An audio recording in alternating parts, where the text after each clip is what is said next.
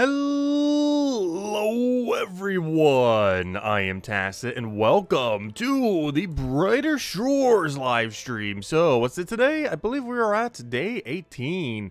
So our main goal for today is we are trying to, well, we're definitely not going to finish it today, I can assure you that. However, one thing that we are definitely working towards and trying to get to the point where, you know, we can actually end up doing it is to go and upgrade our manacles, our handcuffs here. These can currently, or every tool can currently go up to enchantment level 45. That would end up giving a bonus of, well, 0.4 each, so that's math. Oh gosh, it's early in the morning. You gotta make me do math. Wait, that's like, wait. I'm not gonna say the wrong number. That is 14% EXP, which costs 84 gold. 84. To put into perspective, we are at 22, which gets us to, which means we spent basically 13 gold so far. However, we still have to go make another 71 gold, basically. We are starting from about 0. Are we going to finish this today? No. Are we going to finish this tomorrow? Probably also no. However, it's not going to get any closer if we don't grind for it. So far, I've never really tried quote-unquote grinding for gold. Obviously, you just do things and, you know, gold just appears out of nowhere. So, we're going to do things that make make gold appear out of nowhere slightly quicker is going to be our game plan, basically. Yeah, that's a pretty hefty cost.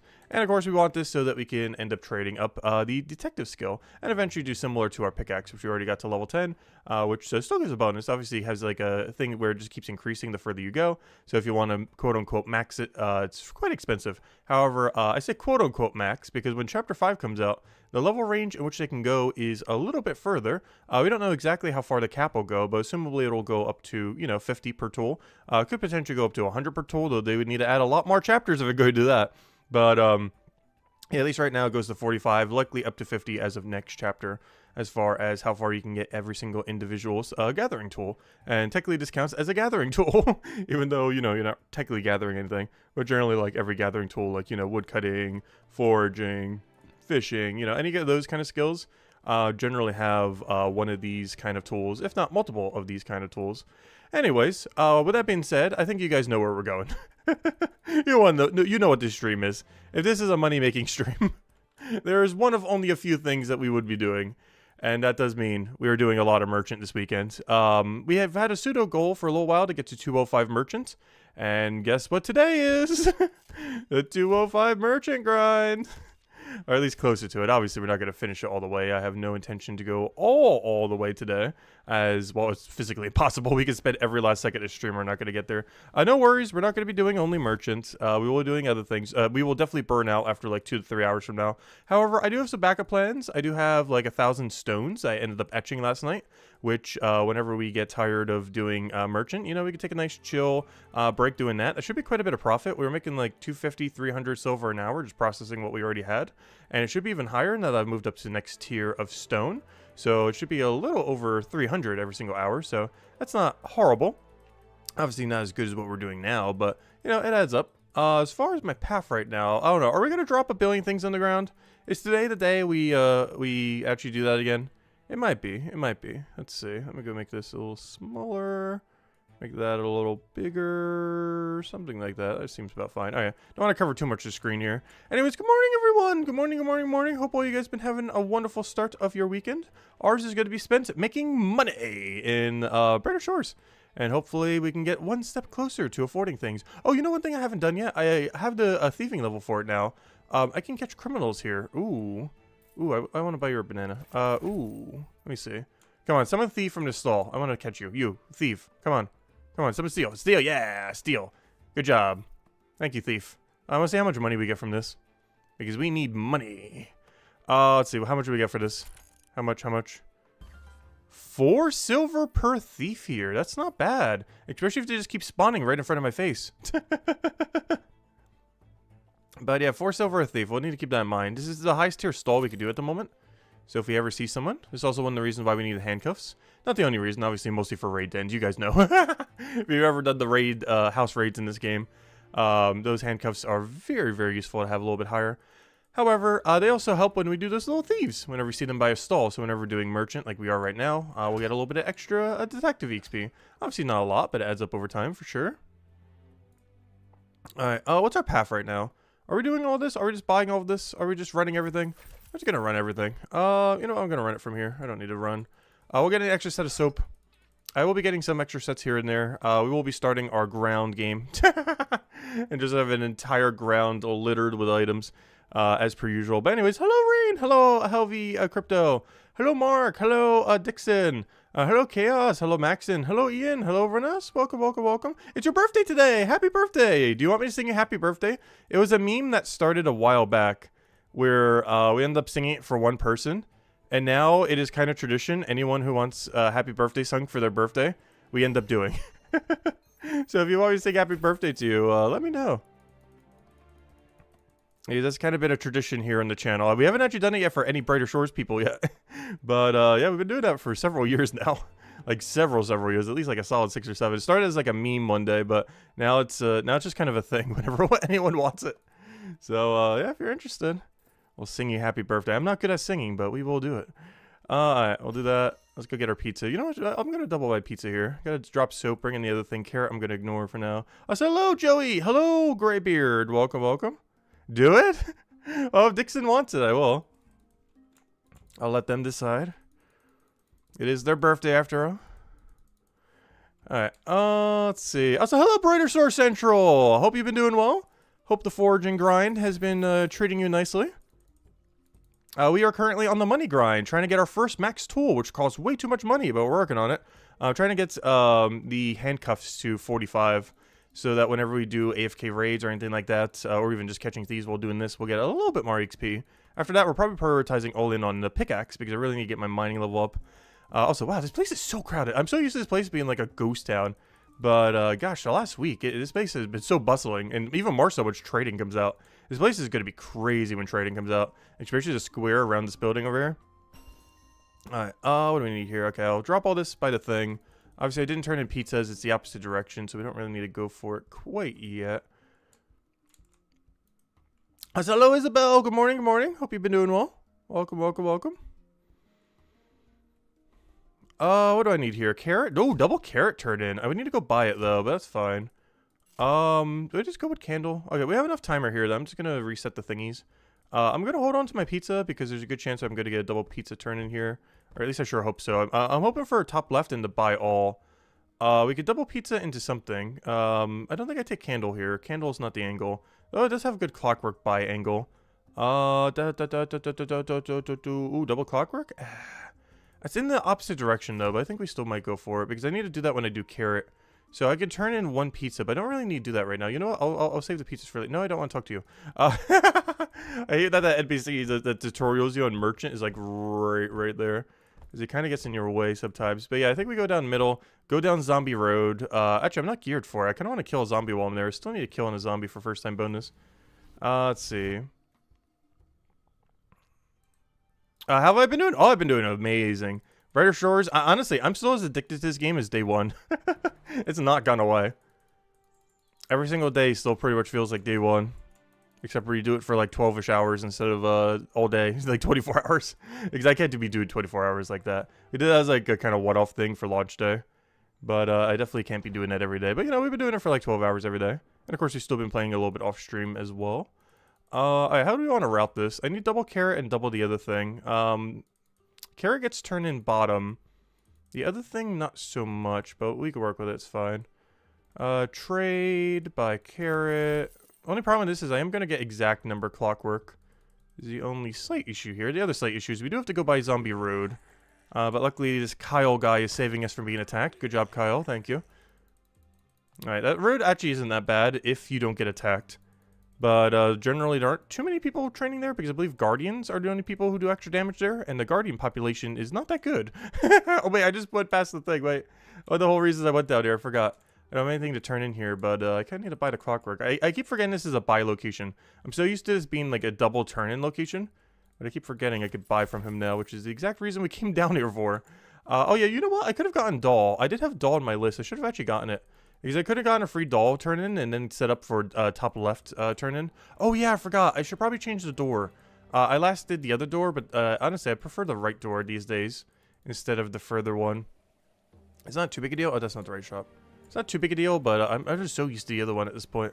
Also, taking the candle wouldn't have been too bad. If I would have went the wide way, we would have still passed by it. That's fine. Anyways. Give you your carrots, and we are out of here. Honestly, I might still pre-buy a doll, because there's a good chance we're still doing a top left angle. The only problem with that is we are going to run out of inventory at some point here, but we'll still teleport over. It's fine. Also, I would love if I clicked the right teleport. I was like, hello, Murphy. Welcome, welcome. How am I doing? I've been doing amazing. Still very addicted to Brighter Shores and still been having an absolute blast. This weekend, we are focusing on getting money so we can upgrade our manacles, or handcuffs. They're currently at level 22. We need about 70 more gold to get them to 45, which is current max, to my understanding. Though I have yet to actually get a tool that high. Pumpkin, yeah. Oh, but I don't have the doll turn in, though. What am I supposed to do with just pumpkin? Is this a center route? Is there any good center route stuff here? Why is there nothing here? What even is this? Okay. We'll figure something out. So doll, get rid of all this. Oh yeah, I don't have a timer going. Should probably go do that. This timer is currently incorrect. Actually, it's not even set up at all. Let's see. Timer. You know what? I'm just gonna reset these. Oh yeah, I still have one pizza to turn in top left. We never really got a synergy for it, so I can't really go over there as well compared to otherwise. I guess I could do candle right now. I'm just gonna go there. I'm not even gonna worry about the board at the moment. We'll go for. Can I just center turn in? I'm just gonna do it for Grimropolis. It's fine. It's not that big a deal. Oh, yeah, I can start timer now. It should be good. Alright. Anyways. Off we go. Recenter. I wish I had auto recenter every time I click the map. How much gold is required to max a tool? 81, I believe it was. We just had the menu up. I believe it was 81. 82, 81, somewhere around there. And so far we've invested about 22 gold. So we're only like 1/4 the way there. But that's why we're money making today. Because we still got a ways to go. We'll get there. Not in any particular rush, but we'll get there when we get there. It's definitely something we're probably not finishing this weekend. As much as I'm grinding towards it, there's a good chance we won't actually finish, but, you know, making progress is still good. Actually, I probably should have double bought carrot, but wait, why did I even single buy carrot now that I think about it? I guess if I'm going for a bottom return in, it's fine. Was there anything else I kind of wanted in town square while I'm here? I guess a billion set of candles, since we're starting our floor game like crazy. I wouldn't mind picking up some candles since they're sometimes out of a route, and I'm trying to get mostly bottom, particularly bottoms that can turn into top or middle, which I guess is all of them. But I'm trying to get some of the other turn-ins so we don't have to go by there as often. I might just do 12 for now though, just in case I can get a setup for this now, since we can get a top left setup when we're already over there. I might just have to double back on the shop, but that's fine. Let's see. But I'm only gonna grab 12 for now. I don't want to overkill my grounds. That's one thing we've had an issue with sometimes in the past, is starting way too much of a ground game. But, hopefully our ground doesn't get too oversaturated, because there is a point where your ground gets so much stuff on it that you're actually losing time rather than gaining time. So, yeah, hopefully we can keep our ground nice and clean, and hopefully not get trolled by a lot of very bad tasks in a row. But anyways, let's see. Can we get something good here? Because I need it right about now. Pizza for the double pizza turn in. Clock I don't have a spear of. I do have a soap, so I could just go straight down center. Does mean I can't turn in candle. Let's see. Oh, I probably should have still kept the candle, but I can still guard up the clockwork. Is that everything I need? That seems like everything I need. Okay, let me go drop our things. I can't do anything with the candles at the moment. That's fine, though. Don't really need to. Just double check what's on the board after we finish dropping these, and we should be good to go. Alright, what's our situation? What's the damage? What's the damage? Is there anything else we could even put onto this, though? A third pizza. I don't have a third pizza, so I can't do that. Pumpkin. Double pumpkin is fine. I guess I could drop clock for now, even though it's worth more. Oh, wait. Yeah, that's fine. Grab pumpkin, because we're going down Main Street, so we could turn in right now anyways, just to clean up our task list a little bit more. So I'll grab that. I grab soap so we don't have to go down that way, and I think we are good to go, but now I can't buy double pumpkin. No! Wait. Do I just turn in middle real quick? I guess I just turn in middle real quick. It's not that big a deal. But yeah, I'll have to turn in middle and then go the other way around. That's fine. I'll take a little bit of a scenic route, but it actually will work because I have to cycle through. As much as I always like going north here, you can go northwest. You're not forced to have to go north. I always feel like I need to, but this route we actually have to do it the other way around so we can turn in all the stuff we have before we go there. The only slight issue with this is that does mean I can't cut back into middle, but I can just teleport back. It's not that big a deal. So I can turn in pumpkins and banana. But it should be a nice clean full turn in. I just have to double into middle, but that is perfectly fine. So we'll just go over here, hand him over the soap that he needs. Go and, oh, apparently get a point. Nice, nice. Putting them in smithing, mostly the stream. Trying to get to the point where we can get our nice solid weapon. I believe we can craft up to a 150 something. So, obviously we need the smithing level for that. I do need the better ore as well, but getting the better ore is actually going to be pretty easy to do where we're currently at.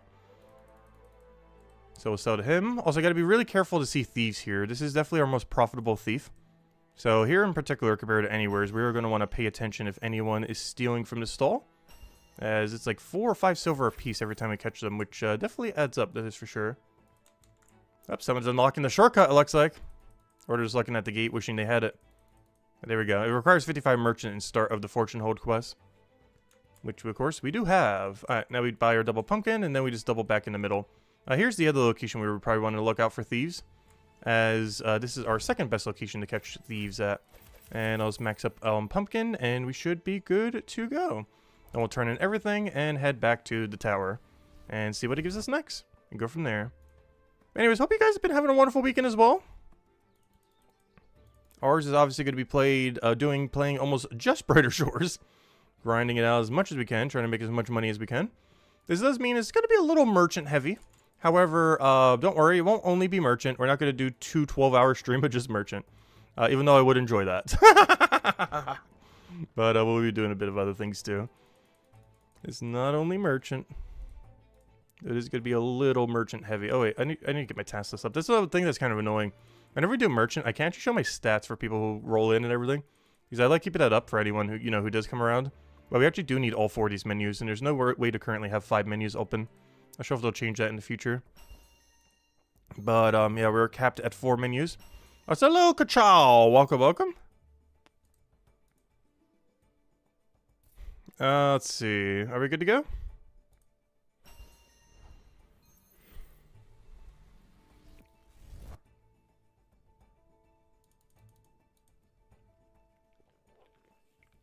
Alright.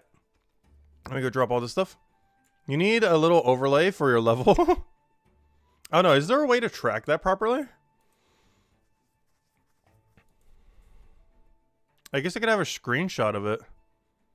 I'm not sure where I'd really put it on the screen though.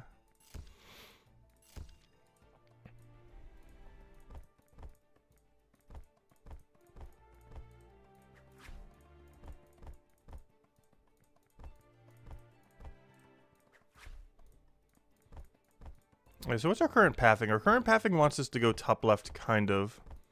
Really depends what the other tasks are. Current pathing wants either a top left or a bottom. Alright, I don't have any spare pizzas. I hate those manacles. Wine is fine, but I have to go bottom. I could queue up a pizza, but we also have to go bottom. Alright, so this is definitely a top angle. I don't have soap. I don't have to turn in for it. This is like a top to middle angle? This is really weird. No, I think this is a bottom and take everything angle. Alright, run. Go. Stop. No think, just run. Think takes too long. But yeah, this is turn in carrot. Maybe buy a set of doll. I already have a set of doll, I think. So, buy carrot and just buy what I need. Which is going to be, wine, pizza,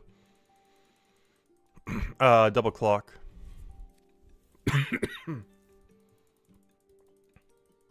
Which is tech tool to enchant to increase raid XP? Handcuffs. That's why we're going for handcuffs. It is the entire reason why we are maxing our handcuffs. Like 99% of the reason. The other 1% is to catch thieves during while we do merchant, which is what we're doing now. But the actual reason, of course, is for AFK raids. They fixed it after a few days. It was broken initially, but about 3 to 5 days into the game, they fixed it, which is huge, of course. I might not be able to buy pizza now that I think about it, but that's fine. This is just going to be a double Main Street turn-in. What I really want to do is kind of do it with candle, but I already pre-bought candles. So honestly, that pizza might get dropped. Unless I can get a double, triple pizza. It's not going to be worth going out of our way paving-wise to go and head to it. Speaking of which, I think I just head to Main Street. Something I don't normally do. But I think this is just a head to Main Street angle. Normally I'd kind of teleport, but based on where we need to go right now, I can just double turn in these watches and then turn in the wine and then teleport back and we'll be good to go. We are going to have a soap and a pizza that I can't really do anything with at the moment though. These will double turn in here, then I got to go a little bit west to go turn in the wine. Then we'll drop one set of clock onto the ground and we should be good to go. I'm really curious to see if they're going to do anything about the dropping mechanic. Dropping mechanic's used for quite a few skills, but I can't think of any skill where it is more broken than the detective skill. I mean, the merchant skill. We could start like a billion little piles, and instead of having to go to the stall, you just pick up your pile. There's a lot of ways that they could fix that. Like make the these specifically only last on the ground for like a minute or something instead of 10 minutes. Or any number of things. But for now, it seems to be an intended mechanic. Alright, we got that, painting, that, meat, sure, why not. I need soap. Oh, I don't have soap on the ground. Okay, run? Run. Yeah, this is just a run angle, go. Wait, candle though, candle though, candle though, candle though. Give me candle, wait. Give me a set of candle. Alright, we're out of here. Let me grab painting. So we go, turn in candle, turn in painting, go to top, take soap. I can't turn in my pizza because I still haven't bought it yet. It hasn't really been routed in yet. But I can do everything else there, I believe. Is there anything that brings me back to center other than ribs? Yeah, soap, when I buy ribs. That's fine. Alright, so that's perfectly fine. So we'll go turn in painting, which is basically where I need to go get candle anyways. Turn in candle, which is also where I go to buy soap. So that takes those three. This I already have on me, so I can just turn it in. And ribs, I just buy and then teleport back and turn it in and then head back to the tower.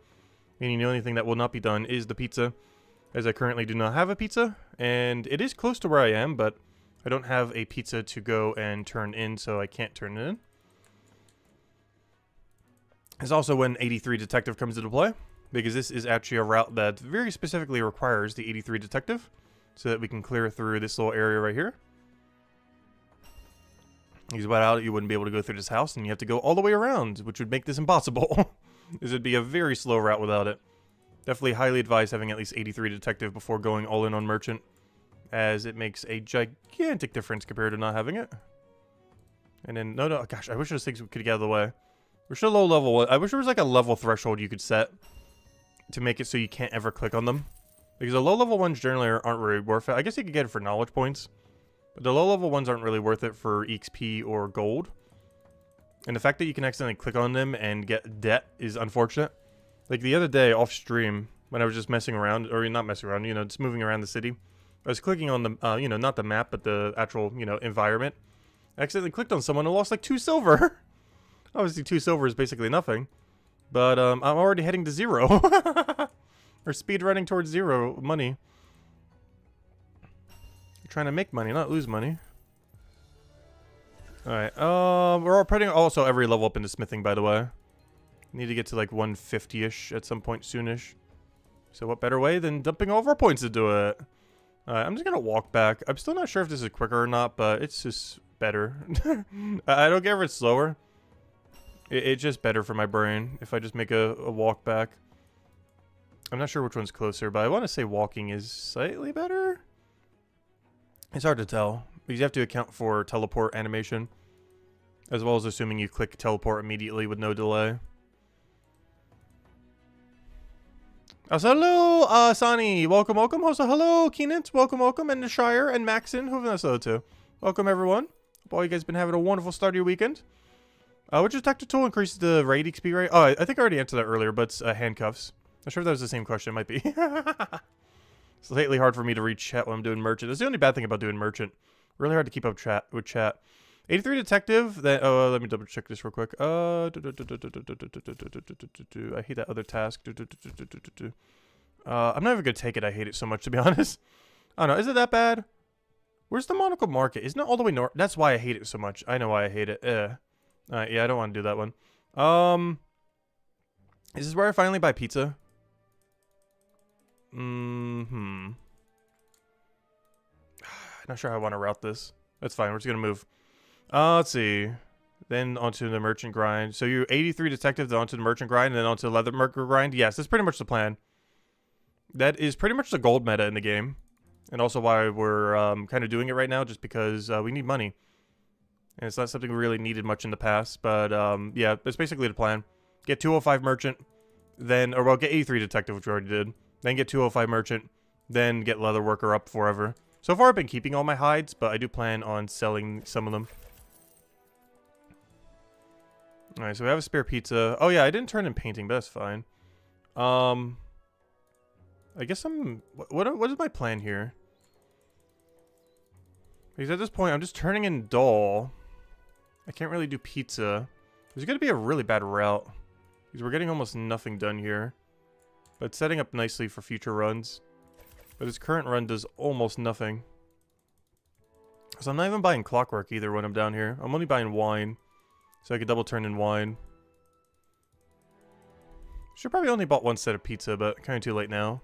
I guess the angle is double wine, double pizza. I could do it first and then go top left and buy everything I need, which is probably the angle here. Is we buy double wine, buy double pizza. Ideally get wine pizza, or at least one or the other. And then we could double. While also buying everything we need in top left, like banana and whatever other tasks we might have. I need to open this door later. Honestly, I should go do that right now. The last raid I did, I'm not sure why. Every single time I do this, the last raid I do is like on the left instead of the right. Which makes it a lot worse to do. Alright, let me go turn this into... well, I guess we're just heading back to get new tasks and just kind of seeing. Because that'll kind of determine where we go. Because I want to do that before we really go and path outwards, I think. The den raids, even though you get less XP due to the level difference, is it still worth farming? Yes, I was literally farming the level 8 ones at like level 40. They are still worth it even if you're over leveled. I was doing it at like minus 40 something percent and it still felt worth it. Oh, so hello Joshua, welcome, welcome. Alright, what do we have here? What do we have here? This is all awful for what my plan is. This is all so bad. Why would you do this to me? I guess it works. Alright, it kind of works. I gotta pre-turn in wine though if I'm gonna do this. Which I guess is fine. I might even just juggle the ground a little. How much time do we have left before we need to juggle the ground? Yeah, it's right now. Okay, might as well do it now. I knew it was coming up soon. Oh, I already pre-have candles. It's good to know. Alright, let me go reset the alarm. Alright, let's see. What do I still have on the ground? Oh, I already have a... oh, wait, that kind of changes my route a little bit here. Wait, I already pre-have pumpkin. So I could do middle into top left then. Oh, yeah, that's fine. Go middle. That kind of changes everything. As far as what I was about to do this run. Already pre-having pizzas, I mean, pumpkin here is actually huge. Because I can now just go straight center. Double turn in pumpkin and wine simultaneously. Head north, turn in pizza, and just buy everything we need. The only slight issue is I guess we got to go out slightly out of our way to go get soap. And we might have to double back on the middle, but that's fine. It's still okay. So let's go to the wine guy. Which is also the pumpkin guy. Which is convenient because we have both of them right now already. Good to go. Why do you say 83 detective first? Because it makes merchant easier? Is it because... Yes, it opens shortcuts. Basically, a detective in this game is like agility shortcuts. And you have max quote-unquote agility at 83 in this town. You need 83 agility and 55 merchant to have every shortcut in this place. So they're it's very good to get 83 detective before you do your merchant grind. It's not required, but it'll make things so much easier. The 83 shortcut you don't use too much until you get to a higher level. However, even at level 0 merchant, it is good to get to soap that way. It's still the quickest way to get to soap. To have 83 detective. So having it beforehand can still be very helpful. Actually, wait. Let me buy everything here and then I'll go head over to soap. Because then I can just turn in the other thing and just not turn in soap for now then. Which is not normally the way I do it, but I'm already going to be over in that direction anyways. So, let me buy my banana. Let me buy the little manacle so I can get painting synergy. I'm actually going to get a spear here because I should have the inventory for it. Then I buy soap, turn in the little hand thingy. And then on the next run, I'll go turn in soap and banana. The only slight issue with this is if I get a second soap or banana, I don't have a spear. And it's probably not worth the time to come back over here. But hopefully we'll get some other kind of synergy where it can go south. Like doll into like clockwork or something similar. And then we can go from there. Alright, so I just need to buy your soap. And from here, I just need to turn in hand watch and then walk back to the tower, and we should be good to go. Yeah, this right here is the 83 detective spot. Right here. It's only good for getting to soap into that, like, area from the other side. But one of your tasks when you start off at level 0 is soap. So having 83 detective, even that level 0 merchant, can still be very, very useful. It's a bit of a grind, obviously, to get 83 detective.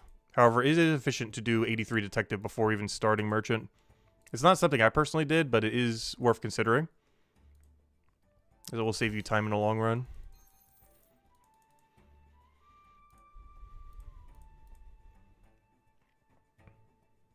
But yeah, there's a lot of shortcuts. Like right over there is a 51 shortcut. Right over there is the level 4 shortcut. The level 18 shortcut. The level 8 shortcut. Alright, let's see what we have. How's our ground game going? We got 5.5 minutes on ground. Also, I wish I could start a second timer. Does Steam allow you to start a second timer? Because I need a timer going for the board. So I know when the board's going to cycle. Oh, free wine turn-in. Huge. This for the other thing could be fine. That downwards is fine, I think. Take a little bit of everything. Okay, give me wine. I think that's it, right? Double check, double check, double check. Okay, I think we're good to go. This looks like a... Wow, this is a... Oh, wait, did I forget to turn in... Oh, no, this is my spear set. Never mind, I thought I forgot something. We're fine, we're fine, we're fine. Is there anything I need to do while we're down here? No, I think I skip painting and just go down a center sweep. What are we missing for a center sweep? Triple, triple, triple. What am I missing? I feel like I'm missing something. Pumpkin I have to go in corner for, but I'll get that later. Painting I'll turn in when I get a clock, because I already have a spare clock. And I'd rather turn both of them in at once while going into soap or something. Yeah, I think it's just a triple turn in, then reset board. I'm pretty sure. Use the Google timer. Yeah, I honestly need to go set up a timer that's continuously looping at 2 minutes. So I know exactly when the board refreshes. That's something I haven't been timing at all, which is really, really good to time. Like the 2-minute timer on board refresh. I've mostly just been timing my ground, but timing the board is almost more important than your ground. The ground is just to make sure our stuff doesn't despawn.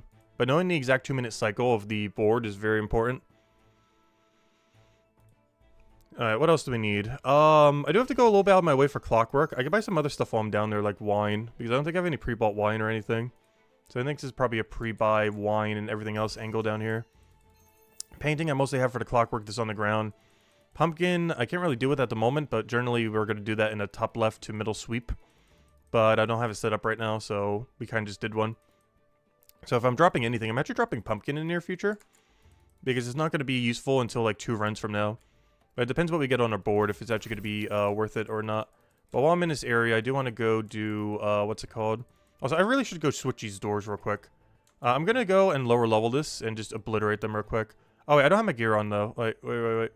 Quartermaster, auto-equip, this chapter, auto-pass action, level 4. Alright, open sesame. Go, go, go. Alright, now slaughter everyone inside. Quick. Go, go, go, go, go. Go, go, go, go, go. Go, go, go, go. Quicker, quicker, quicker. Go, go, go. Kill them all. Kill them all. Go, go, go, go. I need this exit. And once I kill them all, this will stay open for the rest of the stream. Go, go, go, go, go. Go, go, go. Alright, anyways, as we were.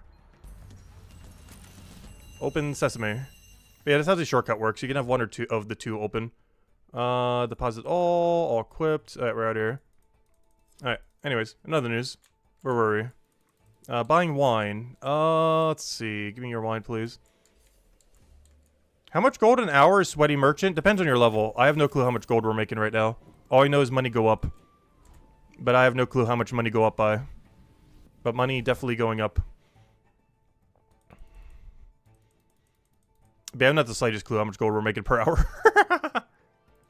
It's bigger than before. It's very... The problem is it's so sporadic. Depending on how you end up doing it. So it's a hard thing to track. Because even if I track my exact rate to the T, like everyone else could be having different rates depending on how they're tackling it. Alright, how do we want to go about this? What even is this route right now? I pre-got the wine, so I do have 1 set of wine. I can turn that in. That's double Main Street turn-in. I guess this is a top left angle. Because we got a lot of turn-in that we can end up doing. So I think this is top left to middle sweep. And we should be good. Wait. Candle. Wow, but I don't need to go to soap. But I think I still turn it in right now. It's gonna be a little awkward, but I think we're fine. The problem is I have to backtrack, but I already have to backtrack that way kind of anyways to some degree. So I guess it's fine. Wait, do I have enough inventory without backtracking? Let me see. I need one set of pumpkin. Yeah, I do have to backtrack slightly. Unless I double center. But I kind of have to go top left, so I think I have to backtrack banana. And I just want to ignore banana this route, which actually might be worth it. But I want to try not ignoring banana if we can. Because right now the problem is I need 12 inventory, but I'm only going to have 6 because I'm not turning anything in right here. But I also need everything I have on me right now. But the biggest issue we're going to have is I need to go buy 6 banana when I go by the shop. But I have 0 inventory space. Which is, of course, slightly problematic. The fix for this is turn in 6 candle, but then I have to backtrack the banana shop. I guess it's worth it. Just so we can get these candles out of our inventory. Because I don't really have an alternative here. Hopefully we can catch a thief on our way back. I'm watching you. Oh, good. She's paying. She's a good paying customer. Alright, we'll be back to catch a thief. But I gotta go out of my way just to backtrack banana, but I guess it's fine. It's the only way I could do this to clear my inventory. The only thing we'll have left is painting, because I'm trying to get it with the monocle synergy that I have on the ground. So we can double turn them into soap into top left. Just reached 20 leather maker? Nice. Got pace 20s? Huge. Very nice. Now you can start boosting any skill you want. Alright, give me your bananas, please. Also, one thief, please, to make the extra value. Come on. Random thief. Come on, come on. Ah, we're not gonna get one. Unfortunate. Why are they taking, like, the longest path around? They're like, circling around the well instead of just making a straight line to a shop. They're taking the longest path possible to get over there. Okay, I gotta go save my ground items. That's the ground items crying for help. I'll be back in a second. Give me a moment. One moment. Gotta go turn in everything we have. Yeah, that's our ground items crying to be deleted. We'll be back for you in a second. Give me a few. Alright, let's see. Oh, did I forget to turn in... Oh, no, wait. Where did you turn in clockwork? Yeah, right here. Oh, I just got a double-double. I don't think I've ever had a double-double here. Oh, I didn't even realize that. We got our first ever double-double there. That's cool. Alright, quick. Run. Oh, if I wasn't pressed on time, I would buy painting here. But, I gotta go pick up my items. They're all about to die. I'm coming! I'm coming! Don't die yet. I need you. I need you. Oh, we're gonna lose some wine. Why do I have so much wine on the ground? Wait, why is it not letting me? There we go. Okay, I've saved all the items. No worries, everyone. All items have been saved. Alright, what are we doing? Double carrot's interesting. Pocket into the other thing is kind of what we've been wanting. Pumpkin's too far out of our way, I think. I don't have the turn in for the other thing. Wine I could do when I go back. Alright, so you get dropped. Have we not needed a doll this entire time? How? At clockwork I don't need, unfortunately. Otherwise that would have been a pretty good this cycle. I can't get pizza. I can't get double... Oh, I guess I could pre-buy... Actually, I could go do double carrot. I gotta go a little out of my way, though. No, not really, because I gotta go center anyways. I guess this works. Alright, let me go grab painting. Because I didn't have time... Oh, yeah, timer. Go. Timer. Good old timer. Shall save us. Or at least our ground items. Did I lose pizza? Did I really? Oh, that would have been perfect. Oh, we lost our pizza. That's fine, though. Not that big a deal. But yeah, that doesn't mean I can't turn in a free pizza here. Thought there might have been something extra there. But yeah, that would have been perfect because we would have got a free pizza turn in here, but that's fine. There will be many ground items that shall be deleted this stream. Luckily, they're worth almost nothing. They were like half a silver each. It's not that big a deal. Anywhere from a half a silver to a silver each. Each one gets deleted. At most, a stack is going to be like 4 silver or 5 silver. But we're making way more profit than that. So we will have some casualties this stream. All the ground items that shall be deleted for the sake of EXP. But I don't mind doing it for slightly better EXP rates. It's not like we're losing that much cash. And it pretty much pays for itself with the extra speed we get if we do it correctly. I don't have to actually go over there then, do I? I just realized. I don't actually have to go up to top left because I don't need to turn in pizza. I guess that's one nice benefit of not having to do pizza right now. Is I can just turn in wine, double buy carrot, and honestly, I'm just going to head south and go buy more wine or something. Actually, I think I still have wine on the ground. I'm not sure why I don't want to buy down there. I guess clockwork, but I think I already have a clockwork on the ground. This might just be a double carrot turn-in angle. I might even buy triple carrot and just do it that way. Wine gets turned in here. Carrots get bought over there. And then, honestly, I'm just going to teleport back to port and see what we get. Because I kind of want to get a bottom angle. And go bottom to middle or bottom to top. Or whatever we need to do. So we'll go trade all this. Trade. Buy a little bit of carrot. I don't want to go too crazy with it, though. I'm mostly looking to turn them in, not to buy the entire market. But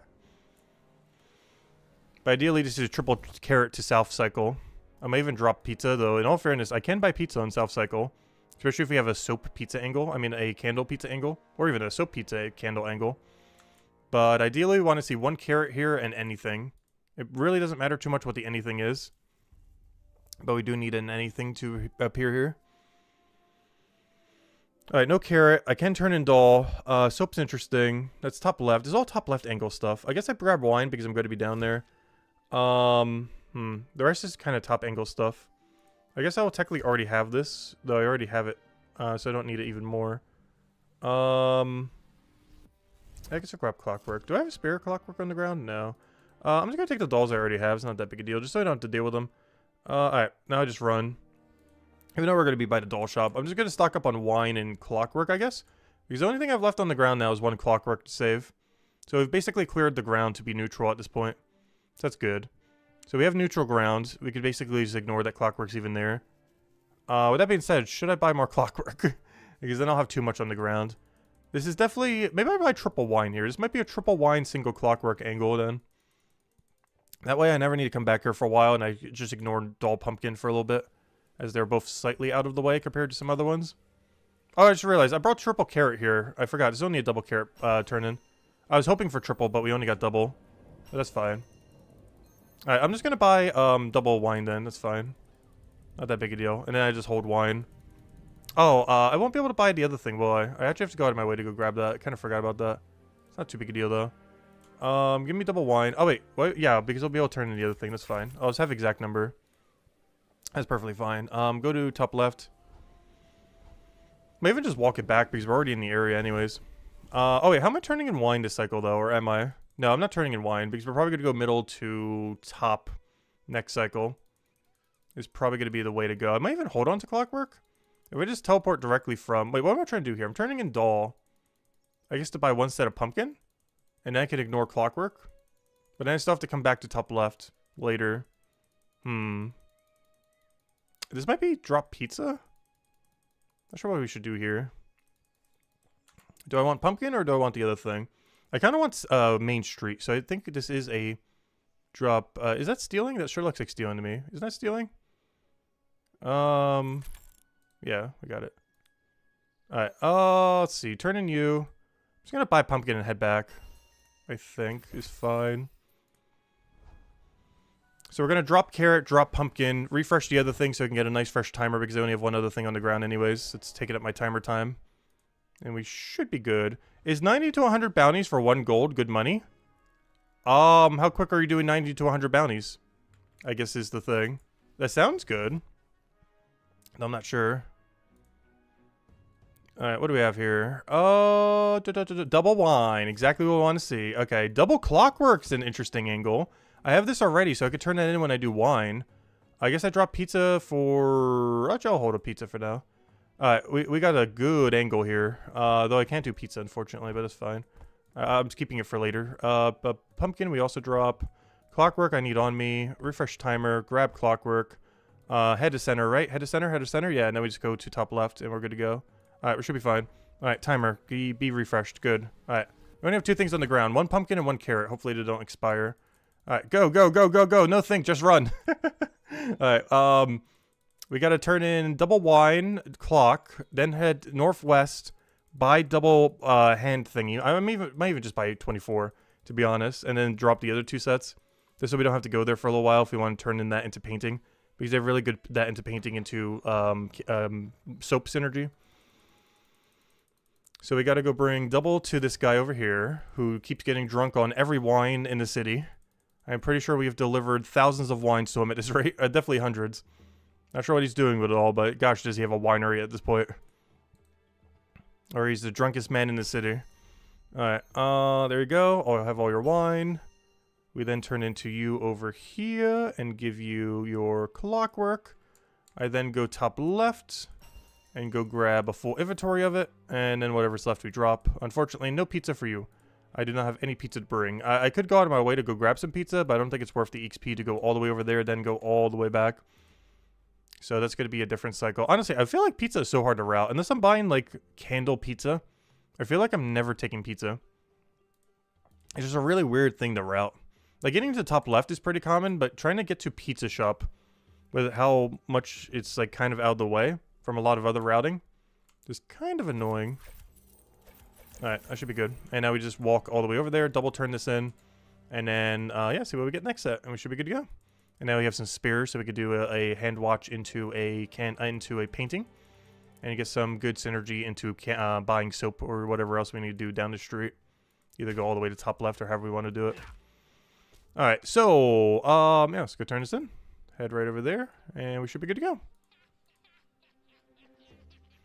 Have I tried doing merchant and investigations at the same time? Yes. Do not advise. Personally, do not advise. The problem is it eats up one of your slots constantly. And you already generally have at least one slot eating up your slots constantly while doing merchant. Just because it's very unlikely you'll be able to route everything you have that you take from the board in one go. So you're going to have tasks that are eating up your slots while also having a task that always eats up your slot. And from my experience, it lowers XP rates too much to bother doing. Maybe at super high level investigations. Like if we were like 300, 400 detective while only being at like, you know, 100, 200 merchant, it might be worth it. But if you're pretty even on both, it seems better just to all in focus on merchant and not try to route in investigations. But I'm not sure. Now that we've gotten a lot better at investigations, it might be a little bit more viable.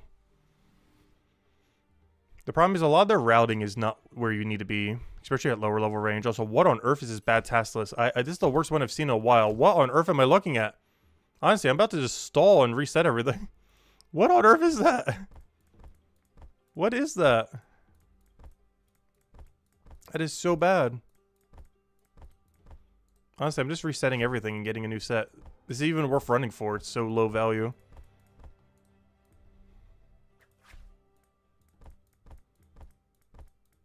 Alright, let's try again.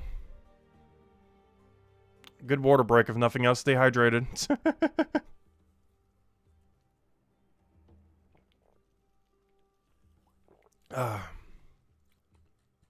But I have no clue how much gold an hour this is. What do we start at? Like 300 silver today? What are we at right now? We're like 8:15 after, what, 45-ish minutes? At level 100 something merchant. It's still good money. And it only gets better as we go higher. Okay, I do have pocket watch into that. I do have double pizza. Is it finally time? Is it finally time to do double pizza? Ribs I could do. Painting I need. You get abandoned for banana, and we should be good. I just need to grab, oh yeah, did I ever reset the timer? I don't think I did. Reset timer. What do I need? I just need to grab the pocket watch then. Grab a painting, and then get double pizza, and then head up there, I guess. We are going to have to go all the way out of our way for double pizza, but I believe it's worth it for the value that we'll gain. Oh, wait, I accidentally grabbed double watch. Oh, no. I got to drop a set of watch. That's fine. I just got to remember that's over there. Because I'm going to have it on a different elevation, but that's fine. Okay, I meant to only grab one pair of watch, but I put them both in the same pile. We're going to put it over here. I'll remember, hopefully. I'll grab it on my way back on the next set. And just redrop it, I guess.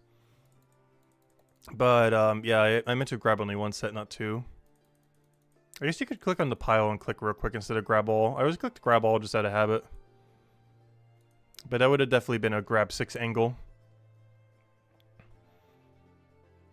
Are any tips on leagues? Oh, it's your first time playing? Oh, gosh, what should I even mention? There's so many things. I don't know. Personally, I feel like just pick whatever seems fun. I do definitely have some strategies I'll be doing. But I'm not going to be starting until 2 days later, so when I do explain it on stream, it's going to be, you know, anyone who started beforehand. You know, it's already going to be after the fact. Because I'm actually starting 2 days late, in a sense. I won't be starting leagues until Thursday, even though it starts on Tuesday. Because, or wait, it actually starts on, whatever day starts on. I'm starting 2 days later because of Thanksgiving. So I'm starting the day after Thanksgiving. I'm not starting when it actually launches. Because that's one they saying that Brighter Shores did. Brighter Shores actually launched the day after, you know, the election. So it wouldn't interfere with the election or anything. But, for whatever reason, Old School RuneScape didn't do it for the holiday. So they started the league one day before Thanksgiving. And because of that, I'm not starting it until one day after Thanksgiving. Because otherwise I'd play it for a day and then, you know, have a whole day where I'm not doing it. So I'm just starting the day after. Oh, we got a thief, we got a thief. Oh, what's leagues? It's something with RuneScape. We'll explain it a lot more once we actually get into it. We did a poll for it yesterday, and we will be doing it while doing Brighter Shores. It'll take about 2 weeks, and then we'll be back to full screen Brighter Shores. But, what am I doing here? Double turn in pizza. Alright, we'll take that. Oh, let's see. Grab that, grab that. We've actually never played RuneScape. Yeah, it's basically their biggest event that they do all year. That they have going on soon. Oh, wait, I need banana. Also, I just realized I won't be able to route ribs into this, but that's fine. Because I had full inventory when I passed the shop, but that's fine. Is Leagues a good way to try Old School RuneScape for the first time? I want to say no, to be honest. As fun as it is, you definitely can try. I just feel like it's going to be really overwhelming for your first time if you have no experience with the game. But if you have a basic understanding of what Brighter Shores is, I feel like you would catch on to that game's gameplay a little quick. Because it's pretty similar, as many people compare it to it. But, I don't know, it could be a little overwhelming, because there's a lot going on when Leagues goes on. Like, I'll be explaining a ton of things when we go and do that. At least initially, we're definitely going to have to do some really AFK activities in Brighter Shores when we at least start it up. But eventually, we'll be on, like, 25-minute AFK in that game, so once we get things rolling, we'll be good to go. About to start, we're going to have like a billion things going at once when we go do the both games at once while also doing the league thing, which requires a lot of attention, at least when we get it rolling. Yeah, league is kind of weird if you do it as your first time ever, because if you play leagues as your first experience for Old School RuneScape, it's going to set a bad expectation for what XP rates are. Because if you play leagues and then go to the normal game after, like, hey, this was actually kind of fun. Let me go try the normal game. Your XP rates will be like 20 times worse, if not worse than that. Let's see. Because the game mode just goes so quick. Alright, what is even my angle right now? I have pumpkin already, so I think it's just center turn in and just don't do the other banana. And just go do a center sweep real quick. Does it cost money? Yeah. That's the other issue. Their membership fee is really high. With in-game currency, you can get a bond, which would technically allow you to do it for free for 2 weeks. However, otherwise, the only way that you could buy it for a short duration is to buy 1 month. And they raised 1 month to like $14 or something. I buy it per year, so it's a lot cheaper than that. Well, you know, a lot cheaper per month. But, yeah, it's absurdly expensive if you don't have in-game currency and, like, don't have access to a bond or anything. Because you can technically play it for free if you just have an in-game bond. But yeah, they're like $14 a month for membership these days. Or something similar. Forget the exact number. Depends on your regional equivalent, of course. Yeah, it's pretty expensive. It's basically $1 a day. If you're only playing the leagues for like, you know, 2 weeks. What am I doing here? Though it does last for 2 months though, the league. I'm only going to be playing it for a short duration because obviously, Brighter Shores. But, also because I feel like I complete the entire thing within that time. It took me like 3 weeks last time, but we're probably going to be a lot more efficient this time compared to last time. Not like max efficiency, but you know, a little bit more. So then compared to last time. Alright, what's my route right now? I gotta turn in the other thing, but I also need to buy a candle. Oh gosh, let me buy the thing. I know we have banana, but I can't give you banana because I don't have a banana. I'm just gonna do a little loop around this circle then and go head over to the other thing. We should be good. No, the league goes for 2 months. It lasts for 2 months. It lasts all the way until early January. I'm just playing it for only about 2 weeks. Basically until we finish the league, essentially. But no, it lasts for like 2 months. It goes until January or something. I forget the exact cutoff date. But I plan to be done with it by like mid-December. If not earlier. But it goes until like January or something. Any interest in Path of Exile 2? Probably not. I never played Path of Exile 1. I don't know. I've heard a lot of people recommend it to me in the past. You know, Path of Exile 1. But I honestly know nothing about it. Path of Exile 1 or 2.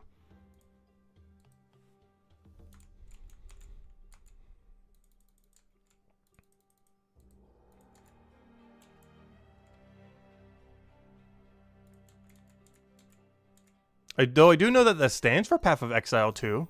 I know that much. But as far as like actual gameplay and everything else, I have no clue what the game is like. Never tried it personally. What's my timer at these days? Because honestly, I need to go get a fresh one because these carrots are a little rusty. Alright, is this a top left angle? Sure looks like a top left angle. I want double candle turned in though. Carrots are kind of useless to me because they're way out of path. I'm not even sure why I bought extra earlier. I'm just gonna wait for next refresh and we'll go from there. Yeah, isn't Path of Exile 2 another MMO? Yeah, I definitely can't take on 3 MMOs at once, that's for sure. I think 2 is our limit. 2 is more than enough. But I don't know, I might still look into it a little bit, we'll see.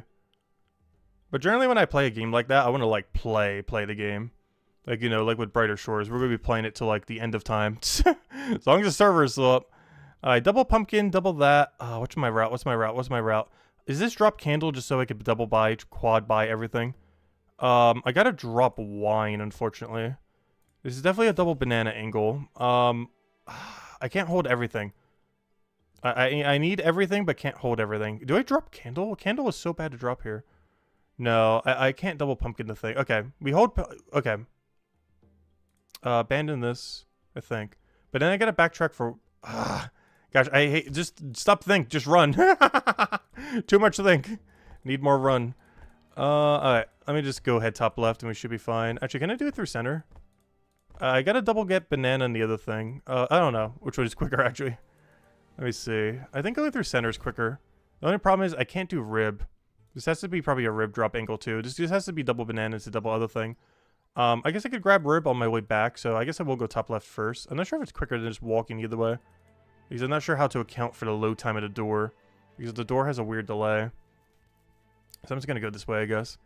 Alright, we're going to go by double banana, double watch, turn in banana, backtrack for ribs, backtrack again to go turn in ribs, go double turn in watch and go, we'll be fine. Honestly, I might just drop ribs. Ribs give so little for how much we have to backtrack at this cycle. This might just be a delete rib angle. Because it's just so far out of our way compared to what we need to go do. The problem is the banana is really far away from where we need to go. Well, not really far, but for how much XP it's going to give, it's kind of far. So we're probably just going to ignore it for the most part.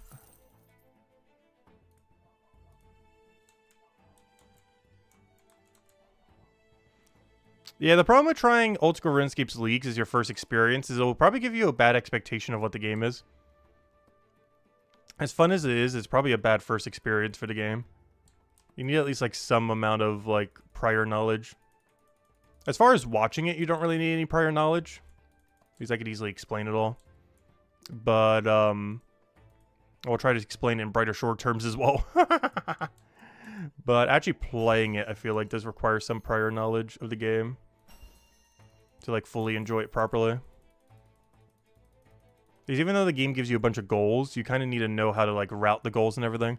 Basically, imagine if you know how Merchant is right now, where we basically have to route like 5 to 6 items and figure out how to do it efficiently. That's basically what Leagues is, but you have to do about 1,000 of them. So you're going to be you're going to log in, and they're going to throw you about 1,000 merchant tasks at once. You then have to go route those 1,000 merchant tasks efficiently. That's basically what Leagues will be the second we get in. That's the best way I could try to explain it in the Brighter Shores terms. Imagine having to route about 1,000 merchant tasks at once simultaneously. That is Leagues. That's not all Leagues is, but that's partially what Leagues is. At least as far as Brighter Shores equivalents. Except all those tasks are different. Like some of them are killing things, some of them are, you know, skilling activities. They're not just all like, you know, turn in item kind of thing. They're all, you know, other things like PVM, skilling, other various activities. Alright, this route is so bad. What am I even looking at right now? I guess I do have to buy doll, so I guess it's not the worst thing in the world. I'll even take 6 candle right here. What's my route though? I think I just run. Run is better than think. Pretty accurate? Honestly, probably is. But that's the fun of it. That's why I like merchant. Like the whole fun of it is like figuring out what you need to route and everything else. And just having fun with it. But yeah, that's basically what Leagues is. In ultra simple terms.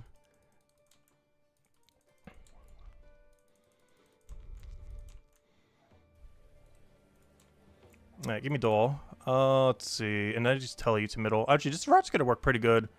The only problem is, give me an extra doll because I'm gonna have a weird situation where... Oh wait, how am I gonna buy double rib now though?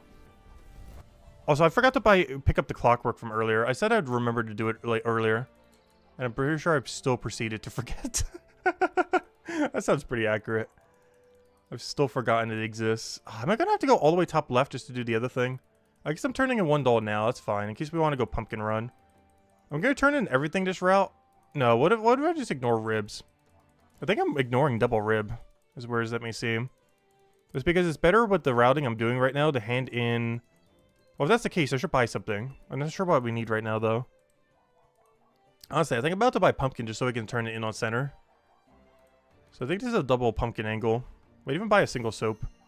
Just because the soap or our candle turn-in will clear our inventory for soap. That way we don't have to come here for a while. I guess that makes doll kind of pointless, though. Because I won't be able to use doll for quite a while since I don't need to go to top left for a little while. That's fine. That's what the ground is for. The ground will keep it warm.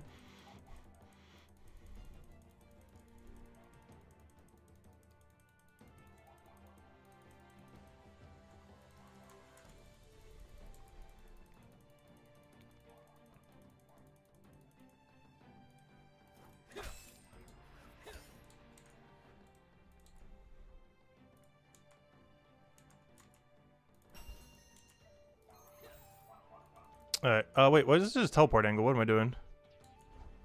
Also, what is my inventory right now? 6 doll, 12 pumpkin.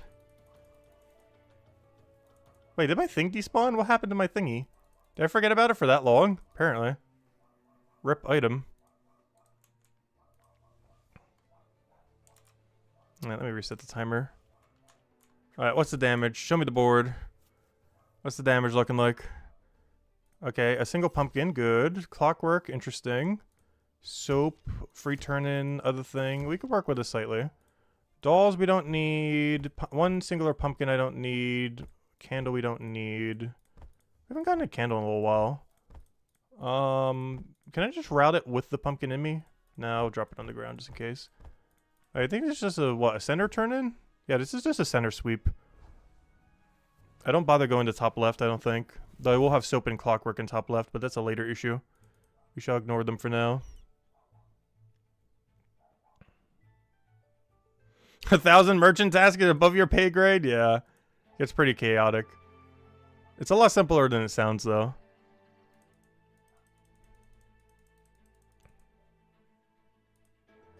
Because you pace it over a longer period of time. Alright, I can't... Oh, yeah, I need to buy rib from you. Let me buy exact numbers for everything. Oh, no, I want to buy, not sell. I have nothing to sell you. Okay, so we grab all this. I turn in... What are we doing? We're turning in pumpkin while buying vase, and then just running to turn it all in, I guess. And then we reset for next one. No, I do not want to trade you! Oh, never mind, I do. I lied. Now we buy. I thought I didn't have the item. Never mind. We do have the item. So yeah, this will have to route when we go top left. I do have doll, so if I get a doll turn in into top left buy, we should be fine. And I don't need pumpkin, so I could focus on buying everything else we need. So we should be good to go for now. We finally get to turn in this useless double rib, but hey, double rib together is still better than one other task, so... Even though it's not that great of a task, if you can get it kind of just while you're walking by, it's not that big a deal. And look at that! We're almost at 1 gold piece! Now we just got to get like 50 more of them. Actually, 70 more of them? How many do we need again? How many billion thingies do we need? We need, yeah, we needed 84 total. We got like 20-ish. See, I need like 60-something gold pieces, and we're almost at 1. Yay! 60 something more to go. We're getting there. We're getting there. Yeah, we need over 60 more gold. About 1 gold piece at a time. We'll get there. Who's messaging us? Meow again. Hello, hello. That's not how you spell hello, but there you go. You have an extra R in your hello. Let's see. Oh, double? Interesting. Pizza, you know what? I really should be running to do this, but honestly, water break. That's definitely a water break reset ground angle. I don't care if we kill some time. That I'm not routing that for 3 items.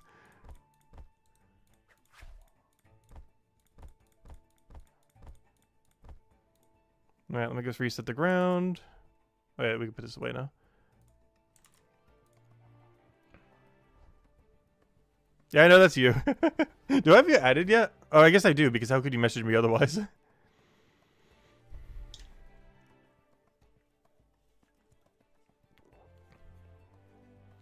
Alright, come on. Show me something good. I'm not sure what we're looking for, but we're looking for something.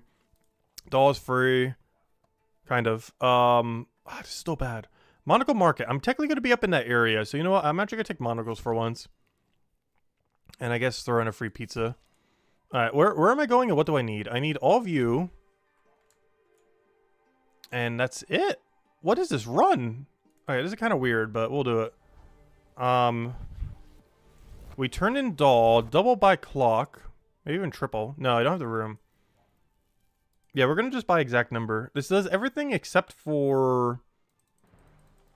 Well, I can't bring back soap yet. Is there any way to double buy soap?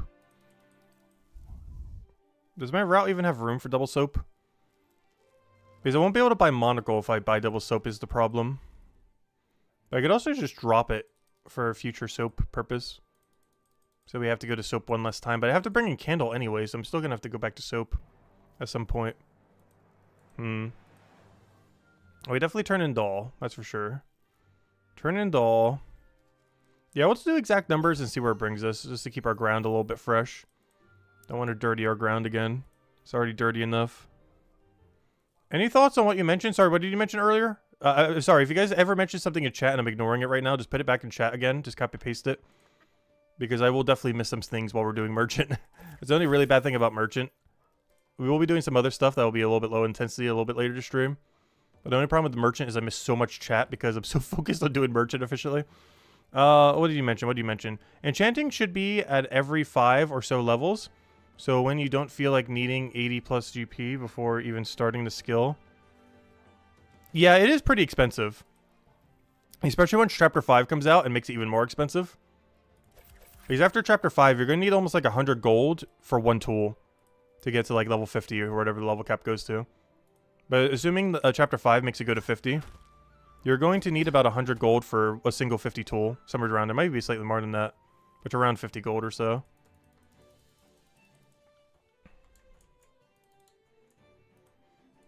Or just say 50, I meant 100 gold for a 50 enchant, I mean. Wait, this isn't where you buy monocle? Oh yeah, it's over here. Gosh, I hate monocle so much. I'm not sure why I went for this. It's so far out of the way for like no value at all. If this thing was worth like 8,000, like, you know, about as much as that, I'd be like, okay, maybe. But the fact that it's actually worse than Pocket Watch is actually insane. Because it's in the middle of nowhere, and the place you have to turn it is the middle of nowhere. Only with soap synergy, I mean with the candle synergy. But, I don't know, I guess I'll grab it. Already too late. It's in my inventory. But I need to stop taking manacle ever. I mentioned that last time I took manacle, and I'm saying it again this time I take manacle. And going forward, just stop me the second I take manacle. Just remind me in chat to go delete it instantly if I even think about taking it. At least with what we currently have for tasks, it is just so bad. It's like the last time we're taking it in a while. Ideally ever, but there's probably going to be a route where it's viable in the future. But it is 100% not viable right now, I can assure you. It is never worth taking at our current merchant level. Did I get an extra doll? No, I think I turned in my last doll. I get it south. Okay, this is going to be such a bad route, but we'll just roll with whatever we have here. I think this is a south angle for sure. Which means I just should run. You Yeah, that's what you're doing, but you're watching right now? Oh no, he's stalking us. He's watching our every move. Alright, so if I could turn it on Main Street. Oh, I just realized I can't turn in doll and buy from the other thing because I'm going to be in the other angle. That's fine, though. It's not really that big a deal. I guess I'll buy pizza while I'm over here. What's everything we're buying while we're here? The problem is I can't buy clockwork and the other thing and pizza.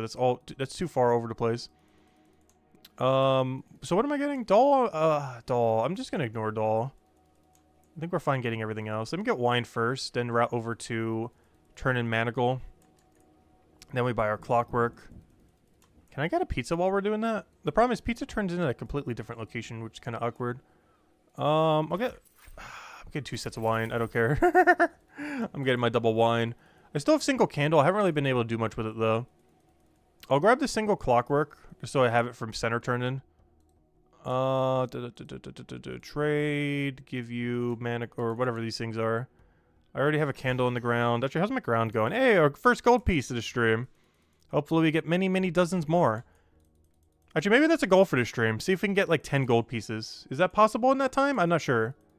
But it might be. Try to aim to see if we can hit 10 gold. If I take a break from merchant, we're not going to be able to do it though. And I don't want to do merchant all stream, so we probably won't be able to make it. But we'll see how close we get. Alright, are we good to go? Do I just go down Main Street right now? Honestly, I feel like it. I'm just going to do a Main Street kind of thing real quick. I'm not even going to buy the doll. We're probably going to delete it. There's a lot in this route that just isn't worth it. I was even considering just kind of waiting on it, but better just to run. Let me turn this into you. Turn in wine. Turn in soap. And at that point, that's just a go teleport back angle. Alright, we're almost at 133 smithing. I think we need like 154, I think, somewhere around there. It's like the highest we can make out of tier 3, whatever it was. Alright, we got 1 set of spear wine. This is likely getting dropped. This is likely staying, but we need at least a double pizza for it to be worth it. And we'll go from there. Any thoughts on the player base decline? I don't know. I've been perfectly fine with it. I mentioned many times that regardless of the player base number, as long as Andrew Gower is supporting the game and their servers are up, I'll be here. Doesn't matter if that number goes below 1,000. I will still be here. We're here for the long haul. Alright, I don't have a spear clock. I didn't buy doll. Painting I can get for later synergy. I guess I'll grab doll in case I do scout that way. There's not much we could do with this current route, though. Is it just middle and to do everything? I guess I'll grab painting now since we're already here. Because I might just turn it in due to how few options we have. That, or worst comes to worst, I could grab that, go down, head south, and go turn that in real quick as well. While going through the middle. Also, the game still hasn't even launched yet. Like, yeah, as far as progress and everything. But we're not even in version 1.0 yet. The game hasn't even released yet, and people are like, dead game. Like, at least let it launch. Then you can say dead game. But no, even regardless of the player base number, I'll be around. I pretty much play it like a single player game anyways. Well, we will be doing group content and stuff when it comes out, obviously. And probably have our own little clan whenever that function ever gets added to the game. Yeah, well, we're still going to be around. As long as he keeps supporting it and keeps the servers up. Alright, let's see. What am I buying here? What am I even trying to do right now? I need to turn in wine, grab clockwork, buy other clockwork, stock up on it so I don't have to go in that area. Probably even stock up on wine. I think that's the angle here. I think this is a stock up route. The only problem is painting is so far out of my way. If I want to go do anything with it. I get it so far out of my way. I can grab doll while I'm over there. Even set up for double doll. I'm just not sure if that's worth it. This is definitely a double clockwork angle because we already have it anyways. I feel like the issue was I grabbed painting. I really shouldn't have. You shouldn't really grab painting until the second you need painting. Because unless yeah, there's just not really much I could do with painting at the moment. It's kind of awkward in our inventory right now. Oh, oops. I forgot to buy the thing. Honestly, I'm just going to stock up and just drop everything. I think that's the angle right now. Just give me everything. And we're out of here. Let me get a new set. So we can hopefully refresh our tasks a little bit. This is likely a drop doll angle and to keep pizza and to get a set. That's good. Also, I gotta refresh whatever on the ground. Thank you, timer. Good job. Alright. Keep going, keep going. Alright, let me go refresh whatever's on the ground, I guess. We're already gonna drop some anyways. I don't have that much. I have pumpkin and, candle. Pumpkin would be really good for our next run. Candle, I guess we'll kind of be in the area. The problem is I don't have a clock watch thing to go with it. Wine, I didn't buy any. Candle, oh, I gotta turn that in. Perfect. This is free. Painting I'll keep. Doll gets dropped, even though I do have double doll angle, but, we don't get as much value from it, I don't think. Drop pizza for meat, honestly. Alright. I do have to drop 2 sets of these. That's fine. I can keep painting because I gotta go over there anyways in order to hand in the other thing. So we do that. Grab all this. I probably oh, wait. Oh, no! Some of my candles despawned. What? Yeah, my pumpkins, too. Well, I guess the timer was on the thing. Oh, that's fine. Well, rip, everything. Okay. I think that's the first time I've ever seen it, like, mid kill my item. Like, as I'm picking it up. I don't think that's ever happened to me. That's funny. Yeah, we were supposed to refresh those, weren't we? That was the timer before. I think that's the first time I picked up a pile that was partially dead, like in the process of dying. That's fine, though. I'm just going to sell the spears to this shop then, since obviously we can't do anything with it. Oh, I just realized, can you partially turn in a task? That's kind of funny.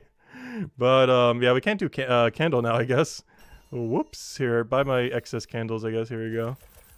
Anyways. What are we doing now? That slightly ruins our plan, but that's fine. I guess it's just middle sweep. Honestly, I'll just walk there. Like I said, let me just teleport there. You can do a partial turn, and that's kind of interesting. I don't think it's worth it though, because it'll throw me off too much. That's kind of cool that you can do a partial turn in. I don't think I would ever want to though. Because there's no point. It's not like there's like different numbers for these. It's the same number each time. Which honestly is a good thing, not a bad thing. That'd be so annoying if you had to do like a weird number for each one of these every single time. Alright, what am I doing? I am buying meat. Okay, so we're basically a center sweeping. I wasn't able to do the candle, which is unfortunate, but we could worry about that later. But otherwise, we could pretty much just do everything in the middle but wine, because I didn't bother buying a wine. What do I need from you? I just need your trophy thingy. That's not your trophy. I don't have the wine to turn into you. That's fine. Put in clockwork to you. Oh, did I forget to buy... No, I grabbed it. I was gonna say, did I forget to buy meat? That's fine. Alright. So a little bit of a bad run due to circumstances, but, that's fine. So now we have candle and wine, which definitely looks like a south to middle angle then. The only problem with candle is this north angle. Not sure I want to deal with that. Also, wow, we've gained a lot of merchant levels already. I keep forgetting how quick merchant XP is. It's so nice. We would joke about it for a while, but honestly this weekend, we really got to start pushing to 205. I've been needing to get merchant up so badly for so long. And this is definitely the weekend where we get it done. Don't worry, we're not going to do only merchant though.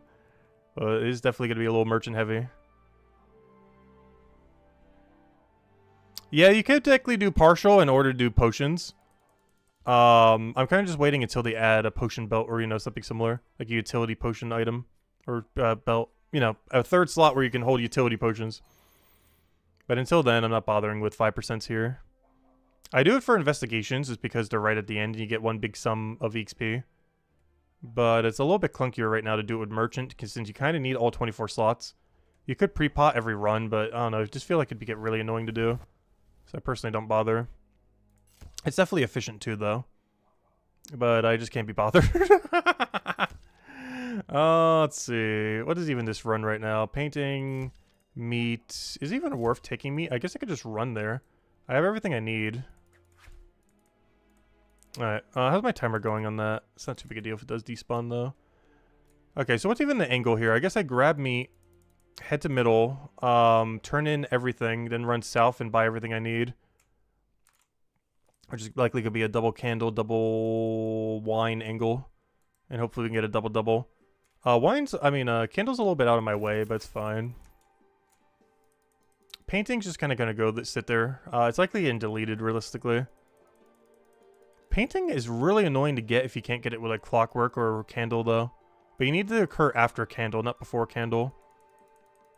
It just kind of eats up a slot when you do it before, like we have it right now. which is problematic. You've been gathering items for all of your first time crafts. Nice. And using XP pots to use on them. Yeah, that makes a lot of sense. They do work on your first time crafts. I do it sometimes for first times. But I've kind of stopped because I feel like the first time bonus, the deeper you get into the game, is like less effective. I feel like the deeper we go, the less effective any first time bonus has been so far.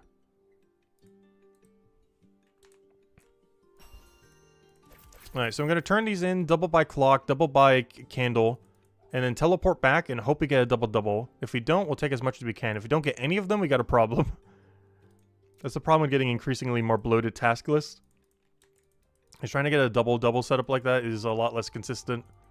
But it's still worth going for, because if we don't get it, we just throw it on the ground and just use it later, so it's not that big a deal. Plus, we're still getting the item we need. We're already here anyways, might as well. We just pre-buy a bunch of stuff. Alright, now we'll go for wine, double buy wine, and we should be good to go. Painting's likely just gonna be ignored like we normally do. But if we can get like a double painting, the problem is I don't have anything else to bring there but candle. But I can't have both the double of the other thing and double candle on me. Oh wait, I just realized. Oh no, I'm doing it right. Okay. I thought I was grabbing the wrong item for a second. No, but that's fine.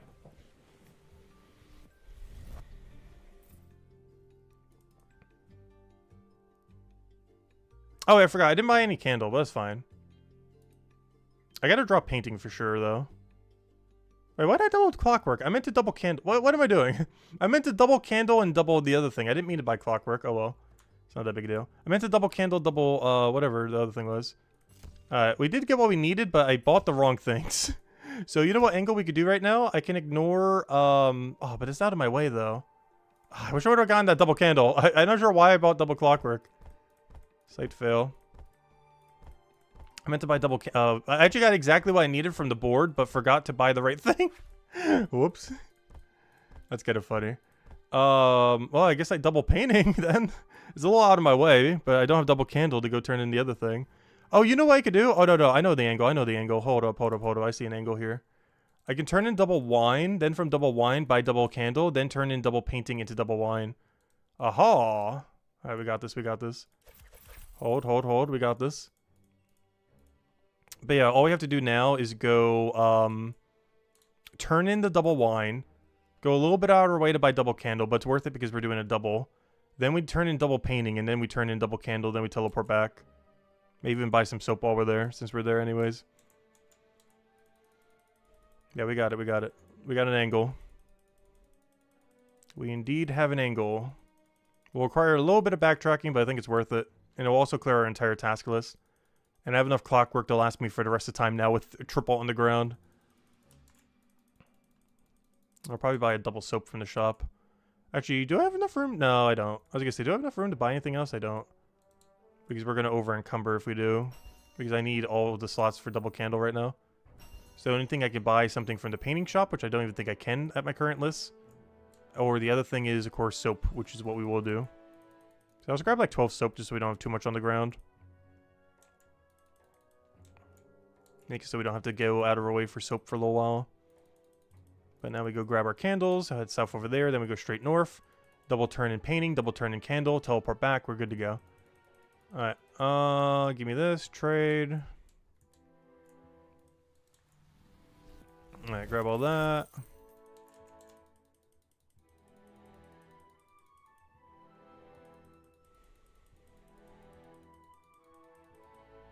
Oh yeah, true. You could always pot at the Main Street place and just grab one there. That is true. I'm aware of that potion thing there, but I've never used it for that purpose. That is kind of funny. But yeah, at the forensic lab, there is a potion thingy, and you can just keep grabbing one. I feel like it'd be slightly slow going in there and grabbing it, but compared to juggling on the ground, I guess it's not that much worse. Plus, you never need to worry about it despawning.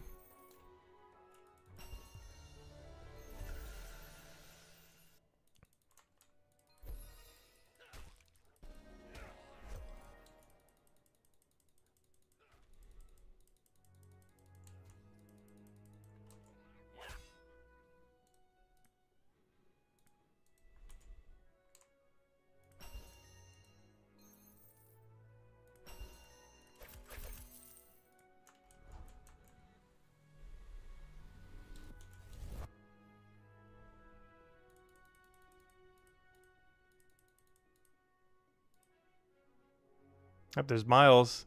Still at his merchant grind. I wonder what level he is. Miles, are you here currently? How many 200s of levels do you have? 250? 230? It's definitely 200 something. Oh, so grab that, grab that, grab that, grab that, grab that, ignore that. I'll still take it, I guess. What is my route? What even is this mess? Alright, Clockworks, you're gonna die on the ground probably. This looks like top left angle and should just sweep everything and just ignore the other thing. Is that him messaging me? Yes, it is. 227, nice. Oh, you've been doing some other things then. Oh yeah, I think I saw you at the leatherworker place. That makes sense. Also, I think I saw you last night at Rocks. Weren't you doing Rocks last night at Stonemason? Because I could have sworn I saw you there when I was like etching like 1,000 something rocks. So with that, when we take a break, I can go make something else that still makes us a lot of profit. But we weren't at the Stonemason last night, I'm pretty sure. It was you or someone else, but I saw one like absurdly high level there. I'm pretty sure it was you. Let's see. Yep, you were there for a bit? Yeah, I knew it was you. There we go. Nice. Yeah, I was there etching about 2,000 rocks. As I tend to do off-stream. Just casual off-stream stuff. Just etching a few thousand rocks. Nothing, nothing at all. Very easy and quick objective.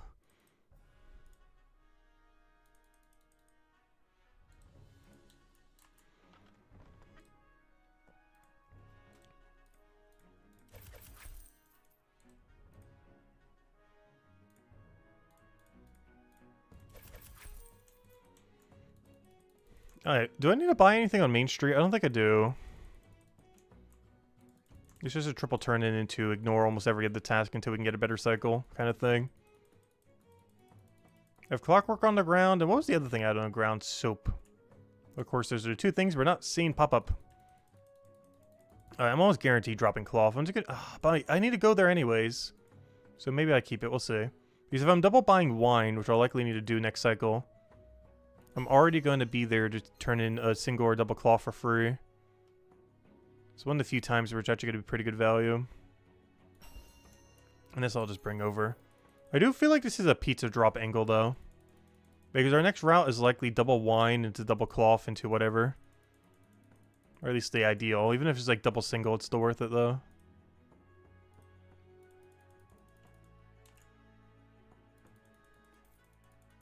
Yeah, I try to fill up all my slots, even if I have to abandon them. Also, where on earth am I going? I know, we're starting to lose it already. Come on, we're not even 2 hours into Merchant, and I'm already starting to do incorrect things. It's too early to be messing up. We, like, just started training it.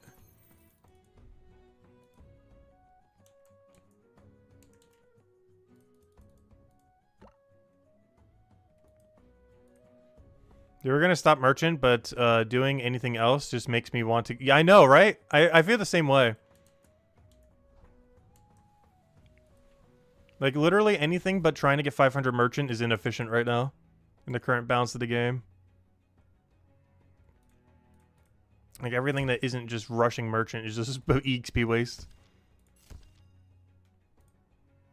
Alright, I'm just gonna leave my ground items to rot, I think. I really don't care if they despawn at this point. What's the timer on them? Yeah, they might die. That's fine. Yeah, I'm likely letting everything on the ground die. You're a little overstocked on some. The biggest issue is I meant to buy double candle when I accidentally bought double clockwork. Also, why do these two wines have a different label? Oh no!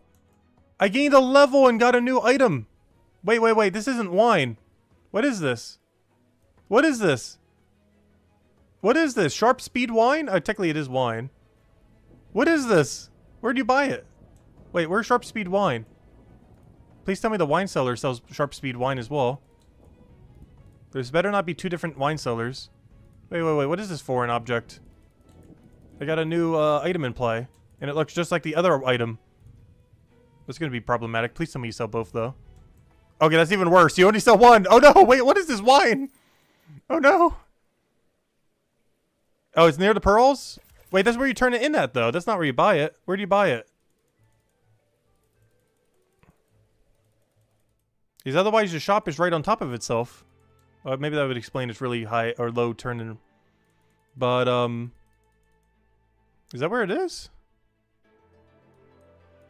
Where do you buy it, though?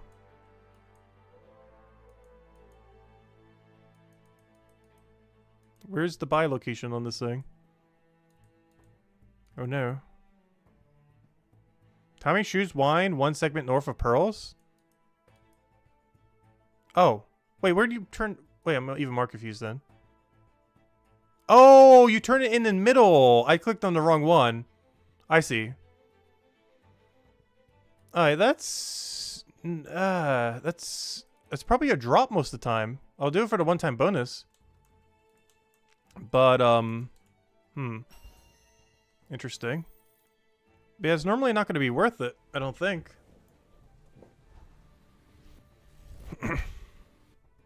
That's going to be annoying. Now there's going to be a wine blocking my wine. Yeah, I'm just going to let those items die. Goodbye, all my ground items. You served us well. It's time to reset the ground. Rip the 5 sets of items that are on the ground right now. But we're just going for a full reset. That's fine. It's only like 7 silver or whatever it is. We've definitely made that back and some. I think we could afford a few silver hit every now and then.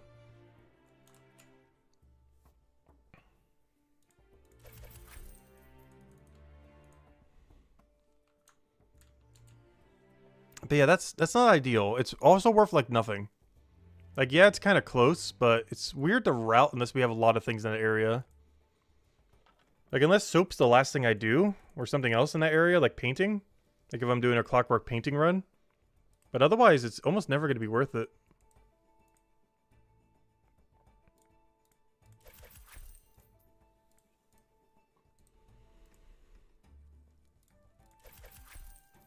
Alright, let me go pre-buy a 1 set of watch. Honestly, I need to stop pre-buying like 12 items. Unless I already have like a 6 set ready to go. We shouldn't ever pre-buy more than 1 set, I think, going forward. I think it's my new rule. You can only pre-buy more than 1 set above what we have for turn-in currently. Never more.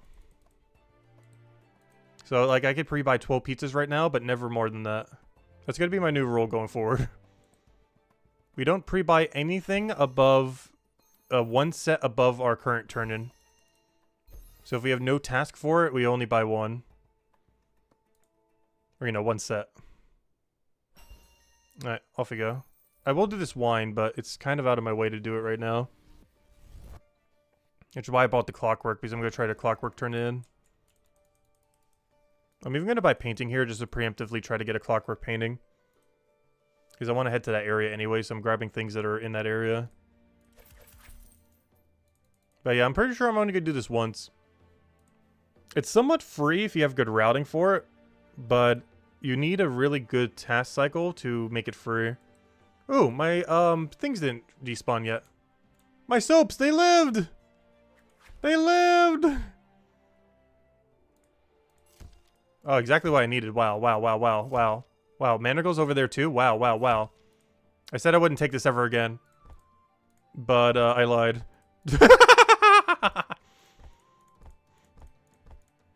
It pains me to take it, but it's perfectly en route for what I'm doing right now. It's one of those adaptive things where it's like, this is never worth it, but in this exact situation, it's actually worth it. But, yeah, it's already en route, so we'll take it. As I'm trying to do the wine for the first time here. Yeah, normally I'm going to never take this ever.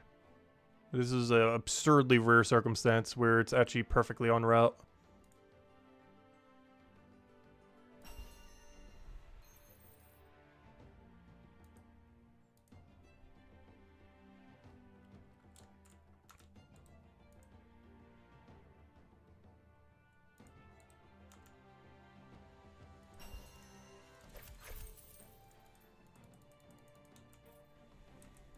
Calculating route, rerouting. It's pretty much my brain is doing a mile a second.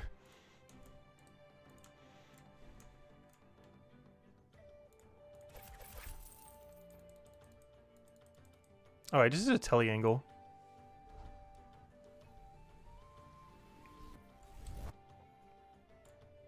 Alright, so who do I turn this into? It's someone's in the market square. Alright, who are you? Where are you? You? Yeah, it is you. Interesting. First time bonus! Let's see what we get here. Probably gonna have to drop wine, that's fine.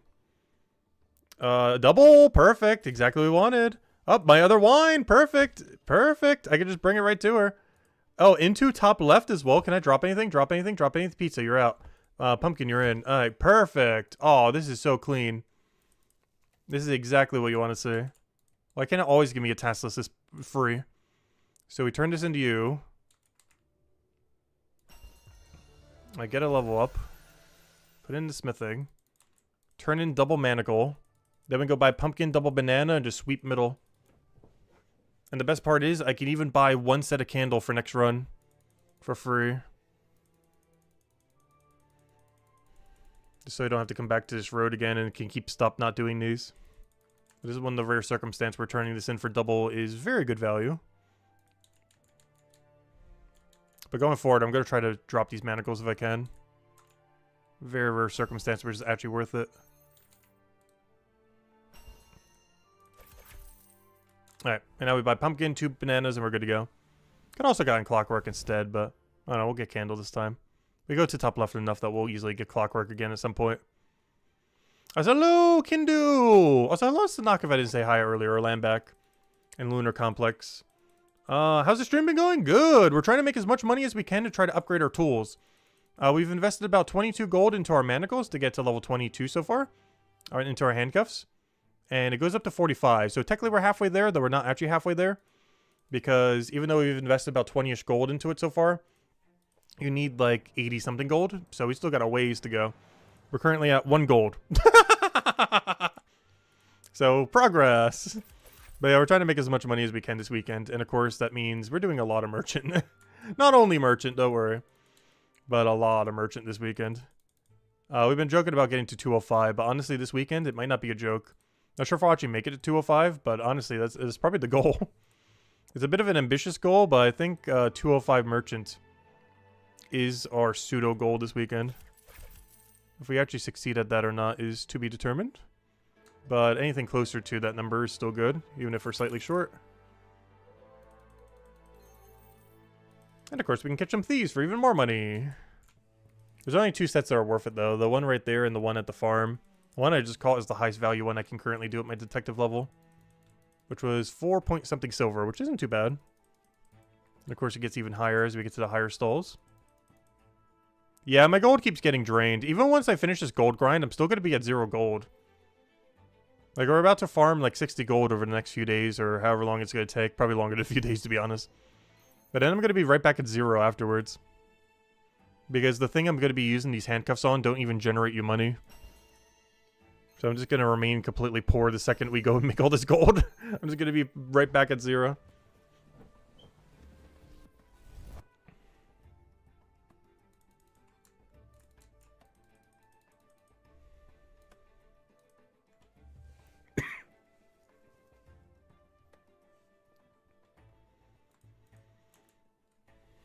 Now, what's our level at right now? 115. We're getting there. We're getting there. All right, what do we have? Wine? Sure. Other weird wine? Not so much. Banana. Middle ground to bottom? Bottom into buy? Bottom into middle sweep? I'm hating this list, though. But I'll make something work. Okay, let me drop these. I almost want to refresh the other thing. You know, I'm just gonna do it and get a nice fresh timer. Probably a waste of time, but gives me a second to collect myself on what on earth we're doing. But the problem is our current route's kind of bad. I gotta go just middle and then sweep down.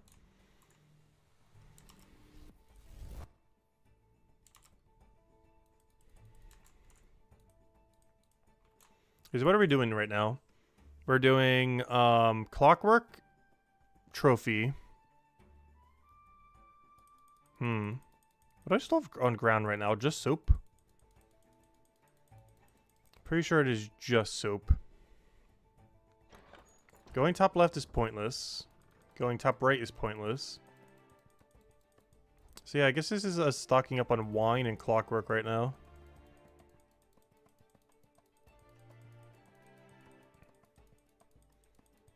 Maybe even pre-buying cloth? I feel like I never do that. Not sure if it's worth the investment of buying one cloth. No, I do not want to sell you the thing I don't have. Or is that even the default? Can't you check to see I don't have it in my inventory and be like, oh, I'm not going to open that window? There's one thing I hope they change about Merchant in the future. If they're going to buff it at all, which they're very rarely going to do because it's already so strong. But they really need to make it when you don't have the item that it brings the buy menu, not the sell menu up. There's no point in bringing up the sell menu if you don't have the item to sell to them.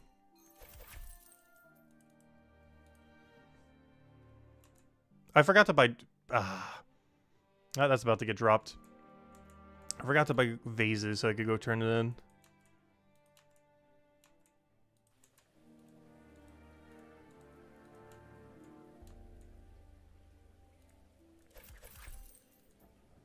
I could double buy. I forgot I have one on me right now. And for once, I'm actually going to buy cloth. This is something I don't normally try to pre-buy. But it makes it whenever I need more clockwork that we can get it for free. We can also make candle buying pretty easy, since we get a turn in just on our way there. Also has really good synergy with clockwork doll thing. The little sheep thingy, because it's the same turn in location. What's on my ground right now? Candle and soap, that's fine. What's on our task board? Oh, that's the wrong wine, though! That's the wrong wine! That's the wrong wine! Let's see, what is this? A middle turn-in? Top left turn-in? I can't tell where we're going. Alright, maybe we'll get some insight as soon as we see the next set. Was whatever happened to only buying one extra set? How do I have so much soap on the ground? Okay, let's see what we get here. Keep the wine on me for a second. See if we get lucky. Might replace the wine with wine, as you do. Middle, middle, middle, middle, top left. Top left to middle. It's too many to not do. I gotta drop banana as much as it pains me. Double turn in wine middle into that, into triple U. Yeah, I think that's just my route. I buy that. Come back, we're good to go. Okay. Anyways, floor, I don't sure if you're gonna get deleted or not, but we'll find out in a moment. Okay. Let me just go to center. We double turn in wine. From the same location, we double turn in wine. We buy vase. We then go and head over, get the other triple wine. We then turn in that triple wine. Actually, we turn in the vase. We then turn in the triple wine. And then we have a full clear board with 1 billion more knowledge points. And we are good to go. The plan has been set. Now to execute. We've gotten a route. Yeah, it should work out. Because we buy sell to the same location. So it looks like we're going to over encumber, but it gets sold at the same time. So we will be fine. And then we just triple wine turn in, which is a pretty low value task. But hey, triple of them, it really adds up. That's a lot of value.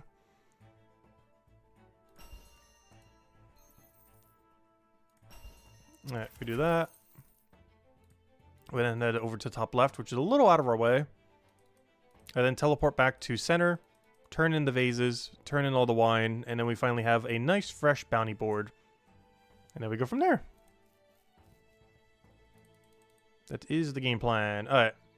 Where are we at? Hey, we're at 1121 total level. I didn't realize we hit past 111. Actually, that probably happened off stream. We're finally over 111.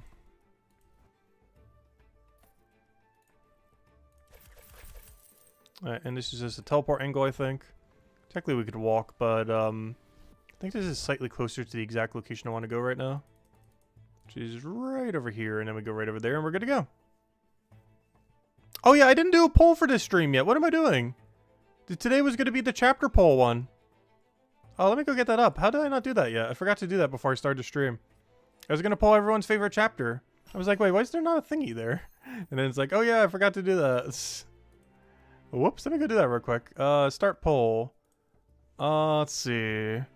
What is your favorite Brighter Shores chapter so far? Let's see. Good. Sorry, ground items are about to die. Chapter. I was like, I gotta go turn this triple. Also, let me just double check what's on my board. Actually, let me go 1 second. I'll set this up in a second. Let me go. Let me wait till we're waiting on a board so we can at least get some good tasks out of this. Let me triple turn in this real quick. Then we'll go set up the little pole thingy. Nice, nice, nice. Okay. Let me go get my tasks and then we'll just wait on the board while I set up the pole. Anything good here? Wine's fine. Painting's kind of out of the way. Cloth, I technically have a free one on the ground if I don't despawn it. Otherwise, I think we're fine for now. We'll grab that, I guess. I don't want to take banana. I will take it. Not sure if I'll route it with the other thing. Anyways, what am I doing? Yeah, poll. Chapter 1. Oh yeah, let me go get the thingy so I can see, their names so I don't misspell them. Because that's definitely something I will do. Start a poll. Chapter 1 of Hope Port. Chapter 2 of Hope Forest. Chapter 3 of the Mine of Montauban. And Chapter 4 of the place we currently live. How do you spell Chronopolis? Chronopolis. Hopefully spelled correctly. Chronopolis. Yeah, this looks good to me. Alright, there we go. Yeah, how could I not do that? I completely forgot about it. Alright, there goes good. Alright, what's our task list looking like? What's the damage? What's the damage?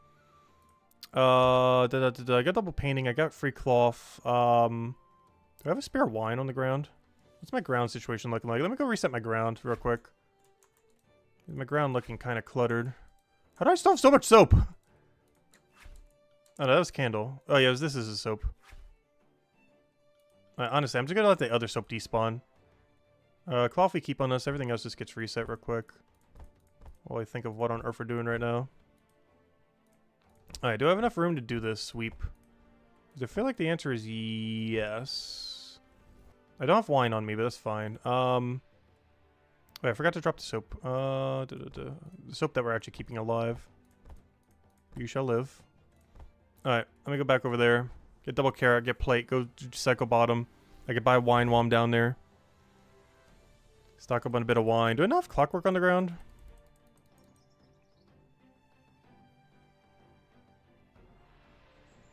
Yeah, I would say overall. Did I not put it into the poll?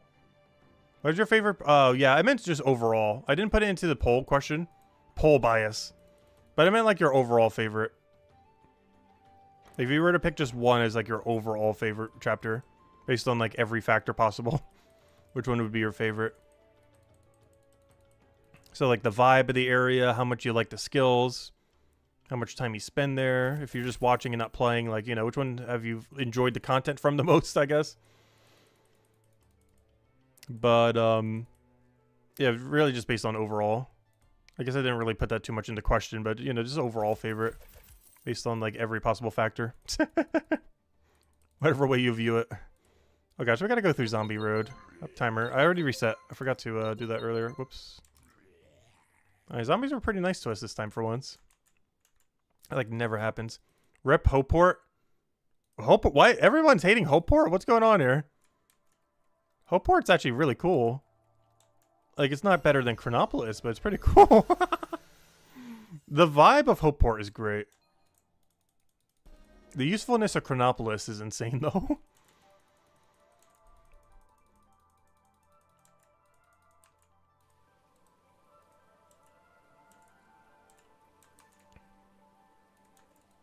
We basically live in this city.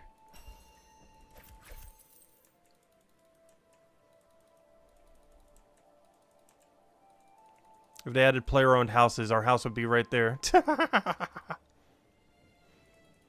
Will I be streaming the temple? What do you mean by the temple? Is that a game? Or something in this game? You didn't capitalize it, so I'm not sure. In Hopeport. Oh, you mean the entire temple grind? Yes, whenever we do it, I will stream the entire thing. We will likely do it all in one go, kind of like how Brighter Shore Central is doing it. Technically, I already started slightly with like 2 pieces. But yes, I will eventually do it, but that's a while from now. I have like a whole goal of short-term goals. And not only is that a long-term goal, but it is also pretty low on our priority list at the moment. Though if Brighter Shore Central or anyone else finishes the entire temple and the reward is really cool, then I'll consider it. But based on how I'm pretty sure disappointing the reward will be at the end of it, I am probably not bothering anytime soon. It's definitely not going to be a particularly broken reward. Like, if you get something from it, it's more so going to be for satisfaction of having completed it. I highly doubt you're going to get, like, the best install amulet to ever exist kind of thing. But, who knows? Maybe the only amulet in the game is in there. Could you imagine? The only amulet currently in the game is at the top on the chest once you finish the temple. That's why the amulet slot exists. It's for the 490 temple completion. Could you imagine? Let's see. What am I doing right now? What even is my route right now? I think I just telecenter and just figure it out from there. Is this just a... Oh, wow. This is a pure sweep. We finally got a full sweep. I feel like we haven't been getting too many full sweeps today. But, yeah, just walk down center, buy painting, and just... Actually, I could just tell you the painting. Double buy painting and just turn it in just so we can clear out everything. And start fresh other than our ground that's way overpopulated. At least our bounty list will be fresh after this run.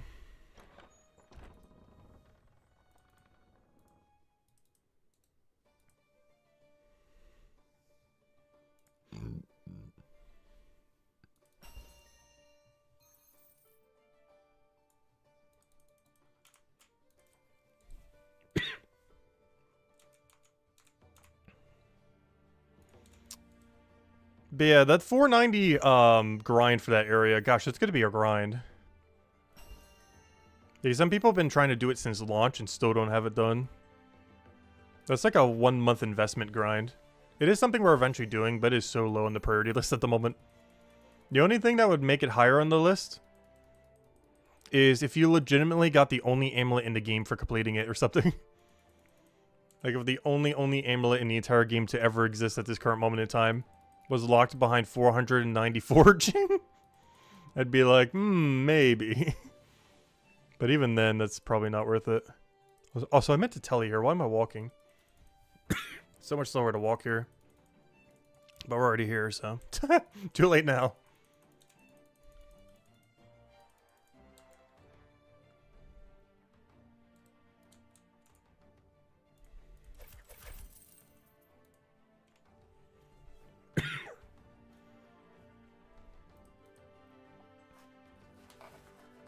I'm just gonna need the cough drop again. Thought I got rid of this cough. We went like a day or two without any, and now it's like, oh, it's back. The problem is one person in my household's still sick, so that's probably what's doing it. 'Cause I feel like I've gotten better, but now I'm like getting re-sick again.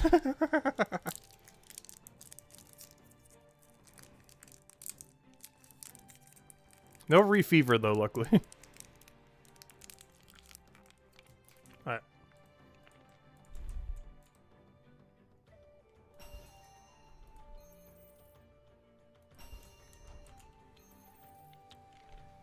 Or 1.5 gold.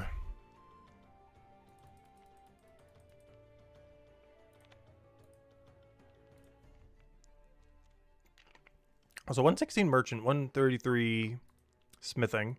Try and get smithing up right now. Also, did all my stuff despawn? Why is there only candles on the ground?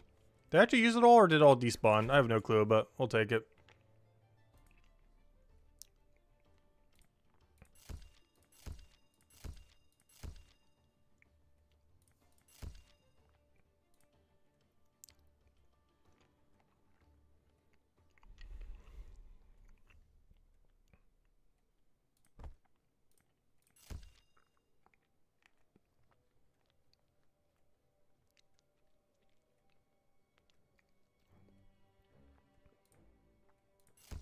Wait, what? Brain's short-circuiting for a second here. What on earth is this route? Not much of this is worth it. Actually, you know what I should have done? I should have gotten painting and walked over there. Because I don't actually need to grow through this area. Well, what if I go through middle first, I guess?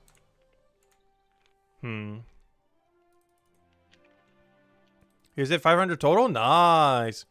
Currently grinding Lost and Found. Oh, good luck. Yeah, it's the hardest quest to complete in the game, but it also has the best reward of any quest in the game. That and Spider Quest, of course. But, it's the hardest one, but also has a really absurdly good reward.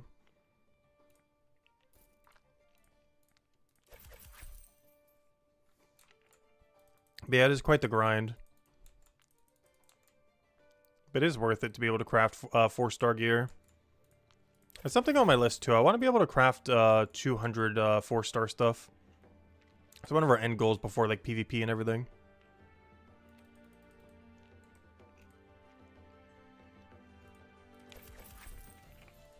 I just realized, how am I going to turn in the other thing? I think I might just ignore top left and just turn in what we have.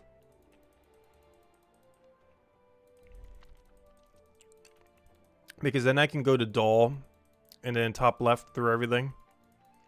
And then probably center run. It's going to be a really bad run, but I'll set up the next run.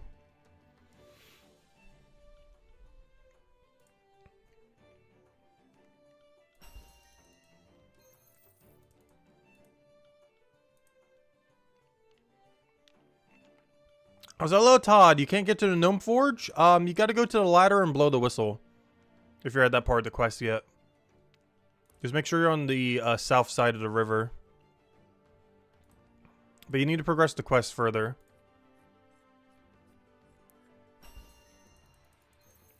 That or you need to go find a glowy moth, which is at the entrance northwest. I'm just not sure what step you are at that process. But yeah, you gotta get past that ladder first. Is up that ladder. But I'm not sure what step you are at.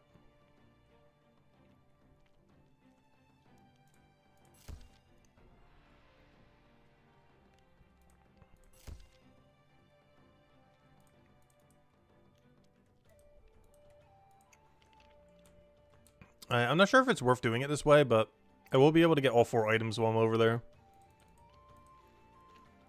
But I gotta go all the way on my way just to go grab doll and turn in carrot. Not sure this is worth it, but it's not that bad.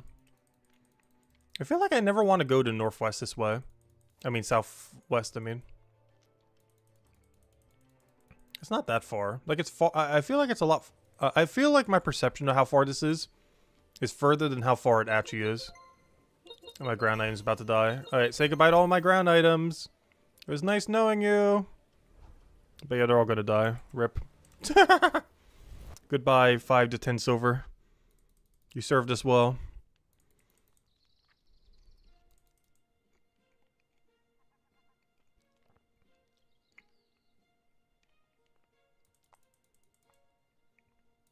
You got it? Okay, good job. Nice.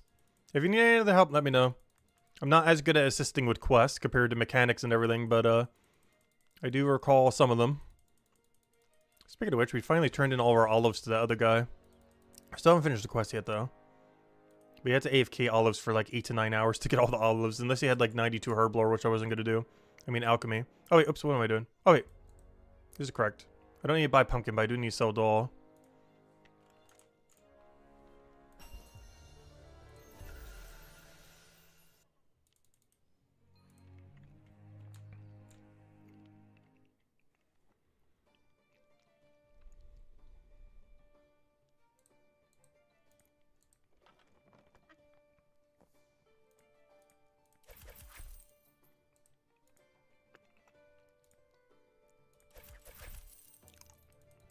So I'm going to do something a little different this time, I think. I'm going to turn in watch, then sweep middle. Is that slower or quicker? I feel like it's slower. Never mind, I lied. I'm almost guaranteed that's slower. That's why I always go this way. Because I'd have to backtrack that way, then teleport all the way back. Oh no, is that slower? I don't know. I'm just so used to doing it this way. Can't be that much slower doing it this way, even if the other way is quicker. Is one way you can do that is turn in clockwork and then go all the way back, and then after you turn in this, you just teleport back. So you would teleport as soon as you turn in this last one right here and do it in reverse order. But normally I do it the other way around. Or I turn in this first. Then I turn in double banana. Then I turn in clockwork. But you can actually do it in exact inverse order and just teleport back. I'm not sure which one is actually quicker though. But they both must be pretty comparable. They're walking most of the same distance anyways.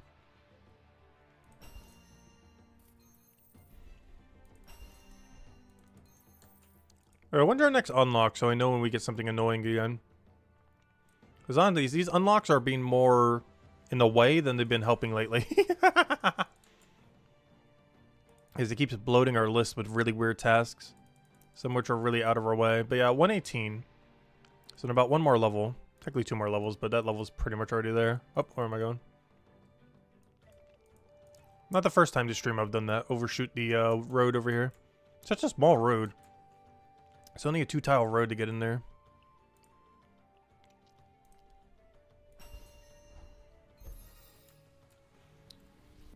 What was the max enchant? 45 right now. Likely 50 as of next chapter. A 45 is the current cap. To get a 45 tool, you need, what is it, 81 gold? You need, 89 gold. Or sorry, 84 gold to get a current max.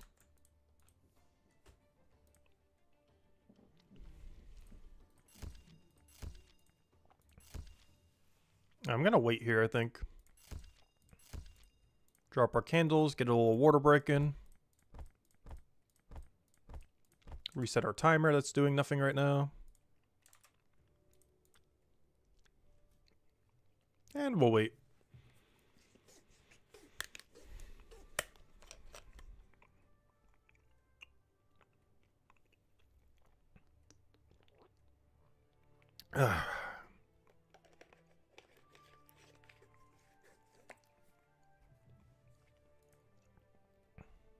Yeah, I really need like 154 smithing, I believe. I need one less than whatever the 2-hand is. Which is 159, so I need 158. Because that's the highest I can make with my current tool, or my current, whatever you call it. Our current available mining level. Technically I need like 107 mining, but we're pretty much there. Double that, get that. Both of those are bottom. Do we turn in middle? It's gonna turn in a middle item. I can even get ribs and drop, I guess technically pumpkin. I think this works. Let's just go. Less think, more run. Alright, let's see. So I buy ribs, I buy double pony thing. I buy vase. Actually, I buy the vase first, then buy double pony thing. We then turn in double pony thing to buy maybe 1 clockwork for later. Oh wait, but then I don't have enough to buy double wine. I think double wine's more important. Because we're already going to be routing wine anyways. In all fairness, clockwork's on the same road. The problem is we don't get to turn in ribs earlier than that.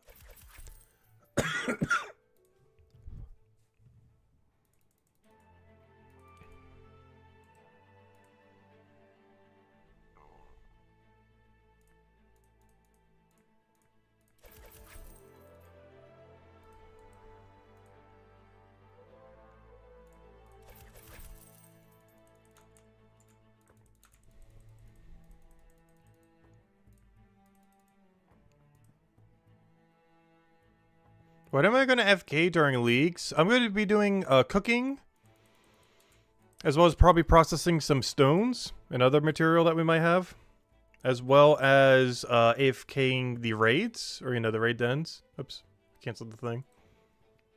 But yeah, we'll be doing a mix of everything. We'll definitely get a lot of goals done that I normally wouldn't necessarily try going for. Like 50 alchemy, 61 cooking, stuff like that. Some of the ones I've been neglecting lately that we really should do, that we're going to finally get around to.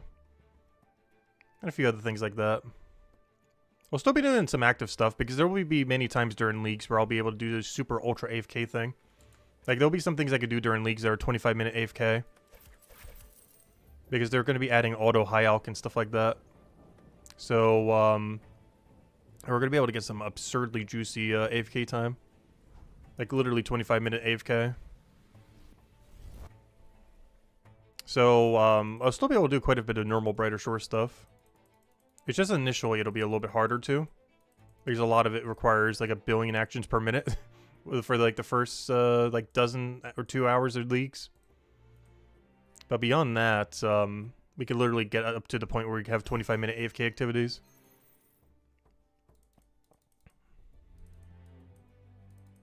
Because I believe both our pickpocketing and high alching are both pure AFK, and pickpocketing gives me smithing and crafting XP as well. Let's see, what am I doing? I'm trying to turn in meat. Why am I taking such a long road, though? Wait, what? Where am I going? Slightly distracted. Let me go all the way back over. Merchant is definitely something I will not be doing during leagues, though. I can assure you that. That's why I'm trying to get all my merchant grind in now. Because I can assure you, there is no way we can read chat, play leagues, and do a merchant run at the same time. I'm pretty sure that is physically impossible. That's probably at the point where we can AFK leagues. In which case, then we can.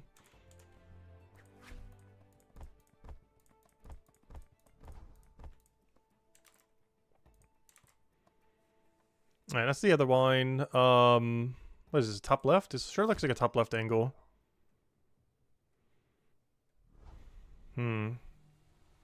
Painting into that into... Well, you get to turn it in for free down the line, so I guess it's fine. Just grab a pizza for later.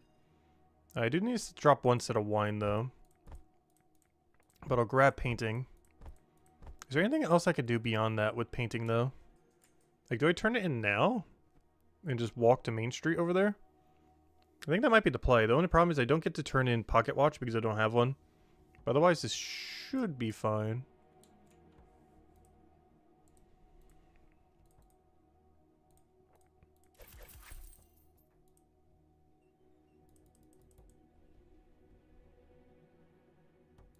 Because at this point I'm heading... Oh, but I won't be able to buy pumpkins, the only problem.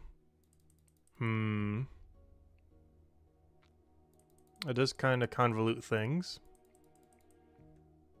Because there's no way to buy pumpkin with the angle I'm doing. Well, actually, maybe. Because I don't have to go down middle yet. Never mind, it's going to work. It's going to be clunky, but it will work by the end. So we trade you. Should I get a set of monocle from you while we're here? What is the other thing you sell again? Oh yeah, duh, the wine. That's why I came here. Duh. Not the monocle. You're the wine person. Which we can turn in when we head back. Because right now I buy just a single clockwork. And we should be good to go.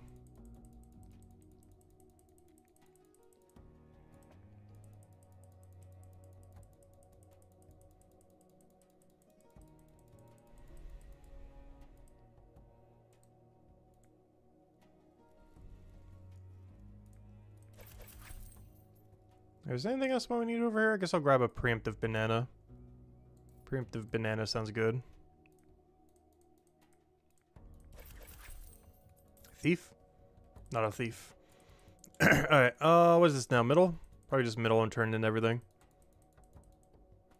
Originally I wasn't going to do it just for 1 or 2 items, but they're both the same shop. Oh wait, but I forgot to grab pumpkin.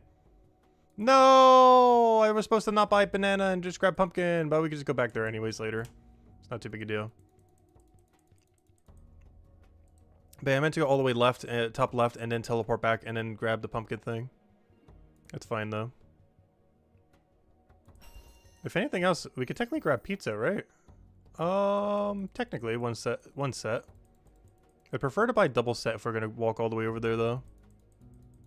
What's the other thing I'm trying to turn in right now? Pocket watch? Am I going to go all the way over there just to turn in pocket watch? Honestly, I think the answer is yes. Probably not worth it to do a whole circle like that, but I don't know, we're already here. It's not that much further away. Wine we turn in when we go head over there. And that just means we weren't able to grab our pizza, but that's fine. I do ideally want a double set pizza. I hate doing only 1 pizza. It seems so not worth it doing it just for the 1 pizza. Yeah, we're almost at another point. We're getting there. How's our cash stack looking? Ooh, we're almost at our 2nd gold. We're getting a bit less than 1 gold an hour, it looks like. Though I can't quite tell the exact rate. Maybe we are getting a gold an hour. No, it's a little less than the gold an hour. Like 800-ish? 700-ish? Obviously that goes up as our level keeps going up and if we're being slightly more efficient. Oh, I still got normal wine on the ground. That's good to know. I got normal wine and candles still on the ground. Oh, you know what? Maybe I'll turn that in. We'll see. Pizza, the other thing, banana. Oh, I don't have any room for banana. No, no, no. Quick, quick, quick. Something. Take banana. No! Whoa, triple pumpkin.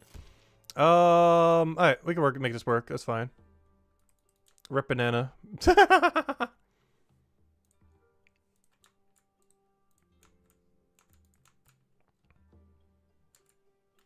And let me go reset the ground real quick. What's even on my ground right now? But yeah, this is double pizza into triple pumpkin angle for sure.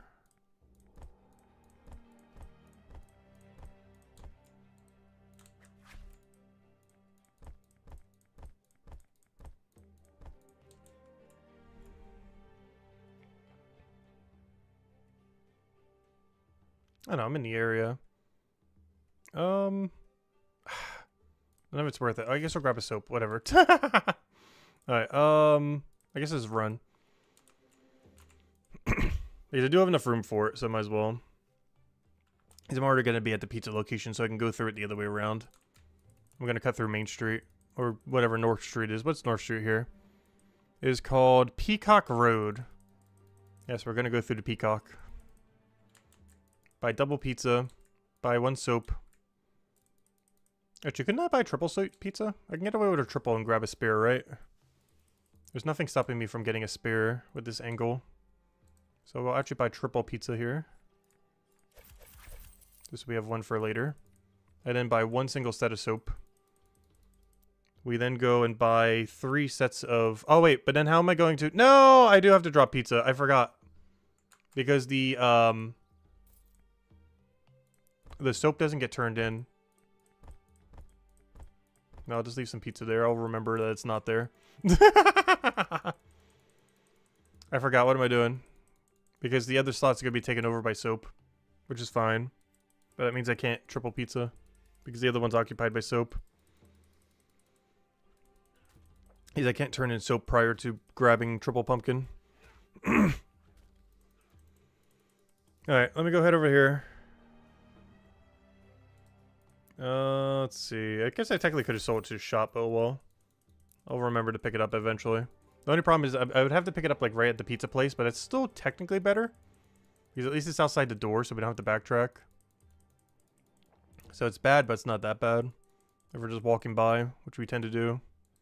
So normally have to go out of your way for the pizza place, so we're probably still going to be able to use that pizza. Just not as bad, or, you know, it won't be as far away as it would have originally been. Alright, that is level, no, let me jump over. There we go. Yep, 134. We're getting there. What was our end goal again? Like 165 or something? It's one lower than whatever our next longsword is how high I need to go. I think it was like 166, so it would be 165. I could double check. But our end goal for smithing is 166. Because my next longsword is 167, but I don't have the material for it. So I can make up to a 166 longsword down the line. With tier 3 material. I still need a little higher mining material before I can do that, but honestly, that shouldn't be that bad. I think I need like, what, 107 or 104? I think it was 107. Yeah, 107. Our XP rate goes up a little bit at 102.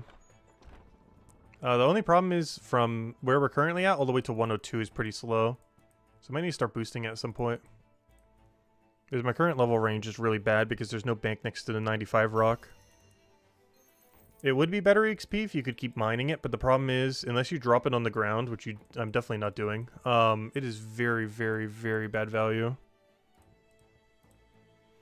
From an EXP perspective. Just because the bank is so far. Not sure why it's in the middle of nowhere like that, but it is. Alright, nice clean task list at least. Still got a little bit of junk on the ground, but hopefully we'll be able to use it eventually. But yeah, having 117 merchant. Honestly, this weekend is probably going to become our highest level skill. Though, we will be taking some breaks to do some other stuff. I might even do it once our ground is finally cleared. Even though we're going to be doing a lot, I don't want to do it as the only thing we do. Wine, pumpkin. Did I buy an extra pumpkin? No, I bought exact. Free turn-in. Is there anything else worth taking? Guess I can grab my pizza real quick and just do a double center. Like ultra quick. What do I have on the ground? I have his Guardian wall. Oh, give me that. As a free turn-in. Alright, let me go run a center real quick. I can triple turn-in real quick. And I have banana soap, which is okay. Not too much we can do with that. But, where am I going? This also lets me grab my pizza from the ground and bring it back to the shop, which is nice. But, we're gonna be a little bit slow on this run, but we'll be able to get there. Is there any way I can grab pumpkin? Probably not. It's too far out of the way. No, I do not want to turn in. I'm just trying to buy your thing. Alright. And then we just go middle sweep. Get everything but pumpkin. And then we walk all the way back because you have to go to middle anyways to go turn in the meat. Not sure if it was worth it just to run for this, but it's the best we got at the moment.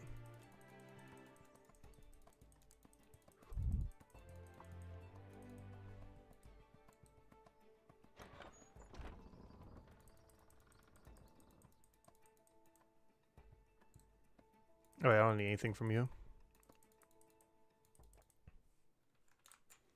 What I do need is from this person right here.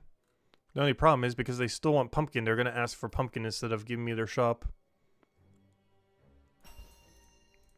There we go. Alright, then we walk over to turn in meat, then we turn in vase, and then we hopefully get a top left corner. Ideally with a candle turned in. Because that candle has been sitting there for so long. That was when we last did manacles. It's still sitting there. And what this also lets me do, and one of the reasons why I did this, is that extra set of pizza I accidentally got. I can just pick right up, and we're good to go. And now we just have to turn in these vase, and hopefully we have a pizza top left run, where I need like double pumpkin into like clockwork into something else. Or even banana, though. I already have banana pre-bought, though. So banana this time isn't actually as useful. Well, no, it's still useful, because we're going to be running through that area anyways. Actually, it's probably more useful than clockwork now that I think about it, since we're already going to be doing center run. Regardless. Alright, turn this in. Right, good to go. Head back to the other thing. Alright, candle, we just leave there for now unless we get something. Banana, same thing. Is there a third item? Don't think so. Hey, how's our timer going? It's a little low. Alright, what's the plan here? Candle's free. Top left. One pizza turn-in's free. This is technically better because I get value from it. Okay, let me reset all my junk. Candle I need anyways. Banana I might need. I'll just keep it in my inventory for a second. Alright, where are we at? Let's see. Come on, something good. Double meat, I think is fine. Double that is also fine. Is there anything I could drop that we're not already turning in? Pumpkin, I'm already going to be buying. Candle, I turn in when I'm over there. Yeah, this is a full sweep. I just dropped banana, though. But beyond that, this should cover everything, unless I'm missing something somewhere. But we'll figure that out when we completely fail at something here. But this should be fine. Because I buy pumpkin, buy, or turn in pizza. So we buy pumpkin, turn in pizza, turn in soap, turn in candle to double buy soap. Then we buy rib. And we should be good to go. I guess the thing I could have done is dropped rib if there was another better item on that route. Like from top left that was more valuable. But beyond that, this should work out. And that will work out too. It just is worth less than the other alternative, potentially.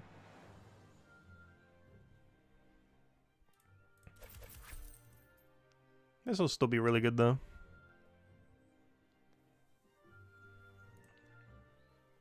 Also that merchant level getting up there. One more level, we get access to rugs. Are rugs any good? I have no clue, but we'll find out. Alright, what are we doing here? I'm turning in just pizza, I'm pretty sure. Am I not buying anything here? It feels so weird being in this little cul-de-sac and not buying anything. I feel like every single time I need an item here. But not today.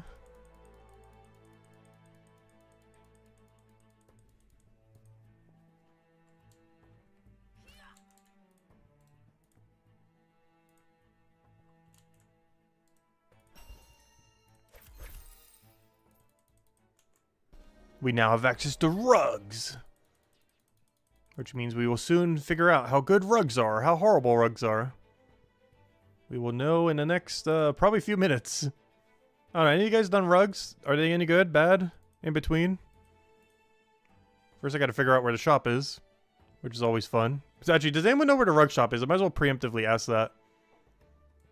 Because it's gonna take me a good minute to figure that out. As it always does. Because for whatever reason the game doesn't tell you.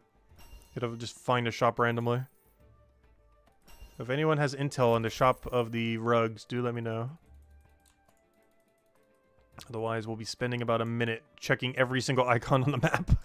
Which I don't mind doing, but we'll find it eventually. Let's see. We'll take this over. No, I want to...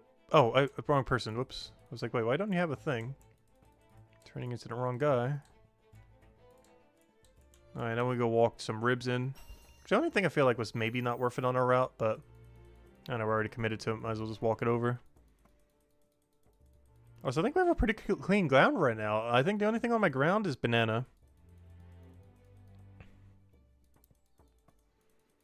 Which means I might be able to do a bottom into a middle. Turning in banana and wine into middle and whatever else we have. Including cloth and stuff like that. This is probably going to be a bottom middle run. Ooh, 40k EXP, gosh. Those numbers get really high.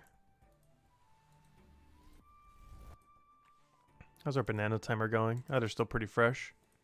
5-minute rule. Rug. Well, we're about to find out. We are about to find out how bad rug is. Alright, where did I turn it in and where is the shop? It looks like it's worth almost nothing. You turn in over there. Who sells rug, though? If I was a rug stall, where would I be? Rug, rug, rug. Clock. Textile stall. Is rug technically a fabric?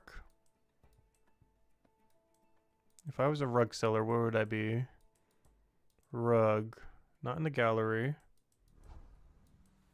Not over there. Wines. It should be kind of close.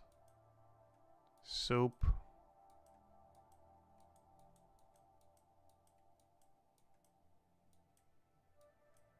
I'm not sure where rug is.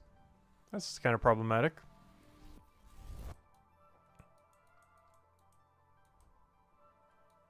Unless it's textiles. Like for the cloth. What even is my route, by the way, right now? It's like middle, bottom, up kind of thing. Problem is I need to figure out what a rug is so I can go and get it. Does anyone know? Is it textiles? I'm about to just wiki this thing. Rug. Where are you? At Pocket Watch? Turn in? Really? Pocket Watch? How's a rug considered antique? Okay. Interesting. Does that change my routing at all? I know. I think this is bottom left sweep. Seems like a bottom left sweep angle.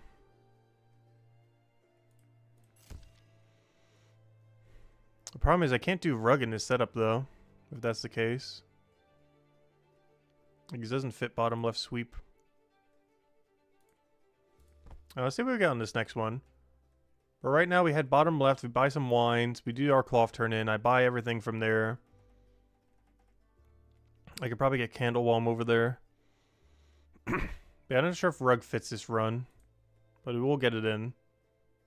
We just probably won't be able to get it in this exact set. Alright, let's roll with this. I think that's everything, right? Is there anything I need to go out of my way for? Looks fine to me. Alright, let's go. Run, run, run. Alright, is there a better in-between route? There is. I can take the main street down. I don't have to take the big windy path. I can just go through here, double buy candle, buy cloth, buy wine, turn in cloth, buy the other thing, double turn in everything on center. Just go straight through center with the shortcut, go through there, turn in everything. Put our clockwork over there. Alright, one step at a time. What are we doing? I am double buying candle, then buying one wine and one cloth, turning in cloth, buying clockwork. Gosh, what is the merchant skill? Gosh, I love this, but So much is going on. Alright, we turn in cloth. So I can also get a wine. But then I trade 1-to-1 for the other guy. Giving him cloth for his clockwork. And then turn in the clockwork. And then the wine. And then double turn in the candle so I can then get soap to turn in soap. Alright, we got it. We will get there. There's actually pretty good synergy, just all over the place. But we grab this, so we can grab that. And then we head straight north.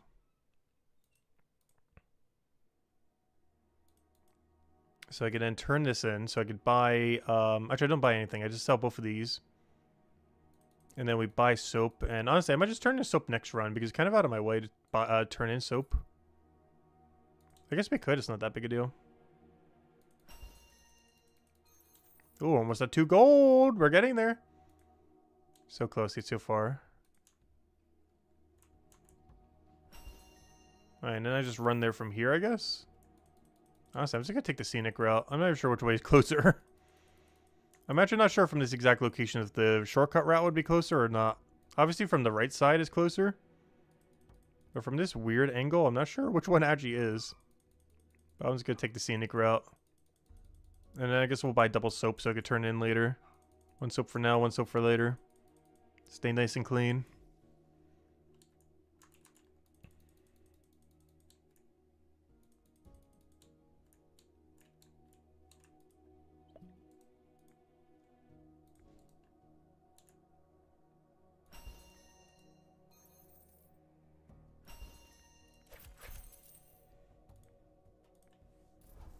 Is he doing the AFK activity? Up, timer.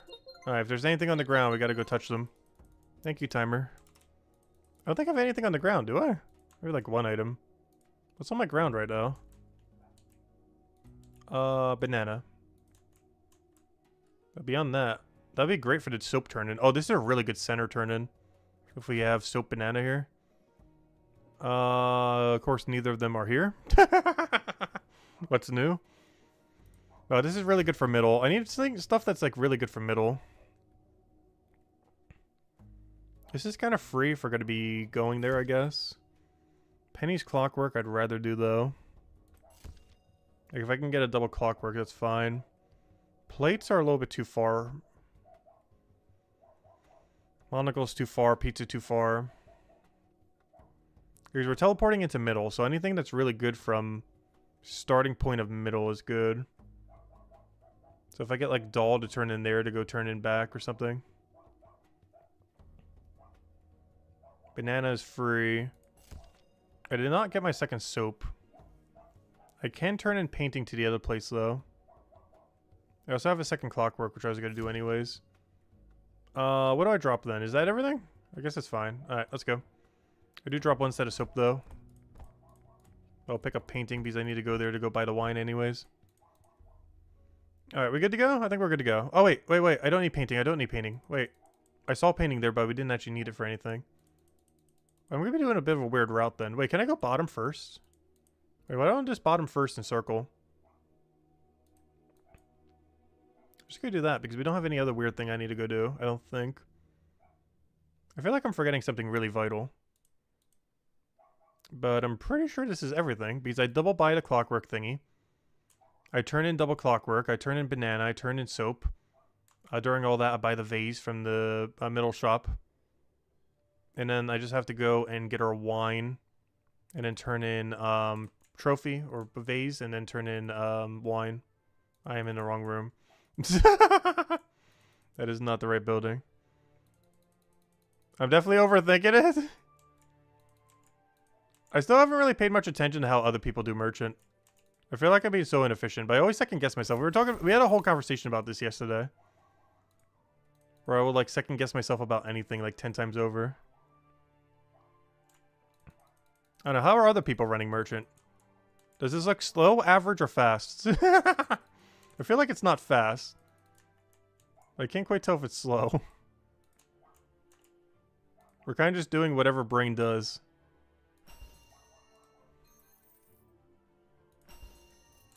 Buy vase. And then go turn in soap. I didn't... actually, I don't... How do I turn in the other thing now? It's kind of in the middle of nowhere relative to where I am right now. I just have to teleport back. Remembering 6 different items makes you brighter? Yeah. Merchant's definitely the hardest skill in the game. And I feel like it's hard to gauge like how good or bad you're currently doing at any given time. You don't really have a reference point. Because it's definitely the most volatile skill in the game. Like if you're mining rocks or cutting trees or something, like you know you're basically getting max rate whenever you're doing it with how it's currently in the game. But with Merchant, it is so hard to tell.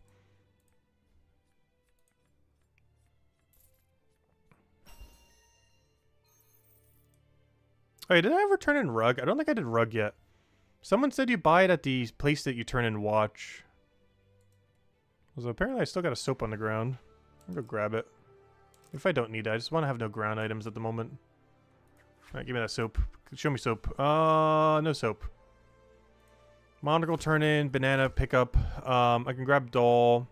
I do textile while I do doll, but I don't really need it. I'm just gonna wait for a set and just grab some water, I guess. Wine's probably getting dropped. I really don't want to go bottom right when we have so many top left objectives stacking up. I guess technically we could do doll because we're going to be over there already. But at that point we're not getting any carrot value. Cloth's too far out of the way.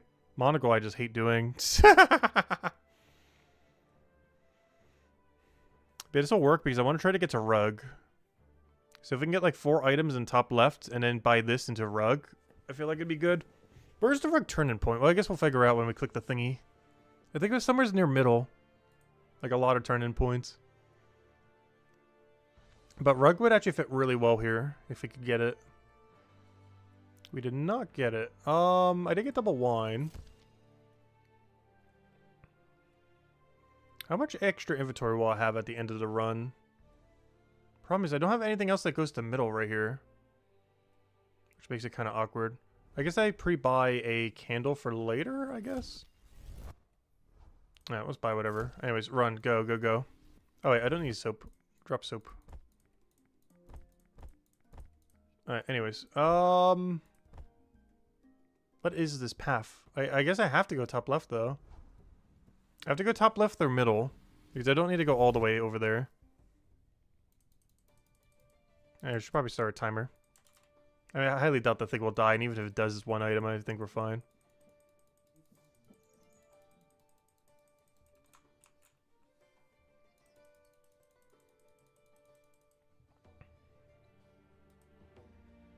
But yeah, we need like a tool that like tracks the efficiency of your merchant runs. To tell you if you're like above or below rate at a given time. Oh, I need to go grab banana.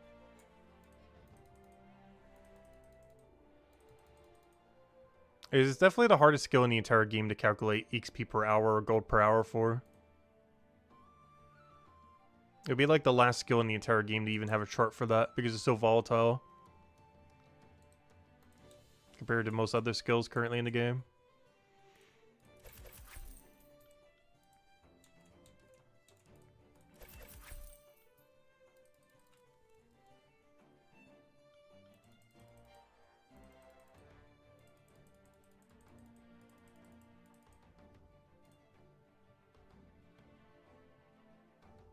Yeah, I know. We're not allowed to use any plugins, but I mean like a way to have it on like a website. Like basically the wiki. And I don't mean like literally a plugin. But I mean like something on the wiki that has like the XP rate at every level based on a conglomerate average of multiple people. Because you're going to need the data points from at least a couple hundred to a couple thousand people. Which is going to be hard, because you can't, you know, have something that tracks it. You'd have to have, like, reported data. Actually, let me buy a candle real quick. I'm already going to be over there, I guess. Not sure if it's worth it. It's definitely not worth it. I'm not even going to bother. Never mind. I lied. I'm not getting candle.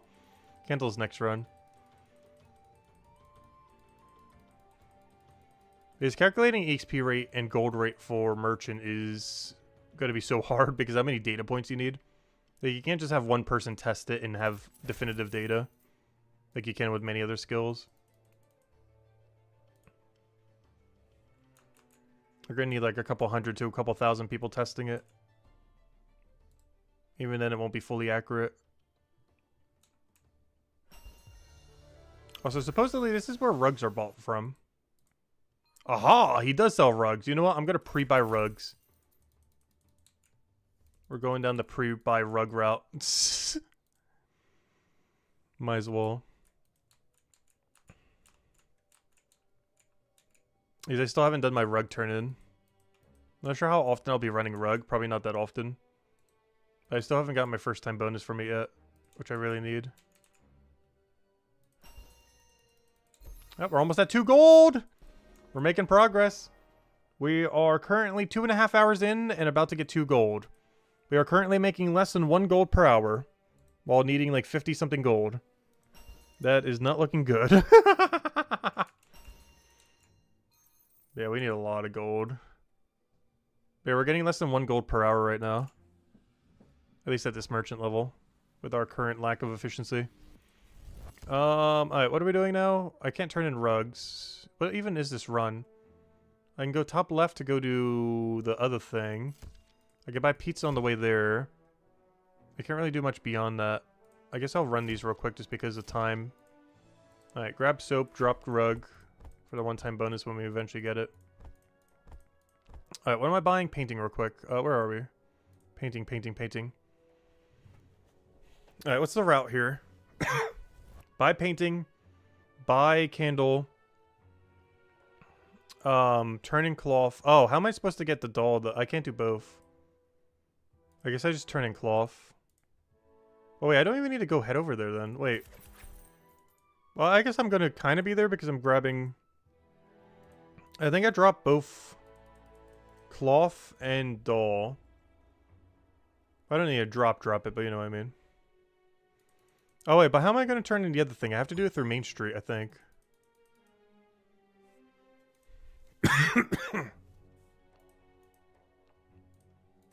Oh, there's he. There he is. Oh, he's hitting level 1000 today. Nice. No, based on where he's running, he's definitely doing leather worker right now. So maybe he won't hit it. Well, then again, it's about the same XP rate. Though he's probably over 200 leather worker by now, so it's probably a little slower. Alright, what's my route right now? Because at this point, I'm definitely dropping cloth and the other thing. At least for this run. I still get to buy pizza, though. And then I guess I do a circle. Oh, so we're only turning in for 1 pizza, but I guess it's fine. Already came this far out of our way. Might as well come this far out of our way twice. While we're already in this area. Alright, plan. We turn in soap. And we do a circle around the world. At this point. Should be able to turn in everything in my inventory at least. And the only thing left is clockwork sheep into cloth. Which I guess could work, kind of. Problem is the 2 shops where you buy them. The place you turn them in is the same location. But the places you buy them are on the entire opposite sides of the map, which is kind of annoying. Even though the turn-in point is the same spot. Like, in theory, they should synergize, but in practice, they almost never do.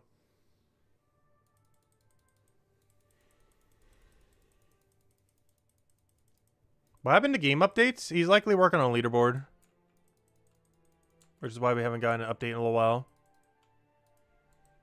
Can't do an update every day. He was doing it like 10 times out of like 12 or whatever he ended up doing. But no, he's still working on it. He's just working on leaderboard and everything. Leaderboard's definitely not the easiest thing to code, that is for sure. But he's trying to get it out before the end of the month. Oh, someone died to them. Classic.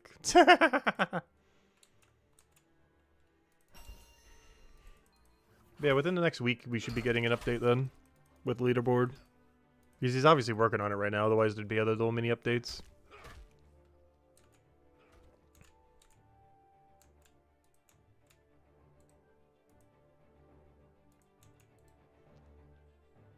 I'm gonna do something. I'm gonna do a free wine turn-in.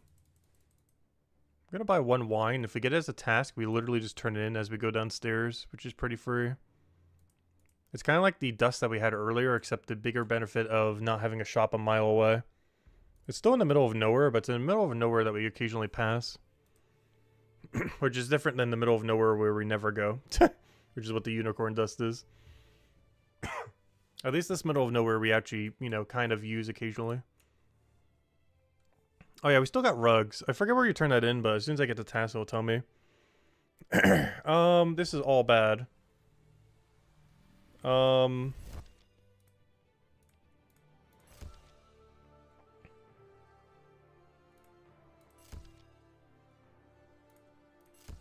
Yeah, we make this work. It's actually not as bad as it looks.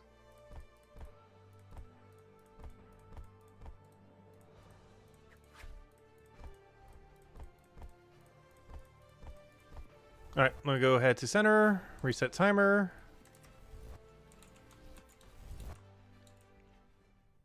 Yeah, this isn't as bad as it looks. It's, what's our angle? Obviously, we don't do anything with banana deliberately. But it's, buy plates, buy carrot, double buy sheep, double turn in sheep, buy, or turn in plate. Actually, no, don't double turn in sheep. Because I could turn in plate to buy cloth to double back. Wait, but then I gotta do something with carrot. Okay, carrot's kind of awkward here, actually. I think we still do it just because it's kind of an area. I gotta go backtrack for carrot before I do all the turn-ins. Do I have the inventory for that? I think I do, right? What's my inventory status by that point?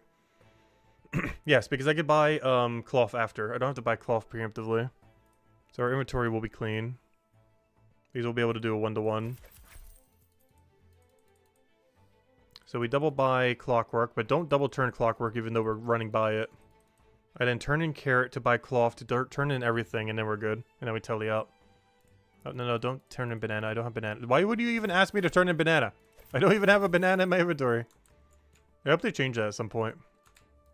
Currently, if you have a sell at at a shop, even if you have 0 of that item in your inventory, it'll still bring in the sell option instead of the buy.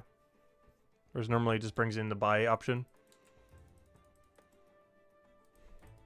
But I hope they have a check at some point. If you have 0 in your inventory, it just goes straight to the buy menu like it normally does. Because right now it's just a little annoying whenever it does that. It's not that big a deal though. I might buy wine while I'm here. I just realized I have 1 free inventory spot to buy whatever. I'm definitely feeling 1 set of wine. Unless I miscalc somewheres. But yeah, we definitely have a free inventory spot. Because I turn in carrot, I then come back, buy cloth, turn in all 3, and then we tally back. And then we try to go to top left into middle, because our top left and middle synergy is really good right now. Because I'm already going to have pre-bought wine, and I already have a pre-queued banana. So now we buy cloth from him. And then we're good to go.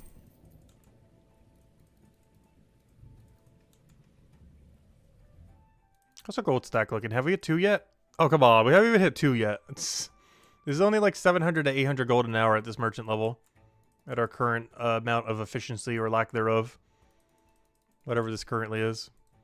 But, yeah, we're only making like 700, 800 gold an hour. Or silver, I mean. Which isn't bad. But it could definitely be better. Actually, while I'm here, give me a set of clock.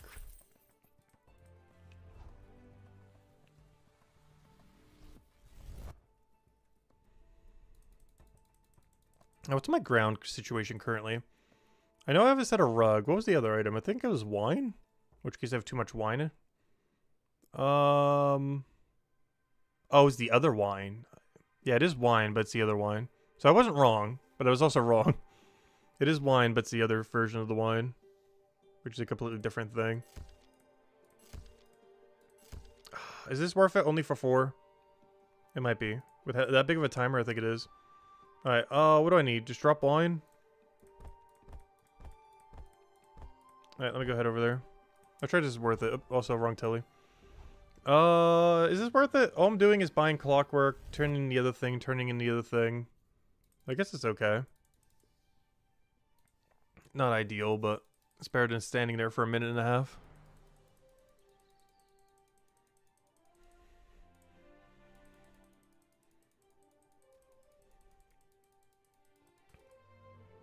Ooh, someone's fighting a higher level bird. Can't tell quite what level that is. Actually, I could check if I do this, though. He's fighting a red bird. When do you get access to red bird? Oh, it must be really high then. Looks like a 200 something almost. You know, I'll grab a set of pumpkin just so I don't have to come back here later. I think we have enough inventory for that. We'll find out later when we don't. Wait, I forget banana. Oh, I don't have enough inventory. No! Yep, I don't have enough inventory. Well, at least my pumpkins are here for when I need them later, I guess. But yeah, I don't have enough. Because I gotta... Oh, apprehend. Give me that money. That's like 4.5 silver right there. And a little bit of detective XP. Nice. But yeah, I forgot. We have exact inventory because I'm turning in all at once. Well, except for the clock, but we can go out of our way a little bit for that. That's fine. Everything else is on Main Street. Actually, maybe I don't do clock to see if I can get a double turn in there with, like, portrait or something. Oh, no, I'm already going to be kind of walking by. I'll just turn it in. It's not that big a deal. Alright, now we can do a triple turn in on Main Street and then turn in clock, I guess. So I gotta remember, I have pumpkins already on the ground there, so if I need one set of pumpkin and still need the corner, it's already in the ground, so I don't have to go all the way top left. I can just cut through the center.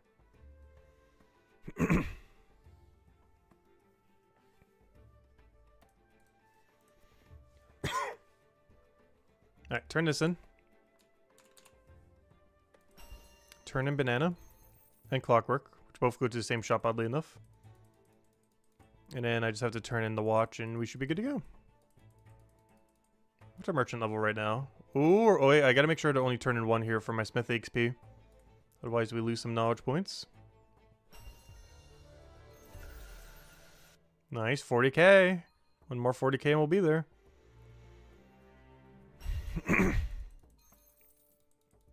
There we go, 2 gold pieces as well. Nice. Now to get 1 billion more.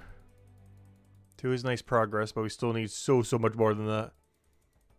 So as soon as we clear our ground state, I might go and head over to do a little bit of stonemason or something. Because my brain is starting to get to the point where it needs a little rest. We're almost 3 hours of merchant straight right now. Needs a small merchant break. Luckily, I did pre-queue about 1,000 stones. I did a couple thousand etched, but only about 1,000 of them we're going to need to use. As far as like the higher value sell ones. So what's on my ground right now? I have pumpkins dropped in the square in top left. Beyond that, what else do we have? We have rug, which I still haven't done the first time turn in on. The wine that's as free gets, as well as the other wine. So anything that looks like a wine object. Finally, rug.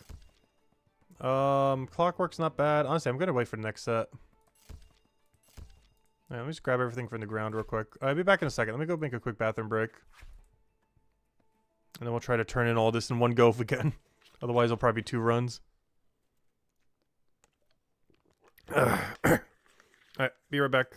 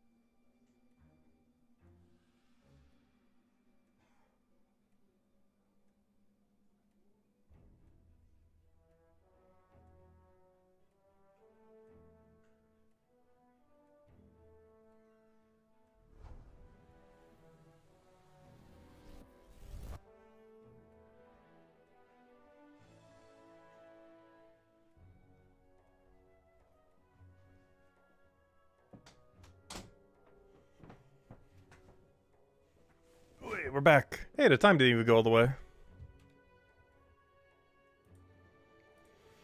Alright, up timer. No worries, I already got all the ground items.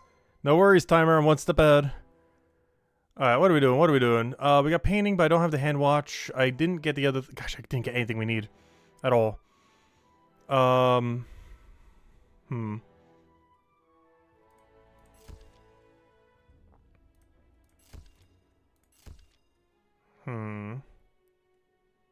Where does rug get turned in again?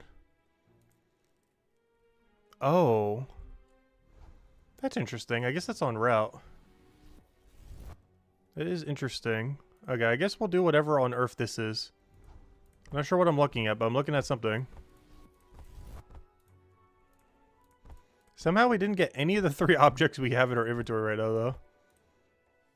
Which is actually kind of insane. Alright, let me go to center. Oh wait, I forgot rug though. Never mind. We did get one. What am I saying? Rug. I do need that. Chronopolis center. Start timer. But yeah, I turn in rug. I then buy carrot. I buy the lamb thingy. And then we go do bottom sweep. I don't need to buy anything other than what we need though, I don't think. And then I hold doll for top left sweep. Into center sweep. But yeah, we sell to this guy. Finally get the one-time turn-in bonus. And probably never do this rug again. Because I can't really see this ever being on route. For how little value it is. I don't understand why that one's so little. I feel like that's really out of our way most of the time. It's priced in a way as if you get it for free every time. Maybe it's better synergy down the line once he has like a second item or something. But right now, I don't see how we turn it in for free at the moment. It is worth too little to really ever bother with. I said, hello, Sotor! Welcome, welcome. Hope all has been well. We're currently on the money grind. We are at 2 gold. After about 2.5 hours. So a little less than gold an hour, but, you know, it'll be over a gold an hour once we get a high enough merchant level.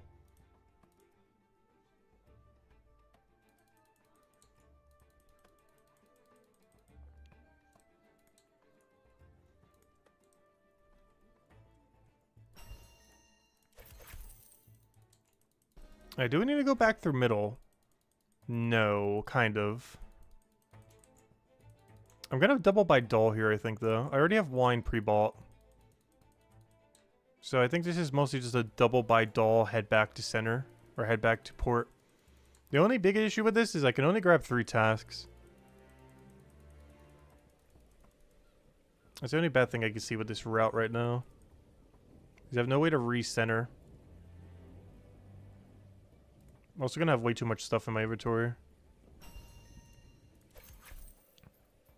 Oh, we'll see what happens. Because I'm trying to get to double top left. Well, I don't know. We're only going to have... I have enough to get 3 items from top left. So I need at least one other thing that isn't a buy top left item.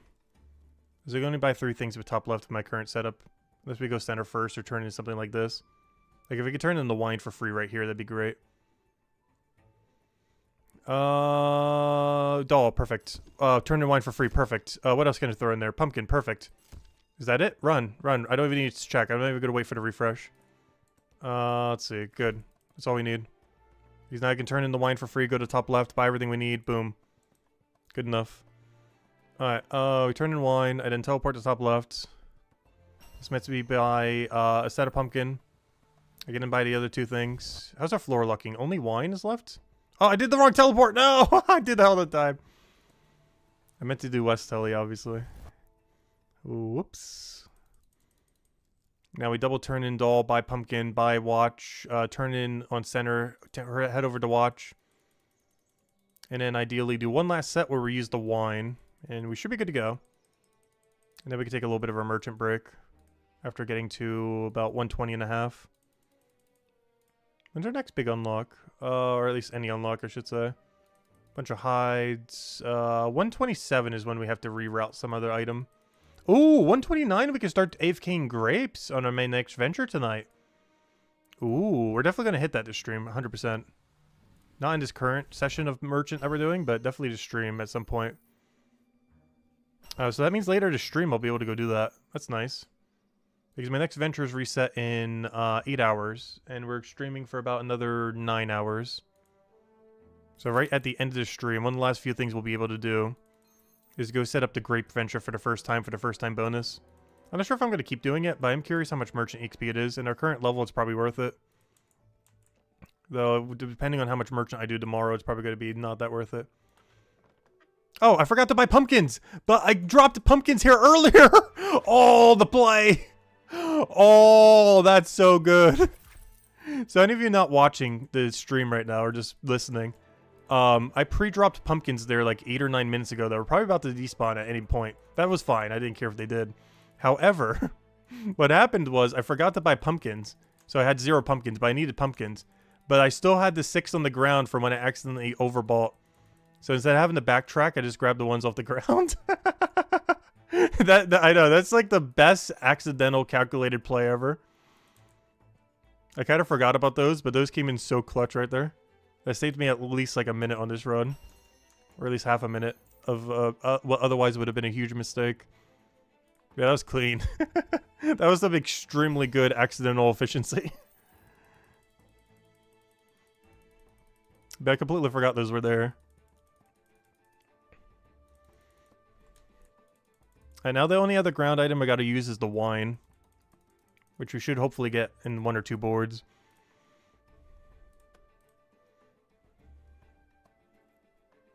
Hello, Zenorin. Welcome, welcome. As well as every other lurker out there. Welcome, welcome. Hope you guys have been having a wonderful weekend so far.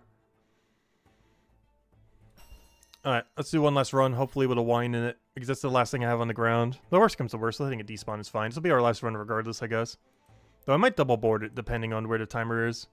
Just so we can get a nice clean one to end it for now. We're going to be doing more merchant to stream, but I do need a little break after doing it for almost 3 hours. Need a little break. Alright, let me go stop the timer. We don't need timer anymore. Thank you, timer. You served us well. Alright, what do we have here? What's the damage? Wine, perfect. Alright, what else can we route in here? Are we going top left? We're definitely doing a center, a lot of center. I don't want to go bottom. Taking pizza, is pizza worth it? I kind of have to head over there. If I start center and head over there, I guess it's okay. If it's for double pizza, it's worth it. If I'm doing single pizza, it's really not that good, though. We definitely don't want to go bottom, though. It's only top or middle. Because I already have the wine from bottom. Anything else is just not worth going out of our way for. With the only exception being... maybe candle? Because I already have to go to soap anyways. Candle is like the furthest I'll probably go bottom. That and clockwork, I guess, since I... oh no, would I be that close to it with pizza? Alright, double pizza doesn't matter. Perfect. And then we could just turn in this for free. Perfect. Okay. Now all we gotta do is buy double pizza, buy soap, or turn in double pizza, and we're good to go. Oh, I just hit the mic. Hopefully that didn't make too much noise. Like I have one of those little protector thingies on it, so it shouldn't be too bad. Honestly, I should get a new one. I have that thing on that mic for like 8 years now. I should probably replace it. It is so dusty. Because it's like black, so any kind of like thing just gets like attached to it. If there's ever any dust or anything. It's like a magnet to all of it. I do clean it off, but you know, after 8 years, it's gotten a little bit of wear and tear on it. Still in one piece though.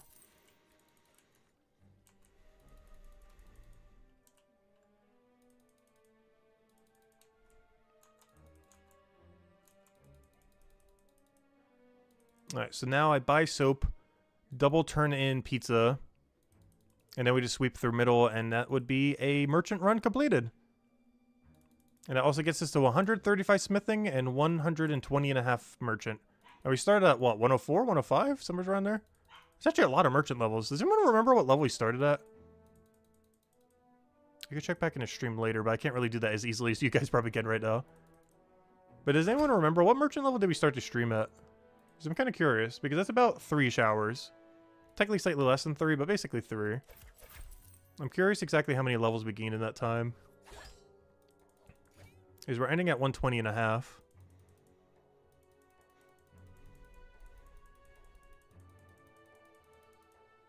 Which is basically 121, if we would have done it for that rest of that hour.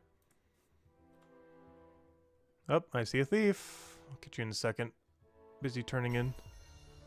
Oh, that's not good.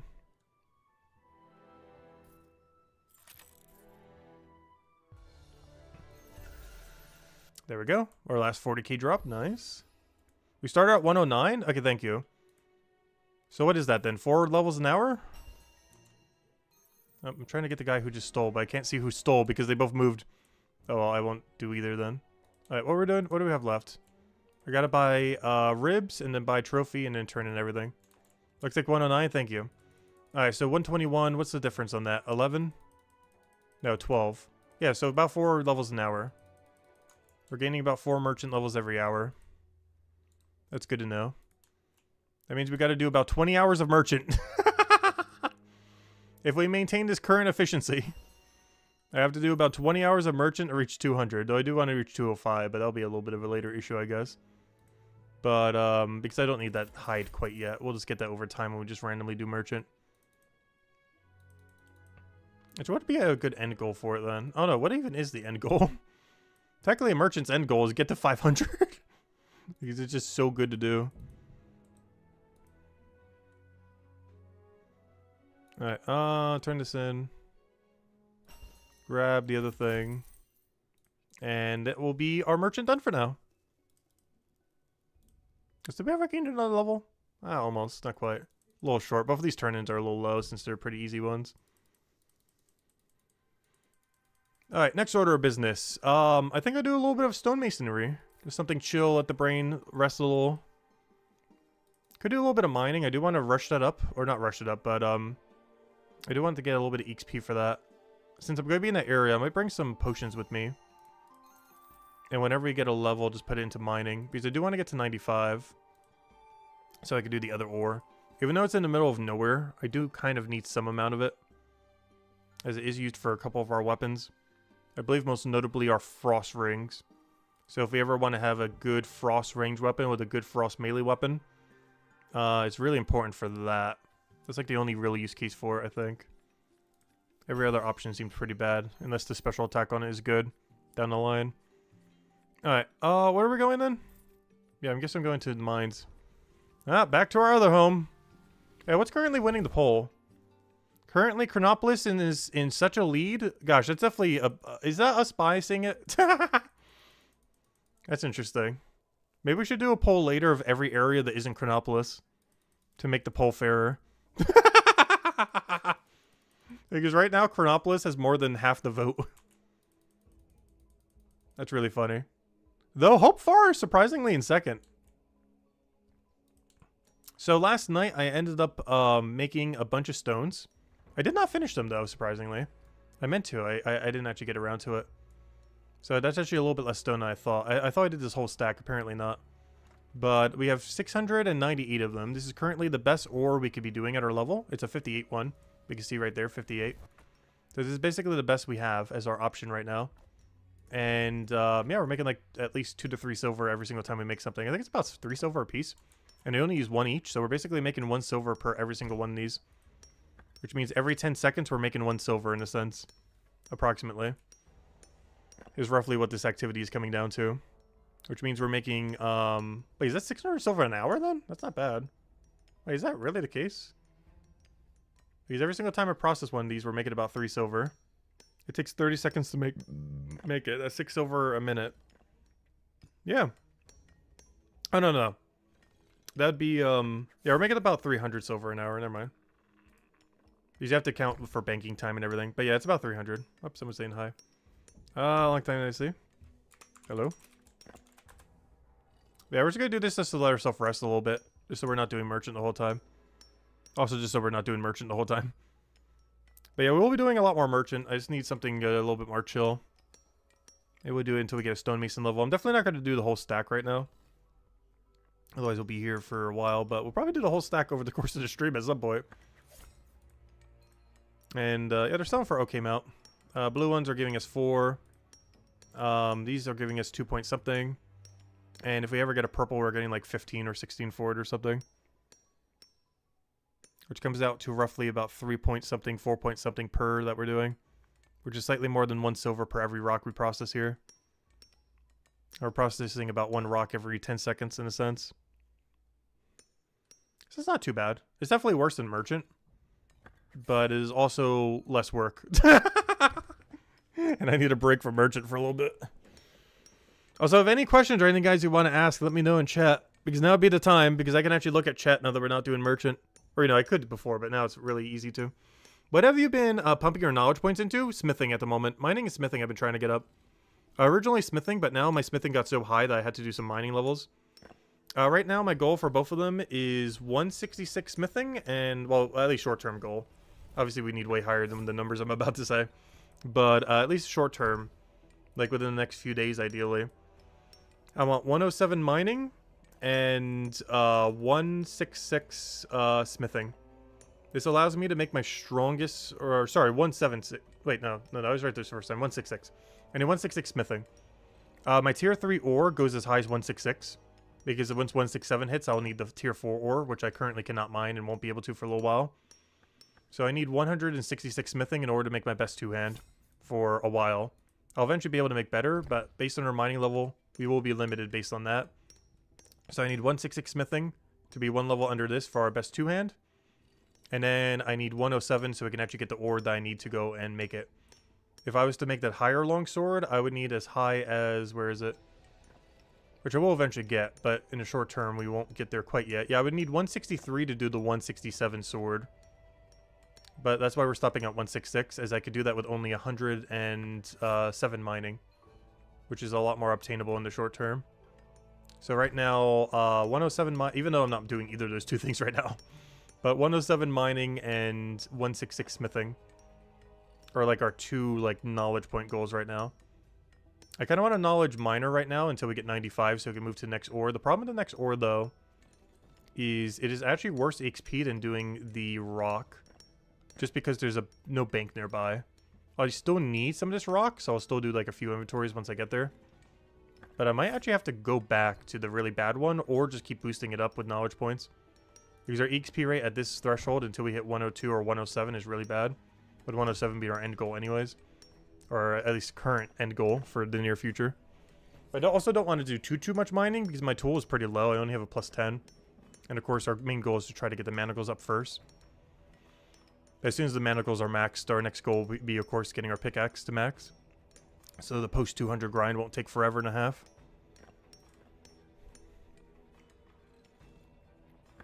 Oh, what am I doing?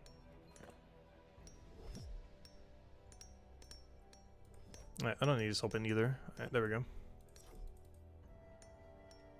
That's the current game plan. And these aren't too bad for money. Counting the full process, it's horrible. But counting just what this step right here, we're making a little over 300 silver an hour.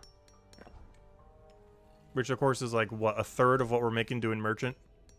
But it's also far more chill than doing merchant at the moment, so this is fine.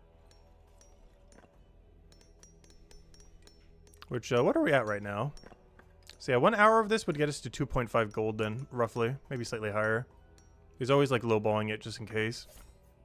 But of course, the more of these we get, the better, because every single one of these is 17 silver. Anytime we see a 3-star like this. Which of course is very helpful. If you're wondering why we're doing stonemason specifically, it's mostly I get so many spear stones for mining. And we'll eventually need it for making 4-star weapons. I do eventually want to get to the point where we can make level 200 4-stars. For everything. So it's kind of one of our end goal before PvP comes out and everything. As well as, I guess, technically trading. Though trading will likely be out before I reach the goal. But PvP will likely not be out before I reach that goal. So I'm trying to get it before PvP. In case there's like loot killed or destroyed on death or something similar. Because we don't know what kind of system that will have. Entry fee or loot being lost or how that's going to work. But basically, long story short, I want to be able to make base 200 everything. So I'm going to need mining, going to need the bars, going to need all these so I can actually 4-star them. Though I could trade for some of them. Probably going to trade for the bone right one. But I want to get smithing there and maybe stonemason? We'll see. The stonemason probably won't be all the way there, but it'll be pretty close. Though the smithing's obviously with the way higher priority. And then I need leathermaker. But to do leathermaker, I need merchant. And then we go into armor in chapter 5, of course, which isn't out yet. So I'll mostly need miner, blacksmith, leatherworker, merchant, so I could do leatherworker, and an armor. With some peripheral ones also being bonewright and stonemason if we want to make stuff ourselves. But by then trading will exist, so that is a little bit less relevant to get those two up. At the current moment in time, they're kind of relevant. But in the long term, they're probably completely pointless when the second trading gets released. as I'll be able to trade hammer mages for stonemason stuff, and bone rights for guardians, or guardians for bone right, I mean. And that's currently the game plan, which is why we're mostly prioritizing smithing. But I still want to get stonemason up just in case. At least do something, like 100 or something down the line. Or maybe like 150. Like, smithing will always be our highest, stonemason will be our second highest, bone right will always be our lowest.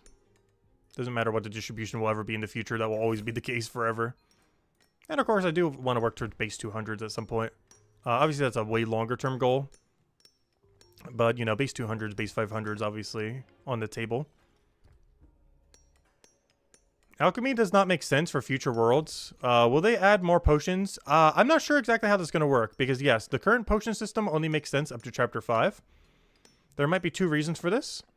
One is they figured to just add more later. The other could be that every chapter after Chapter 5 might work a little bit differently. Like, obviously, we know the systems that Chapter 1 to 5 work through, in a sense. As far as, you know, like the general layout of it.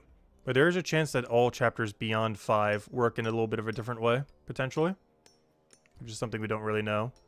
But he could easily just add more potions, of course. But, I don't know.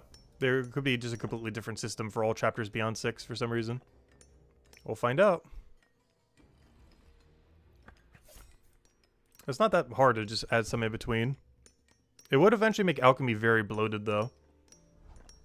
Because if alchemy kept getting more content every chapter, which at this current kind of case it kind of is, but if it was to keep getting it essentially every single chapter, you're basically going to be getting a new potion every level by the time they hit like 10 chapters or something.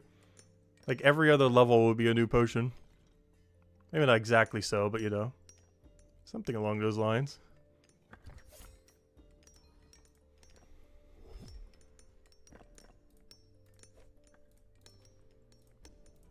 Yep, it's time to play Timer Simulator.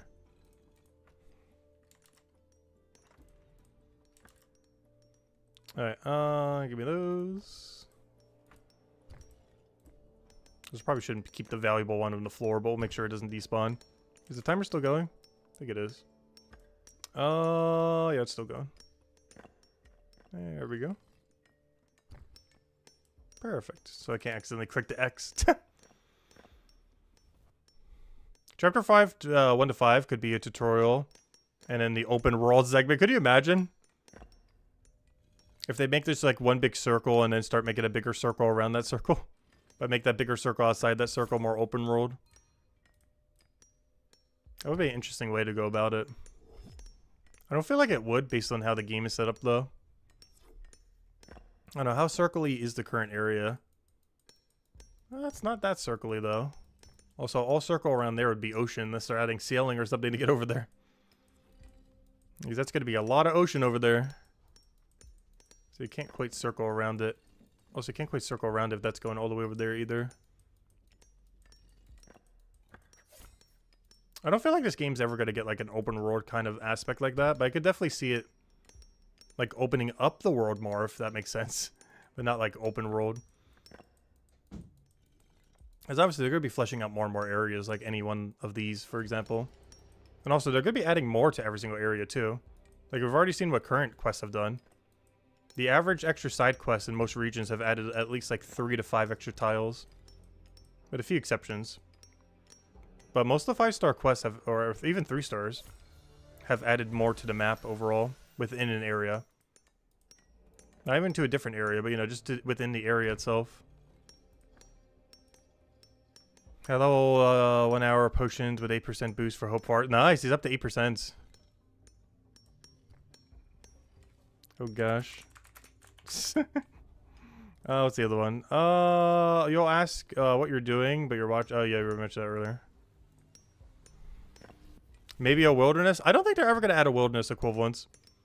PvP seems like it's going to be opt-in in this game. I was mentioning it earlier, it's probably also going to have either an entry fee kind of thing, where it deletes some percent of the gold, or a armor destroying system, where you might not even get the loot from the enemy you killed necessarily. It might just end up getting destroyed upon death. Because we don't really know what the death penalty will really be. If you'll keep all your loot, if you lose all your loot, if you keep some of your loot, does it get destroyed? Does the enemy get all of it?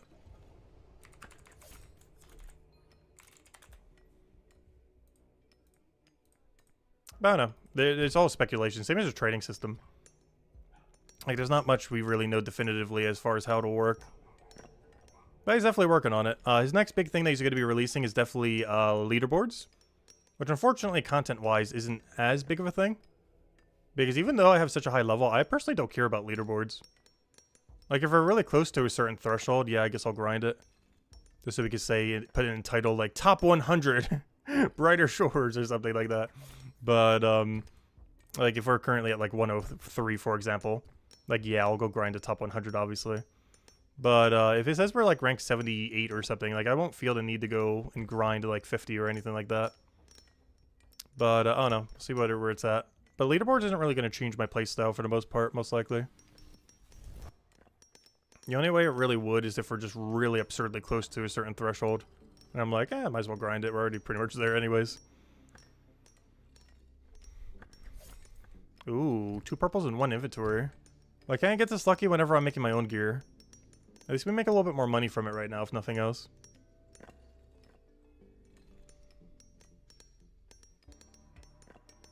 So I wonder how much stuff like this will actually go for when trading comes out. I feel like not too well, but given the level. Though even at higher levels, how much could it really go for? Like, what is a 203 star really going to go for on the market? I don't know, what do you guys think? How much would you pay right now for a 203 star? Not a 4 star, but a 3 star. A 203 star for any of the things you need. Could be for your own, could be for a different one. But like, on average, what do you think at this exact moment in time you would pay for a level 203 star item? Because honestly, I feel like in my case, it'd be pretty low. Unless it's a Guardian one, I guess. Well, I guess for Guardian Hammer Mage, I guess that slightly depends. Like, for my own class, I wouldn't care because I could probably make it myself, obviously. But for the other two, I don't know, I'd probably be like, what, almost 100 or 200 for a Bone Rite? And like maybe 100-ish for a Hammer Mage one? Like, roughly that much? Not sure. It really depends how much is in the economy at that point. Or what people are really selling at. Because right now, we're getting 17 silver for these, of course. Which is like nothing. But these are also only level 61. What am I doing? So. You'd pay for the convenience.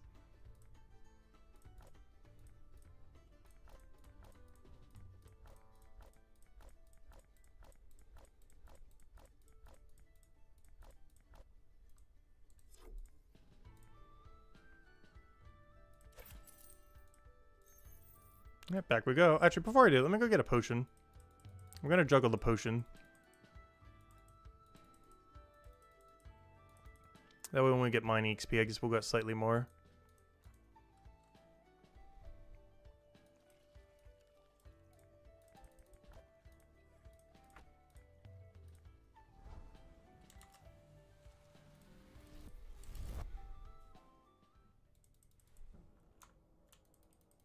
One silver at most? Yeah, of course, you need to be the level where you can actually use it, of course. So if you're not 200 combat in an area, you wouldn't be able to use it, of course. Okay, drop. Timer. Alright, potion, you'll just chill there for a little bit.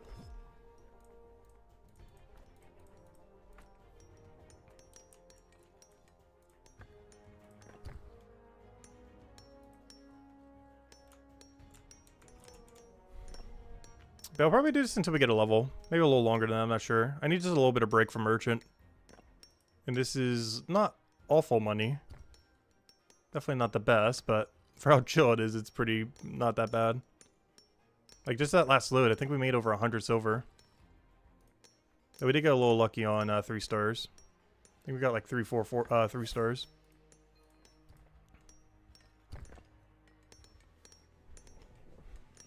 It should come out to about 300 silver an hour. Not counting all the previous mining and processing. But just the actual, you know, making part of it is about 300 silver an hour. If you ignore all the other previous components.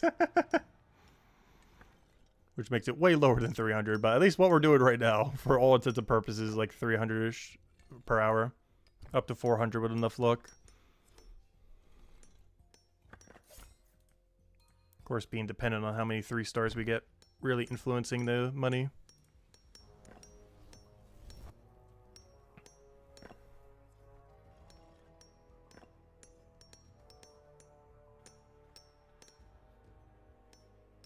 I did start the timer for the potion, right? I'm just making sure. I should start bringing a smaller stack so I don't feel bad if it does despawn. It hasn't happened on me yet. I've had stuff despawn, but I've never had my potion stack despawn yet. That's because I'm always too paranoid to ever let it happen. Which is why it's never happened.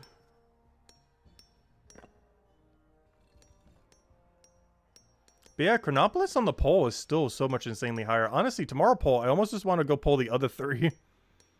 But Chronopolis deleted from the poll. Because right now it has more votes than every other thing combined. The Hope For is surprisingly in second.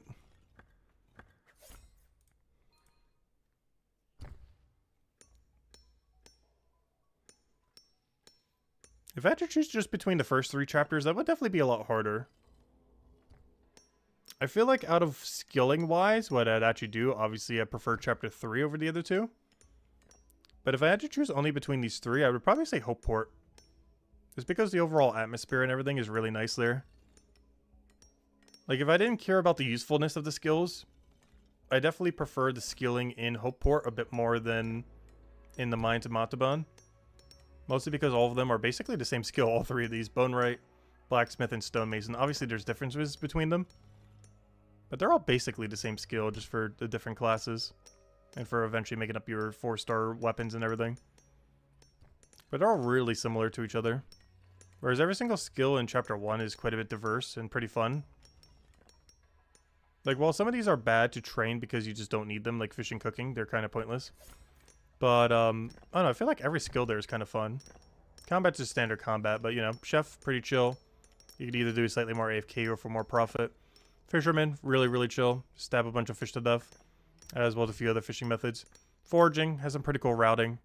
And honestly, not that bad for knowledge points. It's like almost the next best thing over Merchant. Under Merchant, I should say.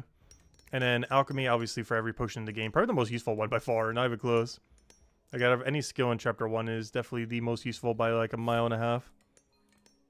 Like, if there's any one skill to train in Chapter 1, unless you're going like all in combat, it is definitely Alchemy. If you were to go all in spam 1. I really should get my Alchemy up more. So many useful potions in the game.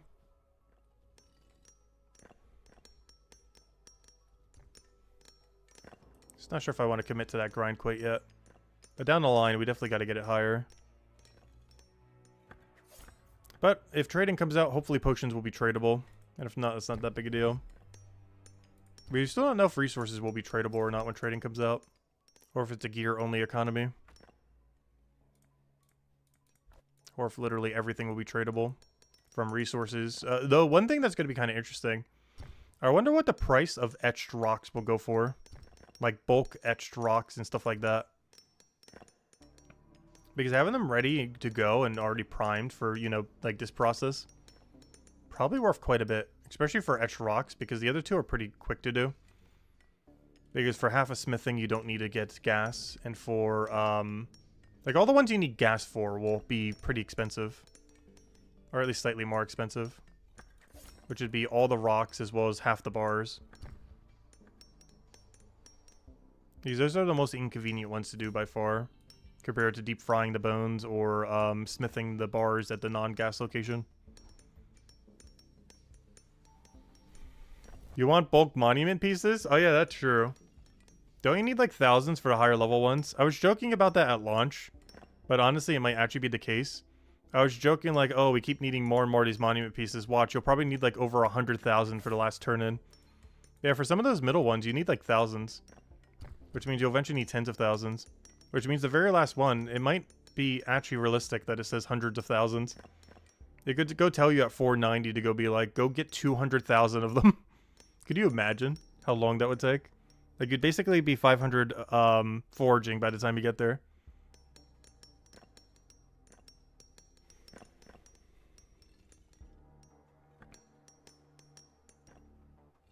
And the worst part is, I don't think there's any tool that you can use on the foraging blocks. So while you're gathering all of them, I don't even think you can boost your XP rate. You can with potions, but I don't believe it uses any tool. So there's no tool bonus that you can do while doing it. Because I'm pretty sure it's a toolless activity. Kind of like what we're doing right now is a toolless activity. There's no tool that increases the XP rate from crafting stonemason stuff. Even though we're literally using tools in our hand, there's no tool we can upgrade to make XP rate better here. Unless they add them in the future.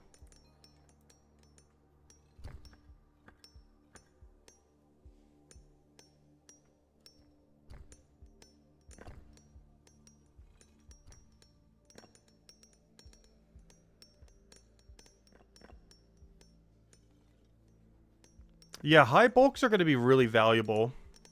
So if you ever want to dump a rock you don't need, when trading comes out will probably be the way to go. Because there's a couple of rocks I'm getting to too where I have like 500 or 1,000 bulk.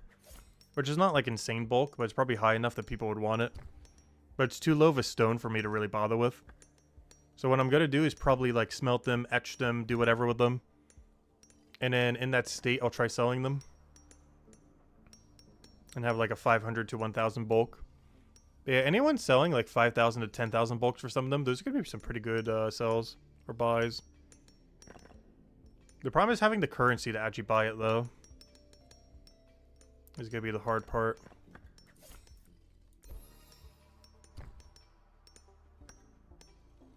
Because I can't hold on to more than a few gold at once before it just disappears. I'm going to try to this weekend. But then again, I can't, because if I'm going to be AFKing raids, I gotta immediately go and keep buffing it. That's my problem. If I need to reinvest it immediately. Otherwise, we're just wasting XP that we could otherwise be getting.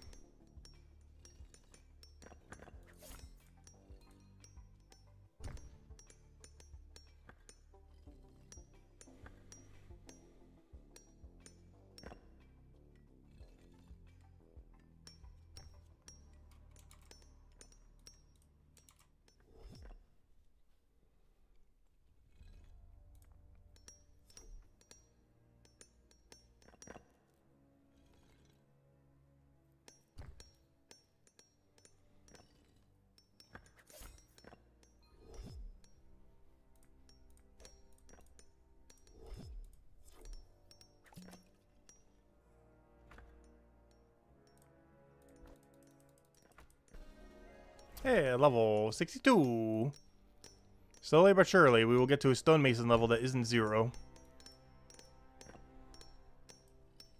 I'll get the AFK activity if we go get that soon. Not sure if it's worth it. I'm not even sure what I want to AFK. Last night I was AFKing detective. Also, someone said to go to sleep when I was doing it as well, which was funny. I didn't reply back though at the time because I was about to log out. I was literally doing the AFK activity for the night at like 3 a.m. But yeah, I've currently been doing into detective, I think. Or not I think, I know. Or at least last night. Previous night was merchant for olives, so that's not worth doing it for merchant. Or I don't feel like it is, personally. Merchant XP is just too quick. Detective is pretty quick too, but I'm mostly doing detective to catch it up with my combat. It's always slightly below because we need to keep re-gearing for every raid. Which gets our combat up quite a bit higher than our detective. Because when we're re-gearing, I'm not getting any detective XP. But I am gaining combat XP.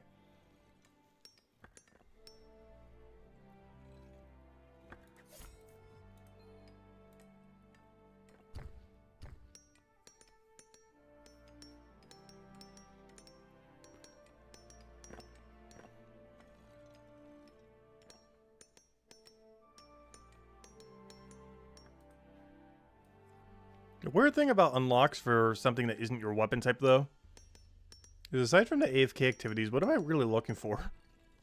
Like, all these weapons mean nothing to us, technically.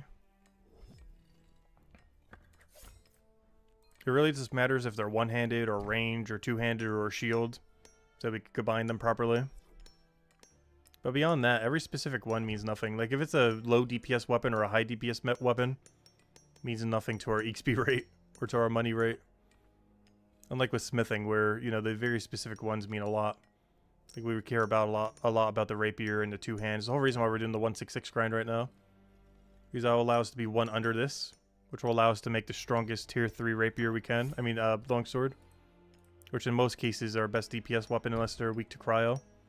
But for AFK activities, that's going to be best. So we use the 166 longsword, which also means I actually get a huge cap at my damage output at 166. I'm hoping that's enough to do the raid, because I'm going to be doing the whatever raids. Yeah, I'm going to be doing the 168 raids for quite a while. But my weapon for the longest time, unless we get a lucky drop at some point or try regearing and just get a lucky something, we're going to be stuck at a 166 for a while. So that's pretty much our game plan there. We're going to be doing the 168 raids with the 166 weapon, which means we are going to be under geared, which means we're going to need some extra durability. Like, we'll probably have to be at least level 175 before we can realistically take this on. Luckily, though, at least for some of those levels, we can gear up really easily on these. And worst comes to worst comes to worst, I can go make another rapier and maybe try killing these. The only problem is, maybe the maul chest. Ooh, maul chest is going to be a good level for it. The upside of the maul chest, I would have to go make an ice weapon for it. Luckily, the next ore I can get at 95 will probably be our weapon for that. So it shouldn't be too big a deal, because I can actually mine it in 2 levels, and I can already make it now. I just need a higher smithing level, so it'd be the right level. But the maul chests are kind of annoying because they hit me with my weakness, but they're also weak to what we do. They're really weird because they do Tempest Day damage, but they are weak to Cryonites. Of course, Cryonites are weak to Tempest Day. So we're doing blue damage to them, which they're weak to, but they're doing yellow damage to us, which we are weak to. So we're basically just exchanging weakness for weakness. It's kind of weird. I haven't seen too many other enemies that are like that. The only upside is he uses melee. So we can range him like 3 to 4 times before he actually gets to us. So if I use Frost Rings into Rapier, he should die very, very easily and consistently. Even if he's level 160 something. So he will probably be the main thing we fight. Actually, what level do we unlock him? Obviously, I don't need to do that yet. I'm too low level. Maybe we unlock him at 143. So in 3 levels, we can see what level he is exactly. And ideally, he's level like 160, high 160s is what we want to say. Ideally, he's definitely going to be at least 160 though, because it'll likely be the main thing we have to gear on in order to get our gear. I'll get some stuff from these 149s, but most of our gear is going to come from the 160 something maul chest. And I'll have to make Frost Rings of tier 3 and a Rapier of tier 3 to go kill him with, which I'll likely make like 160 or something. Which of course means I need the smithing level. I have 166 smithing at the time, so technically I can make them as high as 166. So maybe we'll wait until we can do that. Oops. Let me go use the potion. What am I putting this into? Mining. I want to get mining to 95 so we can go do some more rocks. Because right now our XP... actually our XP rates aren't bad at where we're currently at. But the next ore we need is at 95. It's the one that makes my Frost Rings I was just talking about, which we're going to need for the maul chest. But that allows us to make tier 3 Frost Rings. How high can we get our Frost Rings? Let me double check something. What is the level cap of my Frost Rings? I can get Frost Rings to 153. That's good to know, because that means we can't get them any further than that for a while. Yeah, 153 Frost Rings, that's fine. I don't use range that often. Which of course means I would need 153 smithing and 153 watch person to use. And we'd be using that on a level 160 something maul chest, which is not ideal, but he is weak to them, so it kind of works out. I think it's still better than using a slightly higher level bow due to his ice weakness. And we get that ore at 95, so we're kind of almost already there. Honestly, I almost feel like mining a little bit. The problem is mining doesn't make you money. Well, not immediately. I want to try to stick to methods this weekend that immediately make us money. Like we do a thing and then we immediately cash out from that thing. Like mining technically makes money, but it's a process. It's not like when we do the final step of these where we just immediately sell them for cash. Obviously everything to get to this point of this stone was making no money. But the actual cashing in on this stone is making pure cash. This will be the last one we go for now. Zone 4 is the cash out zone. Yeah, honestly, I should just be spending every second just doing merchant. I just needed a break. Like, if I really, truly want to commit to money, I should just live in Zone 4 for a little bit. Oh, so does anyone know what does leather maker work at my... What does leather worker make at my level? Doesn't it make like 0?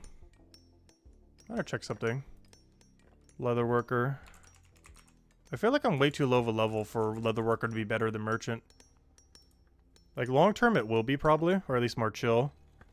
But what's the profit margin? Alright, this one is profit right here.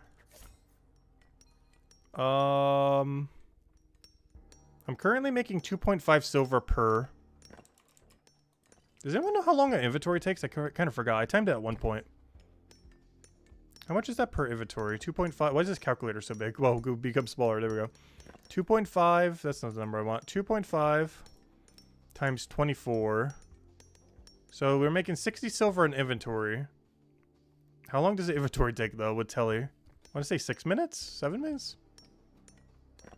10 runs an hour? Yeah, I think it's about 6 minutes, so it's about 10 runs an hour. It'd be about 600 silver at my level. The problem with that is that's lower than merchant. So we're going to have a weird, like, catch-22 thing where currently merchant is slightly more profitable than leather maker, which will make me go do more merchant. But doing more merchant then makes merchant more profitable than leather maker, which makes me do more merchant. But then it'll make merchant more profitable than leather maker, so I'll keep doing more merchant. And it'll lead to an endless loop where I'll make like nothing from leather maker. Not because it doesn't make money, but because currently merchant makes more. So I'll do it more, which will make it more profitable, which will make me want to do it more. It's a weird situation where, yeah, I'm not sure what we do about that. I could just do all leather worker, but I'm not sure if I want to go do a 8-hour leather worker only stream. Could you imagine? I'm not against doing that. I just feel like it would not be the most interesting thing to watch. I don't mind. We were doing it last night. We were just chilling and chatting and everything. It's really good for just, you know, just chatting and just messing around and everything. But, yeah, we'll try doing that mostly off stream. Unless we just really need a downtime break. That being said, is it time? Let me do one last trip. I'm going to do one last trip at the mines, and then I think we're heading back to merchant. One is AFK, one's not. But merchant's better about money at the moment, though. Merchant just prints money.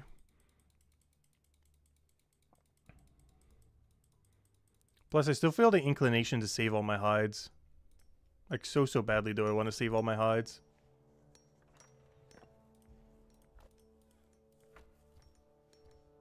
Oh, did I forget to clear my inventory? Oh, no. No, I forgot. Oh. That hurts. I'm going to check Chronopolis. I haven't checked the armor in a little while.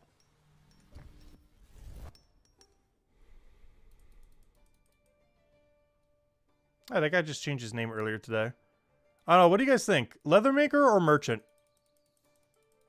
Maybe the first one to say it 3 times in chat. Or, you know, 3 different people. I'm fine with doing either. Which one do you think we should do for money right now? I am still going to do one more stonemason run real quick, though. But after that, what should we do? Merchant or leatherworker? I'm fine with either. And realistically, we have to do both eventually. It's more so a matter of which we do right now. He's not going to do a whole poll for it right now, since we already have the other one going. Let's see. I'm going to go get rid of all this. Withdraw. Withdraw. Someone just messaged me directly. I wonder if that counts as a vote. Let's see. I know, we have been doing a lot of merchant so far. But it's because merchant currently makes more money. But if I do more leatherworker, leatherworker will eventually make more money. But because it's currently making less money, I'm doing it less. I'm going to do one last stonemason run, though. Just to even it out a little bit more. Yeah, leatherworker profit does go up quicker. Though I've been banking all the hides, which has been making it not make money. I am still going to bank some, though. I think a good ratio is maybe like 1 to 4. Or, I mean, 1 to 2. Or maybe just 1 to 1. Yeah, well, maybe we'll just do 1 to 1 then. Where we do one buy, one bank, one buy, one bank. Where we alternate between buy, bank, buy, bank, buy, bank. That way we're still making a lot of profit, but we're still banking some for later. Cal voted on Leathermaker. You guys really enjoyed Leathermaker last night as well. There's a huge, like, pro Leathermaker crowd out there. All the Leathermaker unions coming in.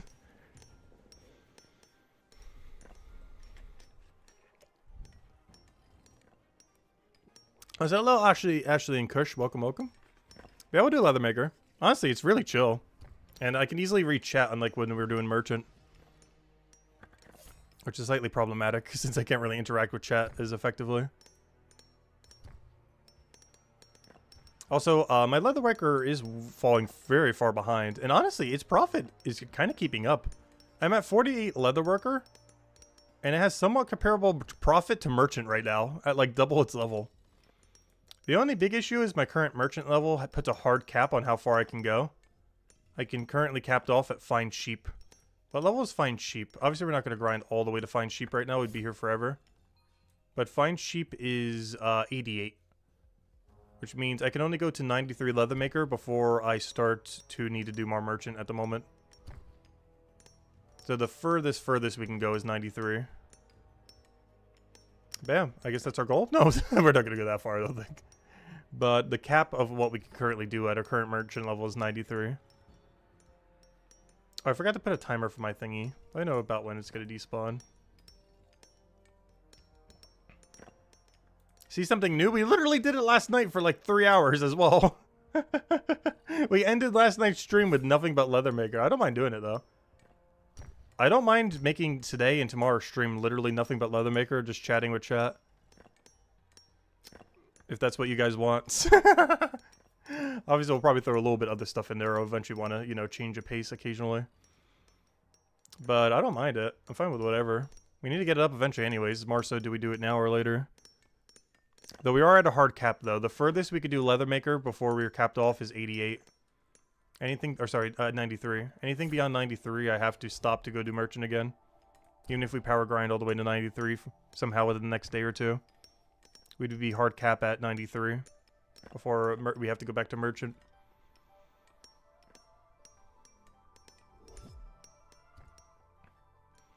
In your quest to get knowledge for 32 carpentry, currently 31, you've achieved 20 in all professions. Nice. Yep, that's how you train it. The best way to train carpentry is to not train carpentry.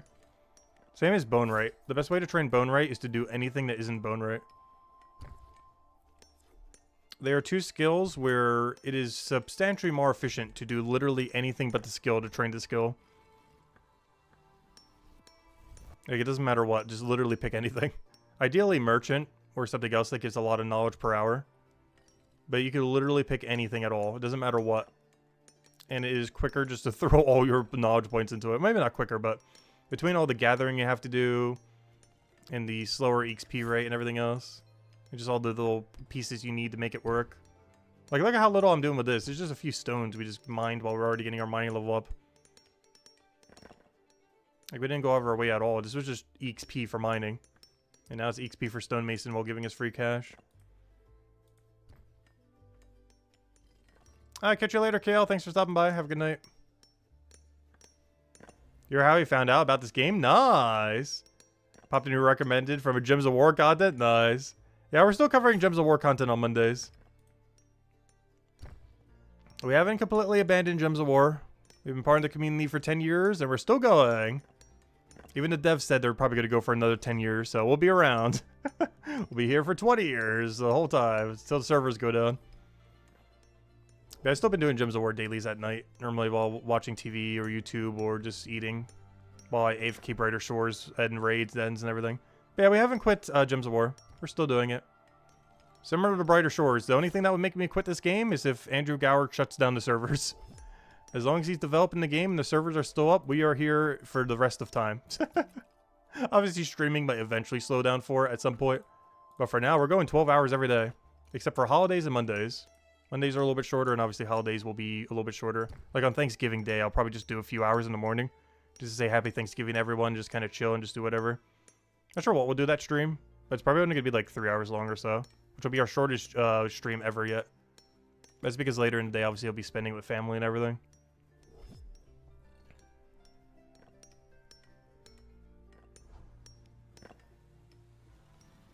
And obviously similar will happen for Christmas and possibly New Year's. Though for New Year's, I'm pretty sure I'm just going to end the stream a little bit earlier. Like, we'll probably still be able to stream a lot on New Year's.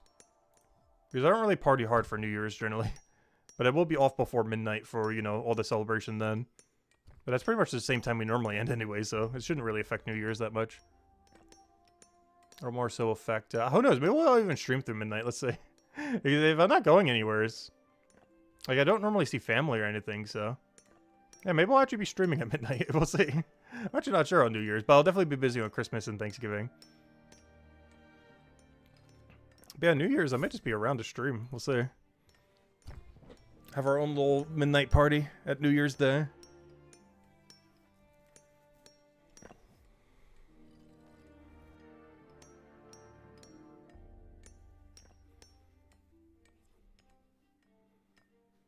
You keep dying and having to merchant your way back to the mobs? That's funny. Yeah, those things are pretty vicious. Are you gearing up for raids? I'm not sure why. I felt like I had more of a problem gearing up for 121 raids than every other raid combined. Some people were saying 83 was hard and that wasn't that big of a deal. 51 wasn't that bad. 18 and below was free because they're just so weak. But for whatever reason, 121 gave me a really big issue for some reason. And I really hope that the 168s or whatever it was don't give us that big of a problem as well. Now they're just starting to get really strong, and our armor is paper. But yeah, hopefully it won't be as bad. But 121s for some reason were really absurdly annoying to gear for me for some reason. I don't know why. We eventually got lucky and got our 4-star helm, which kind of saved us. But if it wasn't for that, I'm not sure what would have happened. Because that 4-star helm really hard carried us.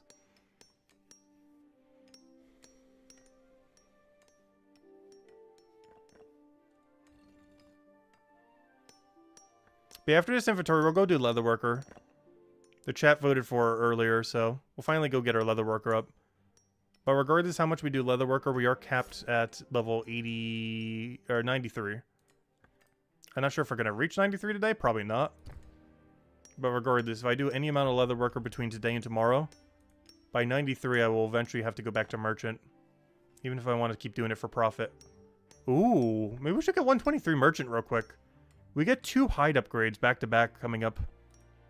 Okay, I'll still do a Leatherworker break, but I think I found my Merchant goal for today. We gotta hit 123 Merchant at some point today, even if we're gonna do a ton of Leatherworker the rest of the stream, and even tomorrow. We gotta hit 123 Merchant. As that's a double hide upgrade in 2 levels. That is so good. And obviously, I'll wait a little bit until we get to the next one, because it's so far away. Actually, that's something else I wanted to. I kind of want to get to 129 Merchant today, actually.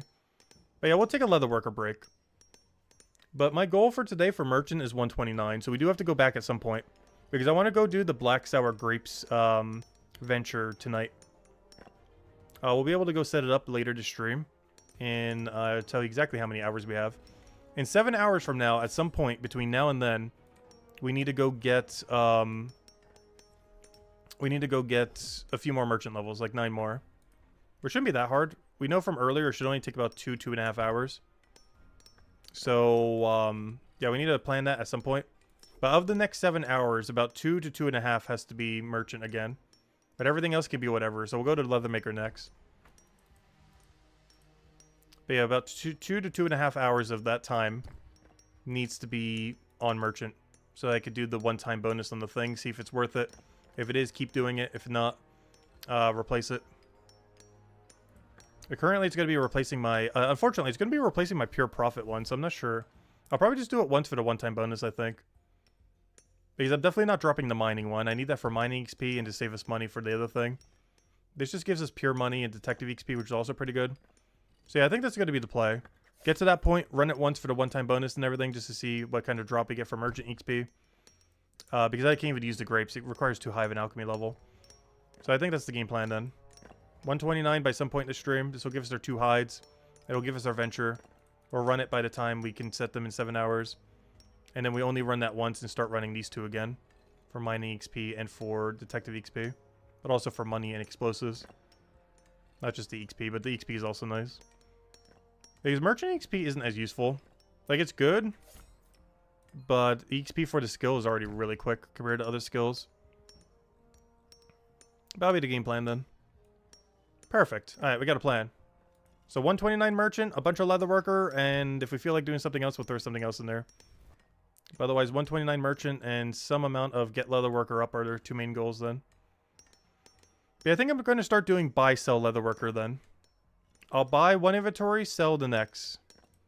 So we'll try to alternate buy sells. That way I'm still banking some, but we're still making a profit. I wonder what that comes out to. Let me go check something. What is the money per hour for buy selling at my level? So let's say we do 10 inventories an hour at our current 44. We are making, what was it again? 60 per thing. So making 30 silver. So making 150 silver per hour. Ah, that's so much worse though. But we are getting EXP to start making more after. Because you have to keep in mind, bank 1, sell 2? I don't know. What do you guys think the ratio should be? Let's get to 1 to 1. We could do 1 to 2.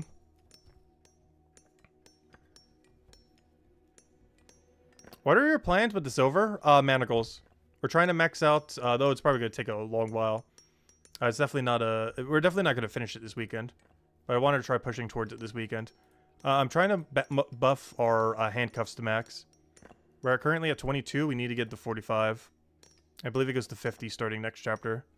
Which might even be max. I'm not sure if it's going to keep going beyond that. Even if it does, it could be a while before chapter 6 ever comes out. Even if it does keep going up. But, which it might. But it's probably going to go up like 5 every chapter. Where's the enchantment page? I got off it earlier. But, where's the enchantment page? Right here. Yeah, this is our end goal. 45 right there. 89 gold. Basically 90 gold. Sorry, wrong one. 84 gold. And I've currently invested 13 gold, basically. So I need another 71 gold. I have 2 of them on me, so I need 69 gold. Nice. But yeah, we need about 69 more gold. As of this current moment in time. Obviously, that's not going to be done in a day. Probably only be done in 2 days. But that is what we're currently working on. And the main, there are 2 things that handcuffs are used for. AFK raids, which is obviously the main thing that we really need it for. But also, whenever we're doing merchant and you apprehend someone, it also gives you bonus EXP when you do that. But obviously, like 95% of the reason, if not more, is obviously for raids. The AFK raid dens. Because it helps keep your detective level more in line with your watch person level. Not perfectly, but it makes it a little bit easier to keep the 2 aligned compared to otherwise. Which is one of the reasons I really want to get it up. Because even at level 22, it's still falling behind. Like right now, it's still like a level and a half behind. But it's mostly to keep these 2 numbers pretty much the same, essentially. You're generally going to be gaining slightly more combat compared to detective a lot of times when you're doing it. It's mostly because you have to keep gearing up for every new raid. And when you're gearing up for every new raid, you're getting 0 detective XP. But you're gaining a bunch of watch person XP.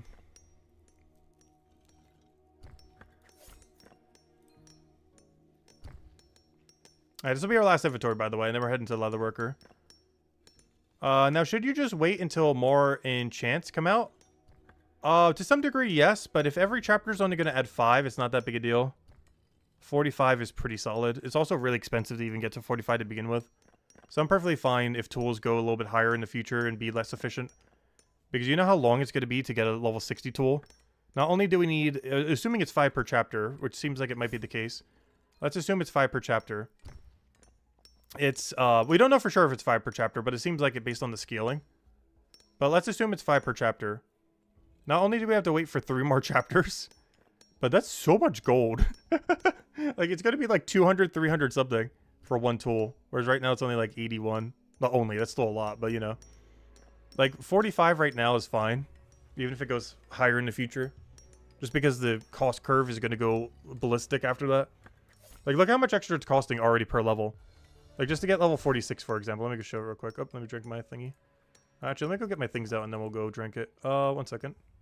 Show it in 1 moment. Grab that. Was I about to go show? I was about to show something. 1 second. First, I got to figure out my brain. Figure out what was this saying. As soon as I look back in chat, I'll remember. There we go. All right, what was I doing? Oh, yeah. Now just wait until more enchants. Oh, yeah. The amount you need for the next upgrade alone is 5 gold. So if, let's just say hypothetically, it goes to 50. Like, you know, we just get 5 levels and it goes to 50. Not even counting the silver. Let's ignore the silver number. Just the gold piece alone, assuming it just stays static, which it won't, it'll keep going up. But just this alone is 25 gold. Realistically, it's like 27, 28 gold. Just to get 5 levels. And then even more after that, and more after that. It is going to scale so rapidly after this. It already kind of is by this point. Like, honestly, even above 30 is, like, almost the cutoff. Because the scaling after this is so high. Look at that. 2.5 gold. 2.5. Almost 3. Literally 3. Over 3. So, really, 30 is almost the cutoff, to be honest. But, yeah, we're going to 245 if we can. Not all at once, but, you know, we're trying to push for it this weekend, or at least a little closer to it.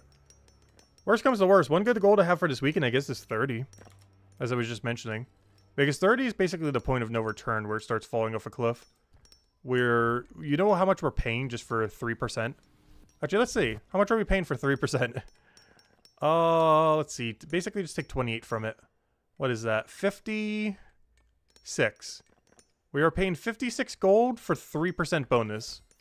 I think I just convinced myself to go to level 30 on it. And start upgrading my pickaxe after. Wait. Hold. Yeah, maybe we stop at 30. And then start getting our pickaxe to 30. I don't know, what do you guys think? All in on manacles or 30-30? 30-30 is actually cheaper as well. And it gives 2 tools 11% instead of 1 tool 14%. I forgot, that thing kind of just go off a cliff in cost. It starts to get really expensive. Alright, it's our last trip. Let's go do leather worker now. And then go sell all this.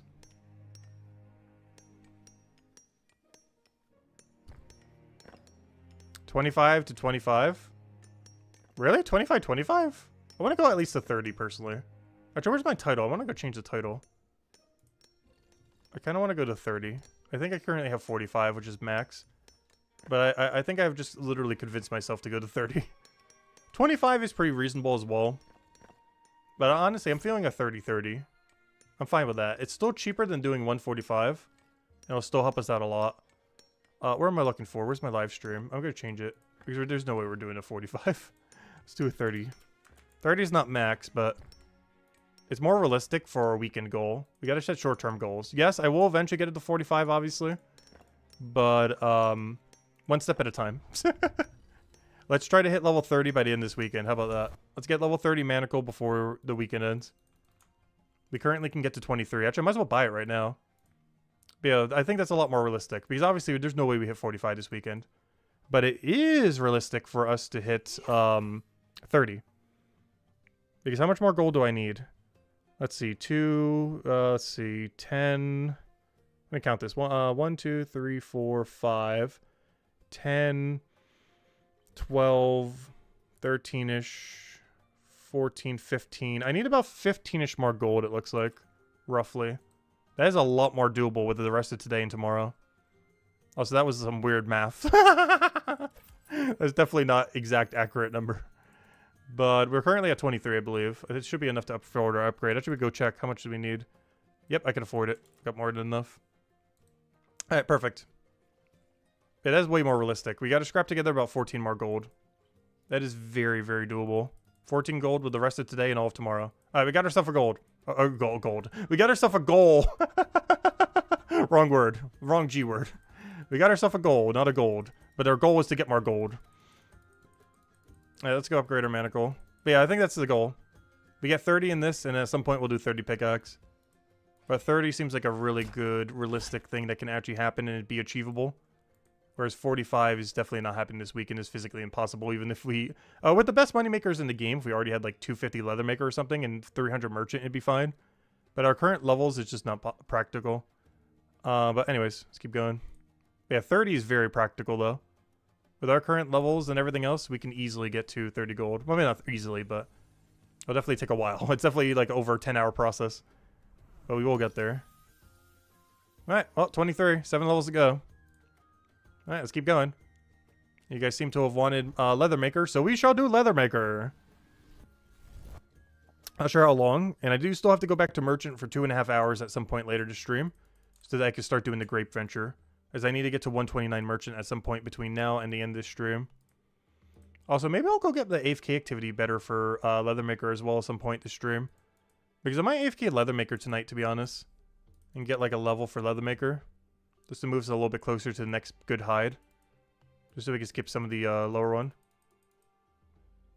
Wait, I got a gifted? Wait, where? I didn't see it pop up. Wait, did it happen and I didn't even see it? Wait, what? I don't even see the thing. What happened? That's weird. YouTube didn't give the notification. Oh, never mind. Someone else got it. Never mind. I was going to say, someone was asking how they had the thing. Yeah, someone dropped like 40, 50 like gifted last night. So yeah, we got a lot of them. But if any of you guys want to join, I will be updating those emotes hopefully on Monday or on Thanksgiving, somewhere around that time. But yeah, we'll be adding some Brighter Shores emotes. I commissioned some from a friend a while back. They weren't vectors, but I'm pretty sure it should still work. But whatever ones work, we'll keep, and whatever ones don't, you know, let's do whatever with them. But yeah, we'll be hopefully fixing those on Monday, adding them. We should be able to add quite a few. But if any of you guys want to join that, it's $2 a month, really cheap. I get 70% of it, and it gives you a little icon next to your name for the logo of the channel, as well as a bunch of emotes. Half of which will be just random stuff I've commissioned in the past, as well as, you know, just fun little things like hello and a few of those other things. The SoonTM and a few other references. But the rest of them will just be Brighter Shores related things. So if you guys have any suggestions, I know the carpentry one has been a big one. They get the carpentry icon in there because of our love and absolute hatred of carpentry. But our favorite skill to hate. But we'll add some other icons. Not sure the entire list that we should be adding. I feel like gold piece, silver piece, and bronze piece could be fun. Or at least one of them. Especially if people want to trade in chat so they can actually mention like the numbers for when trading comes out. Because I'm not sure how good the trading system in game will be. But whenever they have a clan system, we'll have that too. But I feel like I kind of want to add a gold and silver piece.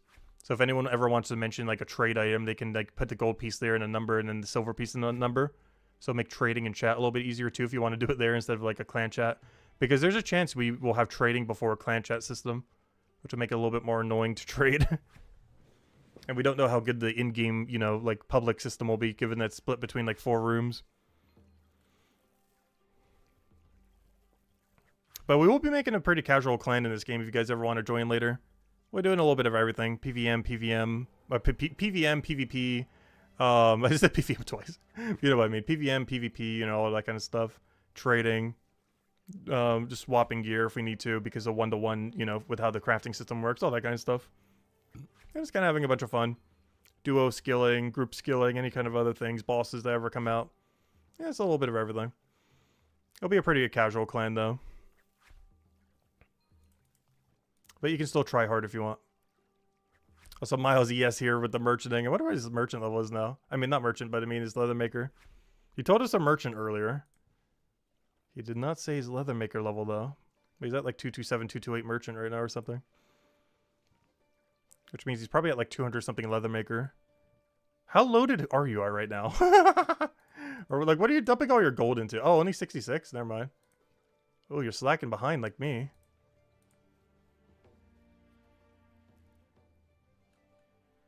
It's still pretty good, though. I feel like I keep getting biased because he has like 200 something at this point. Because he literally lives here. Actually, speaking of him, where is he? I just realized he's not in here. Maybe he's not online, let's see. Is he here? I know he's here earlier. I think he's offline doing life stuff.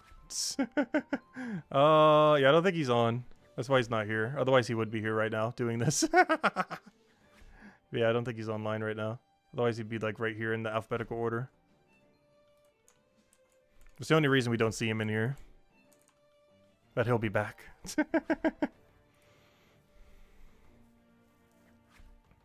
You're enchanting your tools based on vibes. Nice. Yeah, I was mostly doing the ones that don't have as much overlap. Like, for example, I feel like these are really weird to upgrade. Because you're constantly using all 3. Like, you're never just, like, spamming one of them. So skills where you really spam one are really, really good to upgrade. For example, when it comes to detective, there's really only one that you're using, and it's handcuffs. You do investigations occasionally, but if you like AFK raids, like you're almost exclusively using handcuffs because you use it during merchant and you use it when you do raids. Magnifying glass is only used when you do investigations, which are good, but Oh, just not as needed? Because I don't feel like I spam investigations. They're nice to have and do occasionally. They're really fun. But I don't feel like I'd ever be like spamming them. Maybe at like a super high level range, but by that point, we'll have the money to go get this even higher. So it's definitely handcuffs. But then there's some like really obvious choices, like mining, that has either AFK activity or train literally everything. There's only two things in mining that don't use the pickaxe, and it is mine carts and blast mining. That is it. Every other activity for mining, for both stone and for ore, it's not like you use a different pickaxe for the two, but every single thing is all encompassing under pickaxe, making it one of the best tools in the game to upgrade, just because it basically encompasses everything, with the only two exceptions being blast mining and mine carts, at least in the current state of the game. I guess technically some AFK activities, but you know, it doesn't really matter. But as far as like all active activities, pretty much, aside from the occasional amount that you have to do the other two for, it's just all pickaxe. So you get a lot of value from it. But skills like this, where it's divided between a lot of things, it's not as good, because these is not only 3 different trees, but also AFK activity. The AFK activity ones don't really matter, but it's like 3 different trees. There's like 3 different gathering things. This is like 3 different gathering things and 2 AFK activities or something. Like, it's insane. Like, you generally don't want to upgrade tools for these kind of skills, as you're losing out on a lot of value. Whereas things where you're using almost exclusively one tool are really, really good value to upgrade. This is in the current state of the game. Eventually we'll have enough money where everything will just be maxed out. But at least in like the current state of early game right now, yeah, those are generally the priority, or at least my priority. As you just get more value from your enchant compared to other skills. Alright, I think this is a sell. Yeah, we'll keep doing buy sell. I'm still not sure what ratio we're going to be doing. I kind of want to do 1-to-1, but we make a lot less profit from 1-to-1. But I also want some amount of hides for when Armor Maker comes out. Even though we're doing this for profit, I do still want some hides left. If nothing else, selling them is actually quicker than banking them. The route that you do for sell is slightly quicker than the route you do for bank. And there we go, 1 gold piece again. Profits rolling in. Yeah, I think we're making 60 at inventory or something. Roughly. It's like slightly under 60 silver. It's like 59 or something. But pretty much 60 in inventory right now. And it's only at level 48 too. Oh, so am I dumping into Leatherworker? I just realized, how are we going to go about this? What am I putting XP into right now? Honestly, I know it's not any money making, but I'm so tempted to keep putting into mining so I can get to 95, so I can get some of those rocks for like a level or 2. The only problem with that is you make 0 money while doing that, at least in the immediacy of now. And given that this is a money making weekend, probably should skip on that for now. What route do you do to sell them? You teleport to the square and then just run to the merchant guy. Because this is quicker to do that than it is to walk over there. Because to get to here, the best way to get here is generally just... Actually, then again, now I'm looking at... No, because you can route still over there. It's the further angle that makes that longer. So you normally teleport here, sell there, and then run south right there. Whereas banking is a little bit quicker not to teleport. He's going from here to there is a bit quicker from having to teleport here and then go all the way through there, all the way around. Because you have to keep in mind, this house doesn't bring you left. It might look like it does right here, but this house brings you south is the problem. So the bank there, I guess you could walk around and then go into the house thing, but then you have to backtrack every step from here to here, and you have to walk that twice. Which, of course, is way longer than the cell path. Yeah, I guess that actually is a little bit quicker, isn't it? Though the alternative is just walk, which is the quickest, I'm pretty sure. You just walk from here to there. Because then you don't have to double backtrack that one path right there. You can run back to the hide guy and you storage rift and buy more hides. Wait, can you? Where's the storage rift? Isn't that further? Wait, is that closer or further? Interesting. Is it quicker to run there, then go there? Than it is to go to that bank and don't go down there? I never really tested it.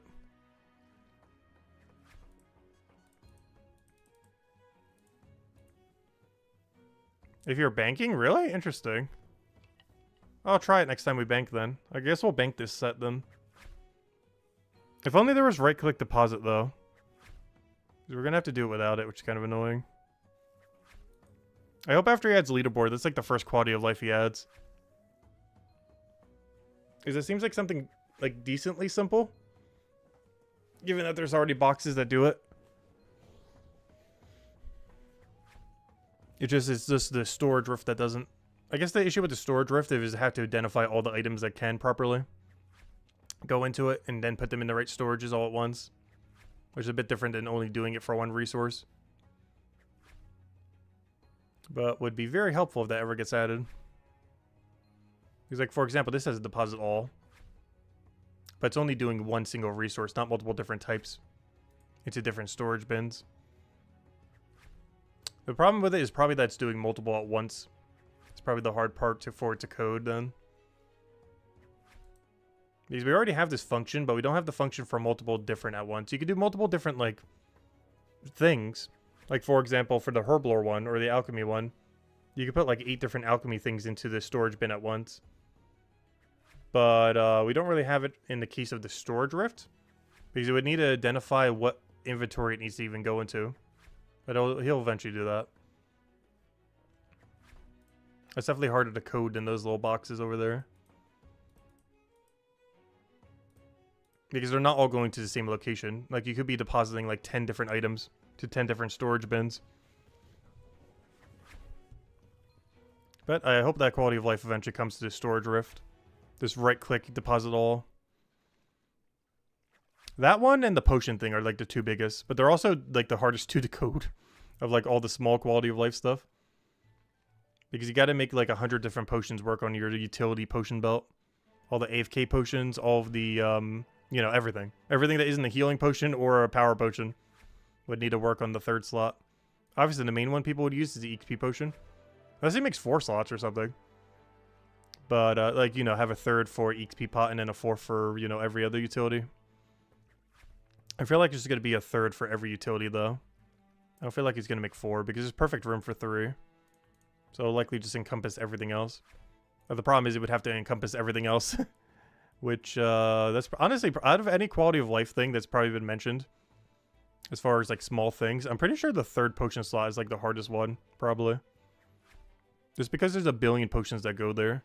That could technically go there. Like, a lot of potions. Like, we're talking over 100 potions.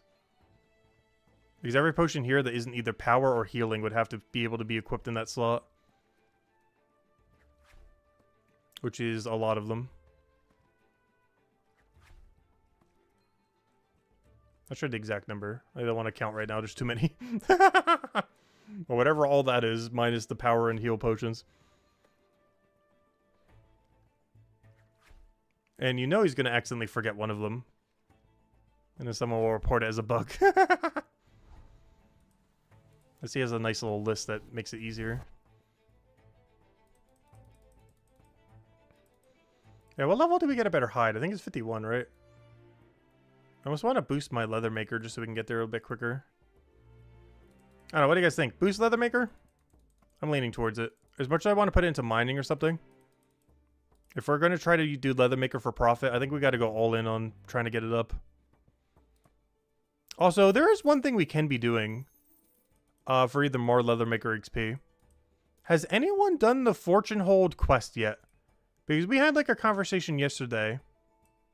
The battle of fortune hold. Where it's, for some reason, someone was mentioning that it made the path worse.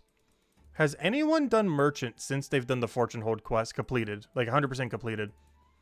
Like that one merchant route in the top left. Is it the same after the quest? Like, some people earlier were mentioning that it wasn't. But I haven't gotten like full confirmation if it is or isn't. One way or another. Because as soon as we hit 50 leatherworker, I could do fortune hold right now. The only thing we're missing is 50 Leathermaker. I'll show it on Discord if you wanted to see it. Sure, could you send it to my account? Or, you know, to Tacit the Terror. I'm not sure if you have me added. But could you send it to me directly on Discord and I'll go check it right now? If you could show me what the path looks like after the quest. See if it's different or the same or what the current state is. Because, yeah, I would love to see it. Because if it's fine, I'm just going to go do the quest the second we hit 50 then. I have everything we need for it. I already did the olives. I have every other requirement. The boss is level 60. We'll absolutely obliterate it. Which I think is 258s or something. Whatever the boss is, we will absolutely obliterate it at this level. We have the 55 merchant already done. Like, the only thing missing is the 50 leatherworker. So I think that's the angle then. Because we get a bunch of leatherworker XP for completing that quest.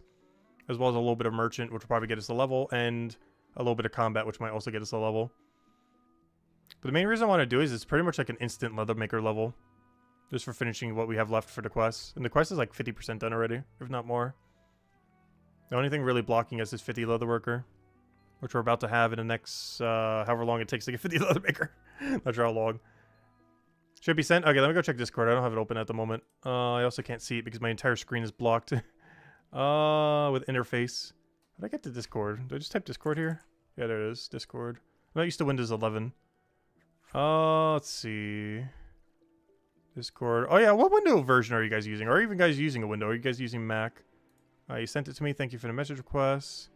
Accept direct message. Alright, let me see this. Let me mute it just in case. Okay, thank you. Okay, so he's going over here. So far, seems fine. He has fortune hold completed. He's showing me that. Thank you, thank you. It's a really good clip. Okay, he's going there normally. Alright, why did someone say it was harder then? Yeah, he's going through like it's normal. Is there something different with the gate? Does it have like an extra delay? Okay, I'm so confused. Why did someone say it was... Okay, I don't understand. I still wish you could destroy the gate, though. Okay, now he's going to go through the other way, too, just to show it. Also, this is a great clip, by the way. Thank you so much. You showed, like, literally everything. That's, like, a perfect clip. I know you guys can't see this, but I assure you, it is a perfect clip. Also, nice levels, by the way. Actually, you're going down, like, the same route as us, too. I just realized. You have, like, the same merch and everything. Oh, that's really funny. But, yeah, it's huge on that clip. Thank you, thank you. Greatly appreciated. Alright. Yeah, let's go do it. Well, I can't do it yet, but let's do it once we hit 50 Leathermaker. I was going to do it yesterday, but then decided not to. But we 100% are. 100%. But yeah, we got to go do it then. But, yeah, that'll be our goal then. Get 50 Leathermaker right now and go do the quest. Or finish it. It's pretty much already done. I have everything we need for it, but the 50 Leathermaker, so we should be good to go. Which we should have in the next under hour? Half an hour? It's hard to tell. I'm always bad at gauging XP rates in this game. Because it's still relatively new. And every single thing has like a different XP rate and everything. So it's hard to tell, but yeah, within the next half-ish hour or so, we should be able to go finish that quest then. And we're going to get almost an entire Leathermaker level from finishing the quest. Which is why I want to do it now. Because the XP means a lot to us more now than it will later. So I kind of want to do it the second we hit 50 Leathermaker, while it's still relevant to us. Speaking of which, Leathermaker, please. There we go. Alright, that gets us to 49, basically. And now he's got to go from 49 to 50. And then we'll go do the quest and get, like, another free level. Because it should be quicker to finish the quest than it is to gain one Leathermaker level. Ironically. For better or for worse. At level 50 Leathermaker, I'm pretty sure it is quicker for us to go do the quest and just boost our way to 51 by doing the quest than it is to use our current hide to try to get to 51. Which is perfect because then we start getting better XP rate. So it works out perfectly. It's almost like they planned for you to do the quest exactly at 50. It's like they knew you would get the 50 requirement and then immediately go to 51. I'm pretty sure it gives you 51 XP. I'm not sure. It'll probably bring you pretty close if not all the way. I know it gives Leathermaker XP. I'm just not sure if it's enough for a level or not. Even if it doesn't, it's pretty close to a level, if not all the way to a level. Yeah, that'll be the game plan then. That also means we have half the 5-star quests done as of today. The only two we have left is Hope Forest and Hope Port. I kind of want to do the one for Hope Forest somewhat soon. and save Hope Port for after leagues. The only problem with, because I'll easily get 61 cooking and probably maybe even 50 alchemy during leagues, because they're decently AFK-able, particularly cooking. However, the only problem with that is the Hope Forest teleport. Has anyone gotten all 9 teleports yet? Does anyone know like what array this menu is in? Because if I had to, like, I'm not sure what happens when there's 7 icons. Like, does it start like a 3rd row kind of thing? Because obviously it'll mess up where all my teleports are essentially. And I'm not sure if I should do that quest just because of the...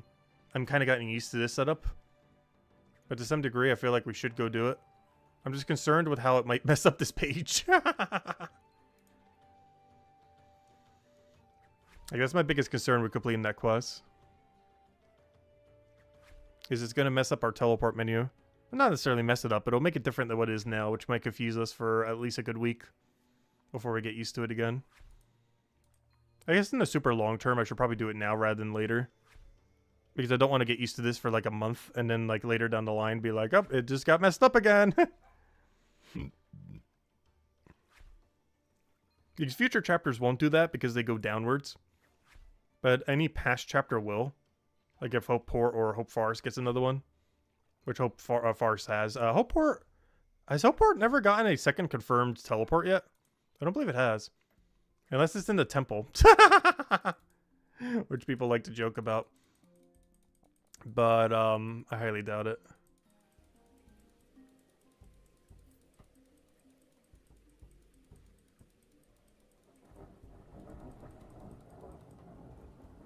Now, let's see. Is this thing closer? Yeah, it actually is a little bit closer. Not by much, though. If nothing else, the path is easier to go do.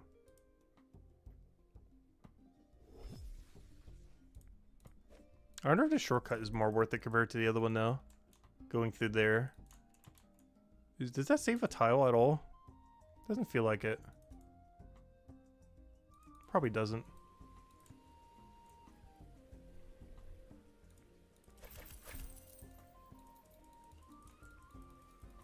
Yeah, that'd be the game plan then.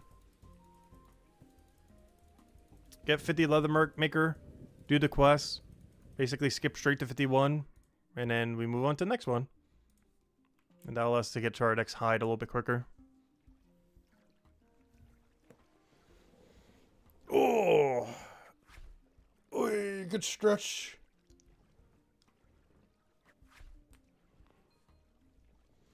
You would want to ask what happened to them? Yeah, I'm not sure. But yeah, based on what you said, it seems like it's fine. Or not said, but literally showed, so... yeah, it should be fine. I'm gonna go double check the wiki real quick. I just want to see what I need to go do for the quest. Fortune hold. Actually, quests. I'm just gonna get there the other way. Quests. I'm gonna see. What steps do I still have to go do, just so I know ahead of time? So this is what we're gonna do the second we hit 50 leather maker. Go to Fortune Hold and talk to Portella. Check. Go to Jamila hallway to talk to her. Check. Pick up her headed notebook on the table. Check.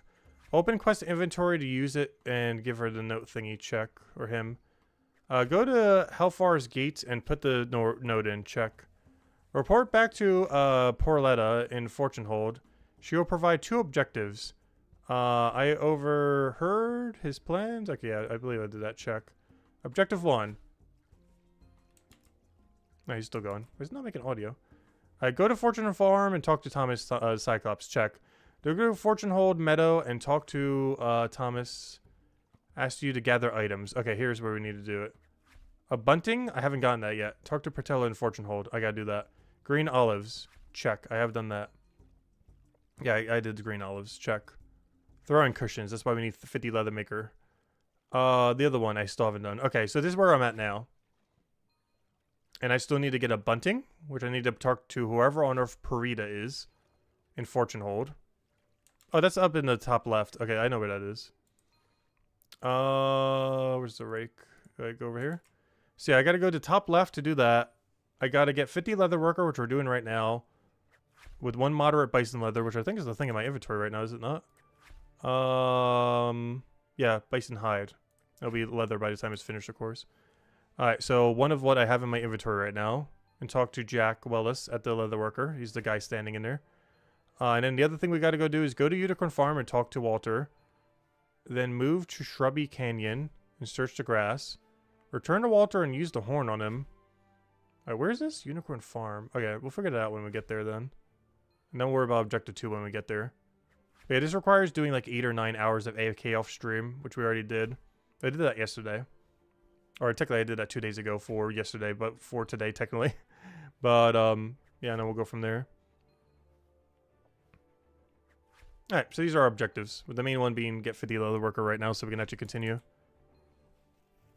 But then after that, we'll go do all 3 of those objectives and go finish out this quest. And then we'll get a leather worker level and we'll move up to the next hide so we can make more profit. Perfect.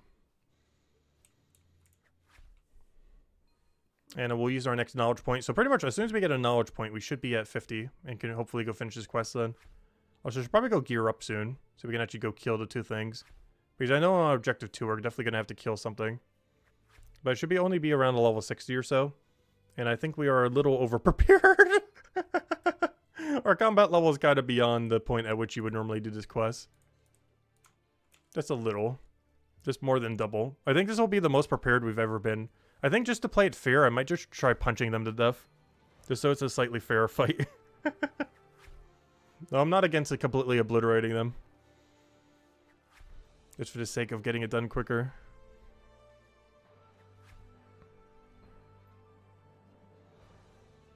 I'm pretty sure we can legitimately just punch them to death. Our DPS would be awful though. But we're tanky enough probably to punch them to death.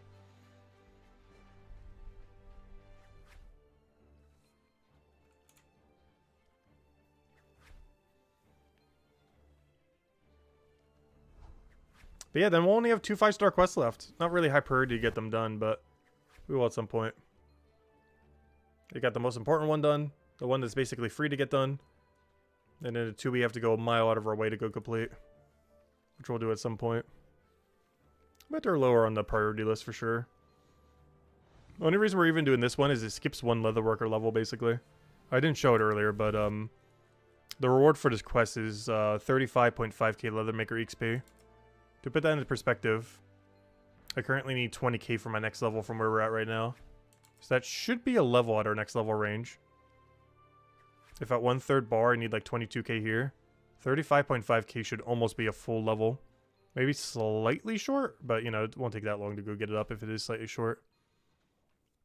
It's basically 1 leather maker level if you do it right at the quest requirement. Merchant's not that much, but it should get us a level. And 124k watch person, why is that one so high? It's still not a level, but it's almost a level, even at 140. That's kind of crazy. That's a lot of watch person XP. If you did that at quest requirement, you'd gain like 2 or 3 combat levels.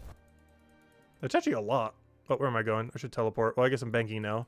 Anytime I accidentally move out of the room instead of teleporting, I gotta bank. Because I'm already halfway to banking at that point. Anything that isn't instant teleport the second we're done has to be bank. Otherwise, we're wasting time compared to the other path. But yeah, in order to sell, I gotta hit the teleport the second we're done. Otherwise, it's a banking angle if I walk out the door.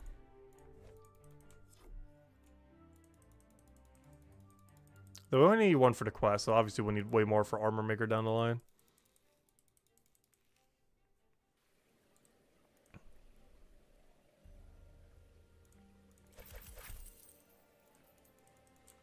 I wonder how much money I would have if I sold every single hide that's in our storage right now. I'm not going to. But it would be kind of funny.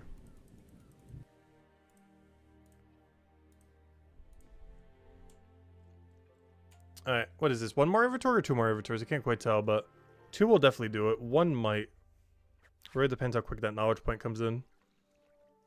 But 1 inventory after this one, and we should be able to go do the quest then. And then we'll just go wipe out the quest. Take like half an hour probably or less. And then we'll go right back to leather making at level 51 leather maker, hopefully.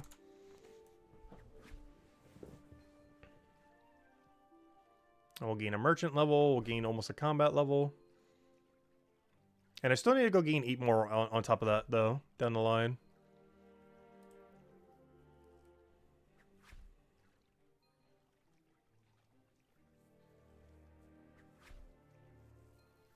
But honestly, Leathermaker is so chill. It's definitely been growing on me. I always called it better carpentry. But honestly, it's a lot better carpentry. Has that little bit of variety, just a much chiller vibe, I feel like, than the carpentry place. There's actually a bit of, you know, like difference to it compared to the other thing. You actually have to route back and decide if you want to sell or bank. I'm pretty sure some people are just spam selling, but you know, at least in my case, I want to save some of them, so it's a little bit of a decision. Whereas carpentry is just so similar every single time. I think my biggest issue with carpentry is the process you have to do is the same for every log, unlike this, where the process is different for every hide. It's the same for every same hide, but it's different for every individual hide. Whereas carpentry, it's just the same regardless of what log you do. Doesn't matter if you're doing, you know, an oak or you're doing a yew or whatever else. It's all the same. So hello, Majili. Welcome, welcome. Many of the top players have a round, hand around in there. Oh yeah, there's always, you always see like the 1,000 pluses in here constantly. As I say, there we're the only one, but technically there's one. Found him. There's one guy in there. But yeah, this is a place where you see all the high level players normally. Honestly, just Chronopolis in general is just like the end game right now. Like for what little end game this game does have, it's trying to get Merchant to 500, these to like 200, and Leatherworker to infinite money is like the end game right now for the Brighter Shores. That are trying to get to the point where you can craft like a 200 4-star weapon. That's like the two end game goals. Not just for ourselves, but I feel like just in the game in general at this current moment in time. That or get really high alchemy. Those are like the main ones. Be able to get to the point where you can do 200 weapons from scratch, as well as shields, technically, but mostly weapons, obviously. 200 weapons from scratch, 4-star. These just for free XP. Leatherworker for infinite money. And Merchant, so you could do Leatherworker for infinite money. That's like the end game right now. Hey, Chino! Hey, there he is. We got a level 1,000 plus in here. There they are. Found one. He's also in chat right now, so hello, Chino. Welcome, welcome. Thanks for joining us in the money pit. Why specifically 200? Because XP curve falls off cliff after 200. It becomes 4 times longer to level every level compared to prior to 200. Like, you could go further if you want, but it becomes a lot harder after 200. Like, eventually, obviously, yes. Eventually above 200. But it gets really slow. Like, every level is 4 times longer. I was mentioning it the other night, but basically, the max level in this game is 1,400. It's technically 500, but every level beyond 200 is 4 levels. So all of those 300 levels is basically 1,200 levels. And then there's the other 200 levels. For example, getting all the way to 200 is comparable to going from 200 to 250. Technically, even 250 would be... actually, still comparable. But yeah, it's about the same distance. Getting to a level 200 skill is about the same as getting from 200 to about 245 or 200 to 250, somewhere around there. Like a 245 or 250 from 200 is nearly the same time as going from 0 to 200, roughly.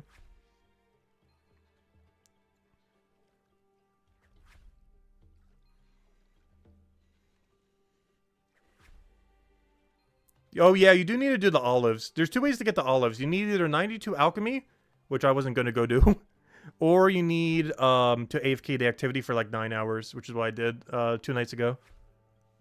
So hello, Donkey. You finished the Lost and Found, and you think you'll take a break until there will be more content? Honestly, I feel like a lot of people did that. Or more reason to train skills. All perfectly fine. Yeah, I know pretty notably, I think Bodhi ended up doing that. Like, he's the biggest old school RuneScape streamer, and I'm pretty sure he's probably one of the more viewed Brighter Shores people. I never actually caught any of his stuff, but because we were streaming ourselves. However, he basically stopped playing. Well, not stopped playing. Obviously, he plans to come back. But he basically stopped after he finished the 5-star quests in Chapter 3. Because at that point, he was like, okay, I'm ready for Chapter 5 now. And I was just kind of just waiting for Chapter 5, essentially, in PvP and all that. So that was pretty much his angle. But it makes sense. It's like the last big goal, if you just wanted to go complete the game, is basically to finish Chapter 4 quests, then go do the Lost and Found, and you're ready for Chapter 5 whenever it releases. If you don't want to grind anymore like we are, that's pretty much all you need. Just finish all the way to Chapter 4, and completing Chapter 4 main storyline, and do the 5-star quest of Lost and Found, and you're pretty much good to go. So if you don't want to do the infinite grind, that's pretty much the perfect time to go and stop. Though, of course, I personally enjoy the infinite grind. But for people that don't, that's pretty much all you need for Chapter 5 if you want to be Chapter 5 ready for when it releases. You just finish the storyline through Chapter 4 until it says Chapter 5 thingy right here, the Stonewall Hill, and do the Lost and Found quest. And you are ready to go. Because that will allow you to create all the special attack weapons for around that time. It should be the last inventory we need to go do.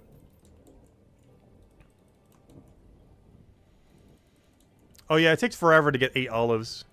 I thought it would be 1 per hour, but from the rate I was seeing, it was slightly less than 1 per hour. I don't know exactly what the rate was, but it felt like I was getting like 0.9 an hour or something.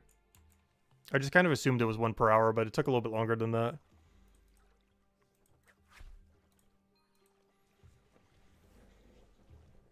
Oh, so hello, Alfred! You're not surprised that Chronopolis wins the poll? Oh yeah, I'm not surprised either. I just didn't realize it would win by that much. Like, I know I live here, and I know a lot of other endgame players live here.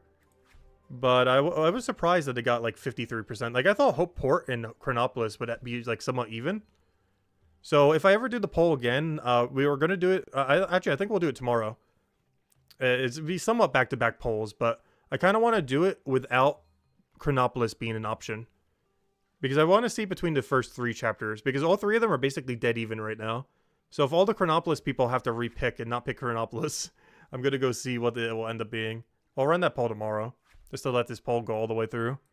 But yeah, it looks like by the end of this, Chronopolis is going to win with over 50%. Barely over 50%, but pretty much like half the vote. Like more of a vote than every other region combined. But it makes sense. Honestly, every chapter needs to be Chronopolis. At least as far as its skills. It added the standard combat. It added a very creative skill. Or basically, it had 2 skills that are absurdly good. Merchant and Detective, that are very unique, not really found in too many other games, and basically help identify what Brighter Shores is. It's not like, you know, standard woodcutting, standard fishing, cooking, you know, all the standard things you kind of know and love. Like these, like obviously you need to add these, like mining, smithing, you know, all the classics. But these 2 are so unique, Detective and Merchant. And every skill, not every skill going forward, but you know, a lot more skills going forward need to be what Merchant and Detective did, where they had multiple use cases beyond just making money, a really engaging gameplay, as well as a wide variety of gameplay. Well, more so for Detective. Merchant's a little bit samey, but it's samey in a really good way. It's a really good system. But yeah, we need more like these 2. More Merchant and more Detective skills. It's something I really want to see down the line, because it'll give Brighter Shores way more of an identity, rather than the 5,000th game to have woodcutting or fishing. Like, yeah, you need to have those, but, you know, like, that doesn't really distinguish the game in any way compared to something like Detective and Merchant and how those systems work. It's kind of unfortunate, too, because a lot of people who might stop playing this game, you know, would do so before Chapter 4. Like, you know, they might make it to Chapter 2 or 3 or something and be like, whatever. They don't really care for the game as much. So they never get to, like, the peak of what Brighter Shores is right now. All the way in the best chapter in the game. Which is kind of unfortunate. Because I wonder how many people have played this game and stopped playing, but never actually made it to the best content in the game of what currently exists. Which, of course, is Chronopolis. Or at least for most people, anyways. Not for everyone, obviously. Honestly, I do love some of the gameplay that's in some of the earlier chapters. But this is where they really make it unique. Not Leatherworker, though. Leatherworker's just slightly better carpentry. But this is obviously just standard combat. Though it does have an 8K method that a lot of people love. But, you know, mostly Detective and Merchant. We need more like that.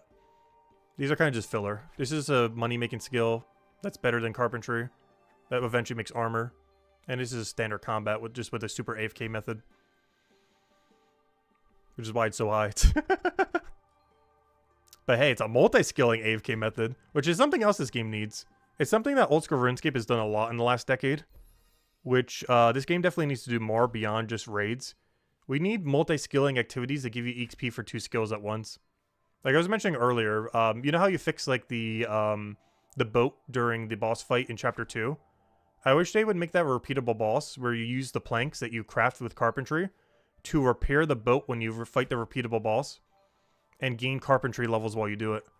Imagine how popular carpentry would be if you could fight a boss while training scout and carpentry simultaneously. Like stuff like that they need to add. So you can have a fun way to multi-skill stuff. Kind of like how popular raid dens or house raids are in this game right now. Though that's mostly because of how AFK they are. But, you know, there's another way to make a skill popular. Is just make it incorporated with a boss. You just gain a bunch of free XP. It does mean you have to constantly keep consuming planks, which means you might need to do some wood cutting as well. But, you know, it's nice to have, like, some small consumable for a boss. Beyond just, like, potions and everything. Especially if you're turning those consumables into the XP. Because, you know, you're turning the planks basically into free carpentry XP. Well, maybe not free, because, you know, you're using the planks. But, you know, it still has some kind of cost associated to it. Kind of like carpentry already. Because you can't just give free carpentry XP necessarily. But you could definitely give it as, like, some kind of cost while you're doing the boss kind of thing. Or using the planks to repair the boat. And there's so many more things that they could do similar to that. I don't know. Yeah, really just have to see in the future what they ultimately end up doing with it. Your number 1 is Chronopolis, mine's Hopeport, and then Hope Forest is the worst. Honestly, I feel like that's mine as well. I would definitely say my numbers are exactly the same. Chronopolis number 1, mine's 2, Hopeport 3rd, Hope Forest 4th. I do have to say, Hopeport still has my favorite vibe, though. Like, the overall just atmosphere of Hopeport is probably my favorite. But as far as, like, you know, overall, yeah, it's definitely Chronopolis 1, Montauban 2, Hopeport 3rd, and unfortunately, poor whole place with carpentry's 4th place. It doesn't help that Gatherer is pretty bad, too. Unless you're a bone rate.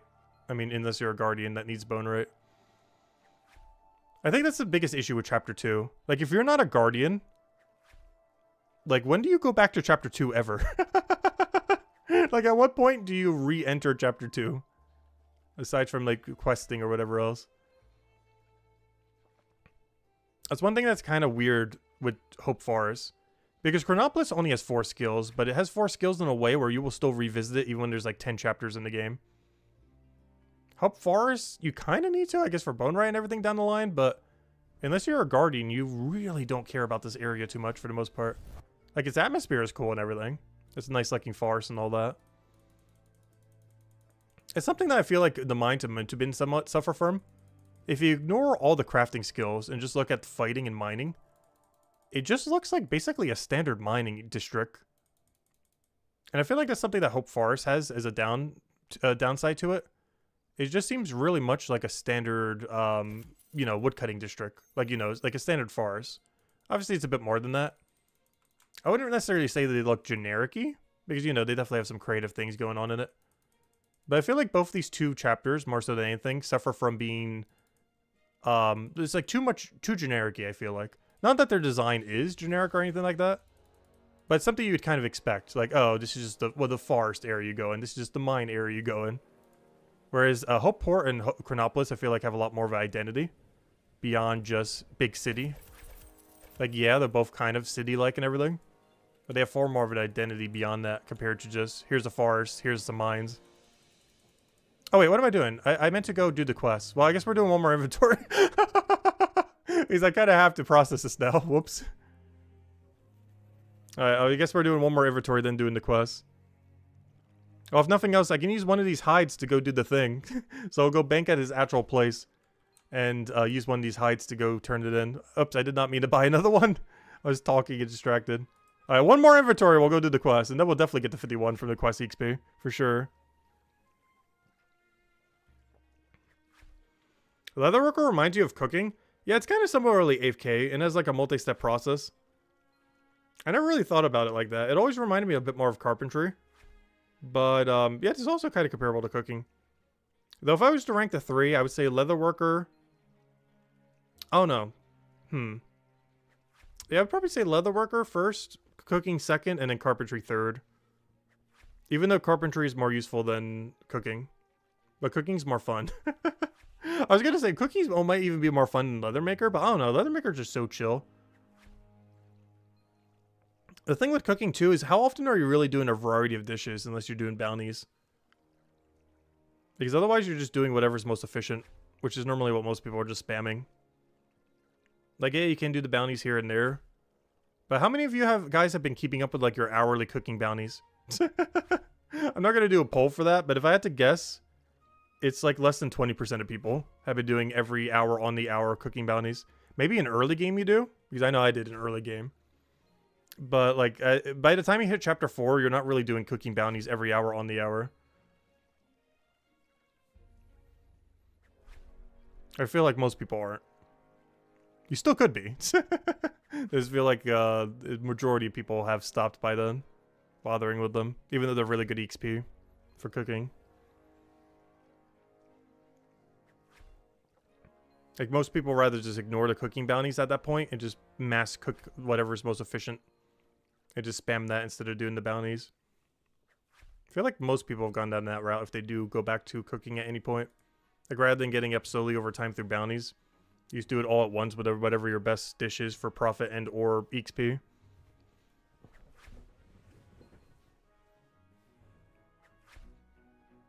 Alright, this will be the last inventory we need to do until the quest, and then we'll go do every quest step. We'll start by doing the cushion because we're already going to have it on us. And then we'll do the other two that we still have to do in that category. And then from there we'll do whatever the objective 2 thingy says. Let me go check the quest log thing. So yeah, I currently need to go get... we'll do the cushion next. Because that's the closest to where we are. Throwing cushions. So we can get that from the leatherworker guy. The horn is by the Cyclops thing. What does it say for the bunting? There are bunting poles in the Fortune Hold Meadow. So maybe someone who owns bunting isn't too far away. Yeah, so that'd be over here then. Alright. So I'll do the cushion first, then I'll teleport over there. Then I'll backtrack to the Cyclops. And then that should be all 3 of our objectives. We already turned in Olives, which is the 9-hour AFK one. So we got that out of the way. We don't need to do that, luckily. We're not going to AFK for 9 hours this stream, no worries. You could bypass it with 92 alchemy, though. So any of you with high alchemy out there who eventually get down to this area, you can get this quest done slightly quicker. Ever so slightly.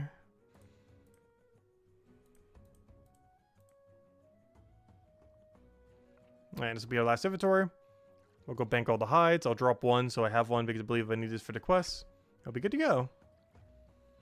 They should add something similar to Monument to episode 2 for Gatherer. Honestly, I wouldn't mind if every area had 1 mega stretch goal. One thing I wish Detective had was some kind of detective thing where it kept getting upgraded and upgraded until you eventually had it like all the way maxed. I feel like every zone should have 1 for 1 skill. For Zone 1, it's Foraging. For Zone 2, it should probably Gatherer or Woodcutting, but probably Gatherer, just because they did the same thing for Foraging in Zone 1. For Zone 3, it should be Mining. And for Zone 4, it should be Detective. But there should be like a mega thing that you just keep upgrading in every area that you need like 400 something for as an ultra stretch goal. Because right now, only Chapter 1 has it, and it's for Forager. But every single one needs 1 for a skill. Obviously, combat will be bosses when they come out. But we need like a skilling stretch goal for every zone. And currently only Zone 1 has 1.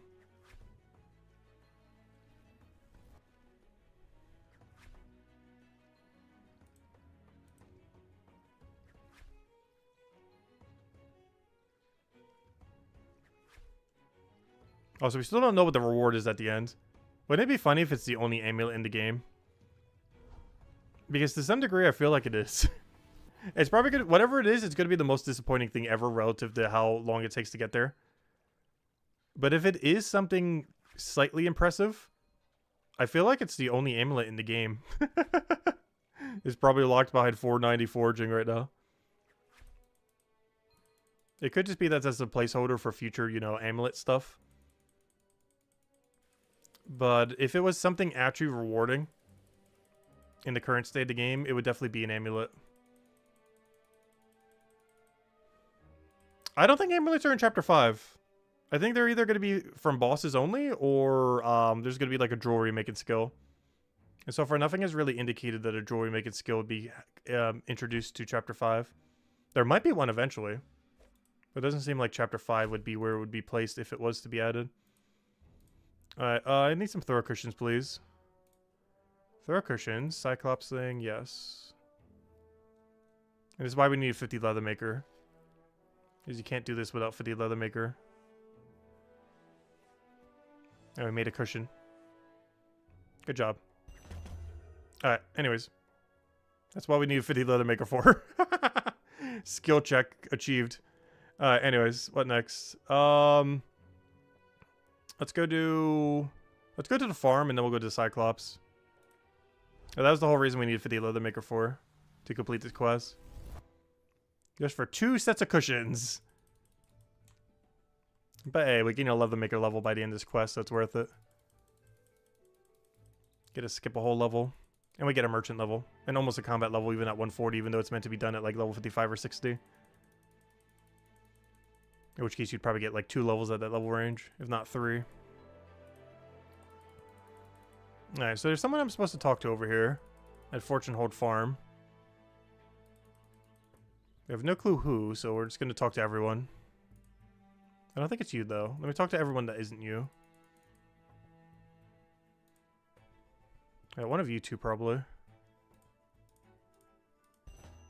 Alright, that was easy. Wait, I didn't do the bunting thing, though. Wait.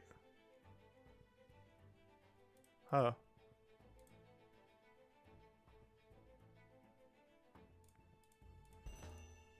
Got it. Alright. Now I gotta bring back these floor cushions and do the Floghorn player thingy. Both of which are by the Cyclopses.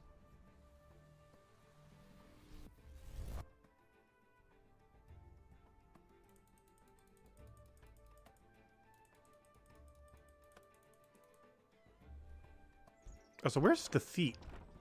Or F-E-T-E. What does that word even mean? Does anyone know what F-E-E-T is? F-E-T-E. What is that? Bring back the feet. But it's not feet, it's feet. I'm not sure how to say that word. It's all the letters of feet, but with the E at the end instead of in the middle.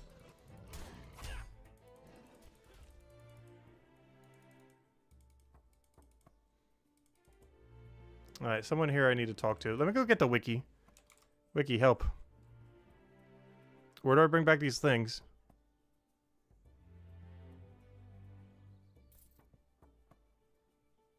Do you think it's pronounced fet?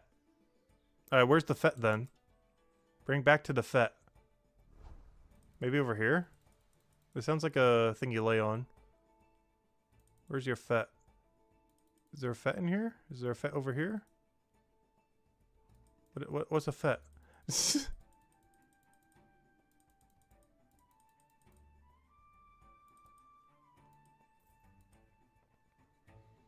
I think you're the guy. I see. Let me go do the Cyclops one. Go to Unicorn and talk to the Walter Cyclops. Check. Then move to Shrubby Canyon and search the grass.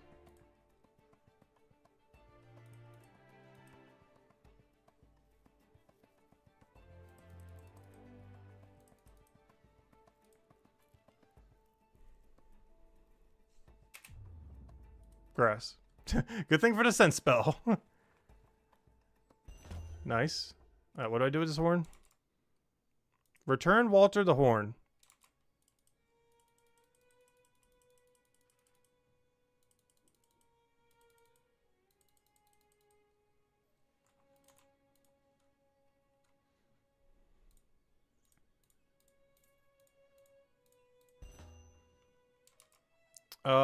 Go to Lanny's Curiosities.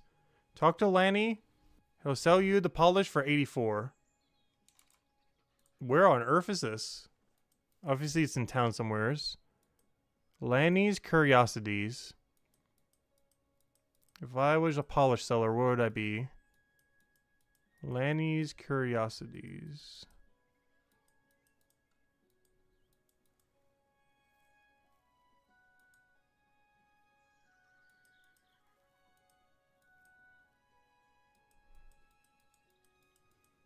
Clocks. Aha, thank you. Alright. I'll stop by the leather maker while I'm there. Maybe I gotta do something with the leather maker again for these cushions. Because I've made some throwing cushions to bring back to the fet. The feet. The fate. The fada. The fetty. The feet with the E at the end. Yeah, I'll go talk to him real quick. I'll take the scenic route. And then we'll go by the clock place. And get our polish real quick. That guy's name is literally content. His name is just content. The actual word content. Alright, let's see. If I talk to you, do you give me any indication? No. Okay, you're useless.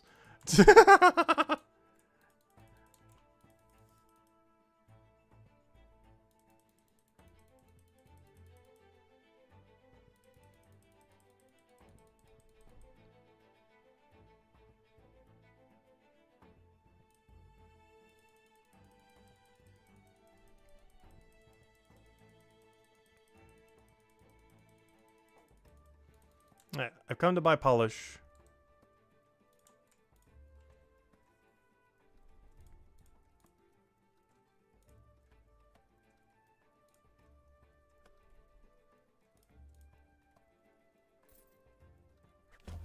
Alright, we have every quest item we need.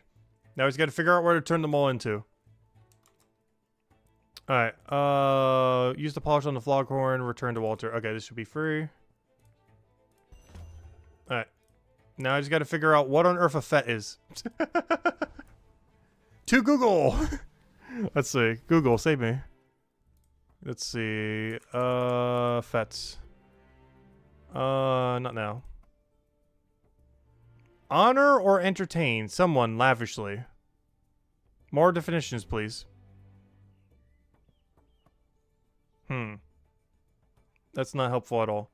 Wiki's also not helpful. It doesn't even say here. Let me go check. Throwing cushions. Requires level 50 leather maker. And a moderate bison leather. Talk to Jackie. Yeah, that's how you make it. Where do you return it to?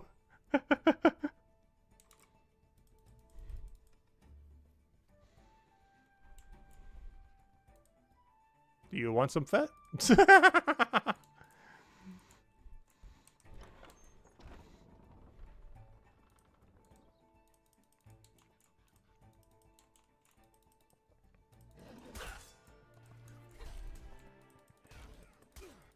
Maybe the olive guy, I guess? Is there anything I can think of? Is return it to the olive guy. Where'd the fet pics? I know, right? What's up, little rival drag? Welcome, welcome. Alright, talk to you. Have your horn. Okay, throwing cushions. Alright, just in case, I'm gonna talk to every merchant here. And if that's not it, I'm gonna talk to the guy. Okay, yeah, you do nothing. I'm just double checking here to make sure there's not anything really obvious here I should do.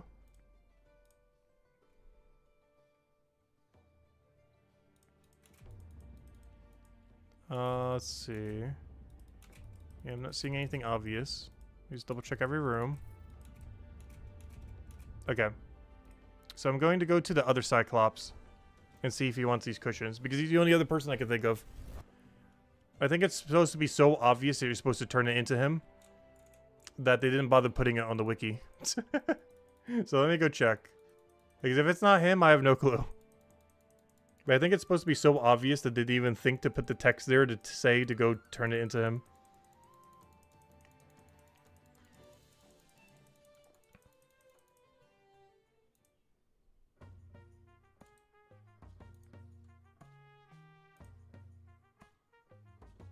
There it is, yep. It was so obvious you're... Wait, maybe not? Oh, use item on. I see. Wait, what?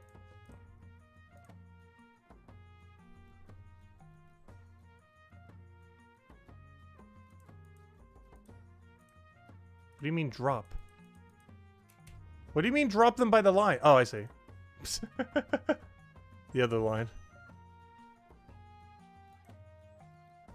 Alright, success. What now?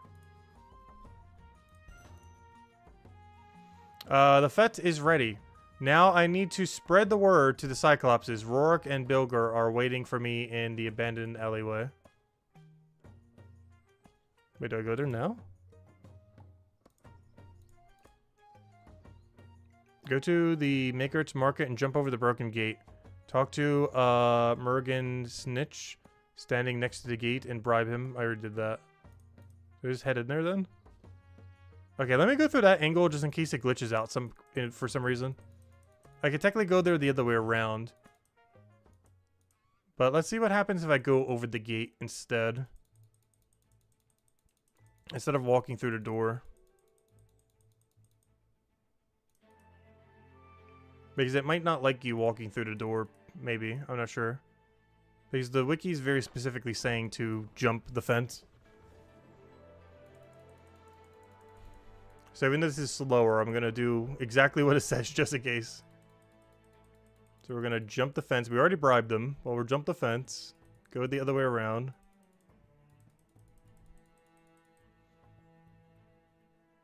To make money, leatherworking, should you be focusing on whatever hide you have unlocked? Yes. You should always be doing merchant before you do leatherworker.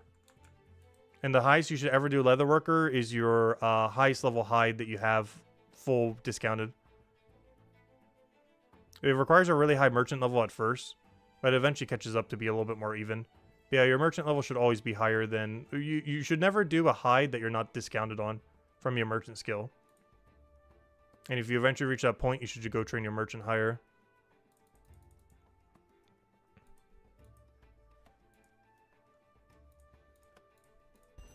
I just realized there's probably armor up. We're probably fighting soon. I have no clue when the fight is, but I know there is a fight. Alright, what now? Now I need to spread the word. Did I not do that?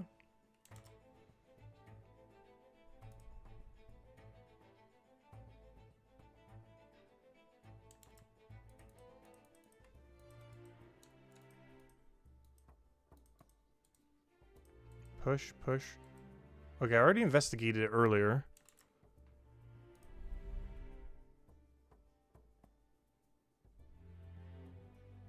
Wait, I already did that technically.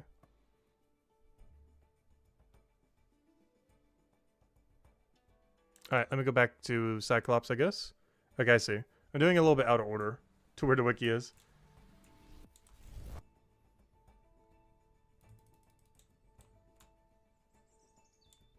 Yeah, technically you should get 83 detective first. Then train your merchant to always be higher than your leatherworker. 83 detective lets you get every shortcut. Oh wait, was I supposed to talk to what's his name first? Let me just double check just in case. Like, didn't he say to talk to the Cyclops? Yeah.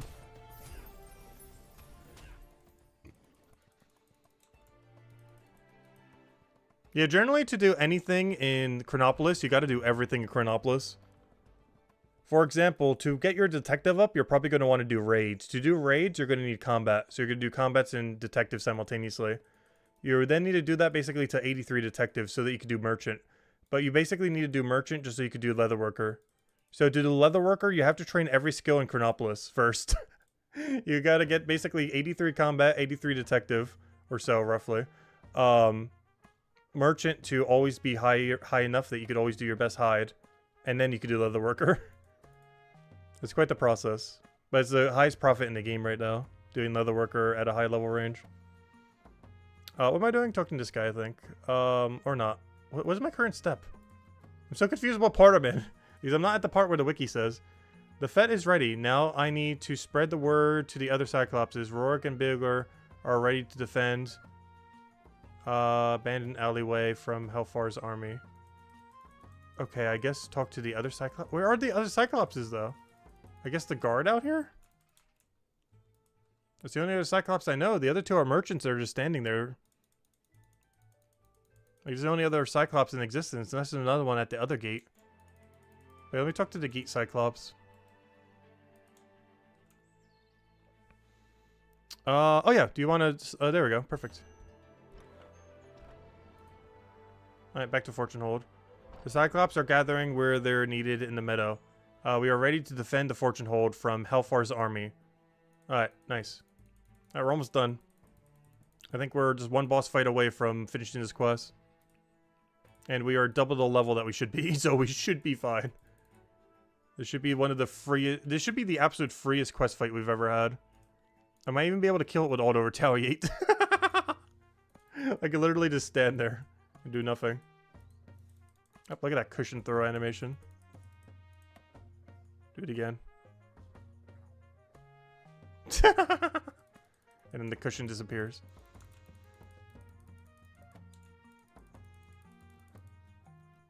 Right, what's our gear right now? Alright, battle time. Cutscene. Meanwhile, at the meadow, lore is happening.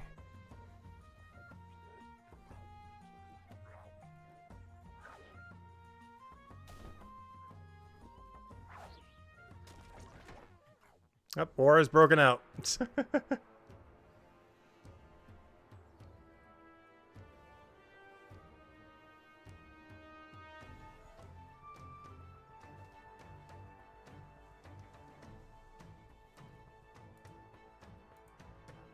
Let's see what's happening here. Gonna knock them out.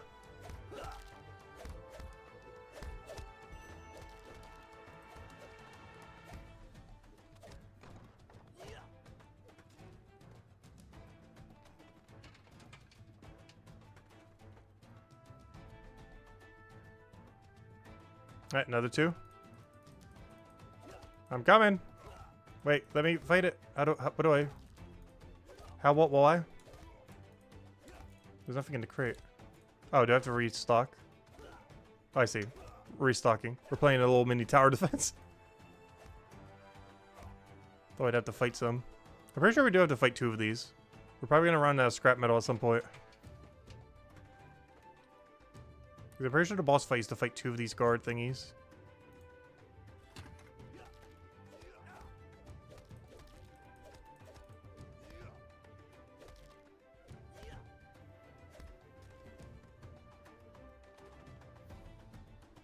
Do the shortcuts close again once you hit another level requirement? No, you could just do the downgrade. Like, I have a 121 on my level 4s, but all I have to do is just downgrade it to level 4 with pass action. We did that earlier just to switch the doors real quick. But it does it based on the last door you did. The only time both of them close is if you die in one of them.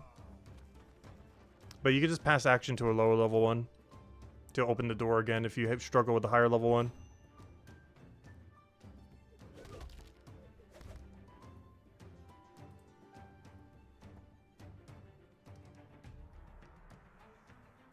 Alright, battle time.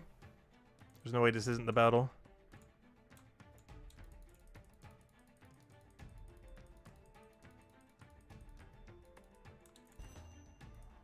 Alright, battle. I've come for your head. Gosh, this is going to be such a free fight. We are a little over-leveled. You're supposed to do this quest at about level 50 combat or so. We are currently 140. With a 64% XP penalty for killing them. Whoops. Yeah, we came here a little late. But we did come here. Yeah, we're a little over-leveled. Just slightly. Just ever so slightly. But honestly, even at level 40, you could probably take that. And there we go. Yeah, 51! Merchant level as well. I do need to get 129 sometime to stream, but there we go. That is our second 5-star quest done. And the other two I will ignore for a while. Because the other one adds a teleport. That'll probably mess up my teleport menu a little bit. And the other one requires 61 cooking, which I'm not doing for a little bit. We probably will in the upcoming weeks. But okay, moment of truth. Does this room work correctly? Looks fine to me. Let's go test it. Go over here.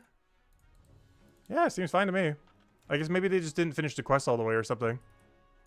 But, hey, Bluebird. But, yeah, it's working. Shortcut is doing what it needs to. Now, if only the real quest reward was getting rid of that gate. So why is the reward for completing the quest not destroy this gate? Like, how did those guards get through so quickly? Like, shouldn't those guards coming through have just broken this gate? And there should be just like a broken gate on the ground? You're trying to tell me they went through an orderly fashion by climbing over this gate that can't open? There's no way 6 guards ran through that quickly.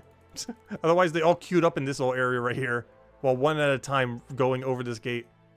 But yeah, we need better lore in this game. We need during that cutscene, this gate should be broken down by those soldiers, and then we should just be able to walk through. That needs to be new lore added, just so this gate doesn't exist. Please, Andrew Gower, quality of life. Add some part of the cutscene where they destroy that gate when they rampage in with all 6 of them come through. So it makes sense. That needs to happen. Because the reward for this quest should be that the gate gets destroyed. That should be the extra reward. Is during that cutscene, the gate just gets completely decimated so you can walk through. Instead of having to jump over every time.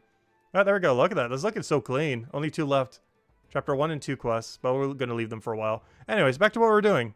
We did this so we could skip a Leathermaker level. So that was us technically doing Leathermaker. As is the 10-step plan of anything in this game. But, yeah, let's go back. Back to the hides. And, of course, at 51, we now have unlocked the better hide. So we get some better profit rate and XP rate. Now that we are at 51. Yeah, let's keep going. And I also made it so we have 1 less merchant level to get later. You do want to get to 129 for the Grape Venture before the Grape Venture is ready. So 129, plus 2 extra hides over there too. 129, we get those grapes. I'm going to go do it for the one-time bonus, but we should get a lot of XP when we do it. And sometime within the next 6 hours, we got to spend about 2.5 hours to go get level a 129 merchant. But the rest of the time, we can just do whatever. And for now, it's going to be leatherworker. But some amount of 2.5 of that time needs to be doing merchant. But the rest of the time we could do pretty much any skill. But for now, since we just unlocked a new hide, seems like the best thing to target for trying to make some money. And I believe it is this one right here, Buffalo Hide. Looks like the highest to me. Should probably double check though. I guess we'll find out as we do it. It'll be pretty obvious. But yeah, that should be our next best hide. And we'll keep going from there. When's our next hide upgrade? What level is our next upgrade? It is at 57. Do the shortcuts close again once they hit a new level requirement? No. Oh, wait, never mind. I already answered that earlier. But yeah, the way that detective shortcuts work is every single one is set up in groups of 2. So, for example, over here, you choose either one or the other. There's normally one that is always better than the other, but not necessarily, depending on what kind of paths you're taking. But as soon as you do one, that door will stay open forever. Unless you die within one of those rooms, the room that you last did will stay open. So, for example, this shortcut right here, I have this one open, so I can always go through. I can't have this one open because I have this one open, but you choose one or the other. But for the higher level ones, for example, this is a level 4 shortcut, and currently it's 121. But if I wasn't able to kill these 121s and I died within that room, one thing that we could do to still open up the path is you could use last action on the door and fight the level 4. So even once you get a higher level one, you can still bypass it by making it a lower level. If you ever get like level locked out of them or something. Like let's say you were only training detective but weren't training combat that much. If you ever get level locked out of them, you can simply just do lower action and still open up the gate. You wouldn't be forced out of them. Like if you like doing investigations, there is a workaround where you don't have to do the combat. Well, you still have to do the combat, but you have to do it. You could bypass it by going to the lower level one rather than the higher level one. But yeah, they're basically like agility shortcuts. And you unlock them all by 83 detective when you get the final one, which is that one right there. Anything beyond that is just upgrading their level. It doesn't have to give you more shortcuts. And also the quest that we just did midway through gives you a shortcut at 55 merchant, which unlocks the final shortcut. You don't have to complete the quest. You do get all the XP we just got if you do. But it just makes this abandoned alleyway usable. Unfortunately, it does not destroy the gate though, for some reason. But it allows you to just walk through that alleyway, which normally that would be inaccessible. And it's a great shortcut from Pumpkin and Doll over here to connect to this area over here. Which might not seem as useful when you initially get it, but it becomes very useful as more unlocks happen here. By like level 100 merchant, having this shortcut is very, very useful. Even by 55, like around the time when you actually unlock it. Like I did this quest way later than I should have. But I mostly wanted to do it to claim in our leather maker, since we're focusing on leather maker right now. Well, somewhat focusing on it. We're focusing on making money. And currently this is the best way to make money in the game, so it is what we're prioritizing at the moment. And whenever it get passes our merchant level, we simply do more merchant. But I think we're good to go for a while. Let's see, how far are we future-proofed? Because I'm going for 129 merchant today, which means I'm future-proofed up to fine bison. I just got the weaker bison, I think, or whatever this is.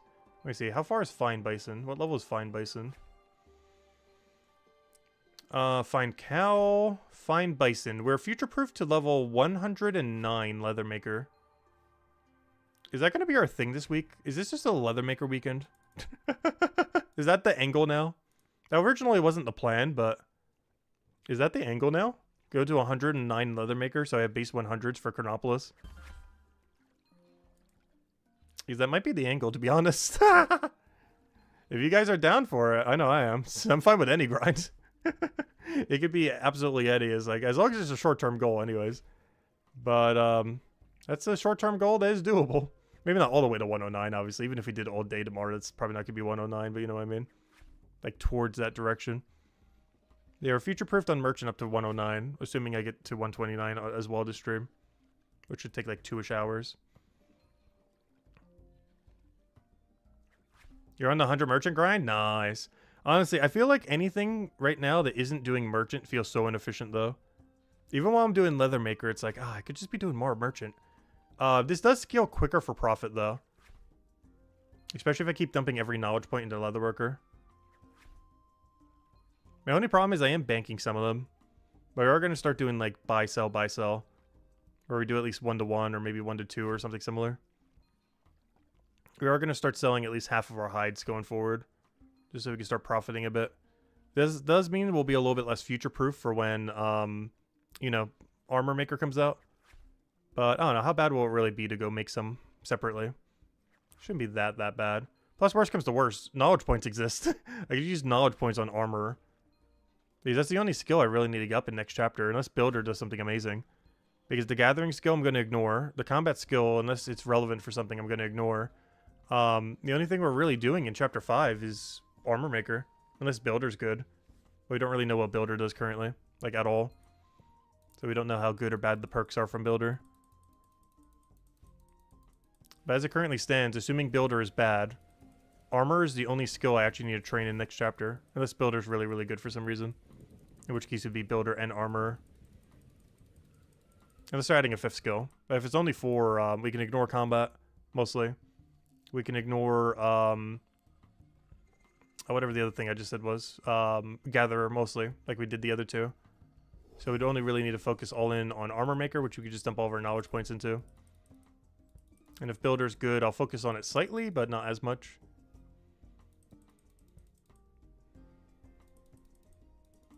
Yeah, currently, I believe Leather Maker is the best money in the game. But it requires you to have the merchant discount. Oh no, is there anything higher currently? Also, I forgot to buy the hide. But I'm not aware of anything that's higher at the moment. Unless you're, like, mad efficient at merchant. But you have to do some merchant anyways to keep up with Leather Maker. So you're gonna have to do merchant regardless. They're basically the best two. Like, ultra max efficiency merchant and Leather Maker are like the 2 highest profit in the game. Leather Maker is just more brain off and less actions. Whereas super high efficient merchant is something you'll need to do eventually anyways to get it up. But you have to think. You don't have to think for Leather Worker. I say that as I misclick on like the things a billion times. It even tells you. Like, I don't know where to go. I don't know where to go. It literally just tells you where to go. So even if you don't know, it's like, oh, I need to go to scraping rack next. And you can also examine them if you right click and click info. It says to go to scraping rack. So you can like super brain off it.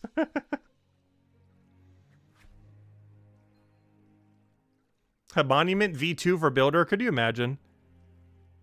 Having to go build your own monument with level 490 builder skill. I always mention that the other day.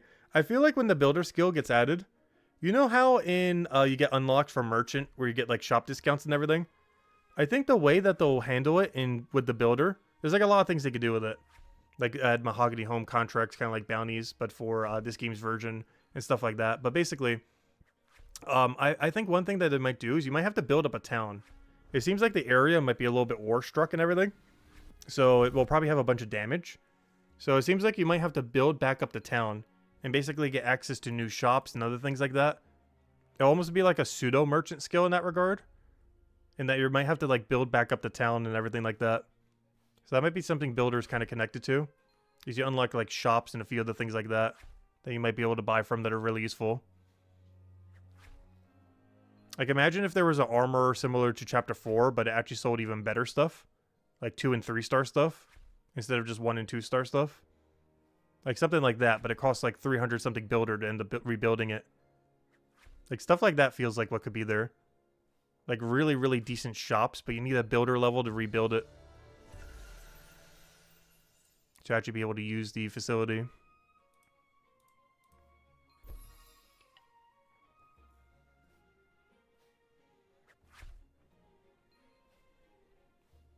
I don't know. Time will tell. There's a lot of things they could do with it. Really just comes down to what they ultimately do. So what's our money stack looking like? The problem is, the only problem with me doing leatherworker is because I'm banking so much, it's cutting so heavily into our profit. Is I keep trying to save a lot of the hide. So we are definitively making worse than merchant at the current moment in time. This is the issue I was talking about earlier. Because we're making less than merchant, I feel like I should be doing merchant right now. But if I keep doing merchant, my merchant profit will keep getting higher than my leathermaker profit. Which will keep making the gap even bigger, which will make me keep doing merchant. But then me constantly going back to merchant will make it even bigger gap. Which leads to an endless cycle where all I do is train merchant other than instead of leathermaker. But if I just train leathermaker, even though it's slower now, it'll eventually be quicker later. Like the short-term profits are worse right now, but the long-term profits are better right now. Or not better right now, but will be better down the line. No instant gratification. Long-term goal.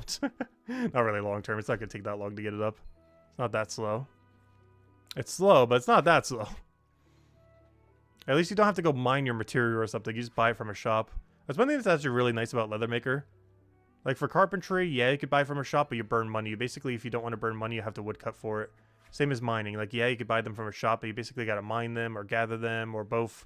Do both wood cutting and carpentry and gather in order to not burn money when it comes to bone rate. But leathermaker's a bit different. Leathermaker, you just always profit as long as you have the merchant skill. It's just a pure profit always. You don't need to go out of your way to do some mining or cutting a tree or picking up a thing from a ground. You simply just do it. As long as you have the merchant level, you just infinitely do it. You have infinite supply of whatever resource you need. And that's something that's really different compared to the other ones. Is you never run out of supply. Whereas all these, you eventually run out of supply. Like stonemason, I only have enough to do that for like maybe 2 more hours. And then we run out of supply. I would have to go mine more or buy more. But leatherworker, we have infinite supply. You never run out. We have enough to do it for 1,000 more hours, 10,000, 100,000. Obviously not unrealistic numbers, but you know what I mean. Like there's no limit to how much we have banked. Whereas this we have like 2 hours banked. This we have maybe 3 hours banked. We would eventually hit a wall where we can't do them anymore. But leathermaker or worker doesn't have that wall. You just keep doing it for however long. You never need to go do another skill to get it up other than train your merchant up to whatever hide you're at. So I guess technically doing another skill, but you know, once you do the merchant grind, you're at a infinite, oh, I meant to teleport. But you're at a point where you have infinite stock. You just have to do the merchant level initially. It's basically like the equivalence of hitting like, I don't know, 100 mining, but then having an infinite stock of like the level 70 or 80 ore. It's almost like what merchant is. It's pretty much the equivalence of that. It's the only skill that's set up like that in the entire game right now. Where the second you get another skill to a certain level, you have infinite of the thing you need to process another skill. Because every other one is limited by how many you actually gather. But leatherworker doesn't have that issue like every other production skill. I guess to some degree carpentry doesn't, but carpentry burns money. You don't actually make profit from it. but you make a profit from everything from leatherworker. Actually, I believe it's so profitable, even without the discount, I think you still profit. It's almost nothing, so you definitely want the discount. But I'm pretty sure you actually like barely make profit, even when you buy the hide at full price, which is kind of insane. Obviously, you shouldn't be doing that. You should always be doing the discount, so you make mega profit instead of just barely anything. But carpentry, you're going to lose money. Like always. It doesn't matter what you're doing, you're losing money. But you could have no discount and still technically break even or slightly profit with leatherworker. But yeah, cooking... Oh yeah, sorry, it's true. Cooking technically has the same system, doesn't it? Not everything in cooking profits, but there are a few, like stew and stuff. But yeah, technically stew has the same system. That is true. You never need to do any fishing to technically get your cooking level up. While it helps, you can just do the better profit ones, like stews, which are 100% of the time always profit. And pretty good, too. I think it's, like, what, a couple hundred silver in early game? Doing, like, literally just stew spam.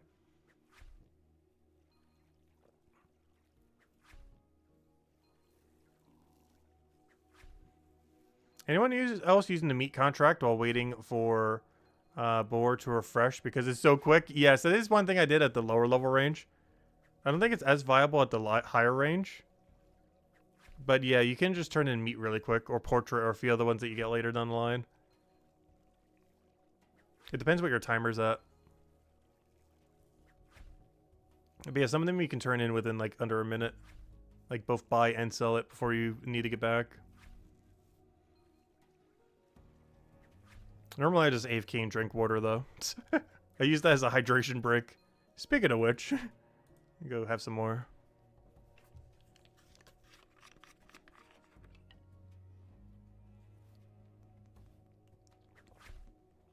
Good old hydration.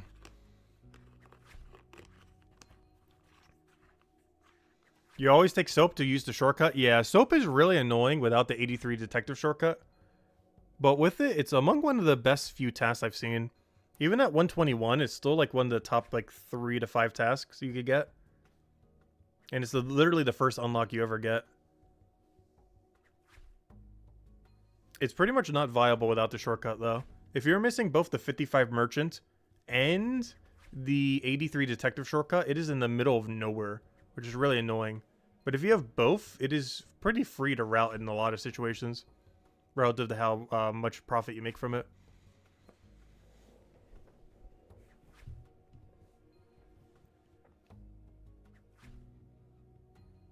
Yeah, we'll do 8 more levels in a little bit. Because basically our time right now is 5 hours, 24 minutes. It'll take about 2 hours and 15-ish minutes, give or take a little bit, to probably get to 121 to 129 merchant, which I want to have before the next venture reset. That way I could do the brimstone plus the grapes. I'm going to go do the grapes once.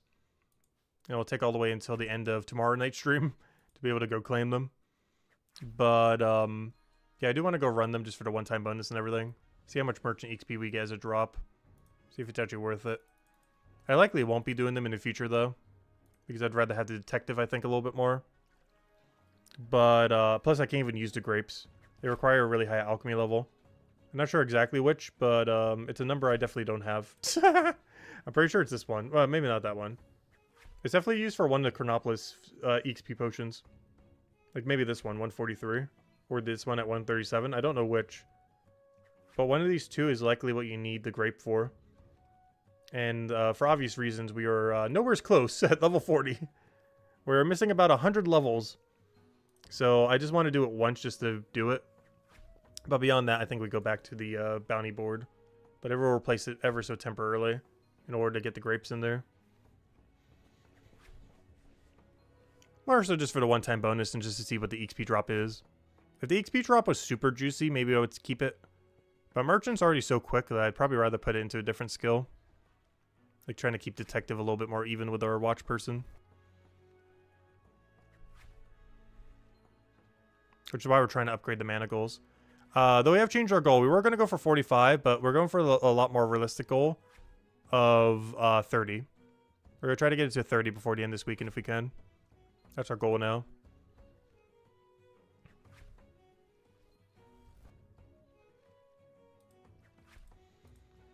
Alright, let me go check the thingy.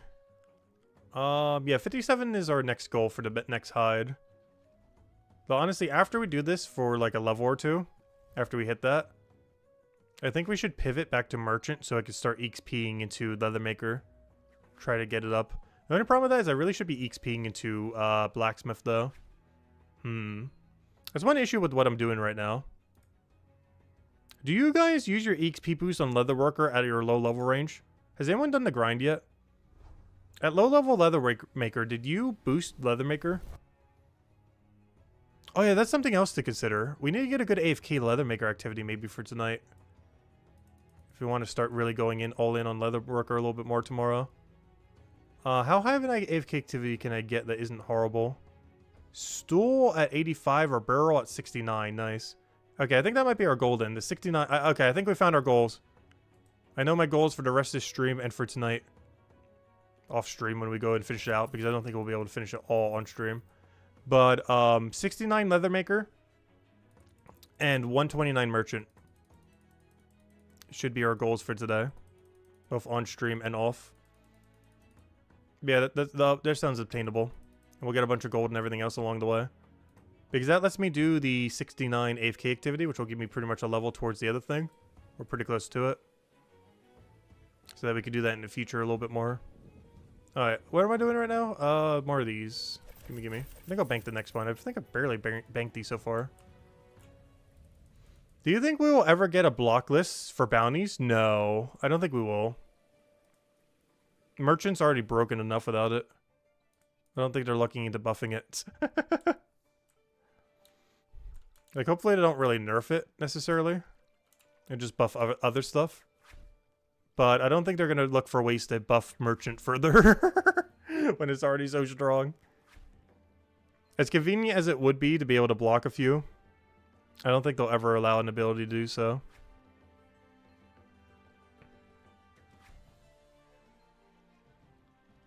So I wonder what kind of system they would use. Of course, if we're comparing it to, you know, good old school RuneScape, as a lot of things to get compared to with this game, there are two different block systems that they use for quote-unquote, like the equivalents of their version of bounties. When you're doing a Slayer task, you can block several different ones based on how many quest points you have done. So basically, you just outright just block like a certain thing you don't want to do. But they also have another system for hunter contracts. So you'd basically get told to go hunt a specific thing. And you can end up blocking things based on... Basically, there's like 7 different... Or 6? Some amount. There's like 6 or so different hunters that can give you a contract to go hunt something. And basically, if you have a contract for a lower level hunter, and then you go do a higher level hunter, you cannot get the task that that lower level hunter has. So you generally set up anywhere from like 3 to 5 or so blocks in order to make sure that on the higher level hunter that you're doing, you never have to deal with that more annoying task. Because if one of the other hunters is giving it to you, you can't get it on the other thing. What system they would do for something like a merchant block list? Who knows? Exactly how that would end up functioning. But, I don't know. I feel like merchant's already so strong, they're not really looking into that. I wouldn't necessarily mind being able to block at least a few things. Or have an occasional, like, insta reroll or something. Instead of have to wait, like, the whole 2 minutes. Like, maybe, like, a once per hour insta reroll. I feel like could be a really good one. Like, once per hour on a timer, you could reroll whatever your current set is.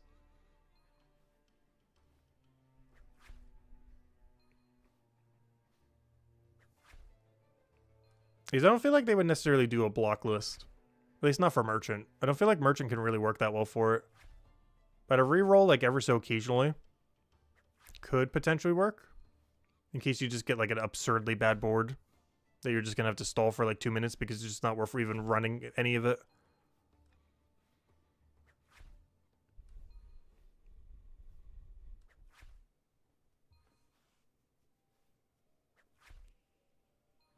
So you could add an EXP penalty for the more you block. The problem with that is there will eventually be a efficient route that even with the penalty would be better to do. Because if you just block so many things, they had like a 70% penalty, but could just keep turning in like the same set over and over and over again super quick. Even with the penalty, it might still be worth doing.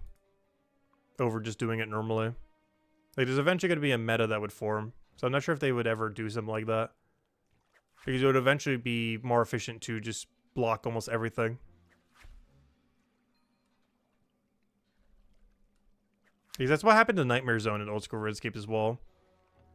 Is they basically made it so you could just block down to 5 bosses. Because I believe you basically had to fight every single boss that you've ever completed a quest for.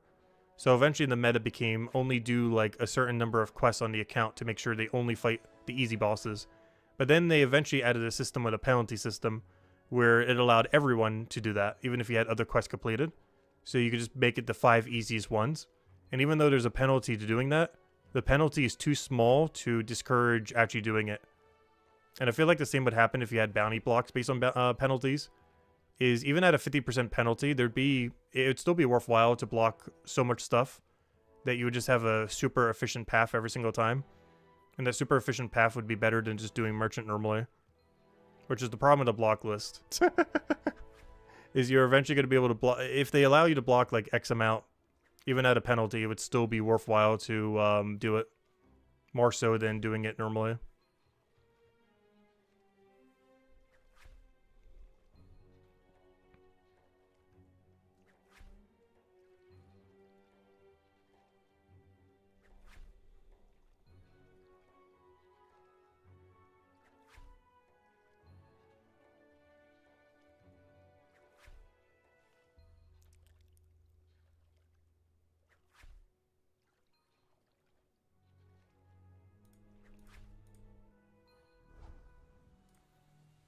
Alright, what's our current level at? Alright, next is the AFK activity. So yeah, it does look like 69 is our goal. Nice. We gotta get 5 knowledge points into this skill at some point though. If we're gonna go down that route. Otherwise 54 is our cutoff. Which I feel like that's slightly too low. Like 54 will hit within under an hour probably.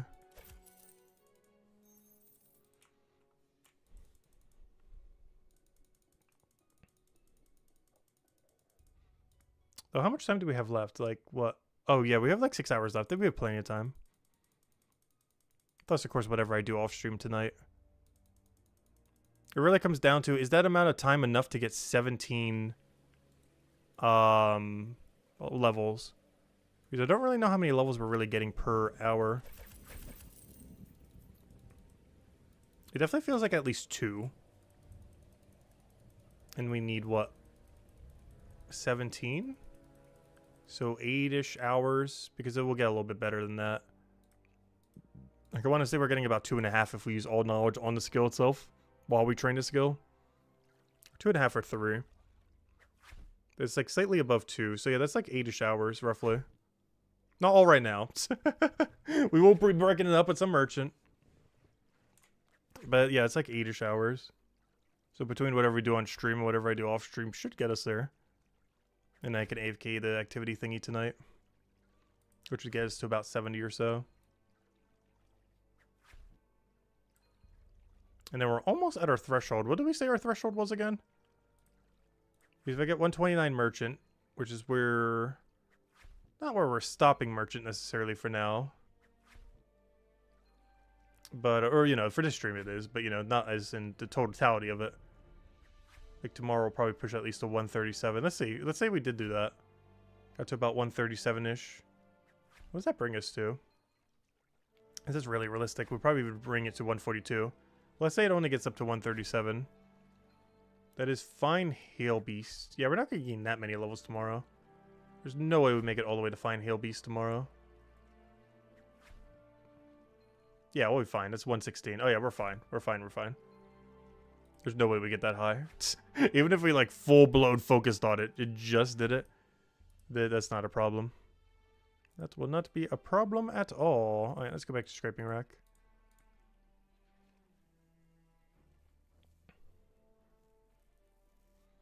Also looks like Inburst has joined us on the grind. There's some people were here earlier as well when we were doing this. I'm surprised he isn't here though. I guess he's just busy with normal things. That or sleeping. I forget what his time zone is. It's still pretty early my time, though. It's so pitch dark out right now. It's not even 6 o'clock, and it looks like the sun is like all the way down. That's winter for you. Though luckily my area never gets snow, so the seasons always kind of catch me off guard when they happen. Or, you know, like still like the day-night cycle. Because the temperature never shifts in the area. Like, it still feels like summer in my area, pretty much. Like, you never get, like, the seasonal shift. Like, it's just summer year-long in my area. Like, yeah, it's a little bit colder. But it's basically year-round summer. Like, the last time we had snow, I was snowed in a different state. Last time I've seen snow in this state is probably 15 to 20 years ago.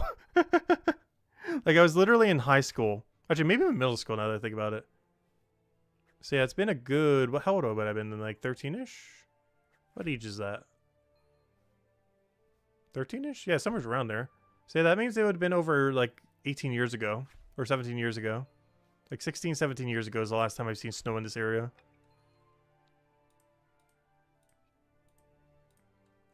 That is how much we have perpetual summer. I don't know, do you guys get snow in your area? Or do you already have snow in your area? Because I know some people have already been getting hit by it.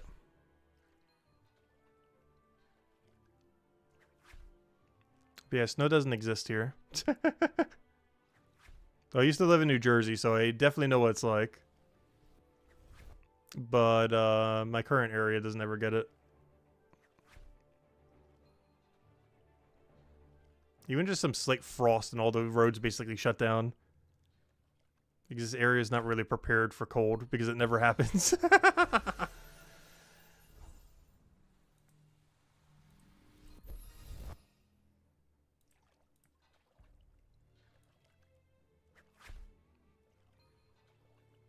But at some point, I'll probably do that off stream and get all the AFK points.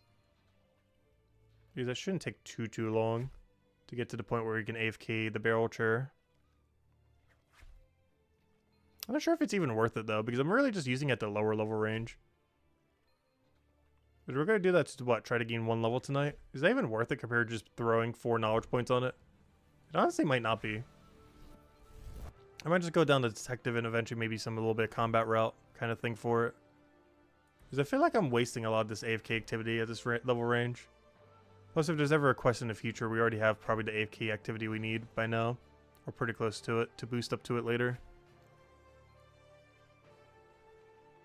Dude, that is going to be 4 knowledge points. Keep in mind, 4 knowledge points is basically a whole level at that point.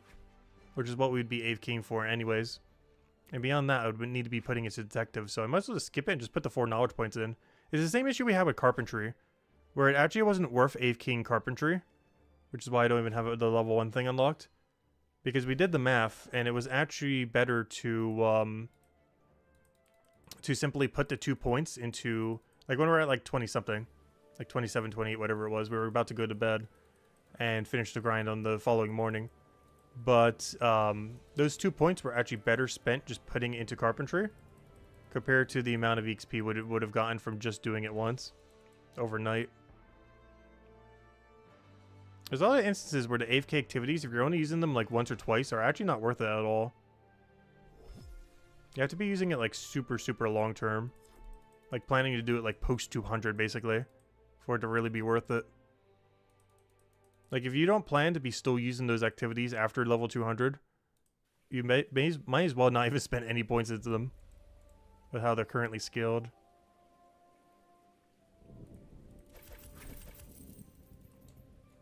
Unless you're doing it at the super low level range a couple times. That's like the only time it's worth it. If you want to get like the super low level range out the way. Like with Bone Right, for example. Though you already had to do some for the quest, so I guess it kind of works out.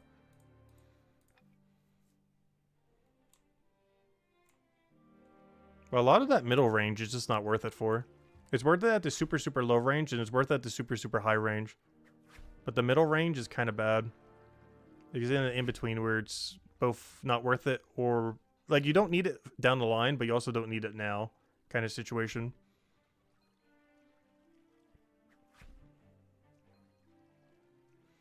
Honestly, I don't mind level 200 all in the lower rate. 200 all is definitely going to be a point where the game slows down a little. But, you know, we have our alts that we could do. And at that point is probably when we start setting midterm goals and long-term goals rather than just short-term ones. That's when we're going to need to get a little bit more macro efficient with our goals once we do hit 200 all.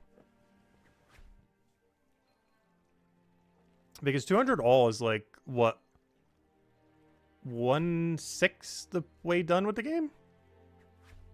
I was going to say 10%, but it's actually a little more than that. Let me see. If you're that far... Yeah, it is about, what does that number come out to? It's about 12% done with the game. So yeah, it's about 10%, but it's about 12 to 13% done with the game. If you have level 200 all. It's about 12 to 13% done. Which is actually pretty comparable to... Gosh, I need to stop doing that. But it's pretty comparable to old school RuneScape. Because at 99 all, you're about 10% to... Oh no, actually, are you even less? No, it's about 10% because of higher XP rates. But you're about 10% to 200 mil all. I think. Wait, did I do that wrong? No, in that game it's way lower than that. Never mind. Oh no, you'd have to calculate out for... It's different for every skill. It's probably closer to a single digit number, like 5% or something. But yeah, you're about 12% done at 200 all to 500 all in this game. Like 12, 13% completed to 500 all, 200 all. Which isn't that bad, honestly. That's decently close. It might not seem like it's that close. But that actually isn't too bad. Because 200 all is basically like the baseline. That's basically when you got done with early game. When we're talking like super long term for this game. Everything prior to 200 all is basically early game. Yes, that early game takes like 1,000 hours, 2,000 hours. But that's basically it. Kind of like how max keep is the tutorial for old school as well.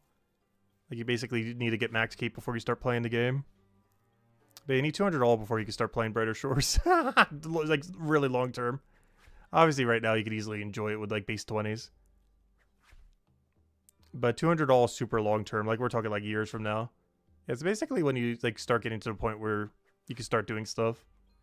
Because that's when you really start to get to the real XP curve. Like prior to level 20 is definitely the like tutorial XP curve. Then the 20 to 200 curve is like, yeah, you're playing the game. And then like the 200 plus XP curve is like, you're committed to this game at this point. If you're going further than that. That's basically the easiest way to look at it, I feel like, with Brighter Shores. Under 200 is like tutorial. 20 to 200 is where everyone realistically will be. And if you're over 200 and doing that grind to 500, that's like all the hardcore players. Like the ones who are here for the long haul. Those are the three categories. Basically the noobs, the normal people, and the psychopaths. Soon we shall join the psychopath area.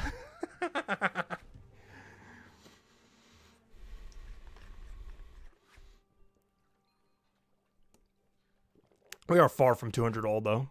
I'm not sure how far, because it's hard to math with all the XP rates in this game. But it's probably, like, what, 2,000-ish hours for 200 all? Roughly, give or take, plus more per chapter that gets added.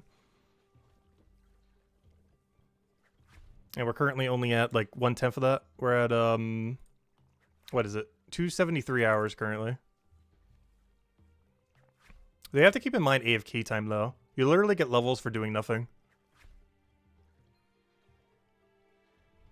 Like, even if you're not playing the game for a day or a week. Well, maybe, actually, not longer than a week. You have to check in every day. At least log in very quick. But as long as you check in every single day, there are so many skills in this game that you can just passively level while you're away. You gain more than a level per day. Which is not that bad at all. And that includes at a higher level range. Even at higher level range, that's the case. Like, if you're level 400 and you AFK for one whole day, you're going to be level 401.5 or so. Same as the higher range. Like, if you're at 480 and you AFK for about a whole day, like, you know, like you literally log off, don't play for 23 hours, come back, you're going to be one level higher, if not 1.5. Even at that level range. So while 500 seem intimidating, it's not that bad. when you account for all the levels that you're going to be getting free from passives. It really comes down to how much you're ultimately AFKing, or, you know, doing the super passive activities. But even post 200, you're still gaining, at bare minimum, a level a day just from passive EXP, without you even being logged into the game, in any skill of your choosing. Assuming you have the knowledge points already invested in it.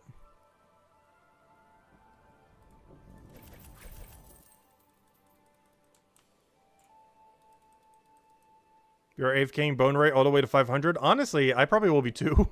I've been wanting to get the next bone rate activity. Does anyone know, what do you need for bone mail cement? Because people were saying that the cement was actually working, which is actually material for next chapter. But I haven't actually done it yet. So I'm not sure what you require for it. Or do you require anything?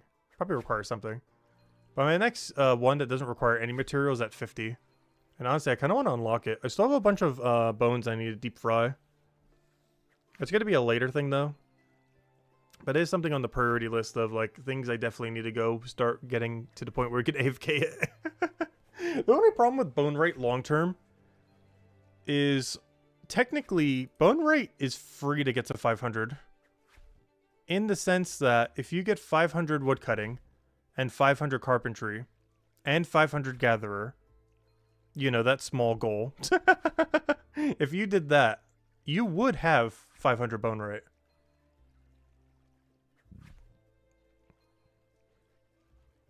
It's just such a process. But that's going to be more than enough for 500 bone rate.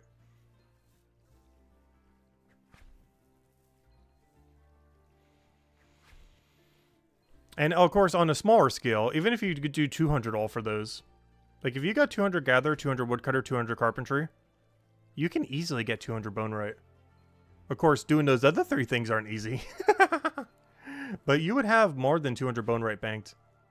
As long as you're doing mostly bones for gatherer, or even entirely bones.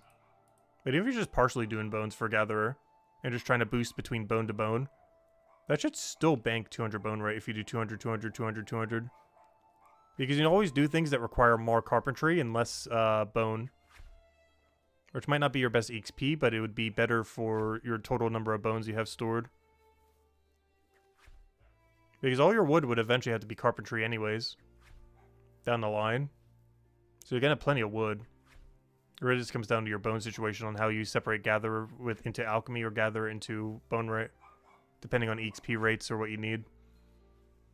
But you can always do more wood at the cost of less bone. Or, you know, get less bones, but do more wood.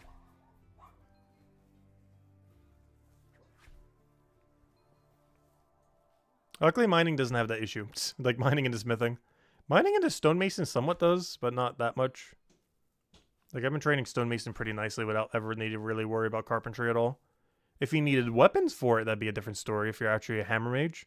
Because you do eventually need to do some amount of carpentry. But if you're purely just doing stonemason for XP, if you're a guardian or a cryonite, it's actually a pretty free skill. Because you never need carpentry for stonemason if, and only if, you are a non-cryonite, I mean a non-hammer mage. Only hammer mages need it because they need to make actual real weapons that they can use. Which actually requires carpentry and stonemason and mining. Whereas both guardians and cryonites actually don't care about the carpentry component. Well, I guess guardians do. So only cryonites. I guess that's a cryonite unique benefit, actually. These guardians would still have to care about it because their own skill. Because, you know, they're guardians, so they need bone rate. But, I don't know. Cryonites are in a weird, unique situation. Where they can actually ignore carpentry. Which means they can ignore woodcutter. Which means they can technically do or gather because they can ignore bone rate. They just simply get these two up. It's why I've been doing that. Because you just need mining to get these two up and just ignore bone rate. And just trade for your bone rate stuff. Because stonemason is free on a cryonite. Smithing is free and the main one we need to prioritize. And then we just buy the bone rate component. That's the plan over like super long term. I do have to say, bone rate will probably be my last 500. If we were to ever go like ultra macro efficient for like long-term scale this game, like once trading comes in and everything else, and chapter 5 is already here, maybe even chapter 6, bone rate in the current state of the game would probably be my last level 500. The only ones that could maybe be worse than it are fishing and cooking. but it is probably one of my lowest priorities. As I would definitely have 500 gather, woodcutter, and carpentry before I would have 500 bone right. So the only ones that could possibly be further down the line would be either chef or fisherman. Because it would eventually make the whole temple with forager. We'd eventually have, you know, max combat every area. Especially if it's relevant for something in the future. Like bossing or something. Obviously alchemy. But obviously current priority. But yeah, as far as like long-term priority, bone right might be the last, or pretty close to it. If not fisher or cooking. And then in the short term, obviously we going all in mining, blacksmith, stonemason, detective, leatherworker, and merchant. Though this being higher is mostly just a byproduct of getting a detective up. But I do want that keep for 500. It's more so a vanity item, more so than me needing it. But we technically don't need 500 combat here. But I just really want that cape at some point. I can assure you, this will be our first 500 cape. I'm not buying a single 500 cape until it's the dragon on our back. And then we're probably never taking it off. Like, even though I'm going to 200 smithing keep first, my true keep after 200 smithing keep is I'm not putting another keep on my back until it's a 500 watch person keep. Like, we're going to get 200 smithing. That's going to go on our back. That'll stay be our luck for a long while. And I refuse to put any other keep on our back until it's the 500 dragon one. I saw that keep before launch, and it was like, okay, my goal is just to get this cape, pretty much. Obviously, that's not our only goal. It is spread quite a bit wider. But in the midterm goal, that is, like, the goal. Is to get 500 watch person. It's not, like, super high priority right now, but it is technically our highest skill at 140. It is our highest. I know, cryo privilege, I know, right? I don't know, what disadvantages do cryo have? Because honestly, what are they? I feel like Cryo Knight got the luckiest out of any of them. Like, I can't think of any particularly high disadvantage that Cryo Knights have. There is one I could think of, I guess. Cryo Knights do not... I'm not sure if the other two classes do. I think they do. I think the biggest downside of Cryo Knight is we don't have a good blue two-hand weapon currently. At least from a DPS perspective in the current state of the game. We do have a blue two-hand, but it is too slow to use unless a special attack makes it viable. But we basically don't have a two-hand blue weapon. But that's the only downside I can think of Cryo Knights at the moment when it comes to every single possible thing, because they basically got the better end of everything. As far as weapon variety, just every other category, as far as crafting, even that one quest where you need to get 60 smithing, but the other two are like so much lower level. Like every possible angle I can think of, Cryo Knights got advantage other than their two-hand weapon for cryo being weaker than probably other two-hand weapons. Because I believe Guardian's two-hand weapon for green is better. And I'm pretty sure Hammer Mage's two-hand weapon for yellow is also better. I'm not sure on that one, but I know for sure Guardian's two-hand for green is better than what we have.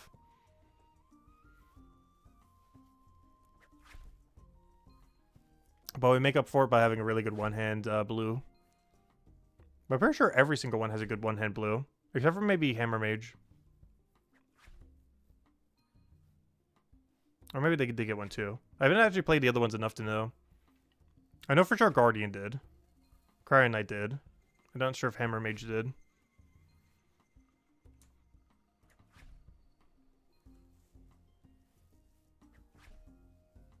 But of course they could balance things in the future. Still really early in development. Oh, so that's something I feel like a lot of people have been bringing up more often in the stream just over time. Like the whole player count thing. I don't know, are you guys worried about the player count at all? Because honestly, it hasn't fazed me at all. I'm still enjoying this as much as day one. And honestly, I don't really care if the population number necessarily goes down on, you know, the game overall. I guess in a sense we make less on YouTube and stuff like that, but honestly, to some degree, I don't care about that either. Like, don't get me wrong, more money is better than less money. But I mentioned a lot of times, I don't care if we had like 5 or 10 viewers, we'd still be doing this right now. Like, we'd still be doing the whole Brighter Shores grind and everything. I really appreciate that you guys are here and watching us and just listening for background noise and sharing your opinions and everything else. It means a lot. But, you know, I was planning to do this regardless what that number was. So the player count personally doesn't really faze me at the moment. I guess if it ever got like absurdly low, it'd be like, oh, I wonder what's happening there. But I honestly, I mentioned it a lot of times too. As long as Andrew Gower's supporting the game and keeps the servers up, we're here like as long as that is. If it's 5 years, 10 years, forever, whatever that duration of time is, we'll be here. Might not literally be a 12-hour stream every single day like we're currently doing, and we'll keep doing for at least a couple months, if not longer. But, you know, it might slow down a bit. But, you know, we will be here. Yeah, I personally haven't noticed either. Like, look how populated this room is. There's like 7 people in here. This is literally just like, you know, this. There's 7 people just here. There's another one, 8. Oh, another one, 9. Or maybe I miscounted. Wait, 1, 2, 3, 4. Oh, I accidentally counted the other person. That's an NPC. But there's 8 of them in there now. Literally just doing leather work. And just this one server, too. It's not like the whole population of the game, obviously. Up 9, there's one under me. Up 10, there's another person under that person. Because whenever you're under another one, they kind of phase out. I wonder what the max capacity of this room even is. There's about 10-ish in here right now if you count everyone underneath another person. Oh yeah, Del, your player list. There are 13 players in here right now. Del, I forgot about that. Thank you. It might not look like it because there's people on top of people, but yeah, 13. And it's just one server. It's not like it's the whole population of the entire game. These are our other servers where other people are tanning. Which we can actually see that if we switch server. Let's see. I'm going to switch server to whoever's up on the top of my list. I'll do it after this. Well, we'll see like a whole different group of people here. If I go click this. Let's see. Join same server. You're already on the same... Okay. Well, I need to find someone who's not on the same server as me. But look. Here's another group of 10 people. Hey, we found Dr. Kush. And Glare. And Inburst. Wait, this was a different room, right? Yeah, they weren't here earlier. There's no green names in the other room I was in. Oh, I got like half the people we have added in this room. Gosh. we have like a fraction of the whole room added. That's like a fifth of the room on our friends list right there. Or 6 technically. That's kind of funny.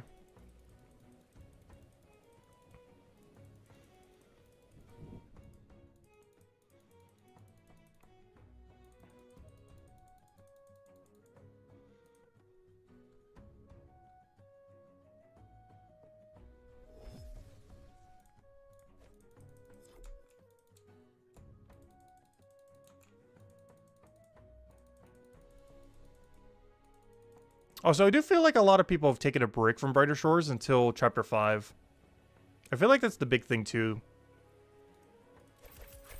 There's even someone on stream ended up mentioning that. I can't remember who it was. Because I actually forget the name off the top of my head because I'm so bad with names. But someone actually mentioned exactly that on stream. I know there are definitely, like, some population of people that are definitely doing that. Where, you know, they're not into the whole infinite grind thing, but they do enjoy the game. So they're basically waiting until Chapter 5 gets released, or PvP, or, you know, something big like that. Like, leaderboards isn't going to bring them back. Trading probably won't even bring them back. They're waiting till, like, the next huge content update, essentially. Like Chapter 5, or PvP, or both simultaneously, or however he's dividing it up. Like, a lot of people not into, like, the whole infinite grind thing are mostly waiting for that.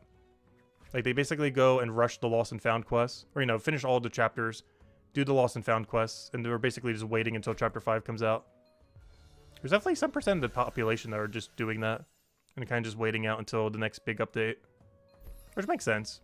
I know, I personally love the infinite grind kind of aspect. But I know it's not for everyone. Like, we were even talking about, like, you know, 200 all, 500 all kind of things earlier. But I'm serious about it. It's not a joke. Like, super ultra long term, that is the plan, obviously. Short term, you know, obviously not. We're not even going to have our first 200 probably until, like, a week or 2 from now, if even then. But, you know, like, over long term. Those are the goals. Well, a lot of short-term goals until then. I just love infinite grind games like this. But it's definitely not for everyone, that's for sure. There's some people that just want to get like the bare minimum, wait till the next big content update, and you know, just kind of come back whenever that happens. But that's one nice thing about the setup of this game, is it can upscale infinitely. So it'll always have like new big contents like that, you know, when Chapter 5 drops, Chapter 6, Chapter 7, Chapter 2, you know, Section 2 of Chapter 5, you know, when they start getting another whole category of them. Because, you know, eventually there are going to be entire sections. Like, obviously, this storyline will eventually conclude. But then they'll start up a second storyline. Where it's like Chapter 2.3. Or, you know, like, basically, like, the second section, but Chapter 3. And then, you know, the second section, but Chapter 4. Because eventually this storyline will conclude, but even after that, they'll likely just start up another storyline arc with a whole extra regions where there's going to be like, you know, anywhere from like 6 to 10 in that as well, and so on and so forth.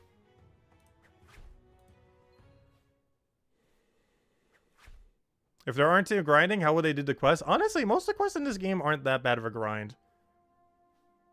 I feel like a lot of people overestimate how long the grind is for some of the quests.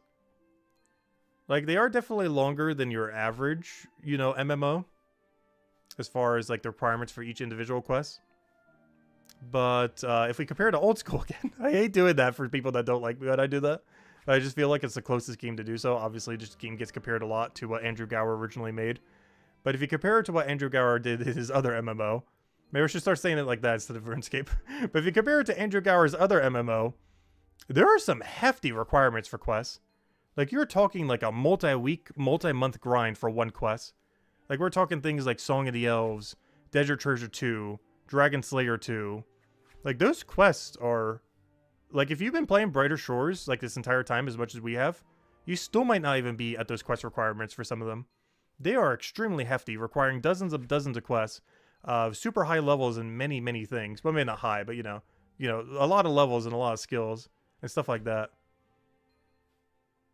Like, don't get me wrong, Song of the Elves is literally early game content, where you get like a mid-game bow, is basically where it's scaled.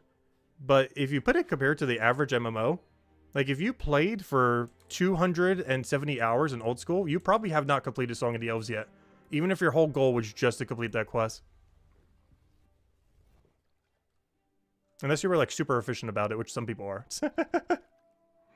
Like using a tick manipulation thing that kind of cancels her damage and some other stuff. But I think I was over like 1,000 hours in by the time I did it or something. Actually, I wish I had to... I do have to stream when I did it. I need to go look back. I'm really curious what my hour number was when I did Song of the Elves.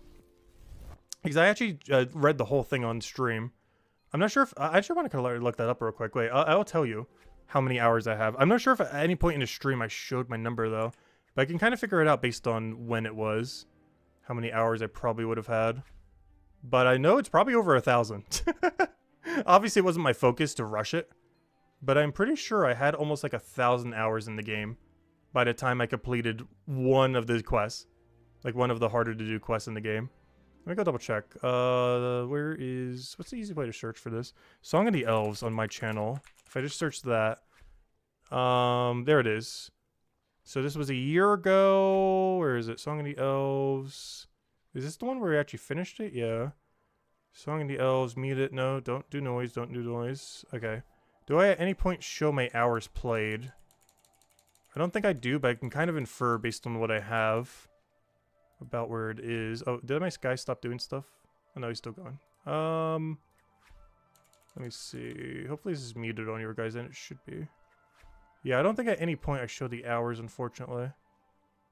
But I can kind of tell based on this, it's definitely several hundred hours. It's just really hard to tell because at no point in the stream I don't think I show my hours played. Unfortunately. So I don't have an exact number of hours played. Yeah, I'm skimming through. I can't find it. Unfortunate. Interesting. But it was definitely several hundred. It's hard to find the exact number, though. I was hoping at some point I would have showed it during the stream, but I don't think I did during that stream, unfortunately. But it was definitely several hundred hours for one quest. Obviously, it wasn't the priority to get it done. We were doing other things. But to the point where I could safely, like, do it consistently for the first time ever because I never did the quest before. It was several hundred hours by the time I got there.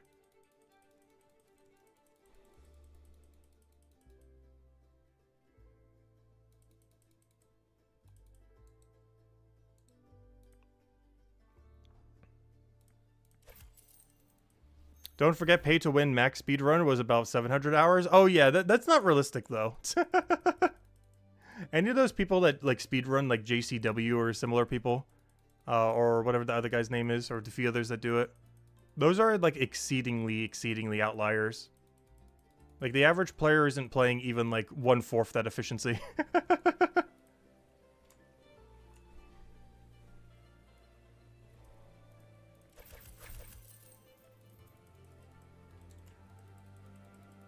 Like, I think a realistic max in the current state of old school would be like 3,000 hours.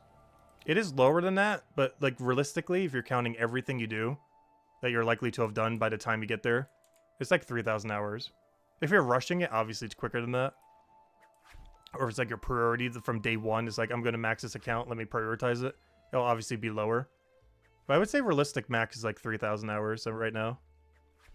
Whereas Brighter Shores, the equivalence of that in this game is like 200 all. And I feel like you could do 200 all in about 2,000 hours in this game. Roughly, give or take a bit. Especially down the line when, you know, more knowledge on the game is out there. As far as like the best XP rate for every single time, for every single thing. As well as like, you know, basically once efficiency comes to this game. Like there's some efficient things you can do with like merchant and stuff.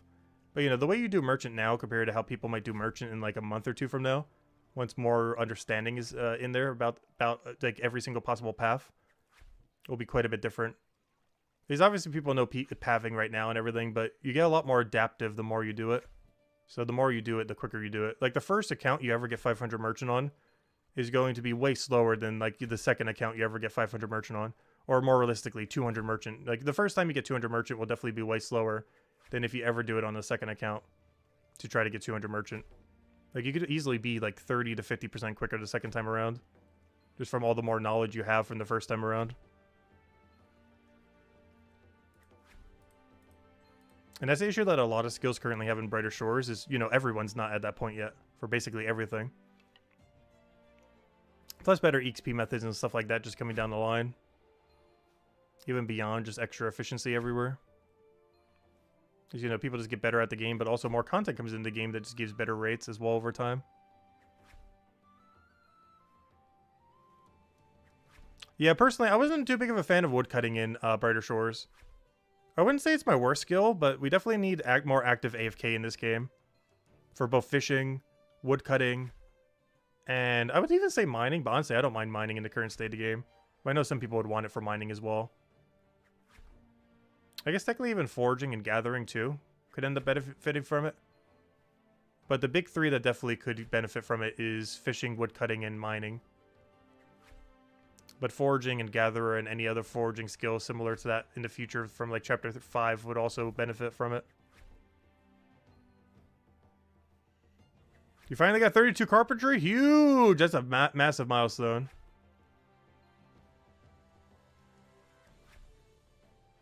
But yeah, I do wish there was more fun ways to grind some skills. I was mentioning it multiple times now. I really hope whenever they add bosses, like let's say the Hope Forest, that one big sea creature you fight is a boss that you could do where you use planks to repair the boat during the fight. Obviously a way harder fight, but you'll use planks during the fight to repair the boat, so it has some kind of cost associated to it. But during it, you gain carpentry XP. So you're basically trading in your planks while fighting a boss for carpentry XP, while also getting scout XP. Basically, one thing I hope Andrew Gower takes away is how popular multi-skilling that is either really chill or really fun would be for the game. Because right now, the only way that you can do 2 skills simultaneously is to do raids. Like super AFK raids for both detective and watch person XP. And we need this for like everything.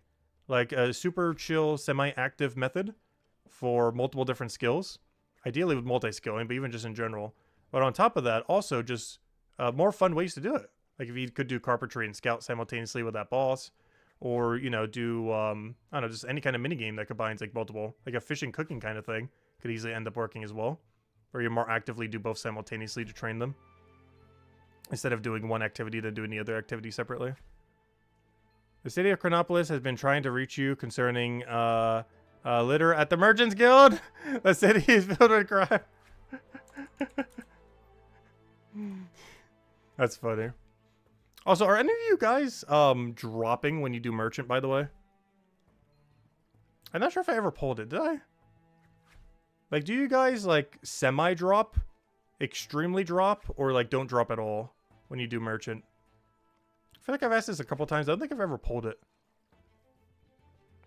Because I feel like I drop way too much when I do merchant these days. But you tend to, like, accidentally drop occasionally when you do it. Like, accidentally buying too much of one and then eventually, like, cycling back to that resource and stuff like that.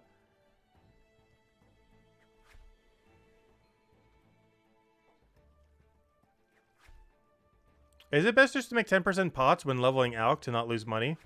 Trying to get to 35 from 12. What do you mean by 10% pots? Oh, you mean the heals? I'm not sure what the best thing is. I mostly just made whatever the best potion was. Or half gathered whatever I needed. But once you get to 35, the profit just starts rolling in. So you can kind of do it perpetually from there. But, if you really want to speed it up, just doing the highest potion as long as it's not burning you money. Like, don't do the Chronopolis one, because if you don't have access to the cheaper ingredients, it does burn money. But as long as you check the wiki and see what the price chart is, I'm not sure if it has it, but I'm pretty sure it does by now for the, or wherever it's located these days. As long as you're making a potion that's a high level that isn't losing you money, just do whatever that is, just buy it from the shop. Just double check that you don't lose money on it. Or if you do, it's like a very small amount. Because any of them that you get one of the ingredients for, I believe you never lose money.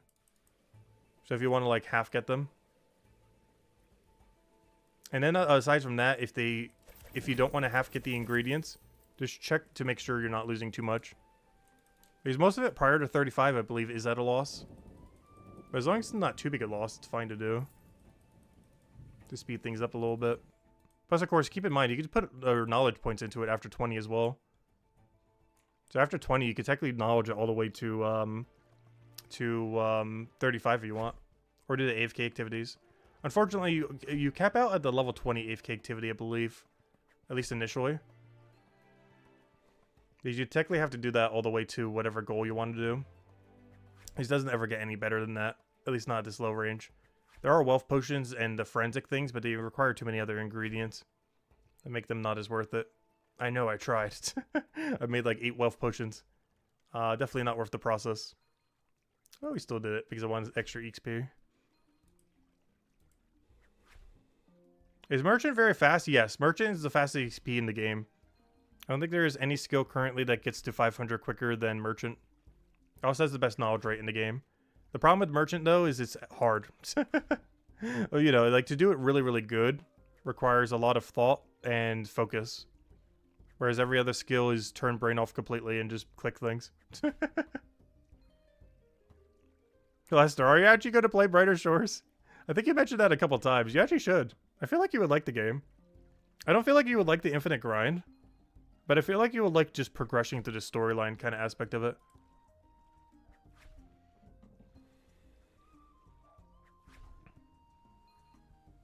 But yeah, Merchant is really quick. Like, absurdly, absurdly quick. Especially if you get good at it. It might seem slow at first, but it has quite a learning curve. Luckily, drip feeds you content at a rate that, you know, you can kind of learn it as you go. But it does get pretty complicated later on.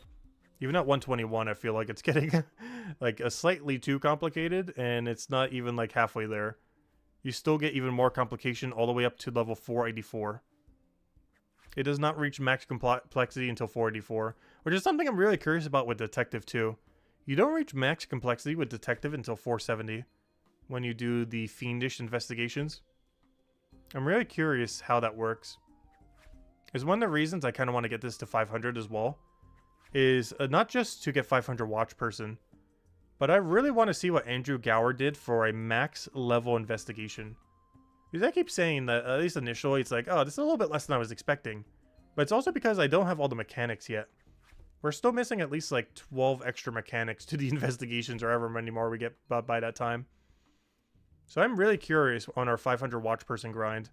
What exactly a 470 investigation is going to be like. Because I don't think until then I can have a proper opinion on what investigations are. Until we have every single possible feature that's locked behind 470. It's 470. But honestly, I do enjoy them a lot. Like, as they keep adding more and more mechanics, oh, that's kind of cool. But I'm really curious to see by 470 what an investigation looks like. Is it similar to Merchant that it keeps drip feeding you more and more and more? The only problem with investigations, though, is I feel like it drip feeds it to you too slow. Whereas Merchant does it at just the right rate. But the Detective does drip feed you a little too slow.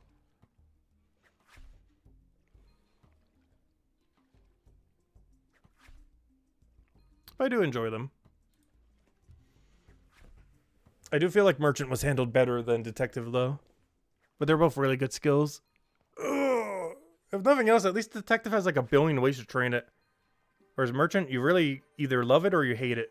But if you hate it, you're stuck with it because there's no other alternative. At least if you hate one method with the investigations, you have like 4 other ones. You have raid dens, you have catching people at stalls, which both use handcuffs. You have investigations, which if you hate those, you can just kind of ignore them. You have AFK, like many skills. You have other AFK, multiple different AFKs. This is like a daily thing. There was also one other, wasn't there? There's one other I'm forgetting. No, that was all of them. Oh yeah, raid dens, duh, the main one. But yeah, raid dens, finding people at stalls, investigations, and a double AFK system. So if one of those doesn't work for you, you got plenty. Also, even your AFK can be boosted too, which is kind of cool. Some skills do have that. I'm not sure if every skill has gotten that. But there's a handful of skills where there's actually an EXP boost to the AFK method. For example, for detective, it is the binoculars. For something like, what was the other one? Mining, you got the panning one, and stuff like that. Where there's actually a alternative to like boosting up your XP rates beyond just like using the XP AFK potion. You can actually just actively boost your AFK rates with an item. It'd be pretty costly. We're still trying to get this thing that we're doing right now to level 30. Also, I just realized we're making like so little money. I guess I'm banking too many of them. In all fairness, we're still at the lower threshold, but I feel like we're making so little from doing this.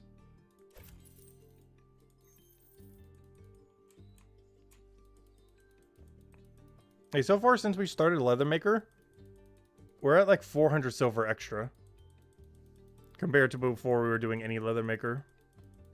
It's not a particularly high amount, but obviously we're not at the super profit range yet. Also, have I gotten to next hide yet? Where's my thing? No, I got to next AFK activity though. Next hide's not until 57.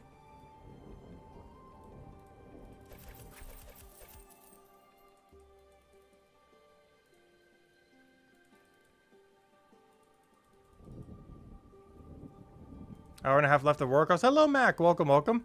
Appreciate you keeping you occupied. Oh, no worries. No worries at all. Hope everything's been going well. Might not be able to play Brighter Shores right now, but at least you can watch it somewhat. Yeah, true. We are doing a pretty AFK activity right now. But we got a lot done today. We got the 5-star quest for this area completed. We ended up getting Merchant decently high, though. Honestly, I might go back to Merchant soon. Honestly, I might go to Merchant after this inventory. Because I still need to go spend 2 to 2.5 hours within the next 4.5 hours doing Merchant. So I might do that now, go back to AFK, or not AFK, but you know, more chill Leathermaker. So that we can end the stream with Leathermaker rather than ending the stream with Merchant. Because I'd much rather end it with something way more relaxed than super try-hard merchanting. So I think that's the play after this inventory is we switch over to Merchant. And one other thing that would allow is I can actually do Merchant all the way until I boost to 57. So I can skip the slightly slower XP rate that we're getting right now. And just boost this all the way to 57. And then when we come back to Leathermaker after 2 hours or 2:15, 2.5, however long it takes to get to 129 Merchant, we would then be able to go straight to the next hide, skipping the slightly slower XP rate that we're doing now. So that's probably going to be the play. I first got to finish this inventory. Because that should work out really, really well. Because I have to do the grind anyways. Might as well do it while also skipping the slower XP grind. And just move straight to the higher XP grind.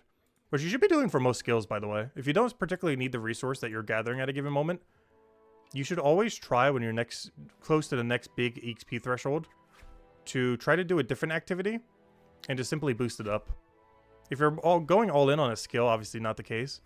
But if you're kind of doing like a mix of everything like we are, it's really good to do a different activity that's giving you like a good rate, like Merchant or something. And simply just skip the slower rate right now. Like right now we're getting XP as if we're like level 51. But if at 55 we just boost all the way to 57, we would then get the 57 XP rate.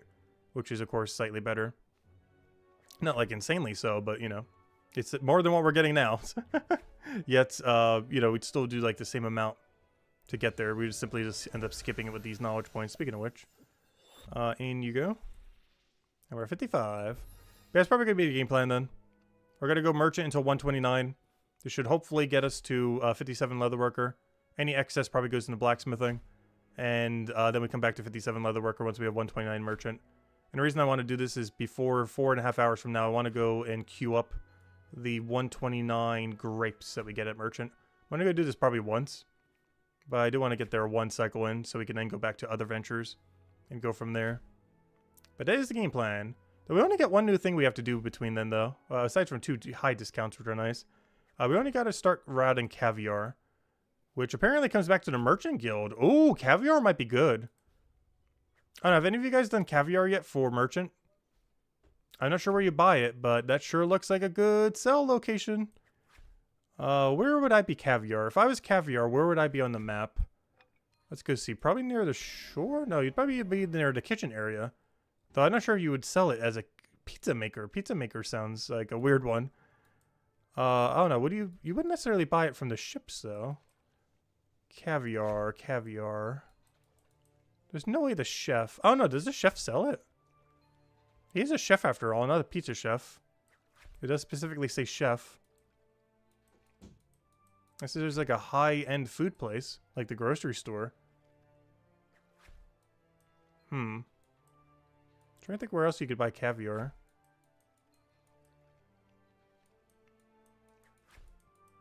There's not a fisher's market here anyways, I don't think. The only places that come to mind is the grocery store, the chef, or maybe something near the shore thematically, or really like high-end place of some kind.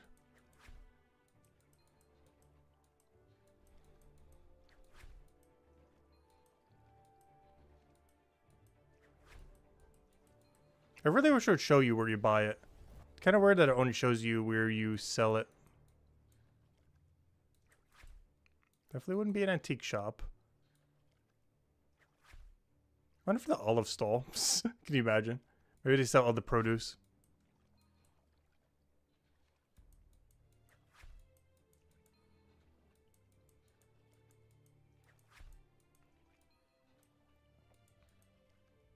I'm not seeing anywhere that really stands out as like, hey, this is definitely where caviar is sold.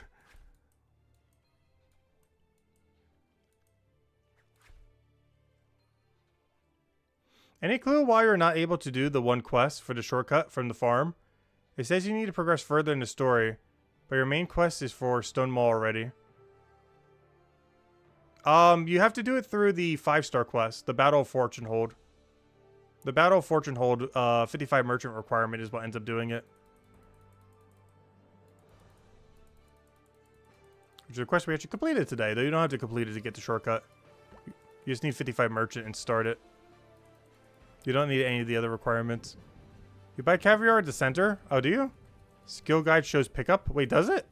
Wait, that's huge if so. You mean this entire time I could have found it that way? What do you mean skill guide shows pickup? It says Merchant's Guild.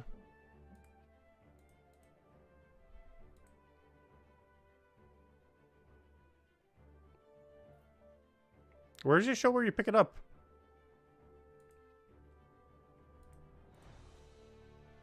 Because that's the... Oh, wait. Is this the pickup? Oh, you pick it up at the Merchant's Guild.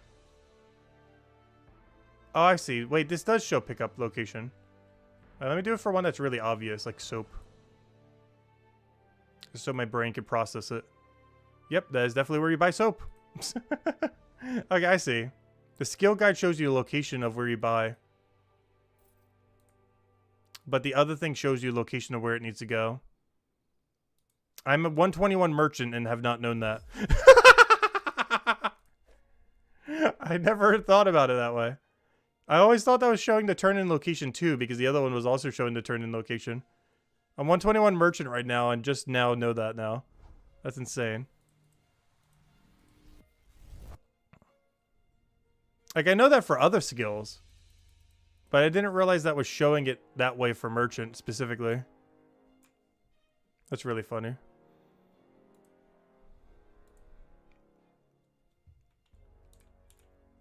Anyways, time to get 129 merchant, then we go back to leather worker.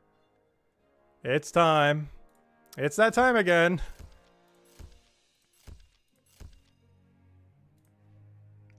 The efficiency mode. Alright, what on earth is our path here? What on earth are we doing? I gotta remember how the skill even works. Gotta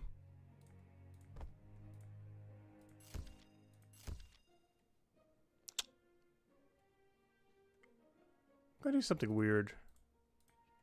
I got a plan. A plan that will definitely backfire hard. Because I have no clue what I'm doing right now.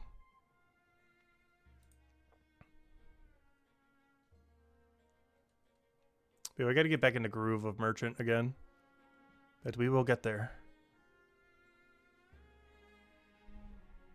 Yes, I do indeed have a plan. Or at least a resemblance of a plan. I should really stop taking these spectacles, though. They are so far. I don't understand why they give so little XP. They're like one of the... It feels like they're one of the furthest tasks to where they need to get to. Yet they give, like, 0 XP. They're not actually the furthest, but they sure feel like a lot of times.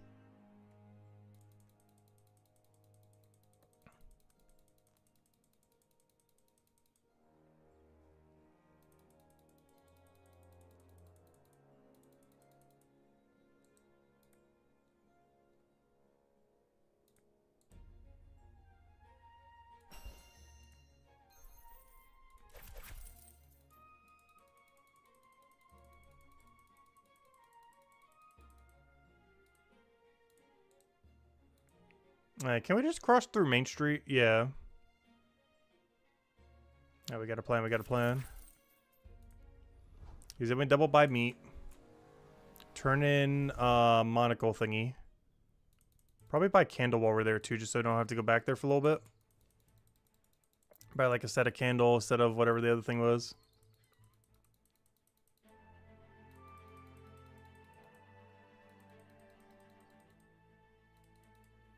It says you've got to complete further in the main quest?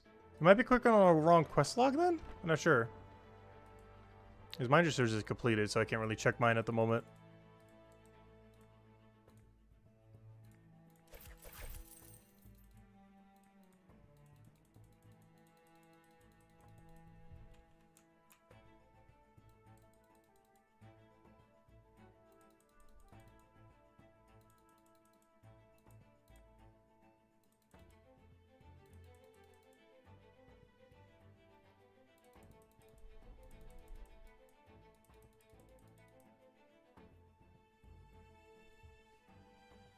Probably need to be a, oh, true. Well, he said he found the, he was at Stonewall Hill, though. He said it showed Stonewall Hill, which means he would have been further than that.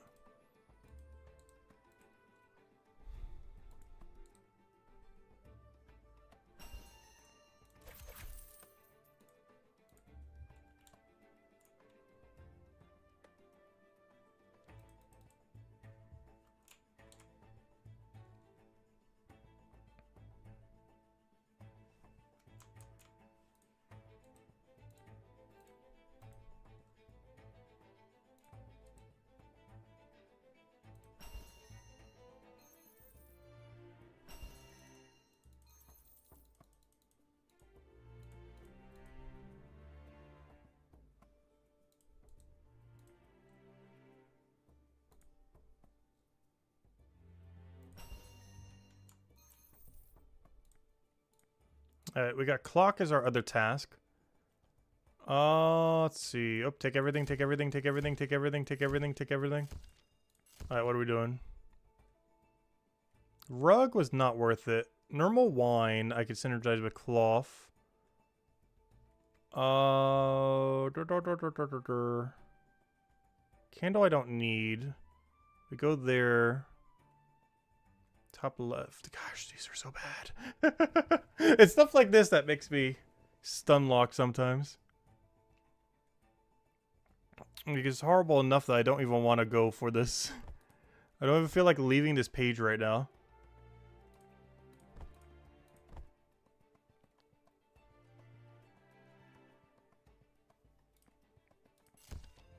So I won't. Anytime I see that, like, something that just stun mocks me, I'm just gonna wait 2 minutes. Honestly, I don't care how slow it is. Get a sip of water, relax a bit. Not in a rush. Because there's sometimes I see that page and I just can't. I just really can't be bothered to route like 2 to 3 items just to go return back or something. Even though I easily could have gotten like 3 items in that time. I'd rather just wait here for slightly better synergy. The problem with a lot of these small items is like, why would I turn this in for 4K? When like every other thing is like double its amount, pretty much.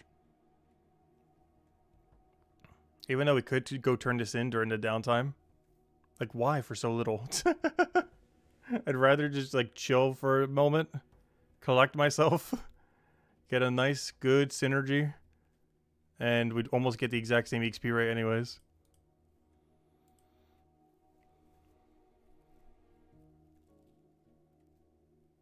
Though this is a waste of XP. But it's better on mental. Which long term is probably better. Alright, let's see. This is fine, I guess. We're gonna be on Main Street, so I can turn in meat for free. Everything else is not ideal, but I might get a double corner thing, so we'll see.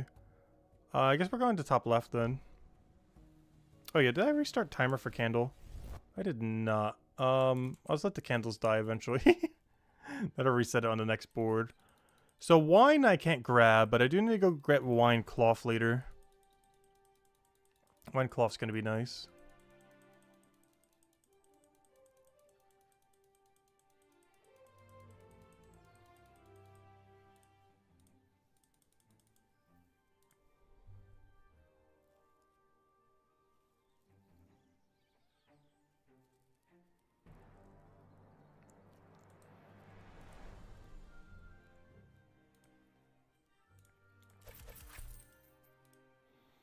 Alright, do I have to fill up my entire inventory here? No, I can't. I have exact number.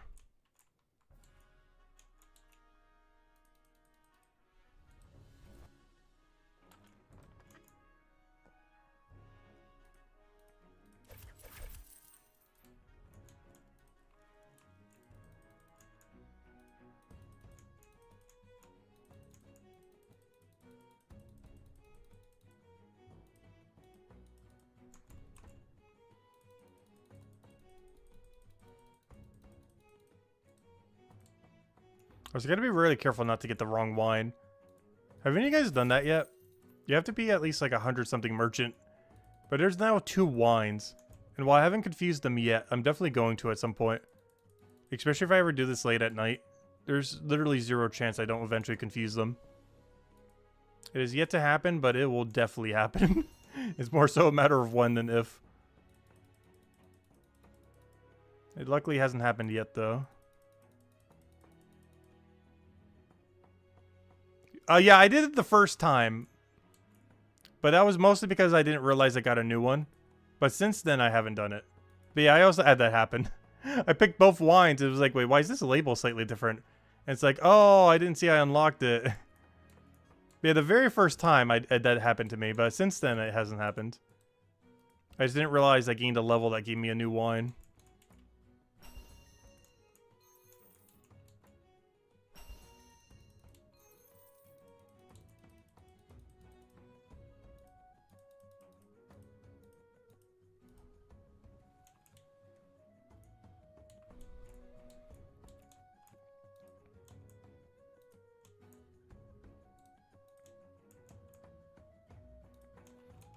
Alright, this should be a really good bottom setup. So if I can get a doll into a wine cloth and like one other thing, that'd be great. Even candle, even though I have some candles here.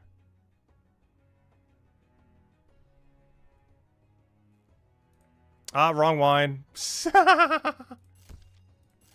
That's the wrong wine. Honestly, I might just wait it. Also gives me time to reset this little guy.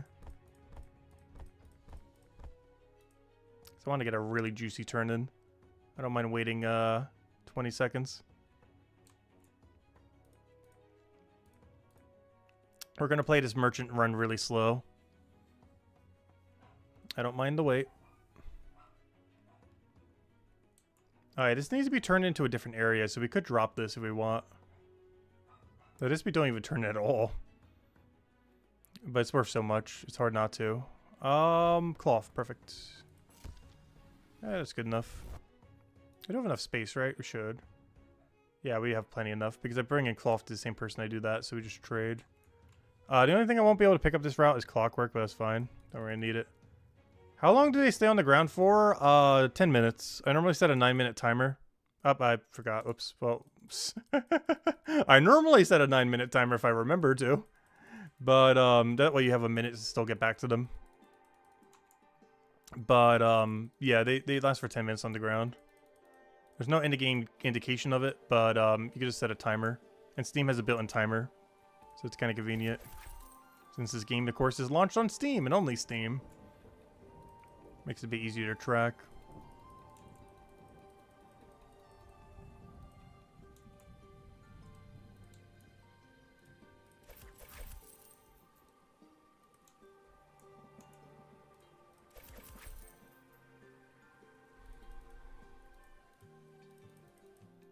You'd also technically set a timer to go off every 2 minutes so you know when the board has shifted. Or slightly beforehand so you know when the board's about to shift. It resets consistently every 2 minutes. Which is something I personally don't have a timer for that I really should probably.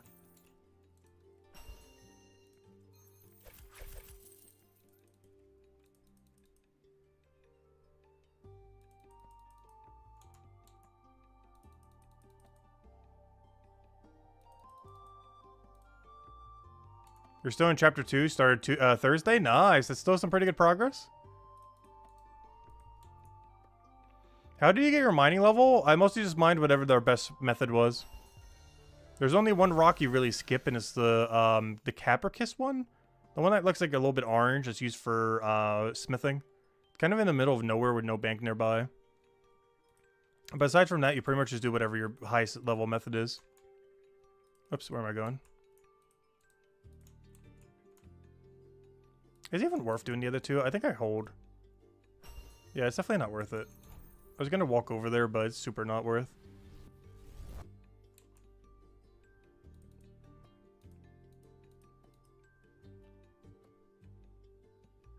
Did I mine my own ores for blacksmith? I put quite a bit of levels into it. That was quite a bit of knowledge points. But I have used every ore I ever mined. But that wasn't just the ores I mined. Also, we did buy some of them as well for the lower level range.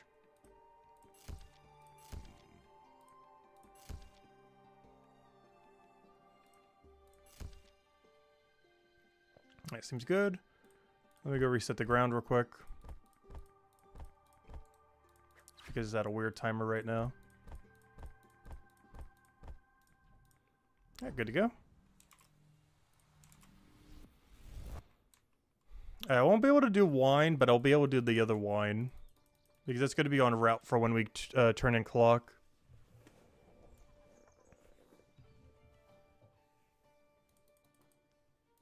So I'll be able to do everything but the bottom right wine. Which means I guess we're setting up for a bottom sweep.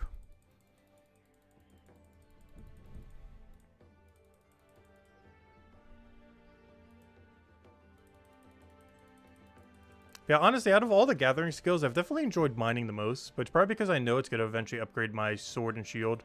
And eventually armor down the line. So it's a lot more motivating to go for it compared to some other ones. At least for my class anyways. I also knew I would enjoy mining smithing, which is one of the reasons I chose Cryonite as well. Since they definitely need it the most. Technically all classes need it, but it particularly extra needs it compared to the average one.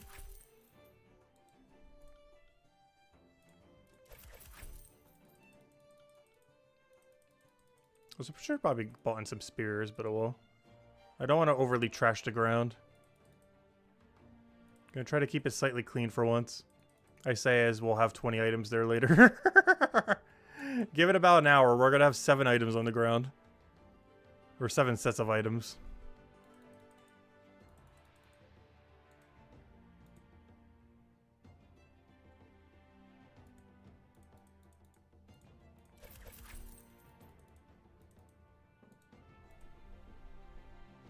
Actually, gonna do something I normally don't ever do. I'm gonna pre-buy doll. The sheep doll. Because we might be doing a bottom sweep where we cloth into doing that. So just in case we do, I kind of want to preemptively get it. Since we're kind of hitting to that bottom sweep area kind of setup. And we can get a free turn in with this. It does occupy one of our 4 sets. But it shouldn't matter too much.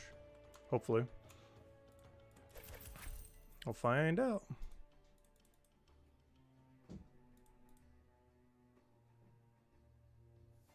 Alright, now we just gotta turn in all this junk. The only thing we don't get to turn in, of course, is the doll thingy. And the only thing we're missing for our current task list is the corner wine. We're setting up for the bottom wine. When I say corner, I mean bottom left corner.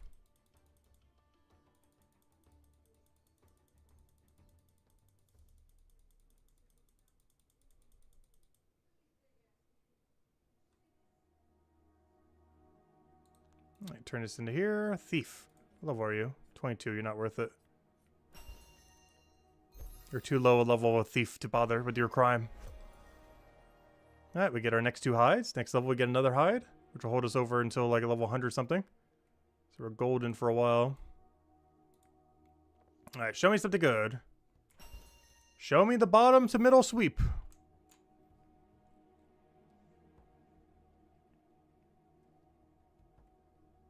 Alright, that is bottom. The rest is burning my eyes. Do I want to turn in 1 meat real quick? I guess. No, don't talk to him. Honestly, I really can't be bothered for how little XP it is. Like, my efficiency is like, ooh, I should go get like 2 of those things in real quick. But I see the percents they're going to give, and it's like, yeah, I'm just going to wait here.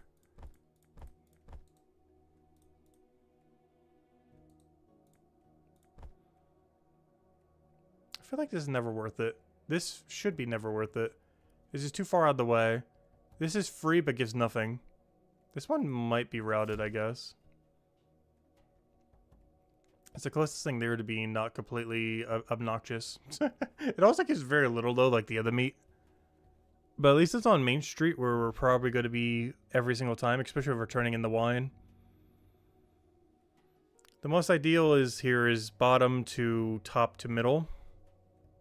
But honestly, it's probably going to be bottom to middle, and then next cycle we do top to middle. There's a good chance I don't turn in the doll or dolls that we have here. Well, I guess if we have double doll, I kind of have to. There's also a chance we drop a wine for top left angle here. Oh, wow. This is almost even worse. How?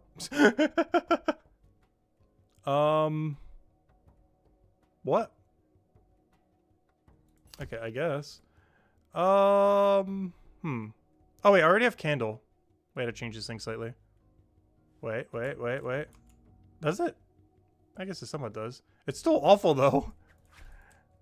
Like, I'd still have to run to doll. Then turn in top left and go middle? Alright, we're just gonna do it. We're just gonna make things happen.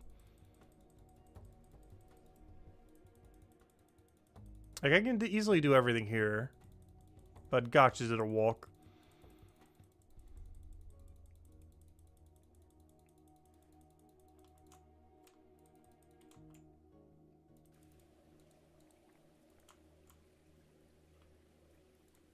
So I'm pretty sure exact inventory. So I'm miscounting something somewhere, which I probably am. Oh, can I get away to a double wine buy right here? I don't feel like I can. Which is exactly why I'm doing it.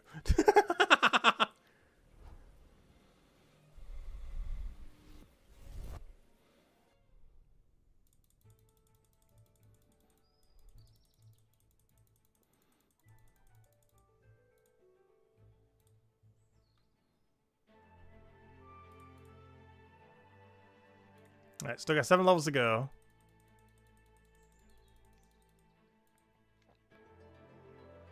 But if we do this for another 2 hours, we should be good. Probably even less than that. We'd have to go really slow to not get that done in 2 hours.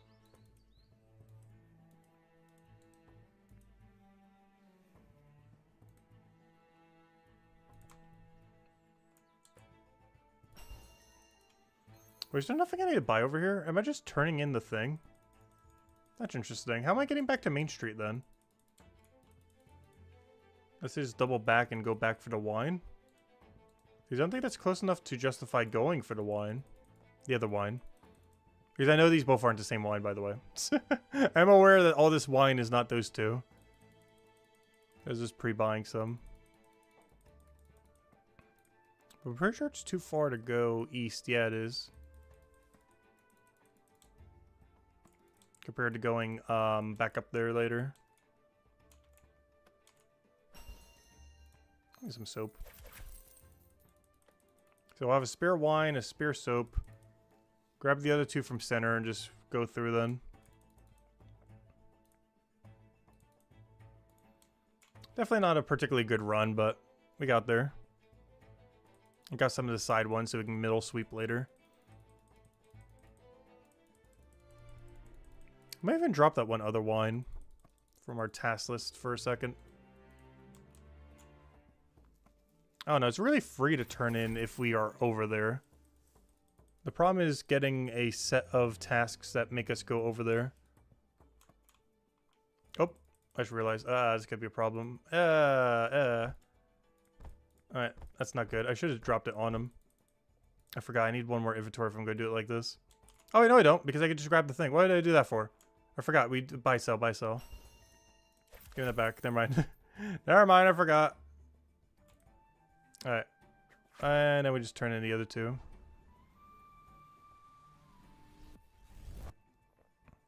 Alright, that could have gone way better. That was a horrible run. It's like our top 3 worst run of the day run.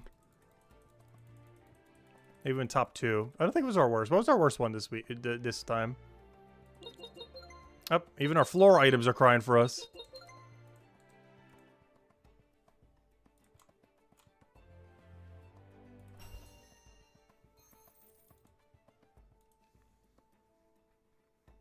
You think your favorite thing about carpentry is how you take something round and turn it into a square so you can turn it into another round again? That's kind of funny.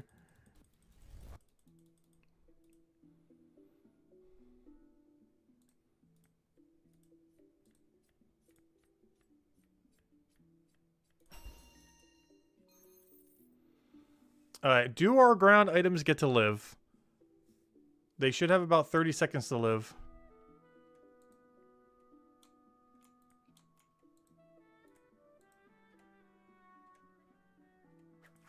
Got him.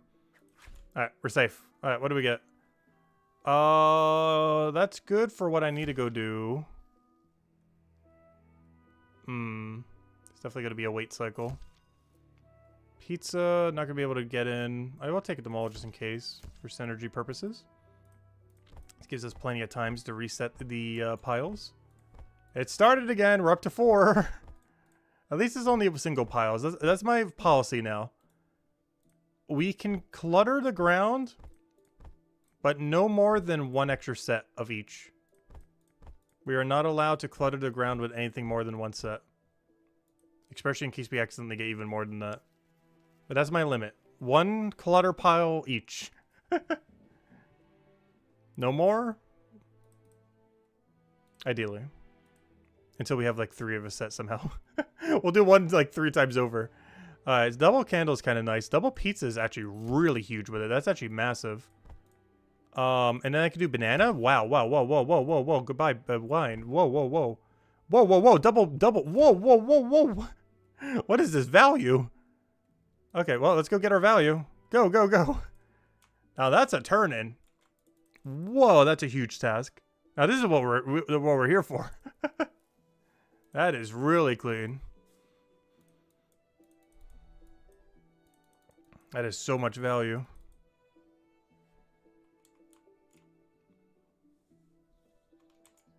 And I can actually don't even need to backtrack that one road either.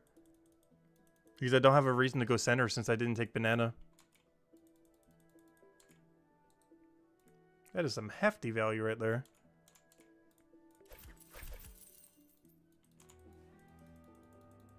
Just gotta remember to buy pizza. Because I almost just walked right past it.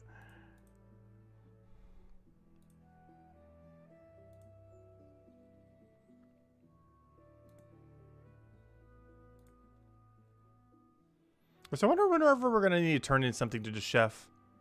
So far, we've never needed to turn anything into him. Currently, his purpose is just buy pizza. But at some point down the line, we're definitely gonna have to bring him something.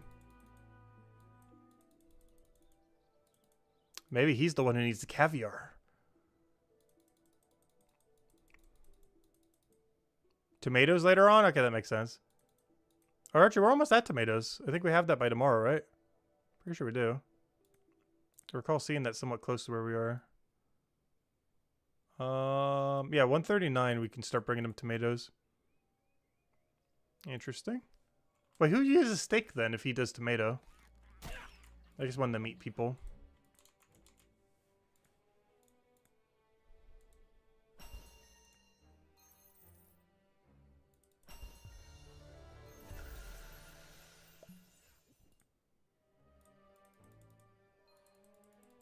Oh, so that needs 56 or 57? I don't remember. I think it was 57.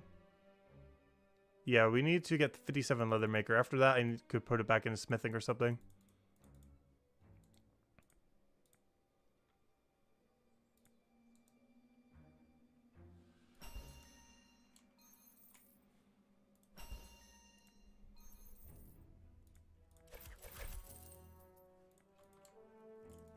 I was going to buy an extra set. Something in the back of my head is like, I already have one on the ground.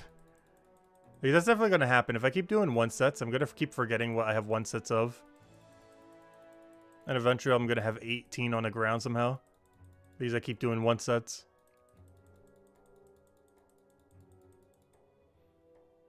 You just made it to the 400 club? Nice.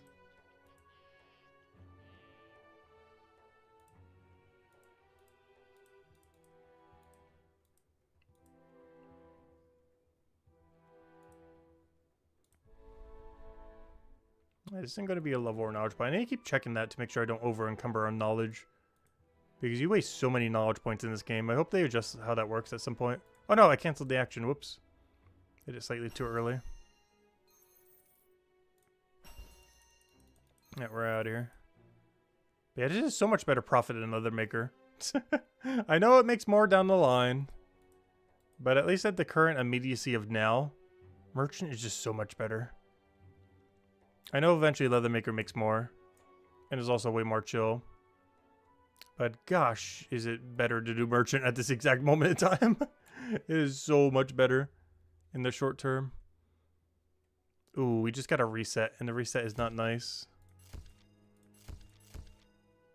Yeah, I'm gonna wait. I don't care. Abandon. Those we can keep for now. Let me go reset the floor. And then we'll just water break again. This is definitely a wait at sign mood today. At least for the second half of our merchant grind. We tried a lot harder earlier to stream. But this is going to be just really chill, just... You know, we'll wait till we get a double set. We waste 2 minutes doing absolute nothing, that's fine. We're not here for max efficiency. Yet. Yet. I'm not beyond waiting here for like 5 to 10 minutes over the course of an hour. Just so we get better double tasks. Just made it to Chronopolis. Should you rush Merchant? Ideally, finish the storyline. Get 83 Detective. Then get Merchant up. And then, you know, eventually Leather Maker. But I would do storyline first, and then 83 Detective. Or at least some amount. 51's good for a while. 51 will hold you off for a long while. But if you want to go all the way to get every shortcut, 83 is needed. If you want to access every single shortcut in the city. Well, then 55 Merchant, but you need to do Merchant to do that. But, yeah, 83 Detective while doing combat through raids. Then, like, 55 plus Merchant. And then do, like, a combination of, like, Merchant Leatherworker. But having the detective first is very useful. It's not required. You can have like no detective and still do it. But there's just a lot of shortcuts that save you time long term that you're generally going to want to have. Ooh, am I abandoning double painting? How do I route? I think I route out pumpkin. It's too valuable to keep it in. I'm going to go around the world. I think will work a little bit better. We're just going to do big circle. Pumpkin actually doesn't fit too well. I got to keep remembering that pumpkin is actually bad. We're at the point where pumpkin is bad now, not good. Unless we can do top left to right sweep. Pumpkin is actually out of our way every time. Compared to something like banana or stopwatch.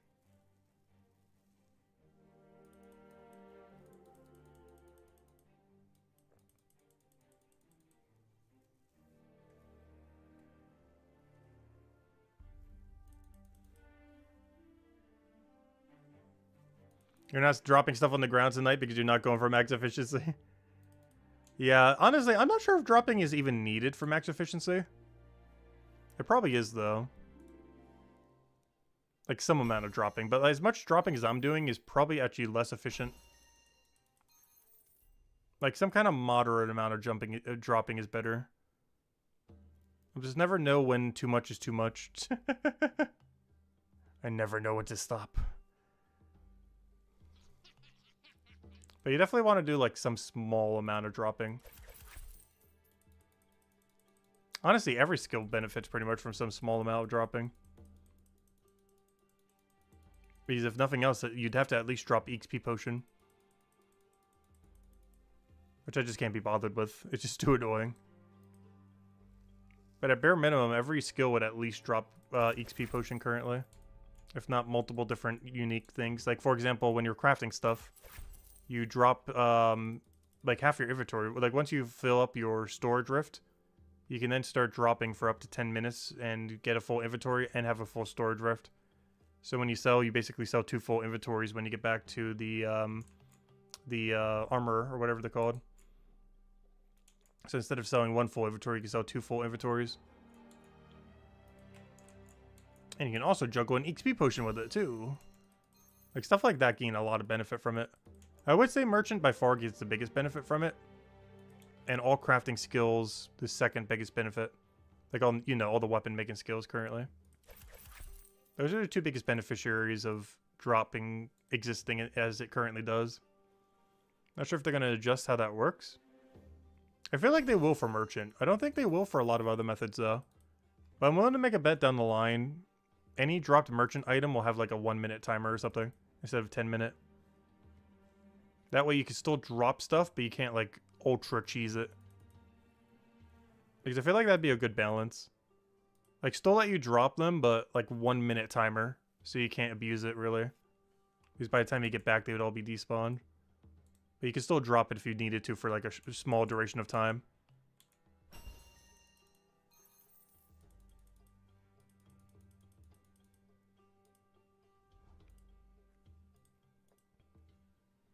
Because the way that it works right now is kind of broken. Like, it doesn't completely break the skill. Like, this skill with no dropping at all is still pretty comparable to with dropping. But it definitely influences rates upwards on a skill that is already insanely good.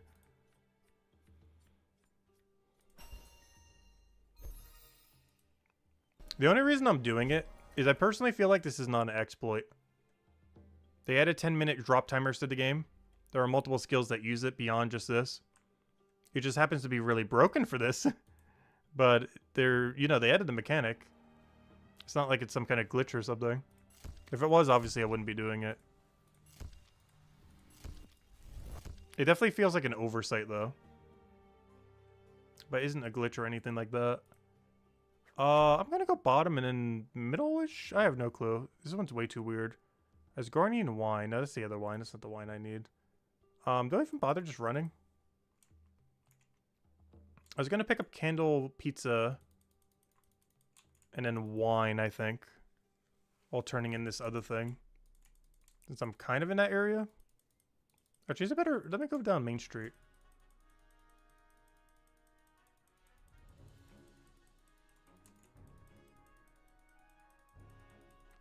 Oh, the problem is... Oh, no, never mind. You'd have to double backtrack this room regardless. I was going to say, I'm going to have to double backtrack this room, but honestly, you almost always have to double backtrack this room. It's going to be way better once we can turn tomatoes in. Oh, wait, do you pick up tomatoes at the grocery store? Oh, that's huge if so. I didn't even think about that. Oh, that's actually probably really good synergy as long as tomatoes aren't worth, like, nothing. Because that's way better than doing carrots. Because it goes straight into pizza, which is better than doing it into dal, since we mostly want to draw pumpkin these days. Not on the ground, but I mean as a task. Pumpkin's not worth doing with a lot of these sets anymore. Oh, it's the same as carrot? That's huge if it's worth a lot. As long as it's not worth, like, wine level, where it's only, like, 5,000 compared to my 7 or 8,000s. As long as it has some value to it, that's actually good. Oh, wrong room. Oh, so this pathing is so bad, by the way. This is not a good set. But we already committed to it, so we're kind of stuck with it.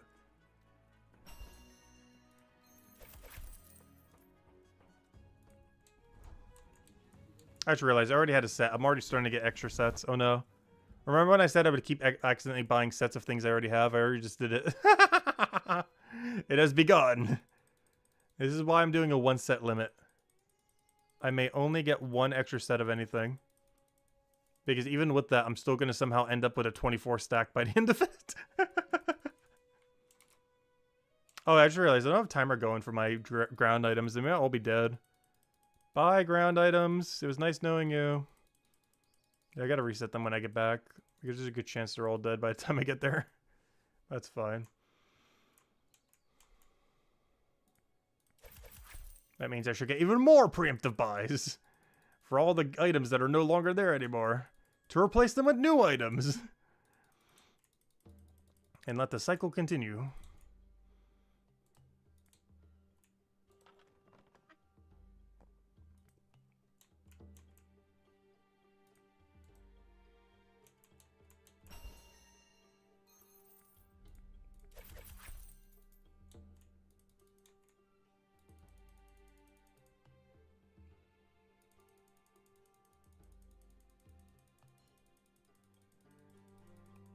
Oh, so there's no way there's any items left at the place.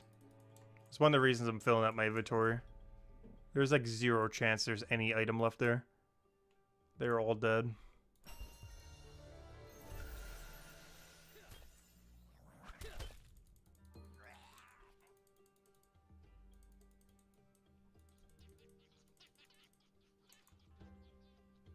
I just realized, can I not turn in pumpkin?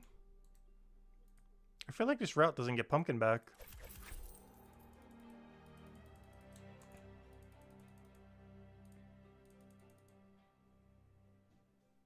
Oh, so why did I just take the longest way possible to get back? Whoops. Well, while I'm here, I might as well turn in pumpkin. I'm gonna take the long way here. Might as well backtrack for pumpkin, I guess. Our ground is already dead. Might as well let it be extra dead. I don't think this was worth it, but if we're gonna kill everything, might as well do it fully. We shall leave no survivors on the ground. I'm surprised they haven't arrested us yet for littering. Because honestly, I think every single day we do drop shuffling on merchant, we probably litter like 100 items on the ground that get deleted. And they're worth almost like a silver each too. Okay, maybe not that many, but I'm pretty sure we kill like 40 silver worth of ground items every day. We do this method. There should be no survivors here. Yep, no survivors. That was to be expected. That wasn't really like a question like, oh, are they still alive? No. They were all dead. Yeah, that has synergy, that has synergy. This pretends to have synergy. Manacles is technically in that direction, but there's no way I'm gonna go take it. I'm gonna go drop these real quick and actually start the timer this time. I'm gonna confuse them because they're both a yellow object, which means they're the exact same thing. Alright, let me start timer. There we go. Anyways, how we doing? So what are we doing? I guess we're doing middle to top to middle. Boom, boom, boom, boom. Where do you get rug again? Where do you turn in rug? Homeware. I'm gonna grab it and just double check as I move, I guess. Where am I moving? Oh yeah, I'm getting double candle. Let me double check rug. Showing map. That's fine. Kind of. Yeah, that's fine. Yeah, this actually works. Hey, a purpose for rug. Wait, how am I gonna reroute rug though? Oh no, I guess it's not that far out of our way.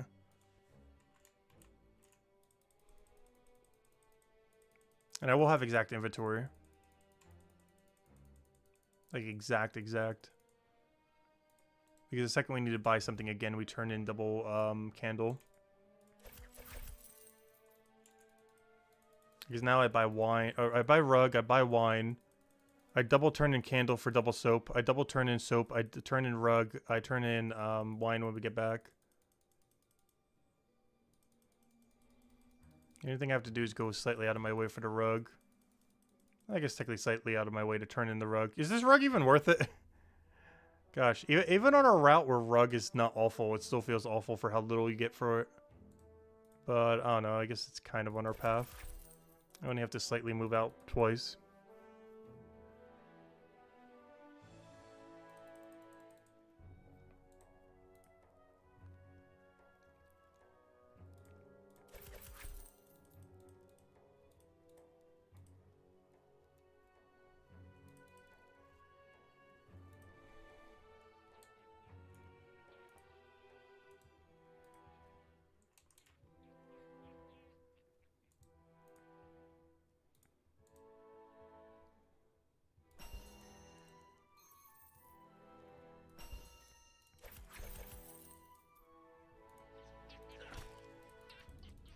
Alright, and now we just middle sweep. Kind of. Actually, it's more like corner sweep. I'm not sure what you would call this. I'm basically not even going on middle road, barely. Because I'm just heading for this corner and then just teleporting back. It's really weird. I don't think I've ever ended a run exactly at this location before. Because the only way I could is if I turn in a rug glass. Which is exactly what we're doing. Well, technically, other than the wine. But the wine gets turned in at base. It would always be last. I guess technically it is not actual last, but it's pretty much last. Yeah, we're basically finishing our run right here. Not counting the wine.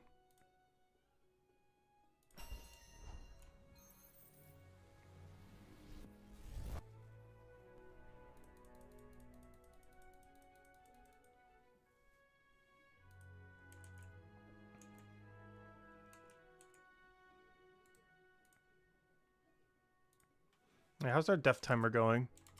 Alright, they got 5 minutes to live. Technically 6. But realistically 5 before we have to touch them again. I feel like I've used like 0 ground items that I've put on the ground so far. We're kind of just letting them die. How do I feel about this set? It looks so bad. Maybe it'll look a little bit better in a few seconds. Also, we got a bit of time to reset them. Let me go do that real quick. If we're standing here doing nothing, might as well get some value from it. Reset our clockwork and banana. And then reset our timer accordingly. And see how disappointing everything is in 5 seconds. 5, 4, 3, 2, 1. Disappointment! It's something. It's not the worst thing I've ever seen. Doesn't mean it's good though.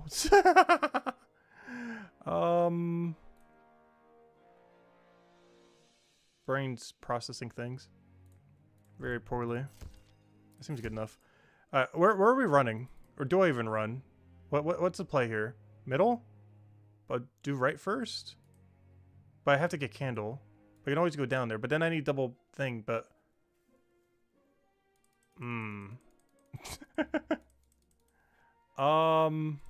I see. I think I see the angle. Is it worth walking there, though? I think it is. I buy double this, double clockwork. Oh, wait, but then how am I getting the vase? I guess we're not turning in vase. Okay, I didn't account for vase. That's fine, though. We can get it next run. They have no way to do vase. Unless I just skip candle. Oh, wait, but it doesn't solve my issue. Because candle is 0 inventory because I'm already cleared by then.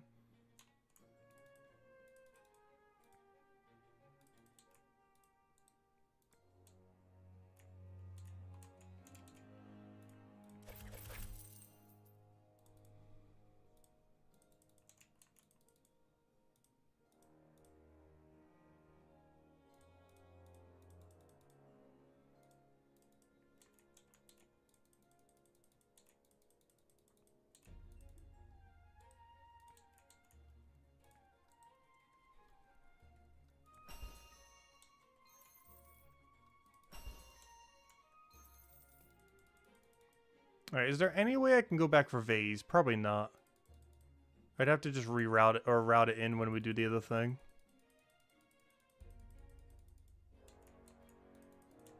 That's fine.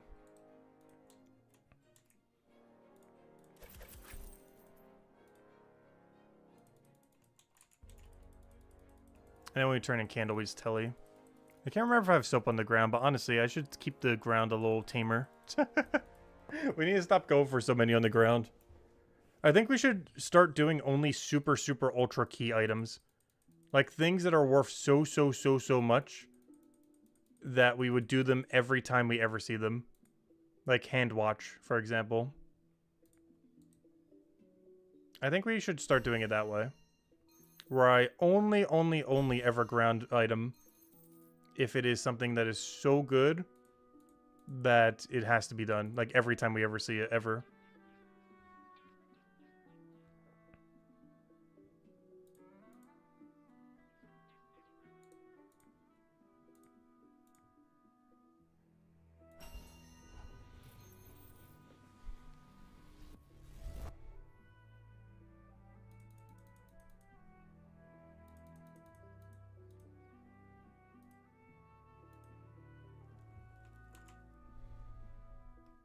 Also, bananas in that category too, oddly enough.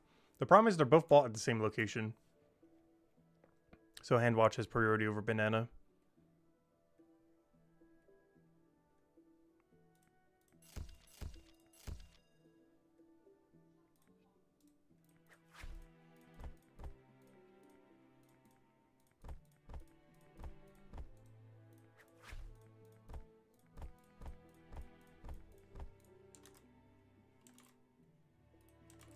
Let's see what we get here. Come on, something good. What can we make work? Double vase, double wine. Interesting. Banana for free. Nice. I do like free bananas. What do I drop? What do I drop? What do I drop? I gotta drop something. Something is to drop. Something. Go, go, go. Abandon. You, because I won't have enough inventory. Banana, free. Alright, go, go, go, go, go, go, go. Grab banana. Go, go, go. Where do we go? Wait, where do I go? Wait. Brain. Pick something. Pick something. Wine. I got double wine into the thing. Okay, I see. Alright, we got there. Took us a second, but we got there. Gosh, my brain short circuits like every few seconds doing this skill.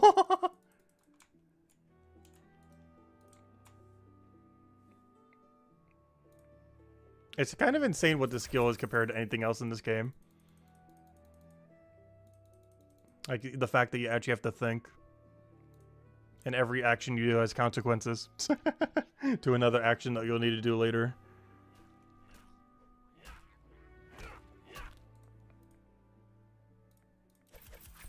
Honestly, that might be the poll tomorrow. Do you enjoy Merchant? And I'll have an option for people who are just watching as well. But I mostly want to see from the people who are actually doing it. Though, of course, I would love to know if you guys enjoy watching as well. See how the people who say, no, I hate watching Merchant. Which, that's understandable. But I mostly want to see from the people who are, like, actively doing it. Like, do you actually enjoy doing Merchant? Like, the challenge of it and everything? Or do you find it insufferable? Luckily, I do enjoy it. Let's see. I will take that. Where's my banana turn in? Oh yeah, it's this guy, so I can double buy the thing. I'm actually really curious. Oh wait, what am I doing? Oh yeah, banana goes to you, and then I come back and buy double trophy or vase, whatever they want to call it. And then we turn in everything at the temple thing. Let's see, should be good to go. Grab all that. Boom, boom.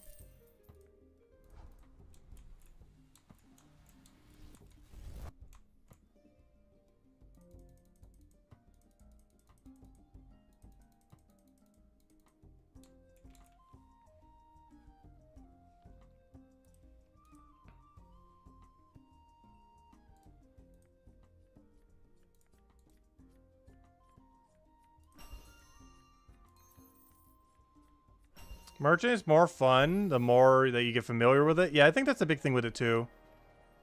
One thing I find interesting is I actually really hated it when I started the skill. Like right at the beginning.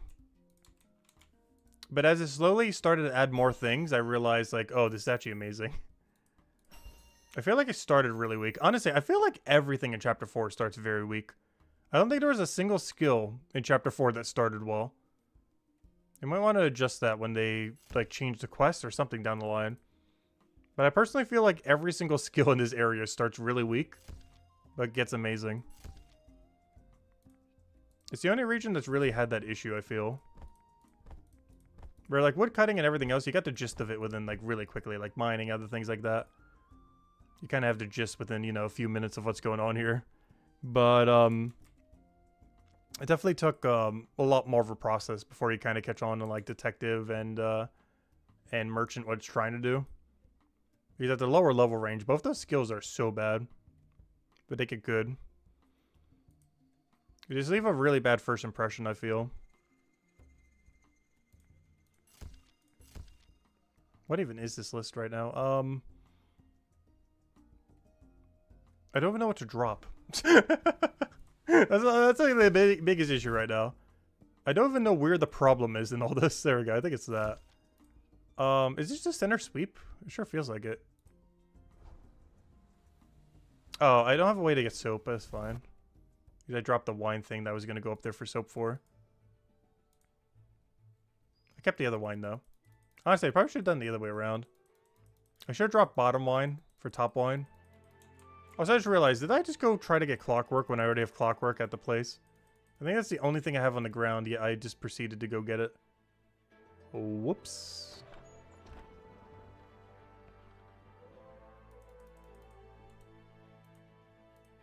Oh, what merchant are we at? 124. We're almost there. No, don't buy soap. Or buy that. There you go. Oh, we're almost up to 2 gold. I forgot how much we need for our next upgrade, but I believe I already have it. But yeah, tomorrow's goal definitely has to be to go finish this thing already. I do want to get manacles to 30 by tomorrow, for sure. Whatever it takes. Alright, no, don't bite. Ah. Gosh. Alright, we do that. We're gonna have a weird double turn-in that we still have to go do. Plus the other thing, but we can go get that later into the top left turn-in. Only problem is I'm gonna be over-encumbering with like 12 items in my inventory. That's fine. Wait, why do I want to come all the way down here? Oh, yeah, it was just to buy the thing, I see. Oh yeah, also buy the wine, I see. I was gonna say, wasn't there a second reason why I wanted to come here? There is. It's 4 to 6 wine. Hello, map, there you go. Yeah, we need like a ground tracker. Because my mental ground tracker is very broken.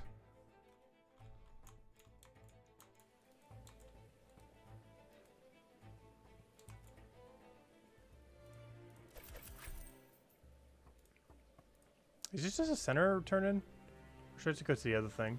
I kind of have to, because I can't keep the other 2 in my inventory. There's just too much stuff to keep all of that.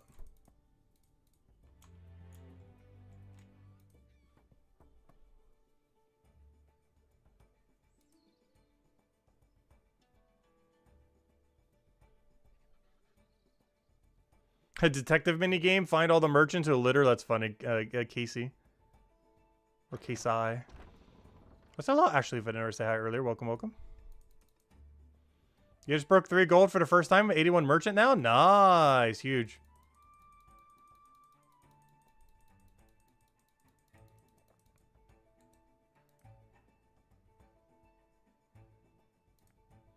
Also, during all of this, I still have not gotten the soap. I have no clue what this route was, but it definitely was not good. But it got there. Though in all fairness, as long as we keep walking around in circles, every route will eventually get there. You just gotta do enough circles. And every route is a route.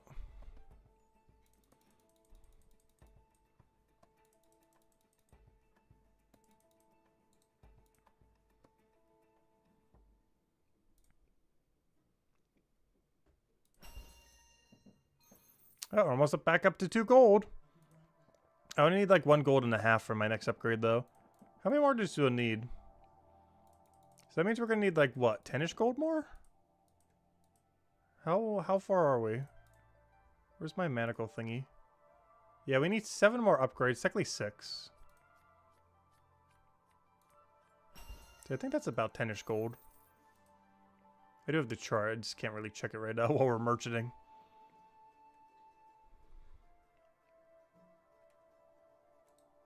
Yeah, I forgot to grab the free clockwork.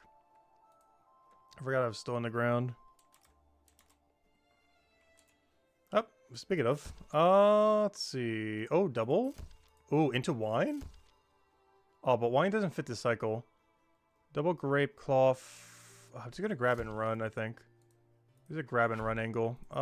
What's my best way? Actually, running there is the best way to get there. Should I stock up on anything while I'm over there? Well, I can't because I'm gonna have 6 inventory left. I guess I could buy a free wine. And just turn it in at the shop. Because I'm passing it anyways. Might as well grab it. Honestly, I should start doing this more often, I guess. If we ever have a reason to come over here and we're not doing candle or anything else. Or even if we are doing candle. Because it breaks even with the other thing. I should be buying free wine from him. Because the only reason I wasn't doing that with unicorn dust was because it was too far out of the way. But that wine is 100% free whenever we get this objective. Not this one. This is a different wine. I'm not grabbing that wine for this wine. I should probably specify whenever I do that now that it's probably getting confusing. I know that the wine in my inventory is not the wine in my task. But I need to start pre-buying that one for the fact that it's like literally turning in at the merchant place every single time. That's just free value. And it's giving me pretty much the same amount of knowledge. So there's no reason not to.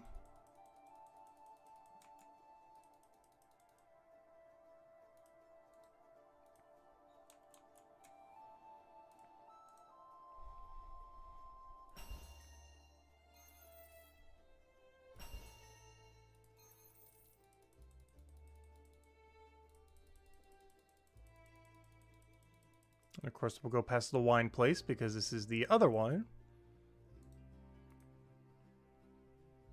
Cloth's probably getting dropped. I mostly just grabbed it in case I do get bottom synergy. I figured I wouldn't, but if we're already over there going for a sweep, it might be worth it.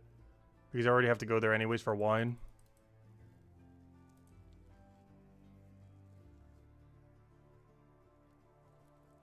I just realized this is Arganian wine. I thought that said Asgardian wine for a second.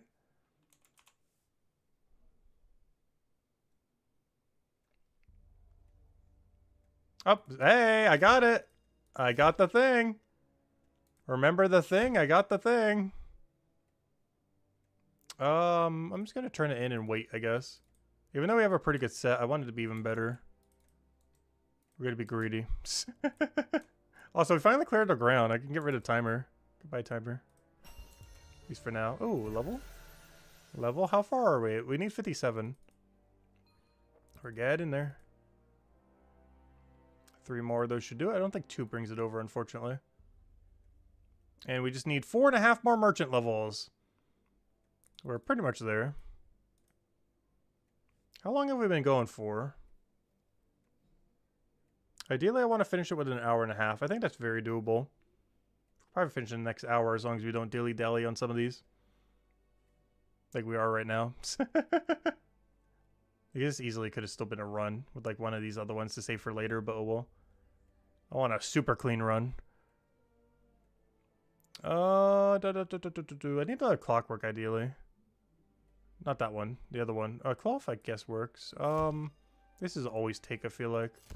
Is there anything we drop? I could drop Penny's thing for the other thing, but it's not really that much better. If anything, it's actually worse. Yeah, I think we just go. Alright, what's the path? I don't know what the quickest way to get to bottom left is, now that I think about it. If the only thing we have to do is beeline the bottom left. Is it center?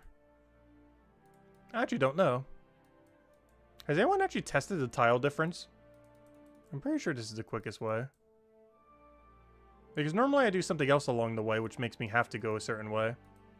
But this is the first time I think I've ever had to just beeline the bottom left without any other distraction in the way. But I think the center road is the quickest, I think. It's hard to tell. It probably is, because that's the way that these people go here, so. But that's also because their shop is right there. Because I can't think of anything quicker as far as getting, like, right here.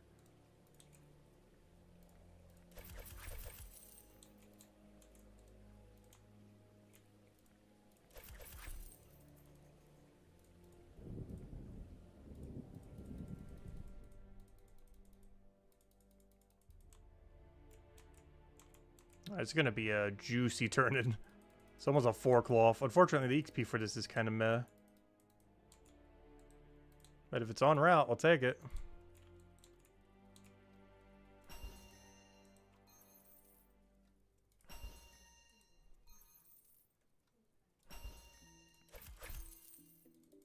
That's one thing that always throws me off. Some of the audio... There's a weird audio cue, I guess, bug or something, where it doesn't actually play every audio that you hit if you click them really quickly. And one thing that throws me off is it doesn't make a ding noise for every single one I buy, which makes me check my inventory to see if it didn't buy the right number. That always throws me off. Not sure if they're going to change that or if that's by design, just to not be annoying. But you can't really listen to the audio cue to determine how many you bought, because it doesn't actually always make an audio cue for every click. Which is a very misleading audio cue. Like, they probably did that deliberately so it wouldn't make a harsh noise. But the problem with that is it doesn't tell you the audio cue of how many you've bought in. So you have to go by the visual instead of the audio.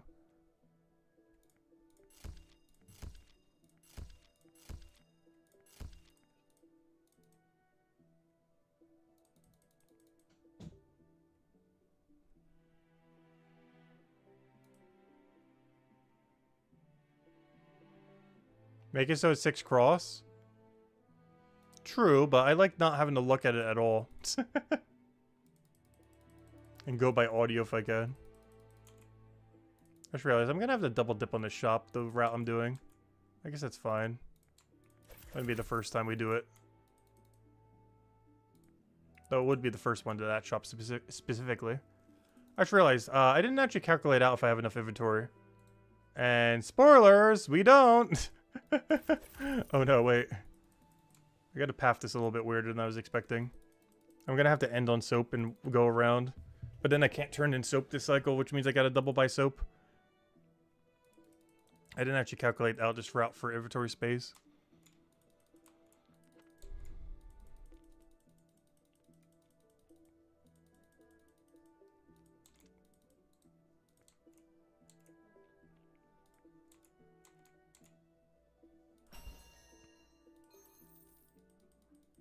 Do I need anything from you? Yeah, the trophy. As you said, I don't need to trade you, but I do need to buy your thingy. Wait, am I still not going to have enough space? No, I'm going to have exact. I was going to say, how on earth do I still not have inventory space? But yeah. As long as you get 2 trade-ins, you'll always have enough. This is impossible unless you double buy something.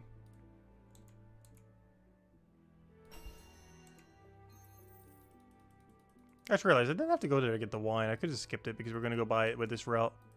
But at the time, I didn't realize I was rerouting. I feel like a GPS. Our brain's literally just GPS, is rendering the reroute. With the little loading bar and everything. Oh, I need to go grab the thing real quick.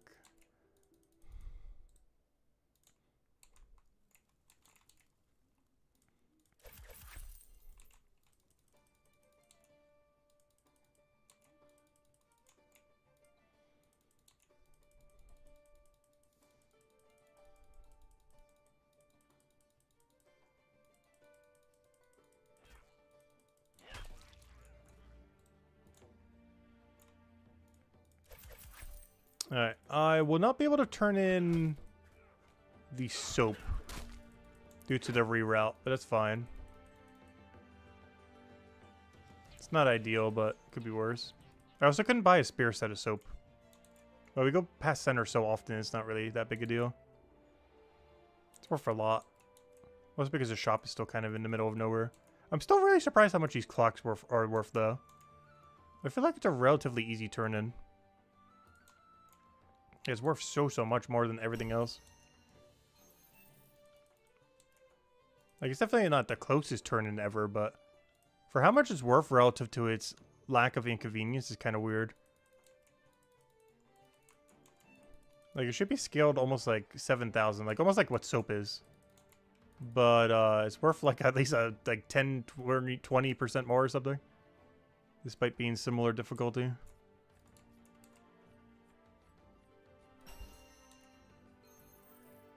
As soon as I turn this wine, that'll be 125. 4 more levels to go. So close, too far. But we're going until we get 129, so we can get the adventure. That's what we're currently aiming for.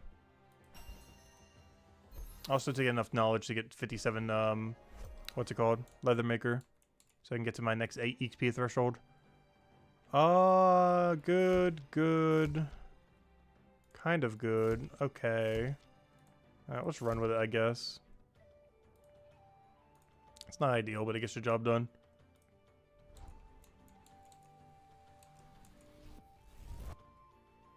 Wait, am I going top left literally just for banana? I'm pretty sure I am. Is that worth it? The fact that it's worth a little bit more, I feel like the answer is yes. It sure doesn't feel like it is, though. I didn't realize this route has only one purpose over here. For the good old banana. Time for us to drop the soap? I know, right? We did drop the soap earlier. No more dropping a soap today, though. Honestly, if I'm dropping anything, I'm dropping the clocks.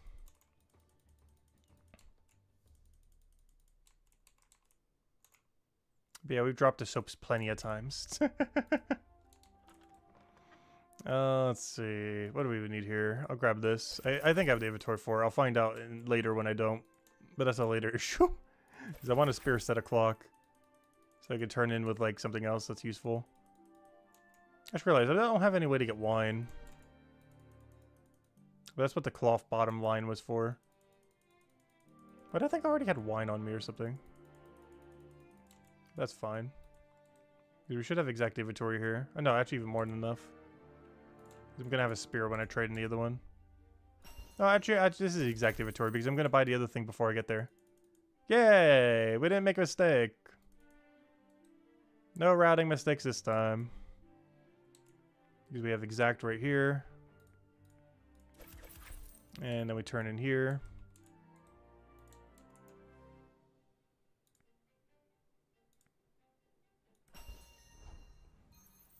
Actually, what am I doing?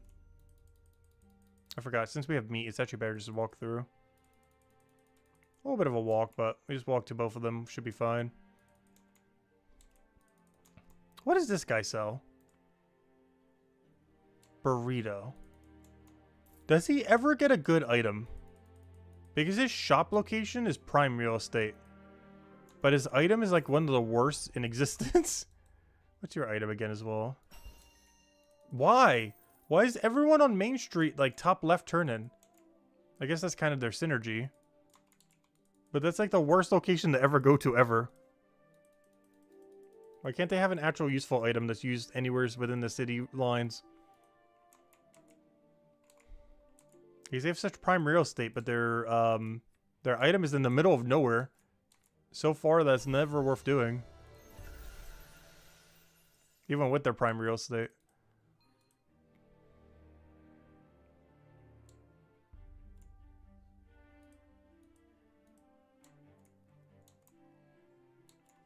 So I don't have a timer going, right? Okay, good. Because we have no ground items. We haven't in a while. Honestly, probably should. Technically, I do have one set of ground items we're about to put there. Normal wine. It's definitely a bottom left angle. This is like super bottom left angle. Yeah, I guess. Alright, let me drop these. Alright, I think this is candle into double wine, into cloth turn-in, into... How do I get ribs? I guess that's just for next set. What am I missing? I'm missing something in this route.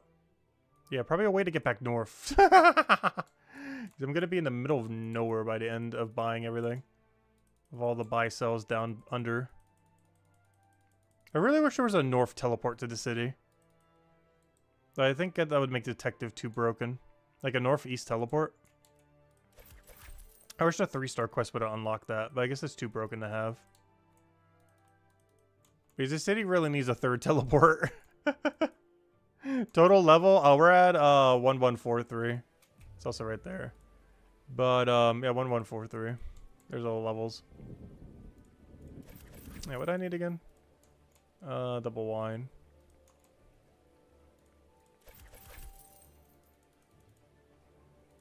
Yeah, working on it. Trying to get 129 merchant right now, and then probably going back to leatherworker just to chill for the rest of the night after that. Yeah, 129 merchant from 125, and then just chill with leatherworker. That should also give us 57 leatherworker, which is our next tier of hide as well, for better XP rate. Is this a zombie road angle? Why? But sure, why not? I've been taking zombie road in so long. No, so close. Almost. We almost survived zombie road. Which I still need the first time kill bonus on them. I should probably kill them at some point. And letting them live too long. I don't think we ever did the one-time kill. No, we didn't. We could easily do it. I just haven't bothered.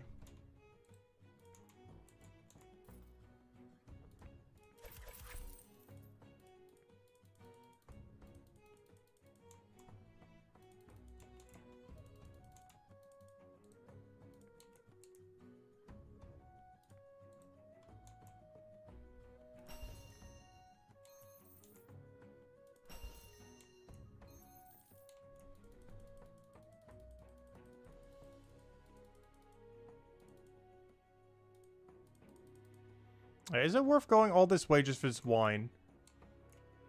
If I turn in the other thing and then tell you it is. I have to turn in meat first and then do the other thing. Because I gotta end on candle. Otherwise I'm too far away.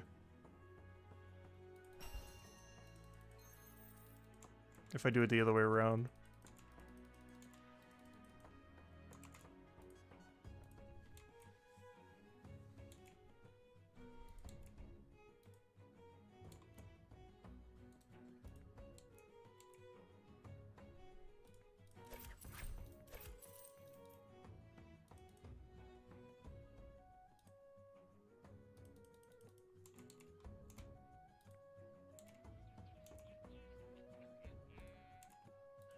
Right, 3.5 more to go. We're almost there. We're trying to make it in time for our adventure as well. Well, easy will, but I want to, Oh wait, do I have anything else? I'm not gonna pre-buy. I'll be fine. I don't want to start a whole ground game again. We finally got our ground clean for a little bit. But, I'm trying to get this done before our adventure thingy, which we easily will be able to. 3 hours is way more than enough time, even if we do this as slowly as possible. But ideally, we should be able to finish within the next hour. Oh, have I been timing my ground clock? I have not. Also, I forgot to turn in the wine that's in my inventory right now. Let's see. I hate all of it. Oh, we'll figure out some route though. Here, have your wine.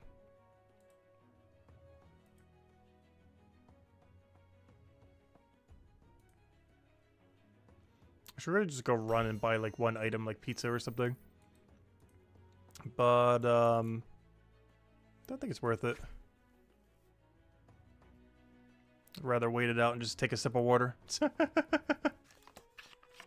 We're here for very chill merchant, even if it costs us like 20 to 30% XP rate. I'm not beyond sitting here to wait for a minute for the board to give us a route that isn't awful.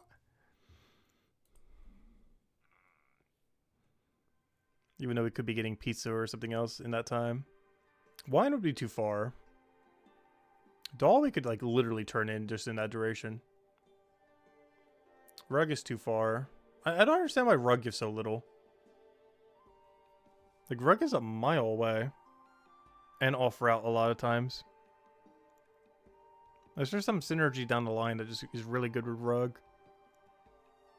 Carrot's worth a lot, but it's really annoying, especially since we don't need doll right now as much because we don't need pumpkin as much. Which leads to a double situation where we just don't really use it as much as we did in the past. I guess I just keep that for now, that's fine.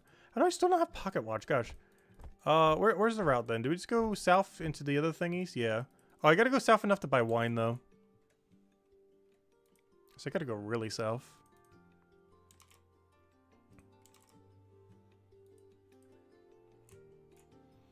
But yeah, this is a... What is this then?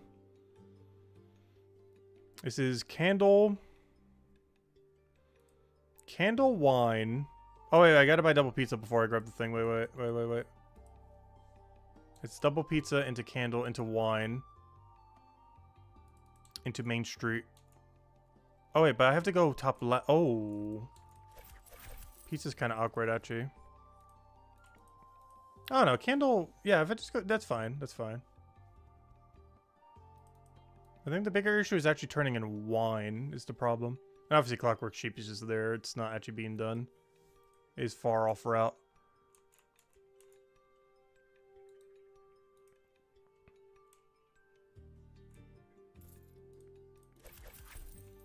Is this a teleport angle, the middle though? Pretty sure it is. Because I don't need anything up there. The problem is the inventory space is not going to be non-existent. But I only need one set.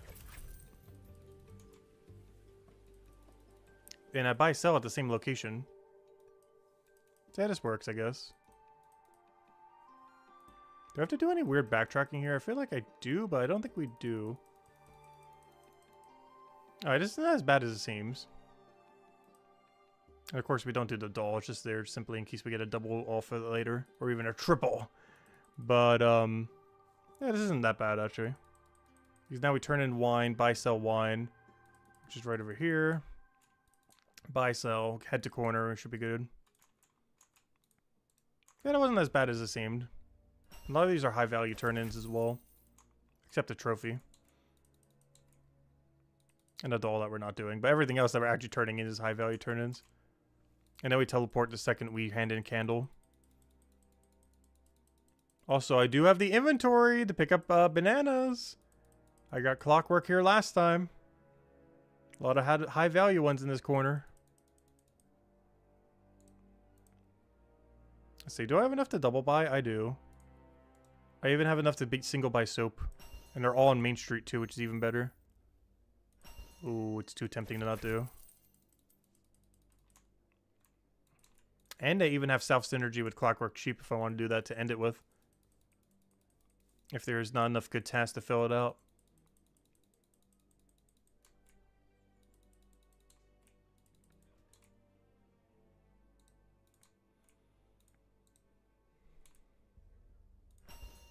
Alright, oh yeah, we grab that, teleport there. The only slight issue with this is we're kind of loaded on things we don't need. Also, I did buy double buy banana. Didn't I say I should only single buy? Oh no, I got greedy. I saw the inventory space and was like, ooh. Those are worth a lot. How's our timer going? 5 minutes. Technically 6 minutes. Turn that in. Alright, let's see. What's the damage? There's almost no way we get double banana here. If we could at least get single. Like soap, banana, and like all Main Street things. Soap, banana, clockwork thing that I already have, double sheep. The clockwork and double sheep are opposite directions though.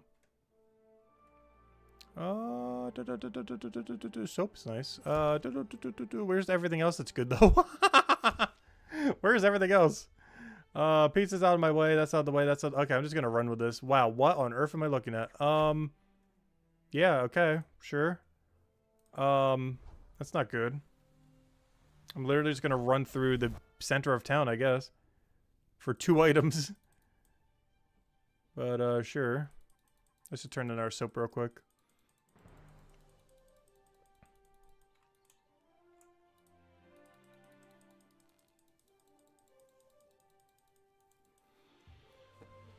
Oy. Yeah, slowly but surely, we're hitting that 205 merchant mark. Get in there.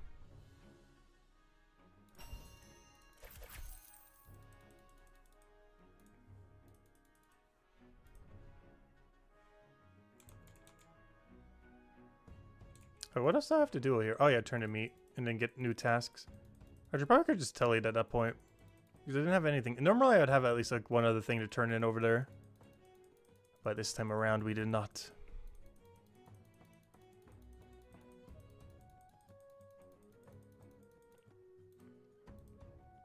Be about 3 more levels then. Ooh, level 98? I'll go for you. If you're gonna do some crime. I think it's like 2 to 3 silver. 3.5, not bad. Gotta keep in mind, whenever you see a merchant number, we did pay slightly every single time. Every single merchant gold drop you see, or silver drop. That's not all pure profit. You actually have to buy the items as well. So whatever number that is, similar to like cooking or something, it's never really the full profit of what you're actually getting. Alright, I don't know, I'm gonna be in that area. I might just bring carrots down there. And grab gold because I'm also already there. It's honestly not that bad. Is this a teleport angle? Pretty sure it is. Just tele to Chronopolis. I didn't double check if we have enough inventory, but we'll figure that out when it happens. We'll figure it out when it's too late. But we should be fine on inventory. Because we're turning in a banana. Yeah, then we're fine. We're plenty fine. This definitely feels like a double doll buy angle though. Might even pick up some wine while we're down there.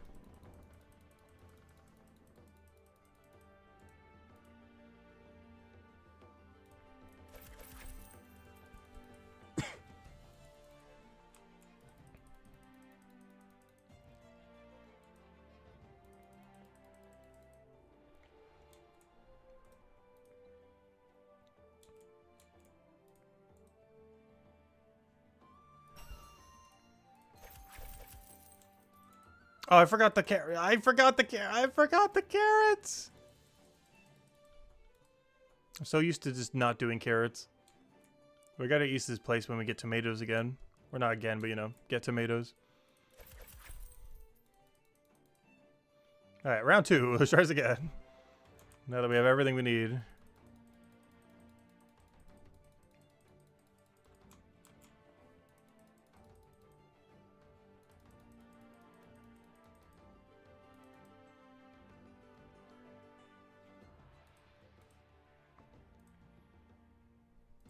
Also, one more of these little things and we'll finally get our wood, I was at woodcutting level. Our carpentry level, leatherworker. And then we can technically go back to leatherworker. Honestly, I might just do it regardless of our merchant level. I already got all the hide unlocks and everything. Oh no, I was kind of hoping to do that venture, but it's such low priority though. Like, it really doesn't matter if we do or do not have that venture. Because I was literally just going to do it the one time. I wasn't even going to like spam it or anything. It's not like we need those grapes for something important. As soon as we got one more point, I might just head back to leatherworker. I might still grind it off stream though, but it won't be before the venture, so I will reset the ventures. But oh yeah, give me dolls. Actually, give me a lot of dolls. If I'm going there, I'm going to commit to up there. We're not just like partially going to top left. We are fully going to top left if we're going to go there next cycle.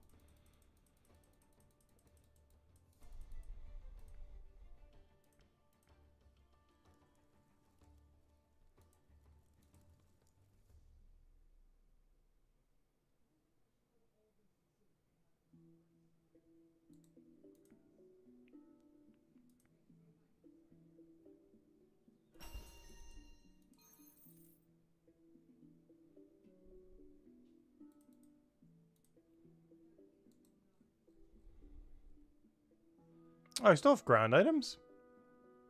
I got bananas and clockwork. Kind of huge if it works out. Wait, is that the right clockwork? I don't think that is. Wait, I said clockwork, but that's not the right clockwork. It's the other clockwork. Oh, come on.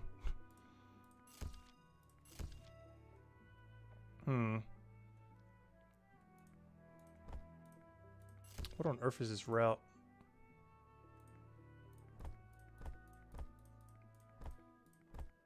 Because double clockwork means bottom.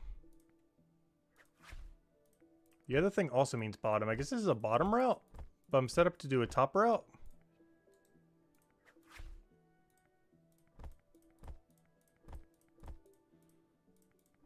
I have to turn in something from there, but then I have to go middle, but then I'm offset to not be able to do it. Alright, we gotta do something. Let me just run. Let me just run. Because what? I pick up candle, pick up clockwork, turn in... Can I telly? Wait, do I have enough inventory to telly at that exact moment in time? I will have a full inventory, but I will trade my dolls for pumpkins. And then, yeah, we're fine. Alright. Yeah, I just telly as soon as I buy clockwork then. Because we have a double trade into a double trade. Hey, it all worked out in the end. Nice. Hey, that's not too bad. Because what we're going to do is we're going to trade dolls for pumpkins, and we're going to trade soap for... Say when you drag that, it makes your thing go off center. And then we're going to trade soap for, candles for soap. The only thing that I don't think we can route in is turning a soap in is the only problem. That's fine. We just do that next run. That's the only thing this route won't solve. I guess I want to walk all the way there just to turn in some soap. Which I could do.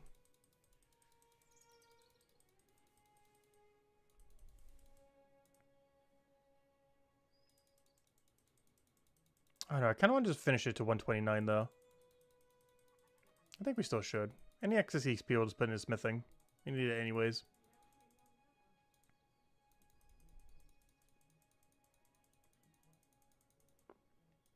I do like the way that the double works on this route though. Because we're going to stay at 24 basically perpetually. So I trade her doll in order to get pumpkin. And then I'm at 24 again.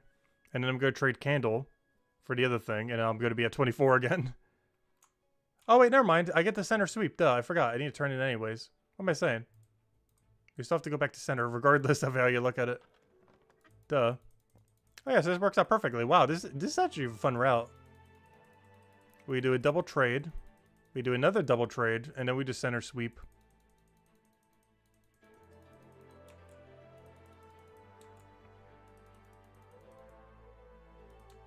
If only all the routes could be like this. Alright, here you go. Grab all that. Center sweep. I probably just walked. Actually, I'm still gonna walk. Take the scenic route. I'm still not sure which one is technically more tile perfect. But it can't be that much slower. Just walking there. The main thing that's hard to calculate is the load time at a door. Kind of throws it off a little. Because I'm not sure if the load time is always the same.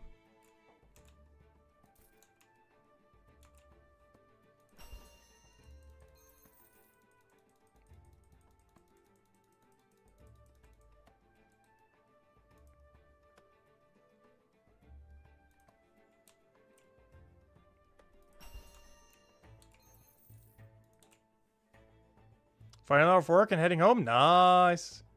You're almost there. Hope you enjoy your weekend.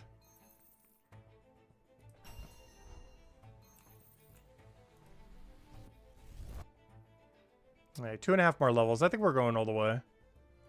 I'll put the next thing into Leatherworker, so we can go back to Leatherworker after we're done with 129 Merchant. And then the rest, I guess, gets dumped into Blacksmith. Oh, so timer's about the timer. I'm just going to grab everything in a second. Timer must be screaming any second now, yep. Ooh, doll. I actually have that on the ground. Ooh. Do I turn this in right now? What's my ground item right now? We'll just wait. We have potential for something really good here. I'll be back in 1 second. Let me make a quick bathroom break from all this water. 1 second. Perfect time anyways. We gotta wait a minute.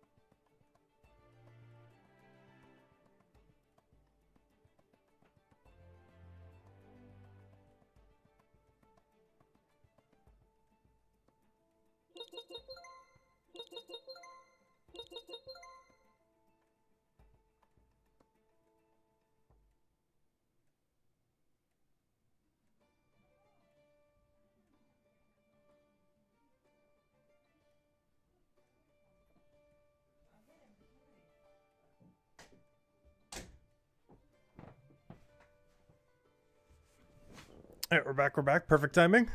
Well, almost perfect. Let's see. Candle, good. Clockwork, good. I only have one, though. Problem. Do I not have a doll turn in? That's unfortunate. Double candle. It's out of the way. I already have the thing. I'm stalling too much. I don't know, I guess painting? I guess it's painting. Anyways, we'll just grab something. Get rid of all this, get rid of all that. I can only turn in 1 clock, that's fine though. Which I guess I could buy another set of clock while I'm over there. But will I be over there? Yeah, I guess I'll do it first. But then painting's back. So I could have kept the other clockwork on the ground. How do you want to route this?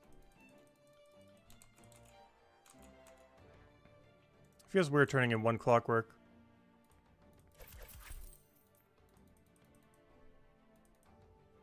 Yeah.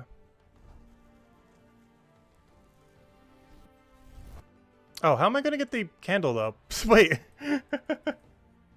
What about the candle? Oh, goodbye candles. You're not in this route anymore. Rip candles.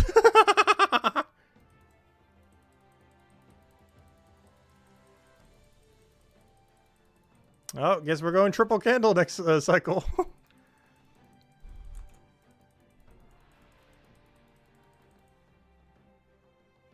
Oh, fortunately you work on weekends? Oh, I thought you finally head off.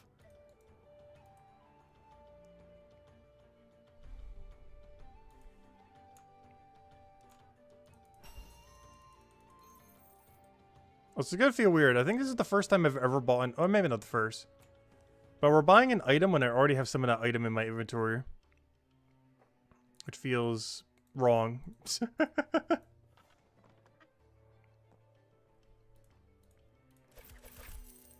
But it must be done. Also, I still rebought back the other set of hand watch, pocket watch. I always keep calling this thing clockwork. Despite there being like a billion different things that are already called clockwork that are actually called clockwork. Yeah, the watch, it's a kind of insane.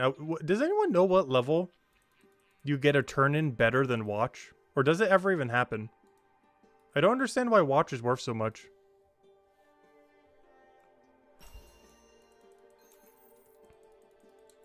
It's not even a hard turn-in. Like, it's literally on route to go back. It's almost like ribs, but like ever so slightly further out of the way. Yet it pays like double the amount of points. Despite being comparable to ribs, which is one of the lowest turn-ins you could do. Maybe not the absolute lowest, but pretty low. Alright, let's see. Triple candle? You know you want to. We already got the double. Might as well finish it off. Well, technically a 4 would be finishing it off, but still pretty close. Alright, banana. Can we get a banana in there as well?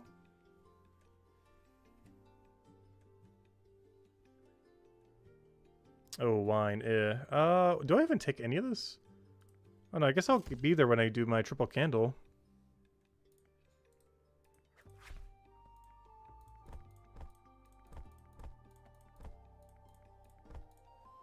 Let's see, what do we get here? I could drop the other one too. I didn't realize I had that much time.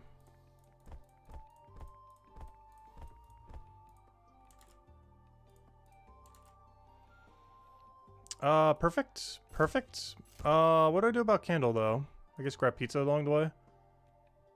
Math. Go, go, go, go, go. Wait. Stop. Yeah, I just gotta run with this. Banana, pocket watch, grab candle. Because otherwise I won't have enough inventory. Oh wait, how do I turn in banana though? That's the fun part, you don't. No, oh no, banana's actually kind of awkward for once. It's a really normally free high level turn in.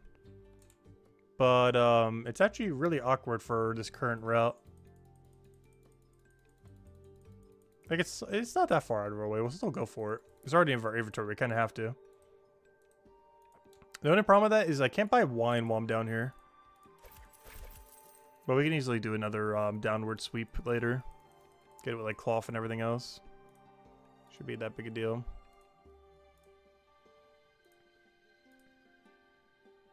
Skill guide shows pickup. 216 is better. Ooh. So I need to like double our merchant level to get a better option. Eventually.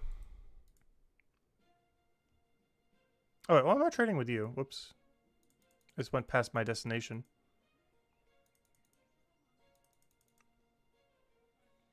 Then it's kind of weird, but they will all get where they need to be. I think it's just a drop banana situation though. Well, not on the ground, but as far as routing it this time.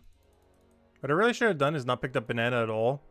Grabbed wine when I also went down there. And then had a wine banana for when we go there now, or you know, when we go there. But now I'm gonna have to bottom sweep with banana likely in us. So I can pick up wine and whatever else we need. Pizza will either get dropped or not get dropped on our task list. Not on the ground. I should specify which form of drop. There are multiple going on here.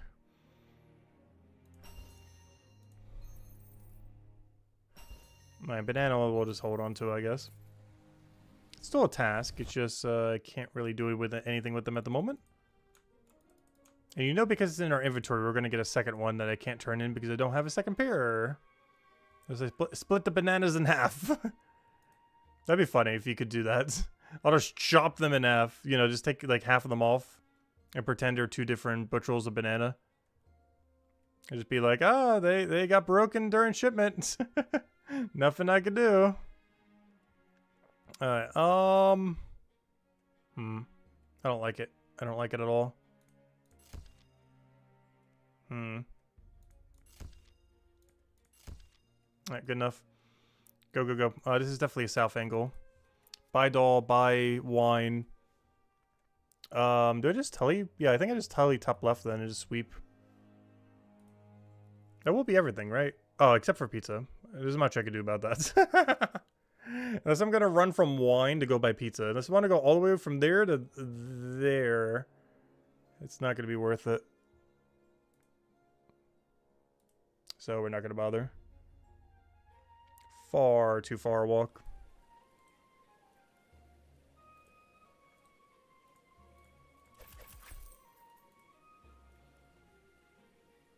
So I probably just tell you the second I get wine then to top left. Buy a pocket watch and just head over there. The only problem is I'm gonna have two center items and have no way to turn them in. It's not really worth walking over there.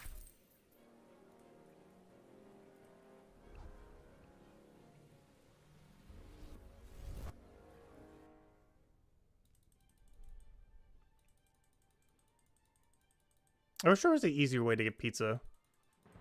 The fact that his shop is so far away is slightly inconvenient. Given how often I feel like I need it to get over there. But it's not worth like dropping $1 billion on the ground. But this route would definitely have been one where it would have been beneficial.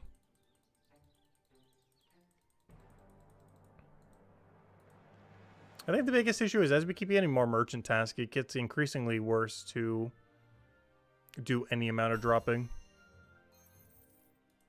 Unless you're doing it for just like 1 or 2 high value items. Like the tin pocket watch. I just realized I only made a tin. How's like the cheapest watch having the most XP? Doesn't make any sense. Cheap little tin watch. Oh, we never did pick up candle. Wait. I forgot to... I forgot candle! I always forget something. Did I not have inventory for it or something? I guess I didn't. What happened to candle? I guess we're doing candle pizza run next run. Fine. Like, that's not awful. But sure.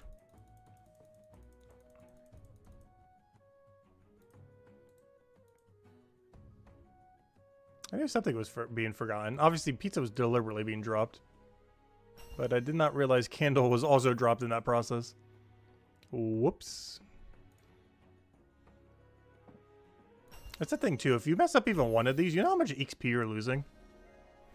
It's actually kind of... Oh, we just got caviar. Ooh. You're losing like 1/5 your XP, or 1/6, every time you drop one. Not on the ground, but I mean like drop a task down. Like whenever you cancel a bounty. I should probably say that. Abandon a bounty. I shouldn't call it dropping them. Whenever you abandon a bounty, you're losing either 1/5 or 1/6 your total XP for your run. That's a lot of XP to drop.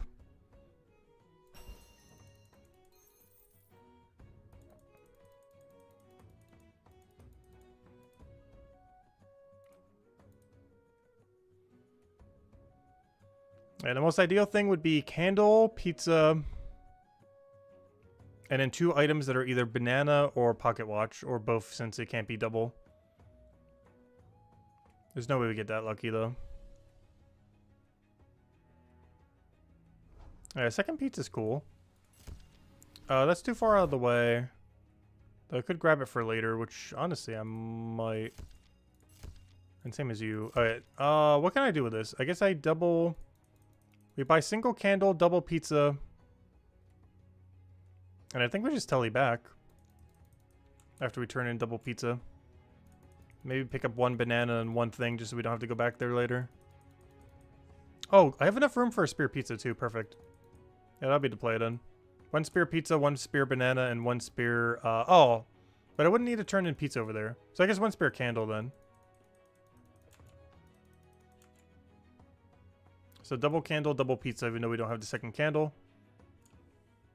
Oh, I should have done this the other way. Actually, I guess it doesn't matter. It's about the same distance either way. If I did the other way around, I'd have to double backtrack the pizza place. So even though I have to double back this road, either way, we'd have to double back.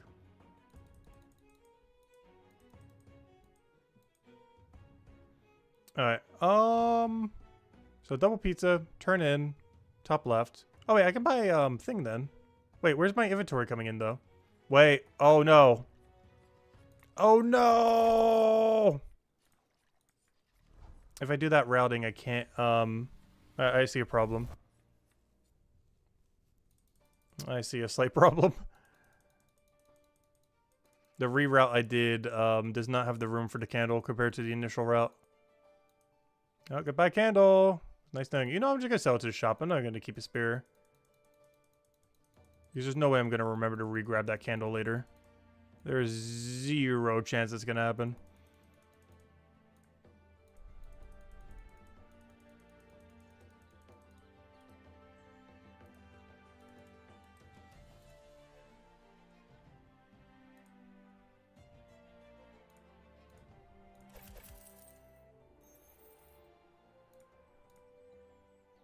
Yep, okay.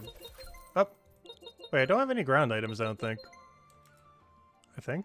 We'll find out when they're dead. Well, it doesn't matter if we do or don't. They're going to be gone by the time we get back.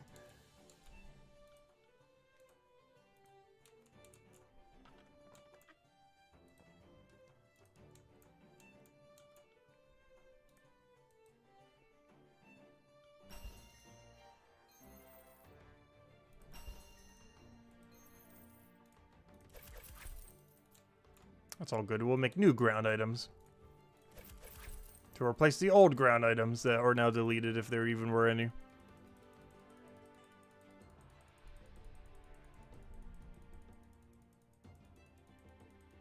Oh, there's grass not touched again. That's funny. I think the funnier thing is that's like the third time I've seen him. Like the last day. Alright, do we just telly now? Yeah. I do have pumpkin, but that's a later thing. Wrong telly.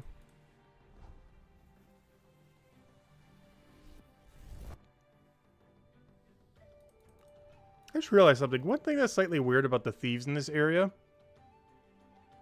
and this happens at a super high level range, but I don't believe it does. The thieves never get upgraded. Like, yeah, they go all the way to level 490. But, like, a level 2 thief is always going to be a level 2 thief at that stall. It's like one of the few systems in this game, unless I'm forgetting one, that never gets upgraded at any point. Which is kind of weird compared to the rest of them. Now, what on earth is our route right now? Obviously, I can't double pumpkin. I don't need this. I don't need the other thing.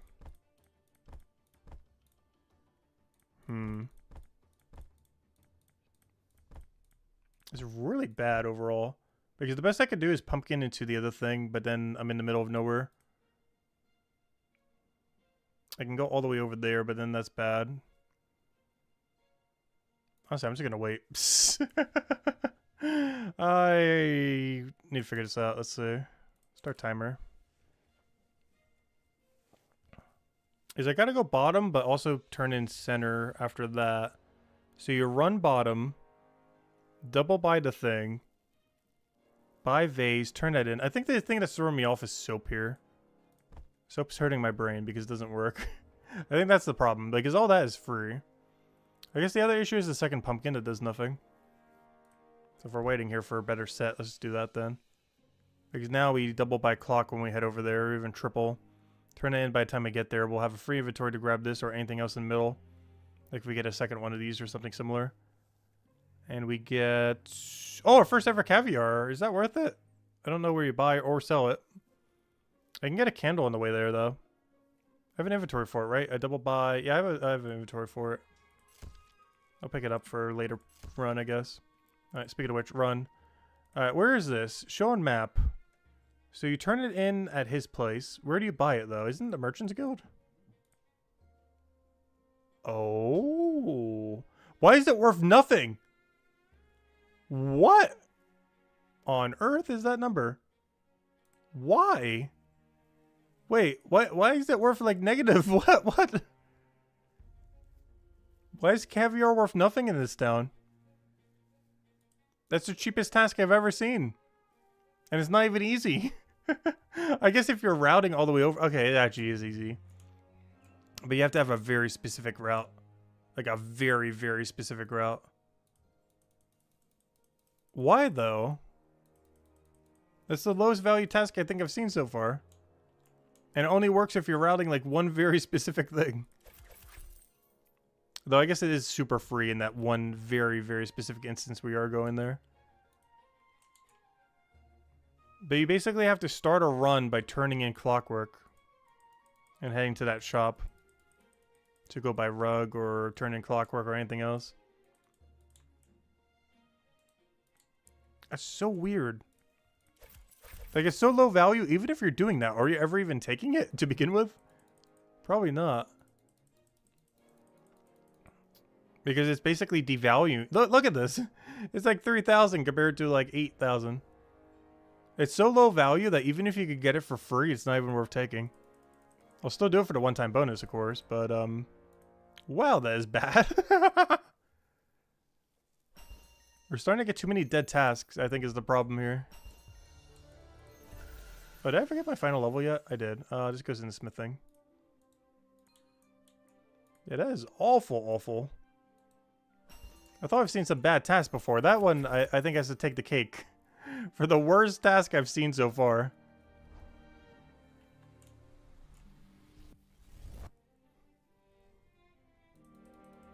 I wouldn't mind it being that low if it was super free. But that's not that free. Like running from here to there. I guess there's just a lot more tasks there later that becomes freer. Can't really see that being the case though.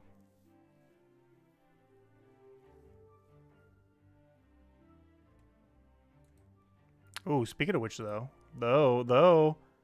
we might have a good synergy here. If I could actually ever get the task I need to make a good synergy. Wine's too far out of the way. Pizza's somewhat en route, kind of. Yeah, let me pre-buy the caviar. Actually, I'm not gonna bother. Let me reset timer. Let me not pick up anything unless we absolutely need it. Figure out what we're doing here. Because I want to get this one turn in on caviar. And then never ever include it ever again. Alright, when is our next disappointing unlock? Tomato is not bad at 139. We're definitely not reaching that. We're only going for 129 right now. Bath salts is the next one at 132. And then tomatoes seem like they could be good. It really comes down to what their value is on if it's worth it or not.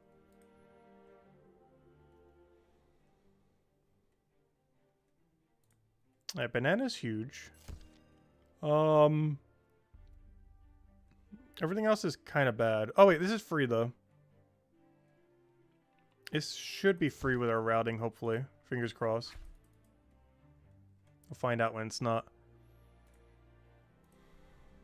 Do I have enough inventory for everything? Barely. No. What are we saving for? We're trying to get manacles up.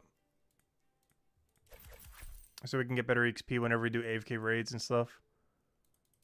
How do I want to route this? Like, look at how unfree this is. I'm going to have to walk all the way over here, which will ruin my other route, which will make me have to go all the way back down. We're never doing caviar again. I just want to get rid of it so it stops getting in the way of everything.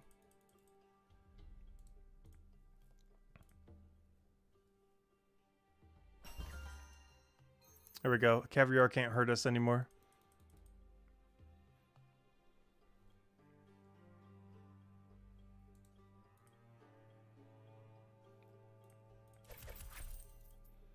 I wasn't able to route in pizza, but that's fine.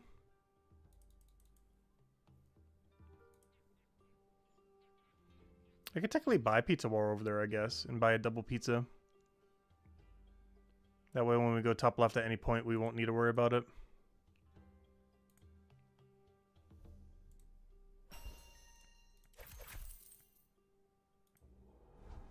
Not sure why I felt the need to tell you, but we will this time.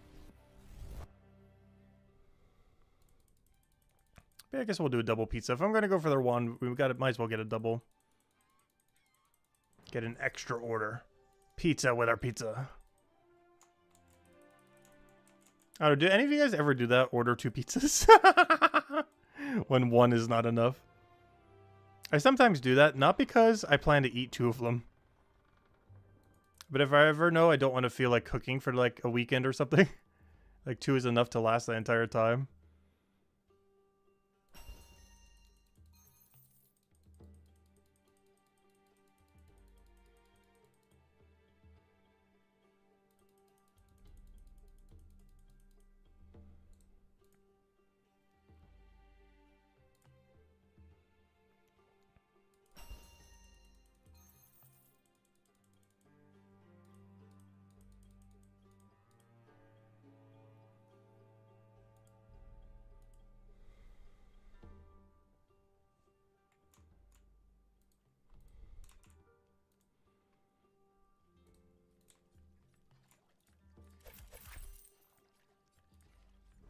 That is not the right one. Yeah, currently we're on, what is it, level 24 manacle? We can currently afford like, sorry, 23. But we can afford almost 25 right now. We're trying to get to 30.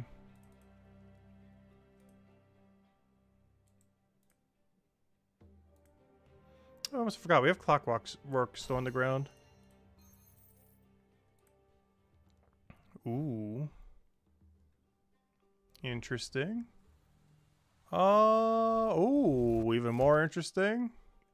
Oh, even more interesting. Ooh, it's looking a little juicy. I'm not sure how I'm going to turn this in, but... No, I do. Actually, portrait would be huge here. Like, portrait soap is probably the biggest play. Or actually, banana. Banana would be huge as well. Banana soap, I think, gives the most value here based on this route. And of course, it gave us nothing. Wonderful. I still take this just because it's too high a value. And the rest is awful. I don't even bother grabbing it. All right, what's our route now? I gotta go to. Oh gosh, there's so many things that could have been good. It could have given us portrait. It could have given us soap. It could have given us banana. It could have given us oh, actually, technically, it did give us pocket watch, didn't it? Okay, it gave us one of them. But that was it. Just singular pocket watch.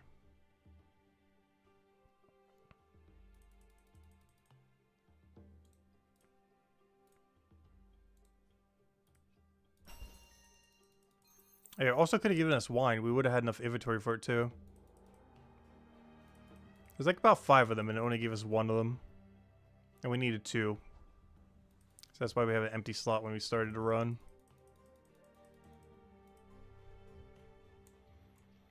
Ooh, though, this is a double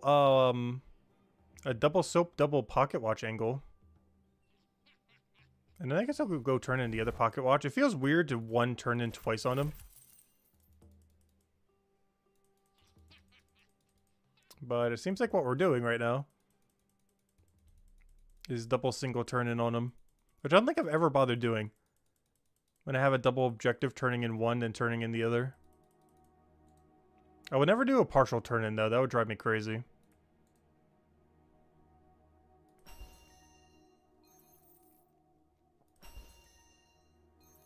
It would only make sense if the inventory space was like a different number. Like if you had like 25 inventory space for some reason instead of 24. But even then it still seemed like it wouldn't be worth it. Or if you had like a potion in your inventory, but even then. Seems like a bit of a waste. Not the potion, but the, you know, not turning in exactly all 6 every time.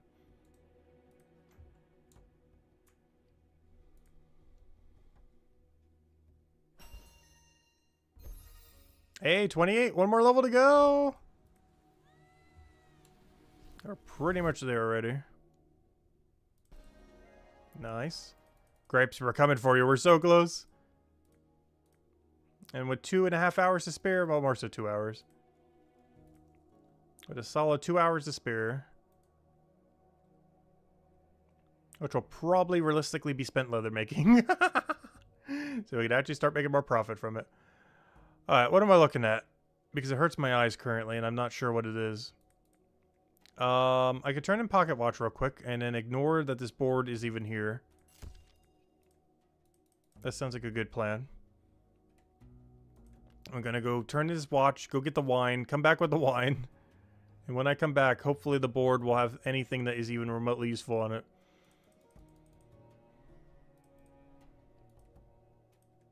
Is this why people do leatherworker with merchant? I'm starting to realize why people do it now. It's because the late game merchant is literally just all dead tasks. So you have to keep checking the board just to make sure there's anything even remotely good on it. Is that why people do leatherworker merchant? I was wondering before because like, oh, it's still getting pretty good synergy. But now that I'm getting higher level, I feel like every other board has like literally nothing on it. Like at all. Like nothing.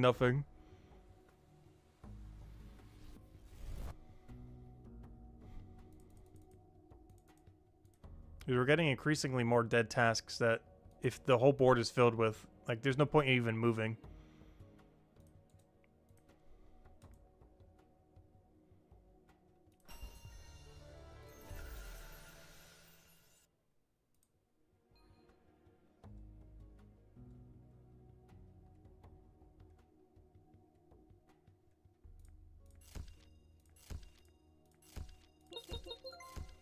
No worries, ground. I got everything off the ground.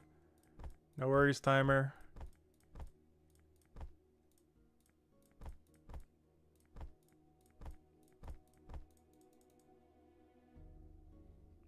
Oh, wait. How do I get down to wine? We're going to backtrack for pizza. Wait, what if I just telly after I do it? Wait. I grab pizza first, then candle, then wine. Telly, turn in... Wait, how do I turn in the other thing then, though? I guess I could sweep back and then tele back again. The higher levels give better synergy. But you gotta play more with ground items to stack out. Yeah.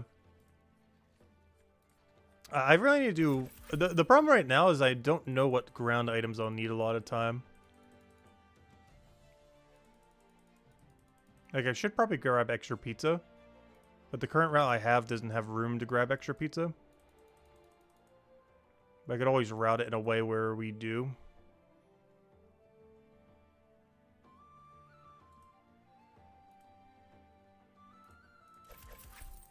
I'm probably going to try some leatherwork or merchant later. Not tonight, though. But at some point, I really need to go do it. Oh, this raid den isn't open.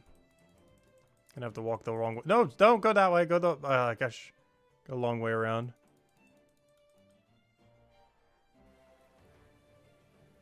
Yeah, I was doing middle sweeps earlier. I haven't been doing it as much as set compared to before. So where am I going? Am I just... I'm confused by what I'm trying to do with the other thing here, though. I did this in a really weird way. This particular set. The task list didn't really help much. Because I basically just took the whole board aside from top left corner of Cyclops.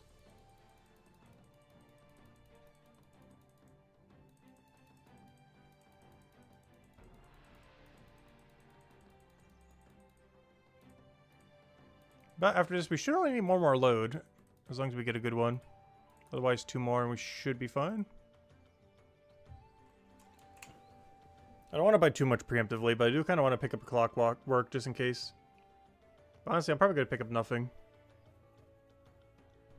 Since this next trip is hopefully the last one. Then we can start the other venture once ready in like 2 hours. Alright, what did I come here for? Pizza. I came all the way here to give you pizza. It's not the only reason, though. But it is one of them.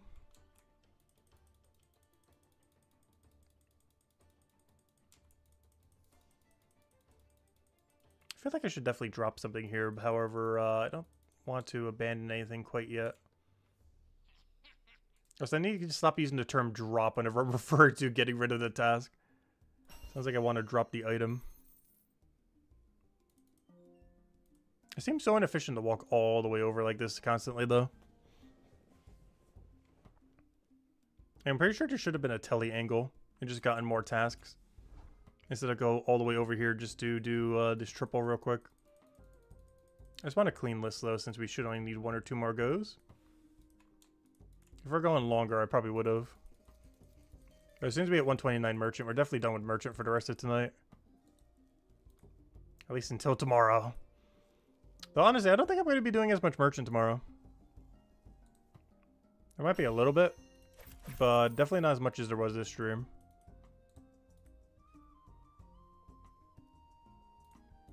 I want to try to focus a bit more on Leathermaker, I think. I want to start seeing some of the actual better profit that it can get to. Because right now we're seeing basically none of it. Doesn't help that I'm buy-selling either. Which makes it a little bit less. But I like keeping some. Or, you know, buying, storing. I still like the 1-to-1 on that. Store half, sell half. It cuts half into our profits. However, I still want to have some future proof for next chapter.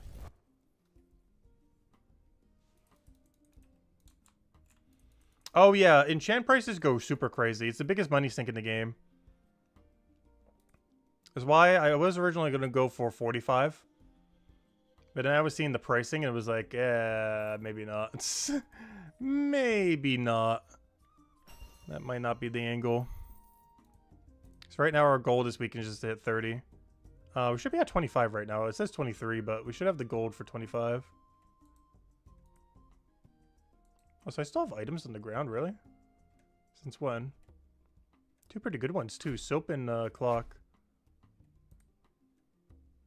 It'd be great if they were actually on the board.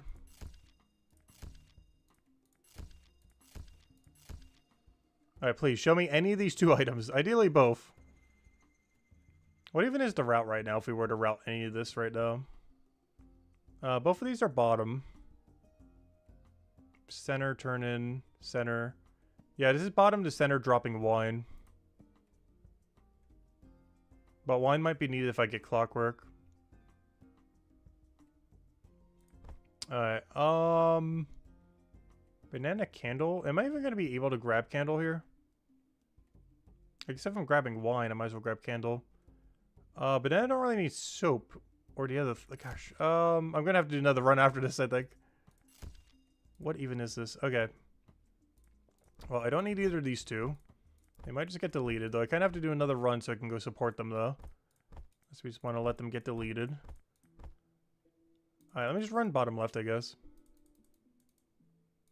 Because I'm doing what? I'm buying candle. What angle is this? Candle into wine.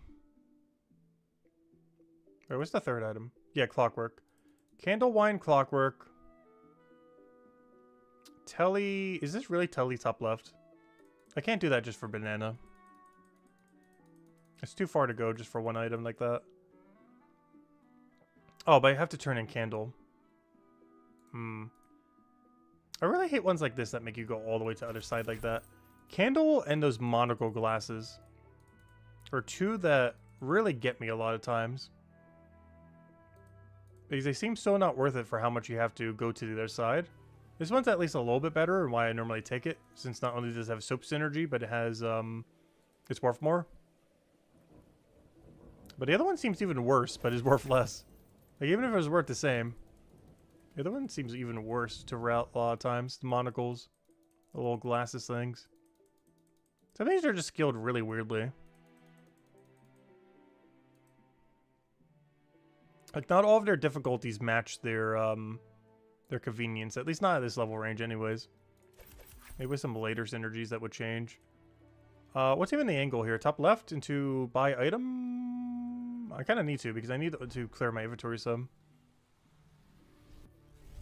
Oh, bath salts? Oh, do they have bath salt synergy? I am getting that on my next unlock, I believe. I think it was 132. That's the thing with merchant too. You sometimes just get some completely dead tasks, but then they become better. But then other tasks become dead. And it just keeps cycling like that.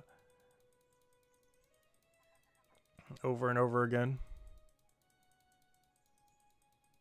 Also, I still haven't seen my... Actually, did we? I don't remember. Was my monocle thing 10,000 earlier? I don't think we've seen our first 10,000 turn in yet. So we're getting really, really, really close. So what did I come here for? Banana and soap. Banana and the other turn in. So I grabbed double banana, or single banana. Pair of banana, 6 of them, thank you. Or it's a butchel. Actually, what do you call a thing of bananas? It's not a butchel. What do you even call that? When there's exactly like several bananas on a banana hold. Is it called a butchel? There's a special term for it. Why can I not remember a group of bananas? Is it just called a bunch? I thought it had a proper term that sounded fancier than that.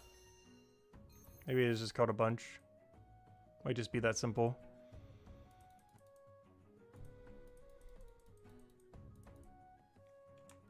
Could have sworn I had like a fancy name or something. Or, you know, not fancy, but like a special name. I guess it's just a bunch, because that actually does sound correct. A bundle? Yeah, I think that might be it. Too many B words to go with the banana. Maybe bundle was the one. Because that sounds more correct. I gotta remember to buy trophy from him. Oh, I forgot to buy meat. No, I knew I was going over there. You might have even seen it too. I was like going over to the right, like subconsciously, like, I need to go over here.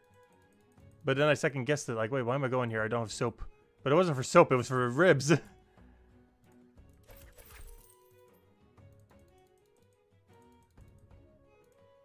Alright, is this the level? Even if this is, I'm going to check the board and see if I have any synergy with my ground items. So I might do one more run. But after that, no worries. No more merchant the rest of the stream then. And honestly, we might be taking a little bit more of a leather worker route next stream. So I can keep up with chat and everything a little bit better. I feel like I did pretty bad at this stream. Just because I invested, we have to get into merchant run.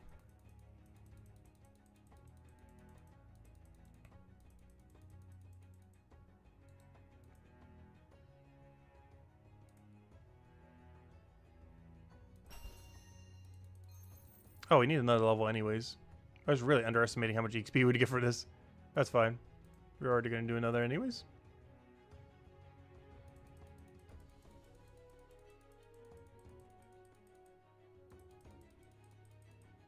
Up there, Cushes with the full explanation there. One's a finger group attaches a hand. Multiple hands grew cluster called a bunch or a stalk. Oh, there we go. You got all the terms. But yeah, I think bundle was the one then. I mean, a bunch, I mean. I know it was one of the B words. We said like 3 different ones, but yeah, I think a bunch was the one.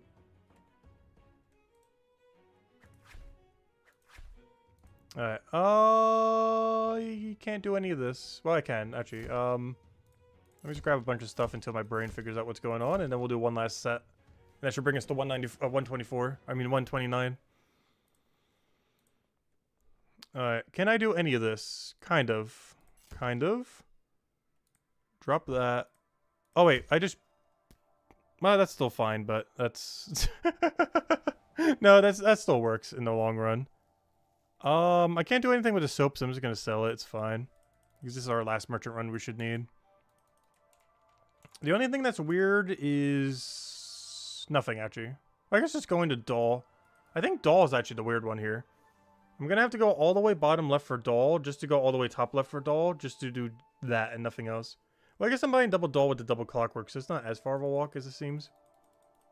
And then obviously we get the thing in the middle when we go turn in clockwork. So I'm gonna do this. I'm also gonna sell them all my soap because we are done with our routes for today. At least for merchant, so get rid of all that. Okay, so I think I just run over there from here. Maybe from center would have been a little better. We'll do it from the teleport spot. Alright, go, go, go, go, go. Yeah, this should be our last run. For now. For now. Not our last run ever. But for now.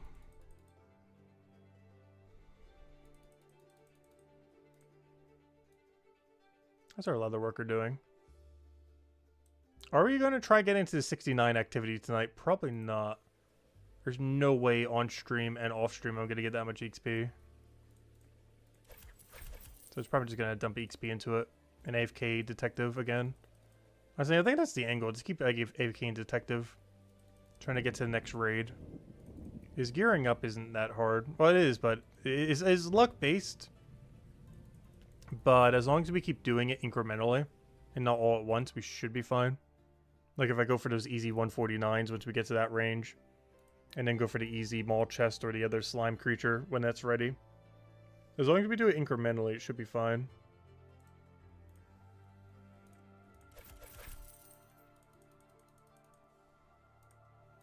The problem is if we tried like upgrading from like 130 gear to like 200 gear, we'd have a problem. If we do it like every 20-ish levels or so. Plus our weapon is free due to smithing. Though I do still need 166 smithing at some point. I'm not sure how that's coming in.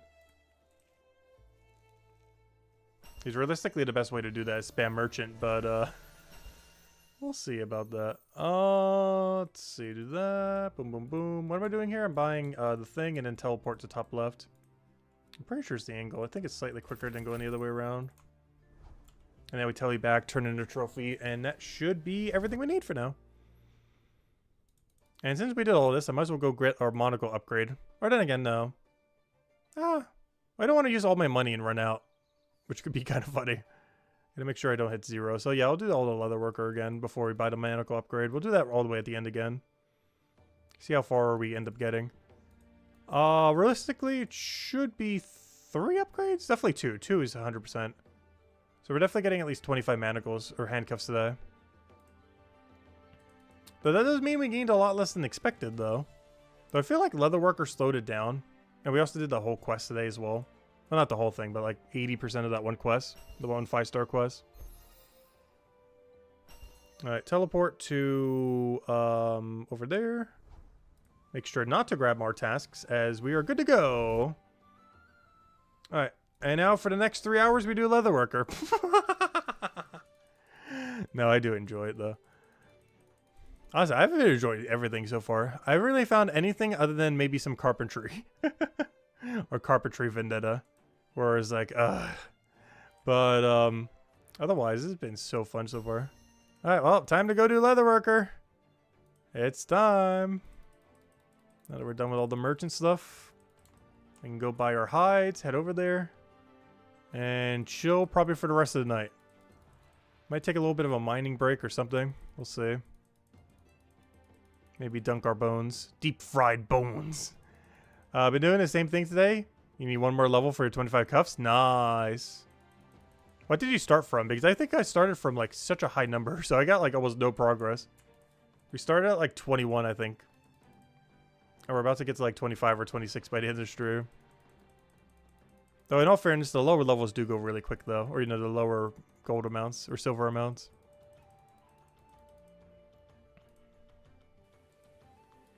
$19? Oh, okay, so we both did about similar then. It wasn't that slow. Oh no, I felt like I was really inefficient today. Like, we got a lot done, but I don't feel like I made that much profit or as much as I thought I would.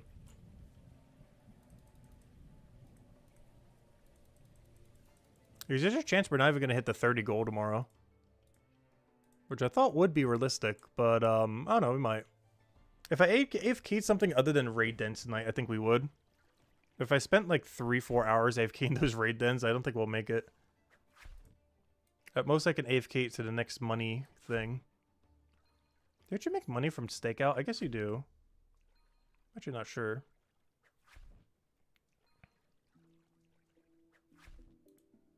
Because I would want to get that because it's only one more level anyways. We're basically already there. Oh, I won't get the extra bounty board thingy though. That's fine.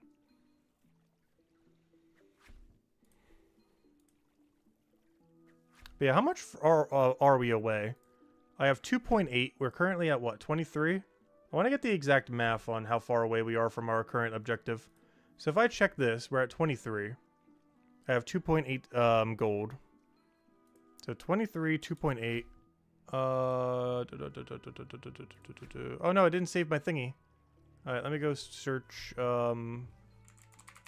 enchant. Oh, Caplock's apparently on. Enchantress. No, not Enchantress. Enchantress shop. Okay. Oh, we are here. You are currently here. We need to get to here. Which means I need to take 13 from that. There's 15.6. Take what we currently have. Let's say it's a little bit lower because of everything. What was I just say? 16.6. So 14. I would somehow need to get 14 gold. What? Are we still 14 gold short? Seems like a lot. Are we really that much short right now? I guess we are. Wow, that price starts to skyrocket. I almost do want to go for 25.25. The extra 1% is so expensive. How much are we spending for 1%? I think that's the other thing to check.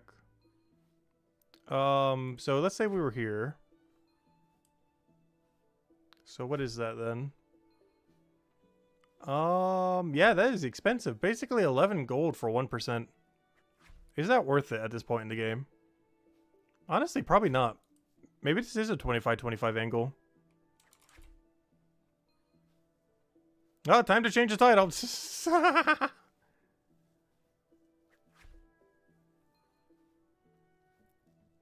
You went for 26 handcuffs? Wow. How many other tools do you have upgraded if you went for that? But barely touched them. How's the day been going? Pretty good. Also, hello, Matthew. Welcome, welcome. We're kind of in the chill, relax mode now. After having just done merch and everything. Oh, so I could close that now, I guess. But, yeah, did not make as much as I thought we would today. Well, we did get a lot done. But profit margin was a bit worse. But it doesn't help that I'm saving half these hides still.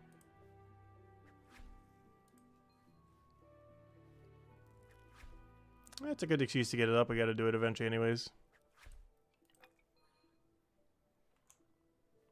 And we do need the money. And we got our other objective, 129 merchant. I guess one pseudo objective we had, though I don't sure if we could reach it, is 69. Nice. leather worker if I wanted to AFK that, but I'm probably just AFKing detective. Oh, I just realized I have a better hide. What am I doing? Why am I doing the weaker hide? I literally boosted it so I could do the better one. That's funny. I accidentally bought the previous hide, forgetting I boosted all the way to the better one. Because I was waiting for a level up menu to be like, hey, you got the next hide. But I forgot. We did that during the merchant grind. Why am I doing these? Well, I can't stop now. Is leatherworker the best money? No. Merchant is my best money currently, but leatherworker is the best money in the game. Unless you just get absurdly lucky from combat. Like if you're 400 combat and you're selling every 4-star you get instead of saving it for trading, you would make more. But currently the best realistic moneymaker as far as consistency and everything is just really high leatherworker level, which also requires very high merchant level. But let me double check. How far can we go with the hide right now? It's honestly, that might be the play. Is a lot of leatherworker. I could do to find bison. Find bison goes to something. Find bison. How far is find bison? Not that far. Where on earth is find bison? There it is. 103. Technically 109. We can go to 109 leathermaker with our current thing, which I can assure you we are not getting tomorrow. But interesting. So yeah, the future proofs us the entire way then. Well, not the entire way, but you know. Like there's no physical way tomorrow, even if I spend every last second to a leathermaker that we hit that level. So we don't need to worry about it tomorrow. Or even the next few days, because I highly doubt we're getting anywhere near 100 in that time. Not because of its rate, but because I'm definitely not doing leatherworker that whole time. Some of it we definitely will. So that's like really chill.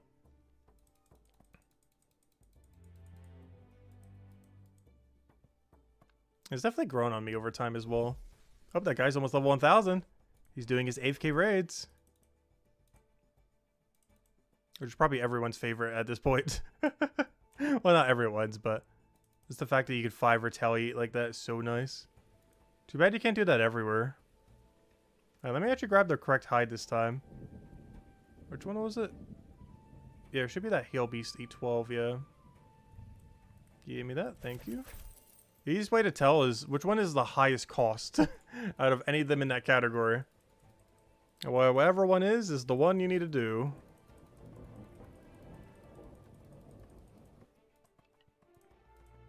Oh, assuming you have the merchant level for all of them. Don't just do it if you don't have the merchant level. But the highest cost based on, you know, if you already have the merchant level for everything. Because that'd be really bad if you buy one that you don't have the merchant discount for. I wouldn't say it's required, but it's definitely highly advised. Yeah, that's much better XP. That's why I wanted to wait until we get the next burst. This is so much better XP wise. And of course we'll also get the first time bonus. We do have one other hide upgrade going up to all the way at 57, but this is a 9 level upgrade. That is a little ways away. I'm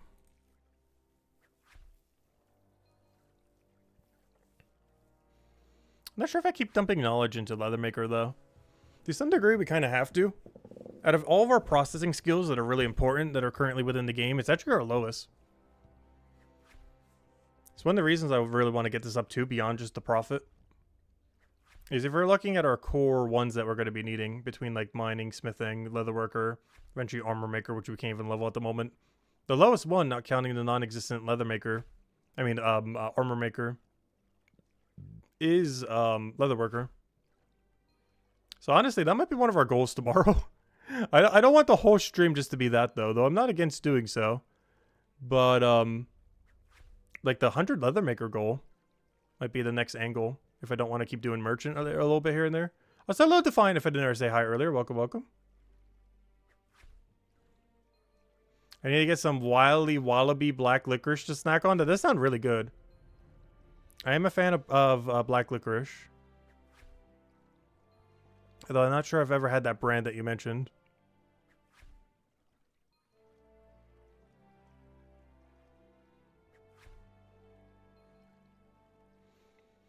You almost indeed, or I am indeed almost 1,000. Nice! Doing AFK raids. Oh, was that you?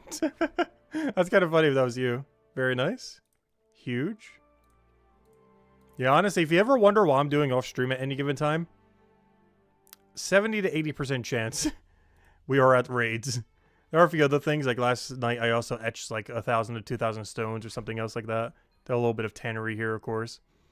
But most of the time, it is just doing AFK raids. That is almost guaranteed where you will find me. Or barely find me, because it's just between door to door. It's actually kind of hard to find us when we're doing that.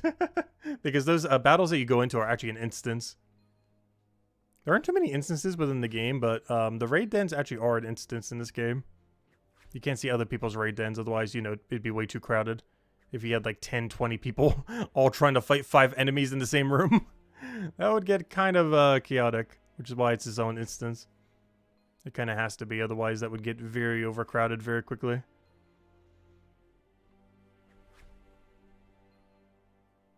Can't I do one higher hide for leatherworker? I think this is my one higher hide, is it not? It says 57. I'm pretty sure at 57 is my highest. Earlier I was doing one that was wrong. Oh, you might be back in the stream. Oh no, Sean is back a little bit. Wait. Oh no. I wonder if he's behind 20 minutes. Make sure the live button is clicked. I guess he's referring to this one, but I'm pretty sure he's referring to when I was doing the lower level one earlier. Oh no. But yeah, if you ever don't see the little red button next to the live, you might be behind slightly. He'll find out in a moment, though. Give him like 10 minutes. That definitely sounds like a comment that's slightly behind the current stream, though. Oh, the little small 57 is pretty small, though. Let's see. You kind of only just got here. But you were talking about before that 25 tools is to play in the early game for money to XP ratio. There's a lot of levels that we can end up getting it to, but I was considering 25, yes.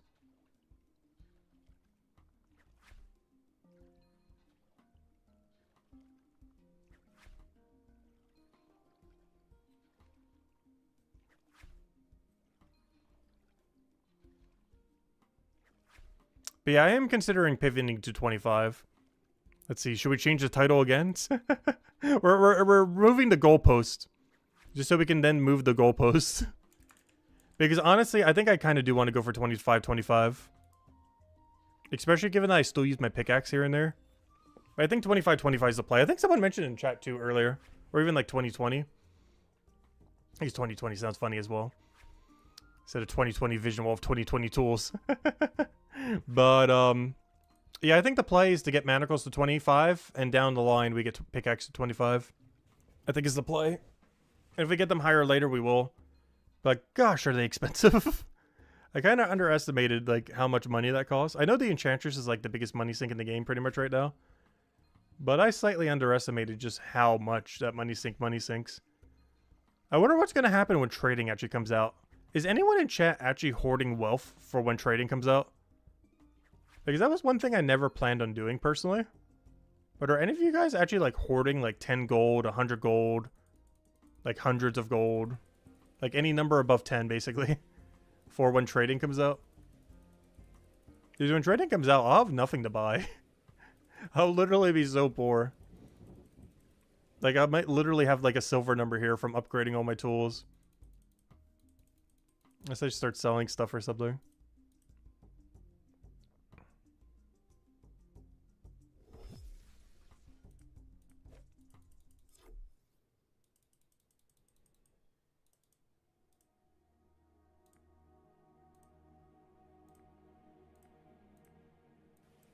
Yeah, what was the AFK activity coming up again?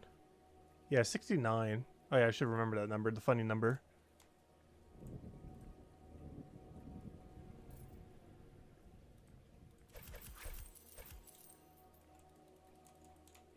You're trying to use all your money to try to get everything to 200 before episode 5? That's pretty ambitious. Well, it depends when episode 5 comes out, how ambitious that is. Because personally, I don't think that's going to be possible. Mostly because chapter 5 is likely, like, January.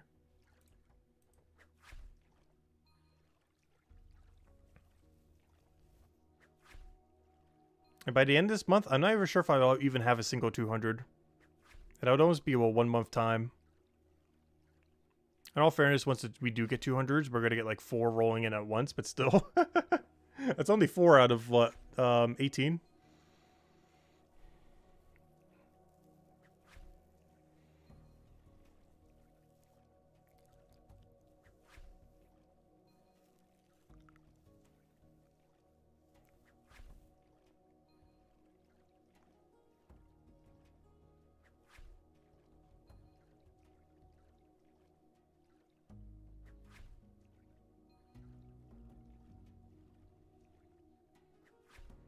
I said, hello, Luke. Welcome, welcome. I know. I'll be happy if I have even like 1 skill to 200 by that point, to be honest.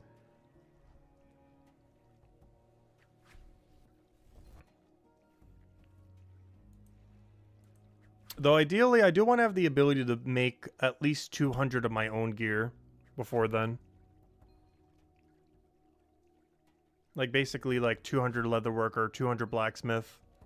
Mining level to support it, which I think is like 180. There's probably the big 3, and obviously a merchant level to support that. You know, mining level to support the blacksmith, merchant level to support the leather maker. These I'm just getting because they're super AFK. Literally no reason other than that. Well, actually, there's one. I want the 500 watch person cape. I also want to see what max 470 detective things look like. So I guess there are multiple reasons. But the only 4 skills that really matter a ton to me right now are mining, smithing, merchant, leather maker. Those are the big ones.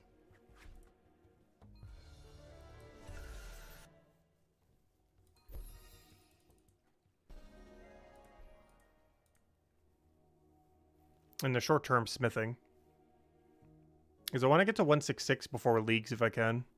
Which is 30 levels more than whatever I'm at right now. Just so we have a really, really, really good weapon. I would also need 107 mining by then, but that should be not as hard. Plus it gives smithing XP as well. It's actually something that I might do. I normally don't take the weaker ore because it's a mile from the bank. And it hinders mining XP rate. But honestly, I kind of need these for smithing XP rate. The problem is the carbonies are all the way in the middle of nowhere right now. They're probably the furthest spot from a storage rift of probably almost any resource. Maybe not any, but pretty close. Like, I think it's almost like a 5-6 room walk or something.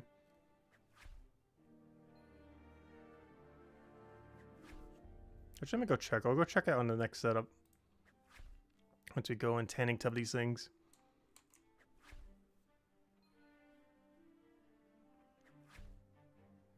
Because as soon as I click on map, we go be able to see where it is really quickly. Just want to finish these last little few right here.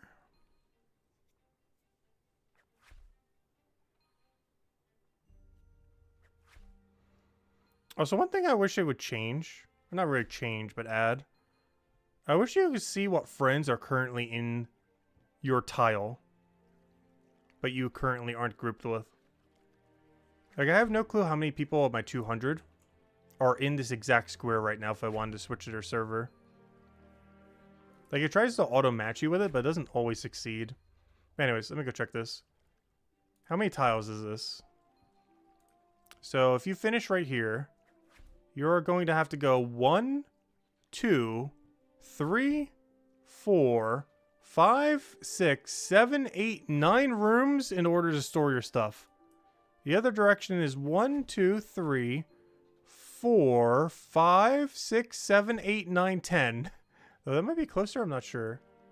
There's more rooms, but the distance is, you know, calculated a bit differently. Because you're not, like, backtracking like the other one is. So even though it's one more room, it might actually be slightly closer. I'm actually not sure. I haven't actually tested.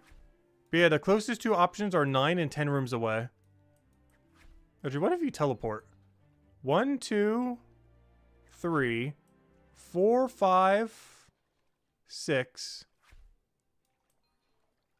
7, 8, 9. So yeah, about the same distance as the other thing. Which is actually what I was doing originally, but you have to go through 2 combat rooms. But they don't really fight you, but you do have to do like a weird curve through it. But yeah, 9, 9, or 10 are your 3 options. With 9 being teleport, 9 being a storage rift, and 10 being a storage rift. That is so bad. That is so absurdly bad. I'm trying to think of any resource that's worse. And none come to mind. 9, 9, and 10 rooms away. For what is only like the tier 2 ore. Like it's not even like one of the really good better ones. Out of like the 4 ore, it's like the second one.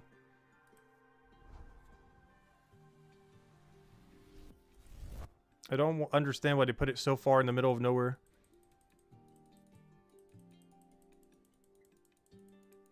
The problem is that some of our best smithing XP we can bank right now.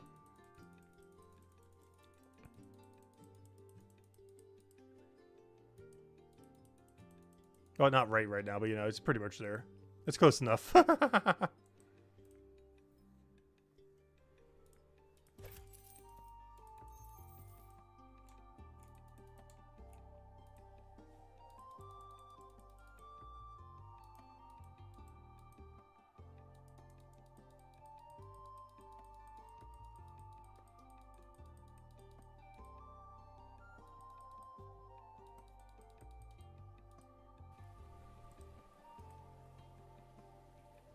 Well, as I mentioned earlier, I am slightly tempted to take a quick mining break.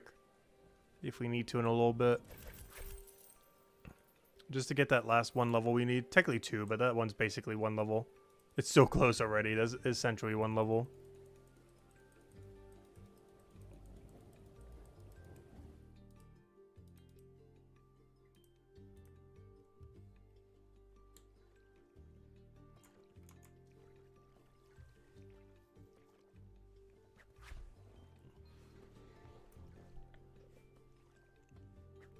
Yeah, I think that's the angle then. Finish upgrading this to 25. Upgrade pickaxe to 25 at some point. Good to go. Which I guess this is tomorrow's stream focus then. Try to get pickaxe to 25. Or at least as close as we can.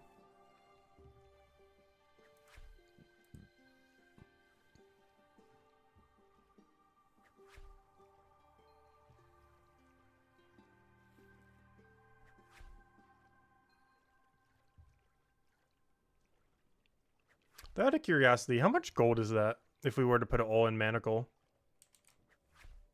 25 is 17.8. What is 17.8 from here? Would be 32. And the difference on that is 1.4.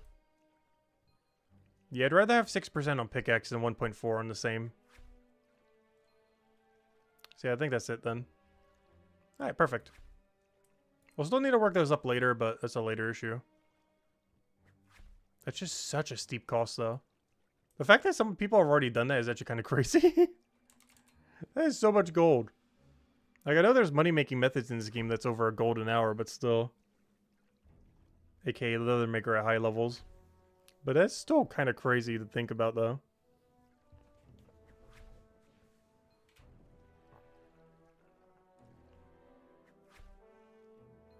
But I guess these skills do just keep scaling up. Like, they do go beyond 200. Like, Merchant will be more profit at 200 compared to now. It'll be more profit at 250 compared to now. 300 compared to now. The same as Leatherworker.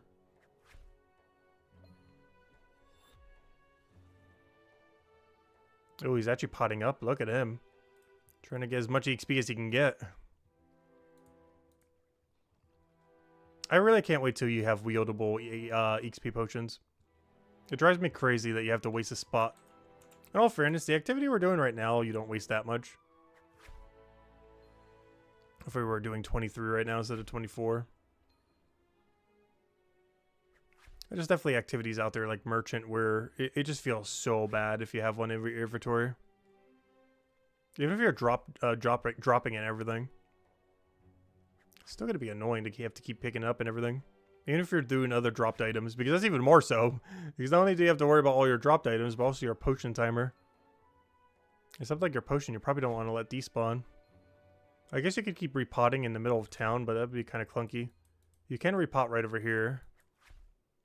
It's just really annoying to keep doing it that way if you were to. Hello, Exos, welcome. Has Andrew given an update on when PvP and special attacks combat overhaul is coming into the game? Nope, no current announcements. I believe he's currently working on leaderboard. When that will be out is probably soonish. Probably the end of the month. Or earlier. But no official date has been given. But we haven't had an update in a few days. And the last big thing he mentioned was last weekend he was working on the thing. Or, you know, the leaderboard. So there's a good chance he is still doing so. He might just be having some issues with it or something. Though in all fairness, that's not an easy thing to code. It's definitely not a short process. But, yeah, probably by the end of the month we'll have leaderboards. After that, we don't really know what his next priority is as far as what he's mentioned. So it could be any number of things on the long list of things he has under the news category of what he's going to be doing in the near future. Between PvP, Chapter 5, everything else. Special attacks. But as it currently stands, we don't really know. The only thing we really know is leaderboard is probably pretty soon. Though I don't think leaderboard will really change how much I play unless we're really close to a certain threshold. Though I'm curious to see where everyone's at and how bad and inefficient I've been.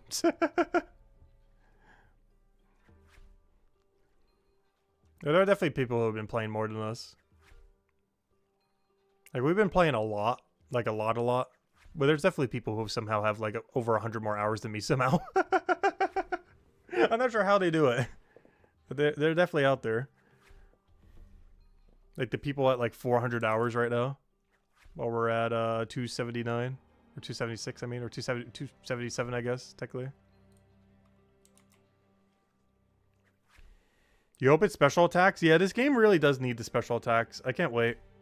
I'm really curious to see how they work. There's a lot of things we don't know about them. Like, are they all going to share the same cooldown? Will you just be able to spam one, then the next, then the next?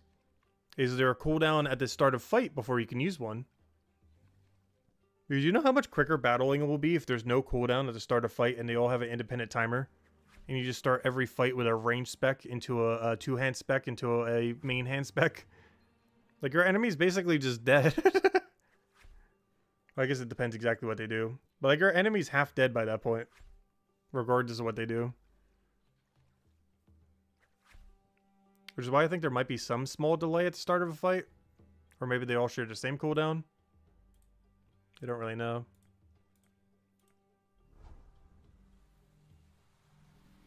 Regardless, I feel like combat is going to be so much quicker once special attacks come in. Like, a fight that would take, like, 30 seconds now would go down to, like, 15 to 20 seconds. Like, you basically cut the time in half, potentially.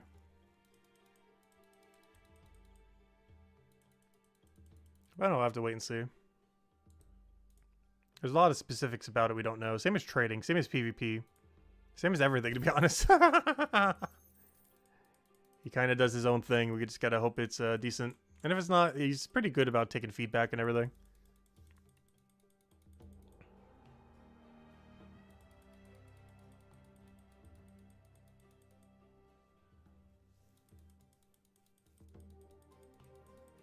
Well, they're not necessarily going to do it based on how many you can do it for a battle. Well, I don't know. I wouldn't be surprised if you could only use once, or, you know, one each for a battle. But it still doesn't change the fact that you could one-cycle them all. Also, I just did the wrong hide again. I did it again. No! My habit of buying this one. No! I did it again. I keep thinking this is the one I need to do. What was the point of getting the higher XP rate if I keep clicking the lower XP rate one? They're both brown, so they look the same to me right now. With how tired I am.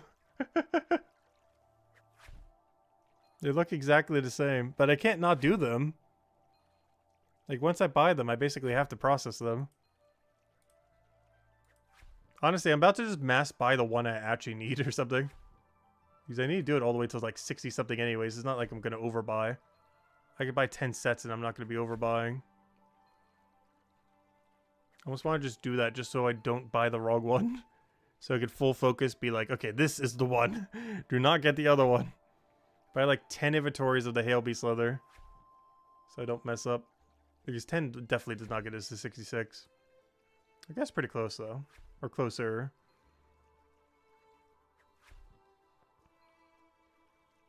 The problem is you have to go out of your way to go do the box every time, which makes it slower.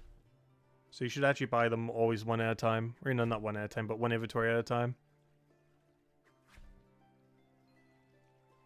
You have to go out of your way to go to the box each time, which is very inefficient. I believe that thing's blocking it too, so you have to go walk around, not just to get there, but also to put it away.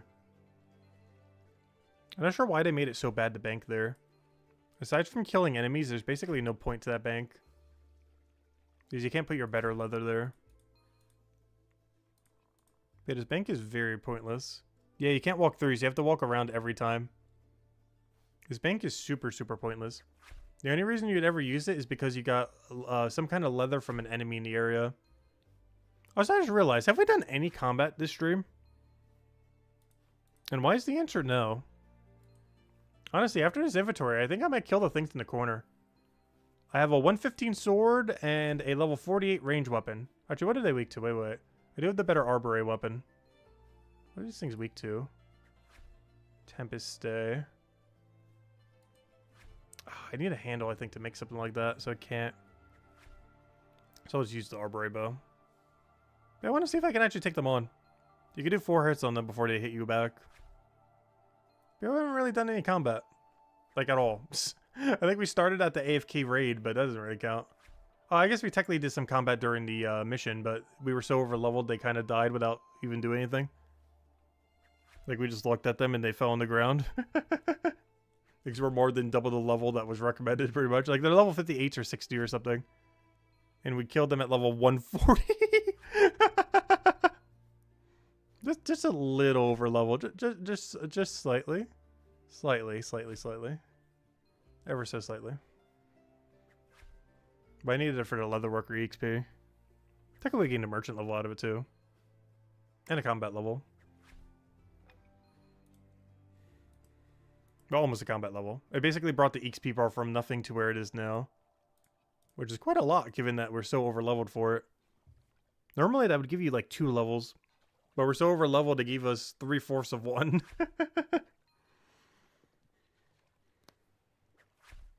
I feel like that's going to be the case for a lot of people when it comes to some of these side quests.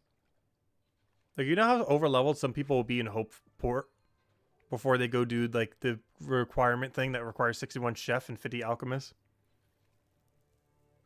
Like, I feel like a lot of people are going there at, like, level 80 or 100 or something. If they were already farming in there.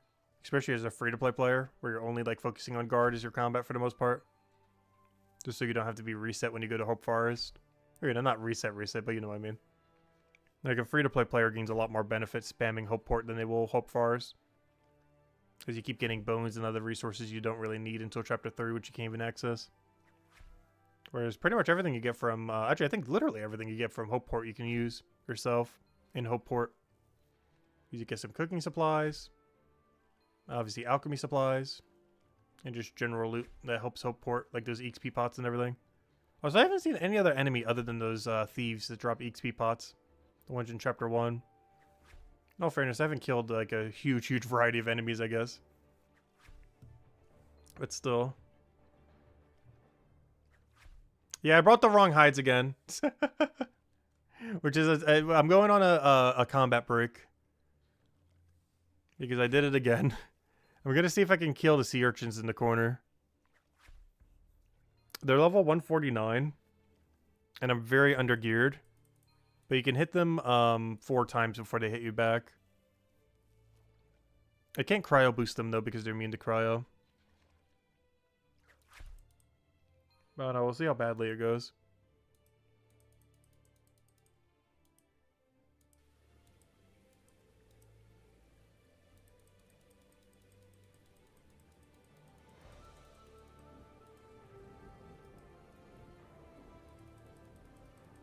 That's the worst that could happen. One thing I should go do, though. I should go unequip and store my weapon. So I don't ever accidentally use it because they're immune. Alright, let's see. Can we take these on? Yes or no? Is it even worth taking them on? Oh wait, what am I doing? Gotta unequip it first. Unequip.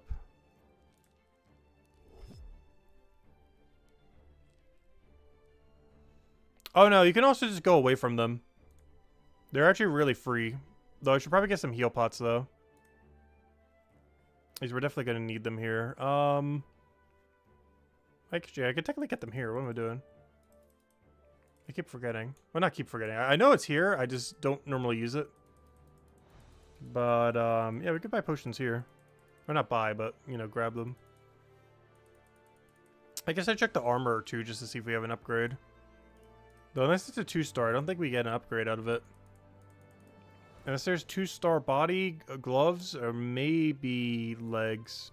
Or not legs, but boots, I mean. Or maybe legs. Those 4-star legs starting to fall a little behind.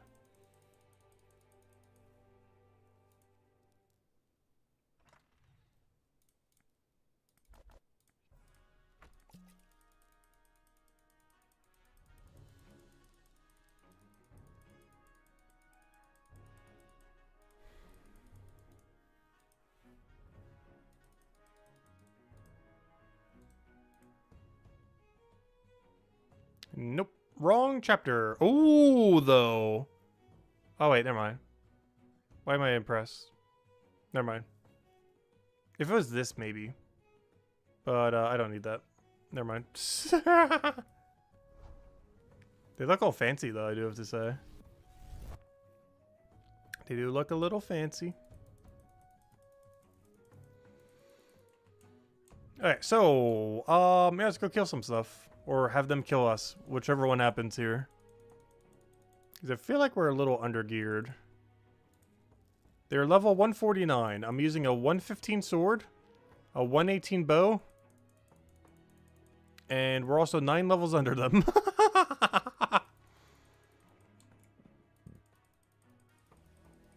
And if I get an upgrade, I can't even wield it for a while.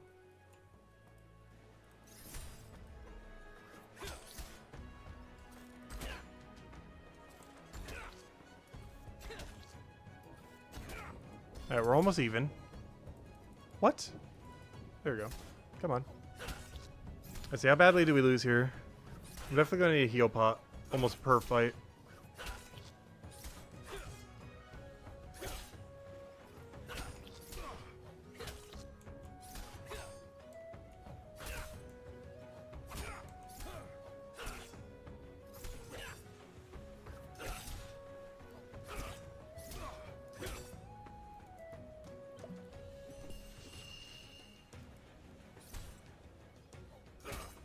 How high can he hit? Somewhat dangerous. You can definitely hit a 40-something. You can hit a 51. Alright, 2 per 1 is a little expensive. Might not be worth it right now. Let's make it the first time bonus. Maybe we just go around doing first time bonuses. How about that? That might work out a little better. We got nothing? Yeah, let's do that actually. Because yeah, we're a little outclassed. I need the weapon upgrade and everything. I need to go get my mining up. Maybe this is a good excuse to go do mining, I guess. I did say we'd take a mining break at some point. Now might be that time. But I guess I'll do, since I still want to do some combat, we'll do a first time kill bonus on everything if we can. So we'll do the zombie. We'll go do the dog thingy. And if we feel really ambitious, we could try to take out the big feline thing. That one might be hard though. That's probably a skip for now. They're also immune to ice, which is horrible for us. And they're the high level, which is also bad for us. But the zombie, we should be able to take this. This is actually probably more a speed too. Can't remember what its weakness is. Hopefully, it's not immune to arbor.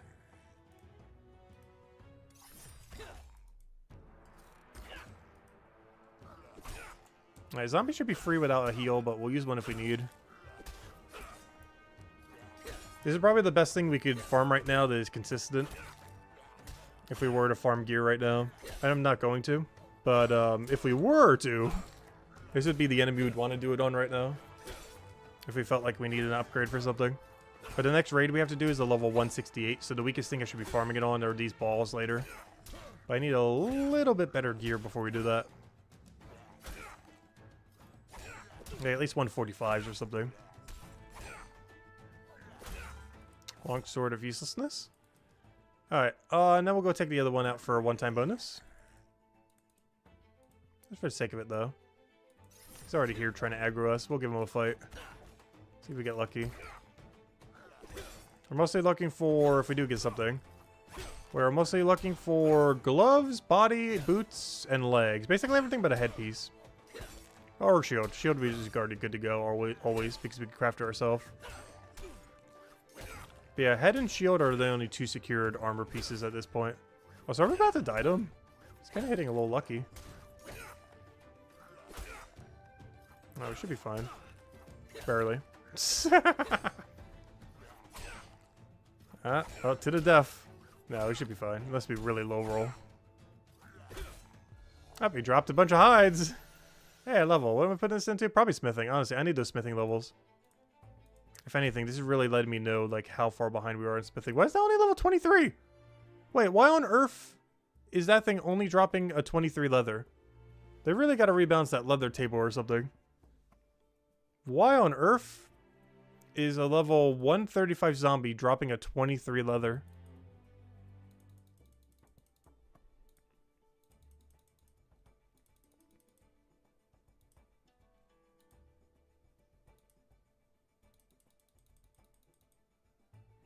I do have to say, out of any area's drop table, I feel like the mines of Mutabin have had some of the most broken.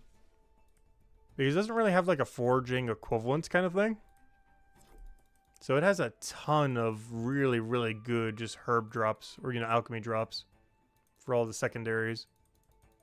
Like insanely, insanely good compared to any other region. Like literally 4 at a time, ultra good, high quality stuff. If anything, it's almost too much because you keep having to bank like every 5 seconds.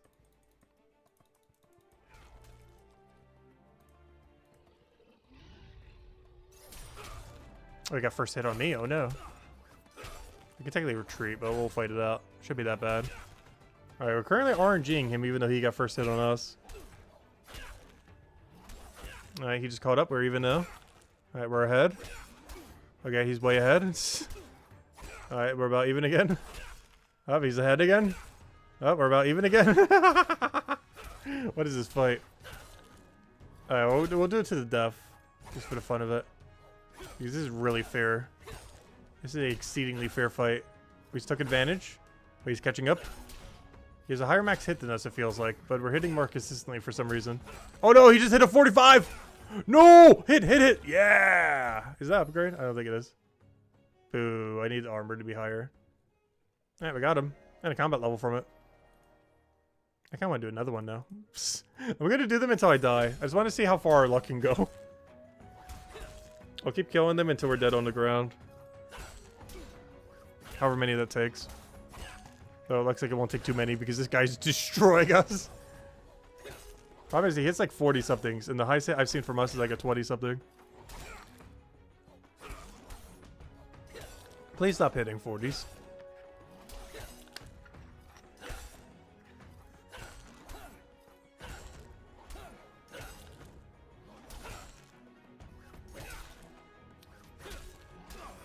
Ooh, it's not looking good. Alright, we're dead. Oh, somehow not dead. Somehow not dead. Please keep hitting low. Keep hitting low. No! I was like 1 or 2 more hits. We finally got the numbers. Anyways, yeah, there we go. Well, we got all of our one-time kill bonuses. Minus that one guy who's definitely way too strong for us. But yeah, we shouldn't really try doing this again until I'm geared up to take out these. At least 145 weapon and bow. Anything less than that is just not going to be enough. As far as kill speed and everything. And consistency. Because ideally I want to do it without ever drinking a heal pot. Or if I do the ever so occasionally. Alright, so while we're here, let's go upgrade our manacles. I think this will be 25. Which will technically be our goal. That we keep lowering the bar on. See, we could reach our goals if you just lower the bar like 3 times.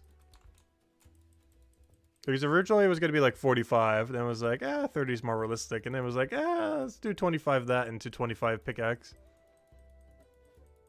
Which in all fairness, 25 of both of them is actually more expensive than 30 manacle. But I think we have the money for it right now. Let's see. Wait, I'm a little short actually. Oh, is that our new goal? Oh, I think I might found a good end of stream goal. Oh. We got 2 hours to make how much money? Show me the damage. We have 2 hours to make 400 silver. Technically 400 and something silver. Like 440 something. 443. Interesting. I still have some of my stonemason stuff. Honestly, I'm kind of in a... I don't know, something about the mines. I want to head back to the mines. Not to do mining, though, because I still want to actually hit that objective.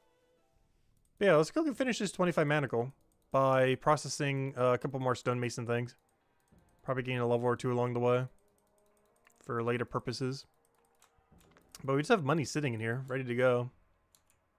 Might as well cash out. And we get stonemason XP along the way. I have 449 that are processed. I meant to do all these last night, but 449 honestly is probably enough profit. We're making about a silver each.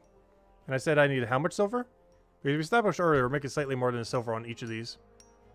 Which means if I finish this stack right now, not counting the non-etched ones, just the ones that are etched, so we don't need to go etch any of them. But if we finish the rest of these, that is, that would be goal completed. Also, I should have brought my XP pots here. I'll do that on the next cell. It's not too big a deal. Let me put 1 point into this AFK activity anyways.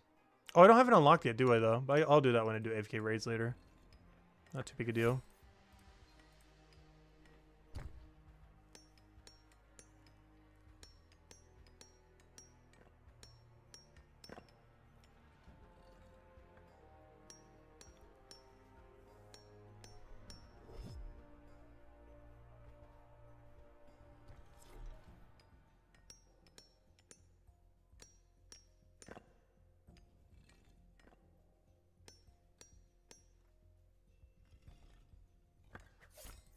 Come on, show me the high rarity.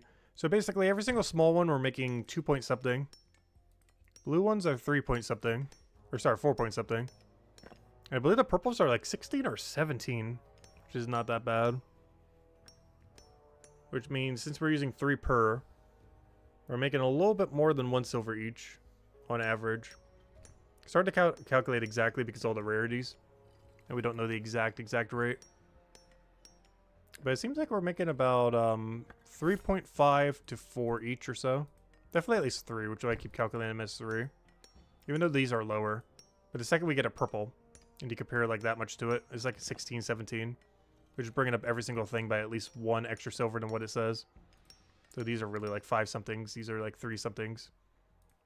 So yeah, it's like a 3.5 to 4-ish, roughly. Which is slightly more than 1 silver each. Which means if we process all of them, or even just most of them, we will hit our goal just with this. And based on how much we were getting earlier, it shouldn't take that long. Maybe just like a few trips of these. Because I think every trip is almost like 80-ish silver, give or take, based on how many 3 stars we get. As 3 stars is where all the big profit is. I'm still curious what the market will buy 3 stars at once it does come out. Like, what exactly will that price end up ultimately coming out to be?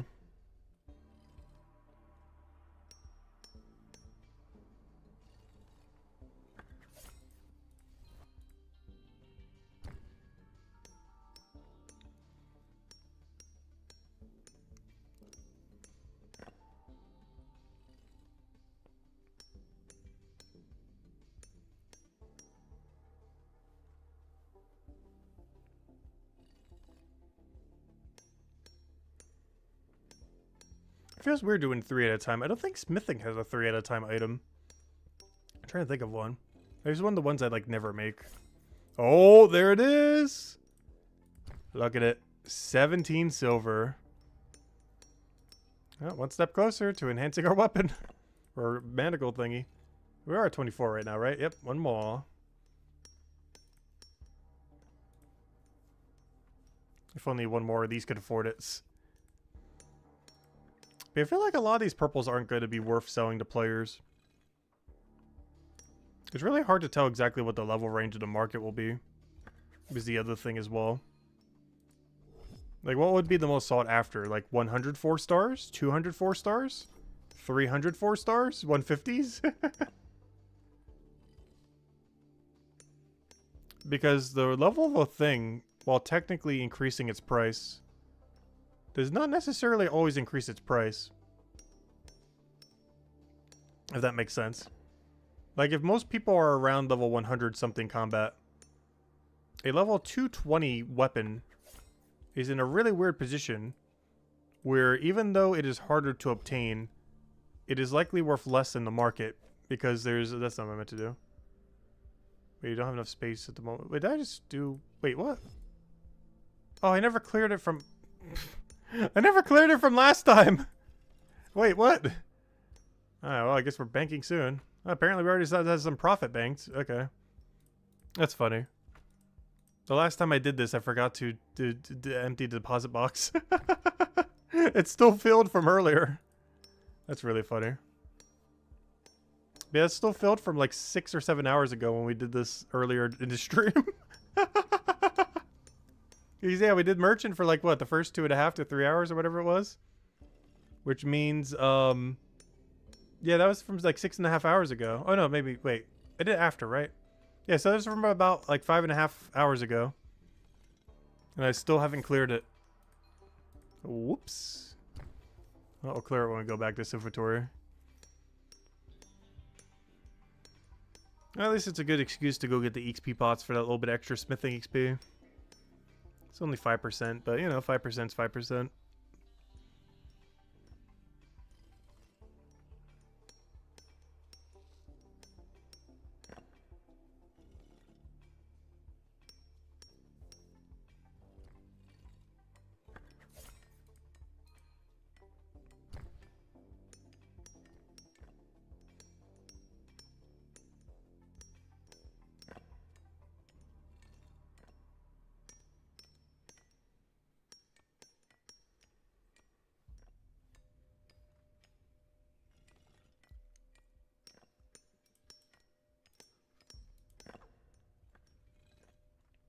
Let's see if we can get at least one more purple here. Honestly, in like 10 purples, we'd probably already be there.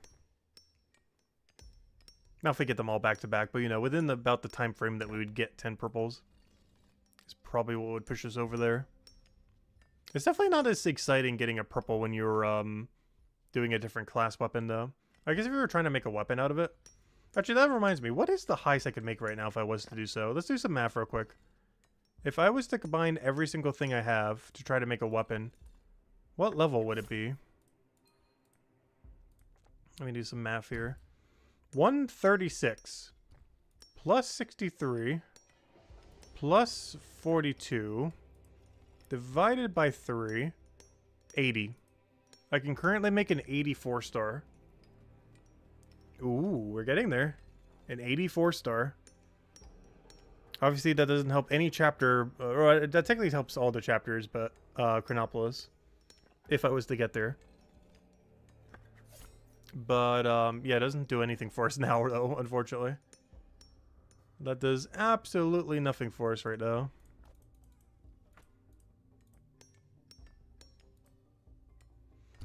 He's leveled detective from 21 to 28 in the meat shop. The last 2 hours? Nice. Or you're just standing there doing the little thingies? That's funny.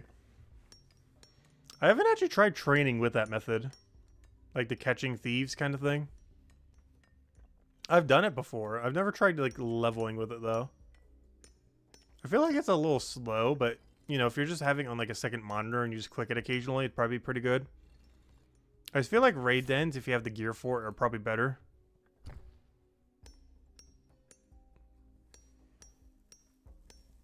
Even the level 8 raid dens. Because it's 3 click per reset. And it's pretty consistent, like anywhere from 1 to 3 minute AFK. Normally like 2 to 3. And the gear you need for the lower level ones is pretty low. You don't really get much of competition until like 51 or 83. And the one I definitely struggled with the most was 121 for some reason. I'm really hoping that when we gear for the other one, it won't be as bad. I don't think it will, the 168s. The main thing that made the other one really bad, the 121s, is the level range of my cryo-weak enemies was kind of weird for gearing up at that level range. Whereas this time around, we'll be able to do the Sea Urchin for 149, which is going to be pretty solid. That alone should be good enough. We're also going to have access to a cryo-weak maul chest And even though he hits us hard, as long as we range him multiple times with ice rings and then hit him, we should be okay. I don't know what level it'll be, but he should be like level 170 something. I don't think we currently know, do we? Yeah, I don't know yet. He should be a 160 something, which should be perfect for gearing up to 168 raid. Anyways, let me go clear my inventory. Hope port. You don't know how to redo raids? You just keep clicking on the 2 doors. Any time you find a raid, there's a door next to the other door. And then you click on the door. So if you were to do like the level 8s, you would go over here. Northwest from this teleporter. Right over here. You would click on this door, walk in, kill everyone. Walk over here. Or, you walk out, open this door, walk in the middle of the room, kill everyone. Repeat. And every 3 clicks, you just kill an entire room.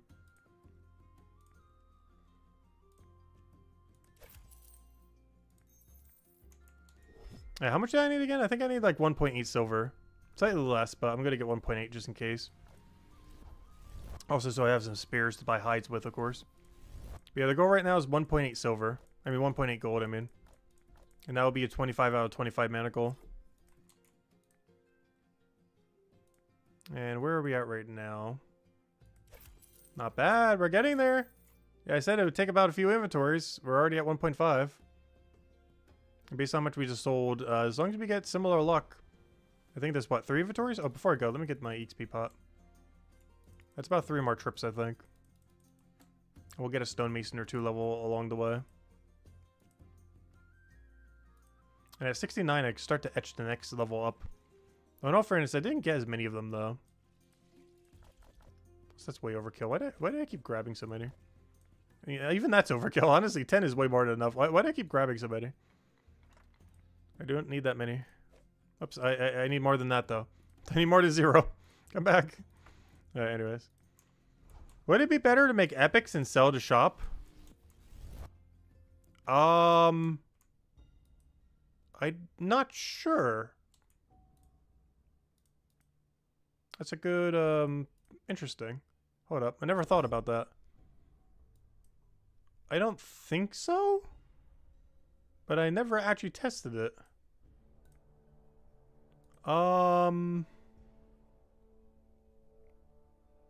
No? It's hard to tell. I don't think it is. Mostly because we have to engage with the bone rate skill. Which, is not worth the profit. The problem with that is we'd have to engage with bone rate. But yeah, I didn't think about that. Plus, you'd have to go all the way over there. There's a lot of extra time. So even if you're selling them for slightly more, I think all the extra steps might still be a loss of the profit. That is interesting. But yeah, there's 2 problems with that. One is it has to account for the time to actually go to one of them and then use it on them. And all of them are at least several tiles from a teleport. Like, I think the closest one might be like 7, 8 rooms away from a teleporter. So you have that whole walk that you have to do whenever you do them. The other issue is, yeah, we have to engage with bone right. Which is beyond my willingness tonight. At most, I'll dunk some bones, but it doesn't make profit, so it doesn't really help us. But, yeah, that's definitely the one that's keeping me from doing it. It's also not that much more, but I'm not sure. That is a good call, though. I never actually really thought about that. Like, do they sell for more if you combine them compared to selling them separately? It seems about the same price, though. Because the one we were just looking at was, like, what, 42 gold? And if you compare it to, like, the 3 epics that you would use to get it to that point, they're roughly 15 each. So that's, like, 45. Wait, is that a loss? Wait, is that a profit or loss? Whatever it is. It's, like, barely profit if it is. And in some cases, it might even be a loss. So for the most part, it's better just to sell them as a 3, I'm pretty sure. But I'm not 100% sure. We could always test that at some point, but probably not right now. Because we'd have to do a lot of bone rate in order to have enough epics to test it properly.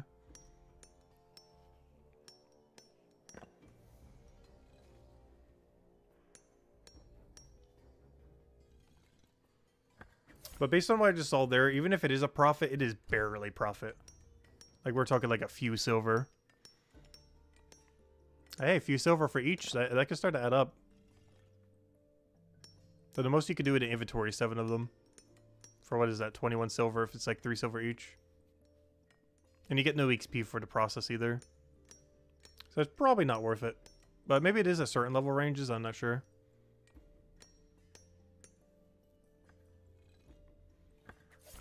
That's something we haven't really done since we finished the quest. We finished that quest in like the first, like what, 9th day?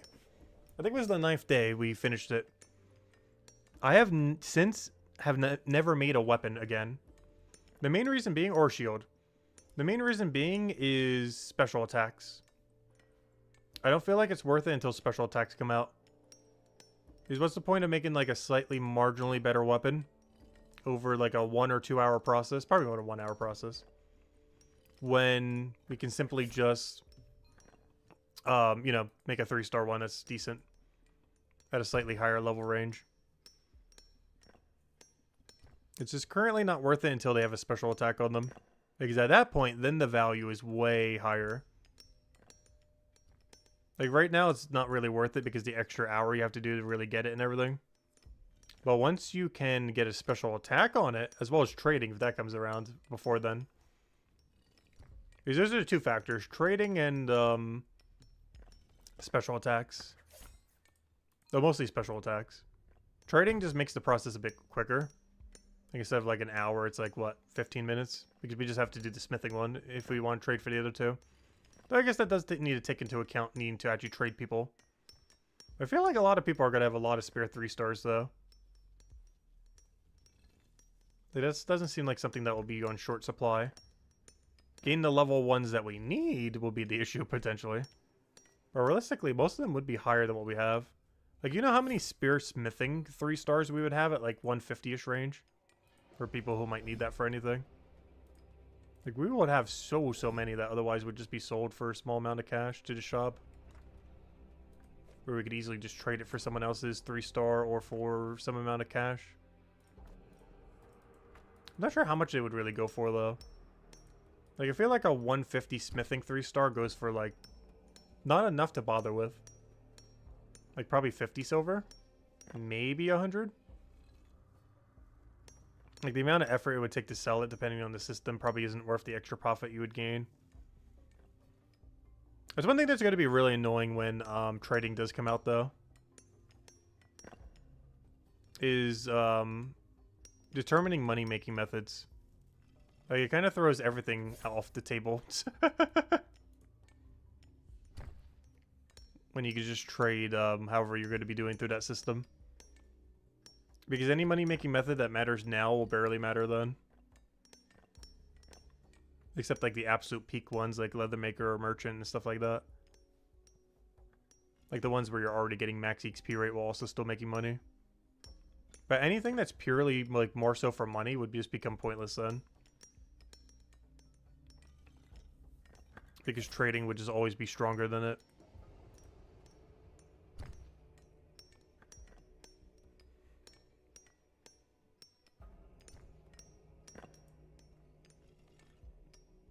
And of course make some skills that are meant for making money really weak, like fishing and chef.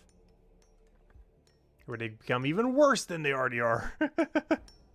Because they don't have any real secondary purpose for the most part.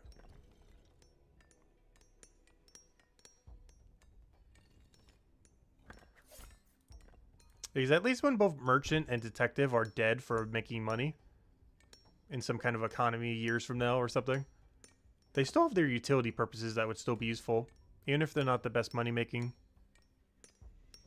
What's the current goal this weekend? It was originally to try to work towards 45 handcuffs, knowing that would be impossible.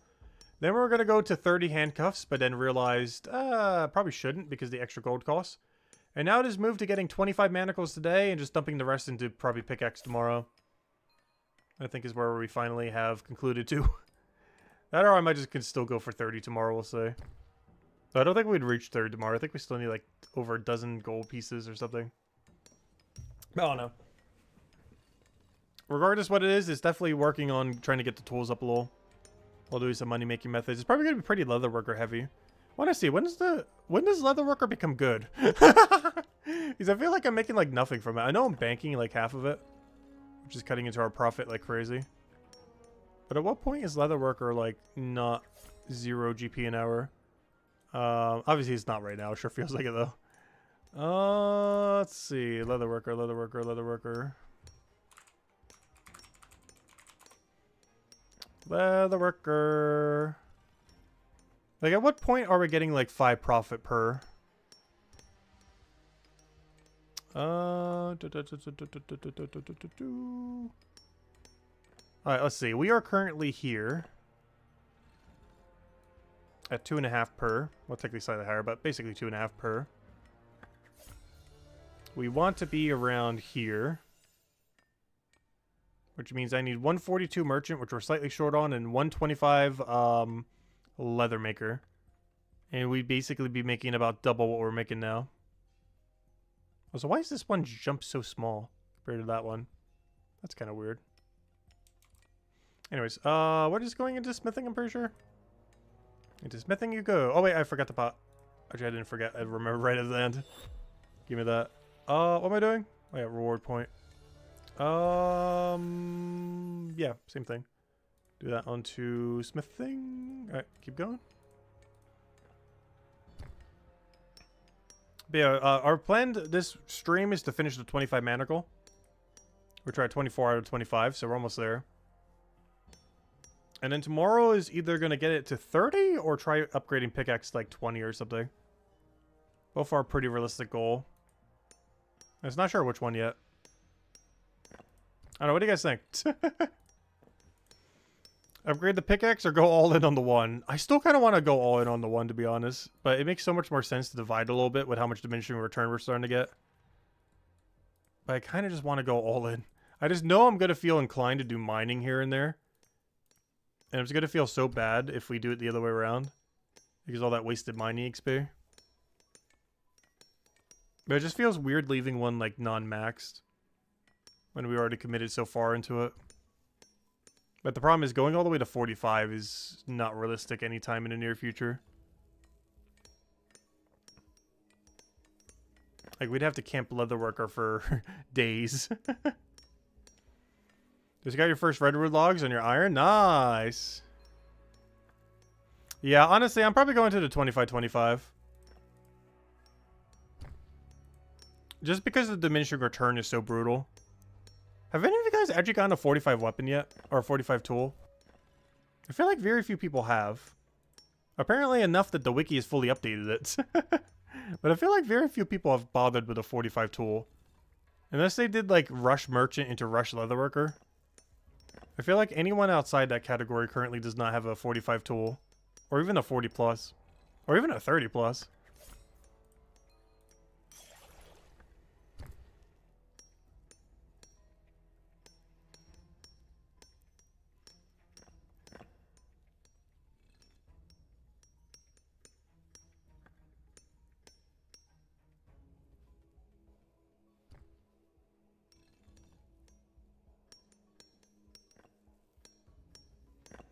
Yeah, the curve really starts to go crazy after 25.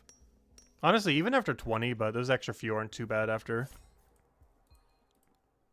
Because you're starting to get to the point where you're going up, like, what, 3 gold a thing? You're starting to go up almost 3 gold every time. Which is so much in current economy. Yeah, you're starting to go up, like, 2 gold every time after that. Basically 2, 2, 2, 2, more than 2, increasingly more than 2. So yeah, everything beyond 25 is basically 2 gold extra per upgrade. If not more.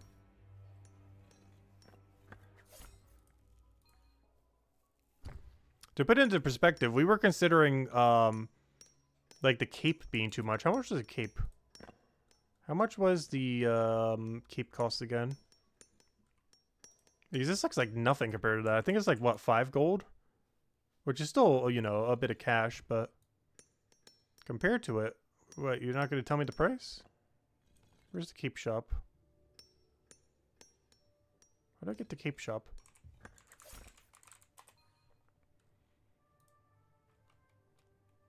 Yeah, it's only 3 point something gold. Wow, that is so cheap compared to those upgrades.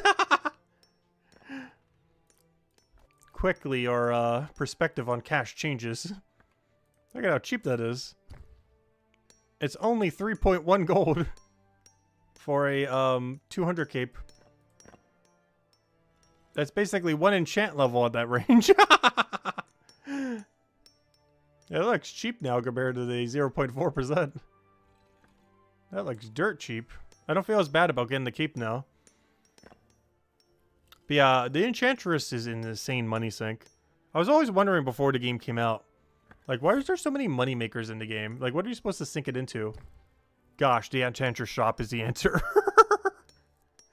Well, I don't understand why they made the Enchantress so expensive.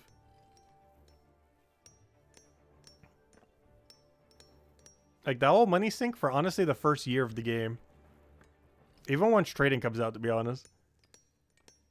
Especially as the chapters go higher, because next chapter is going to go to at least level 50 cap. If not higher, but at least level 50. Yeah, in the long run, it's definitely worth it. But gosh, is that expensive.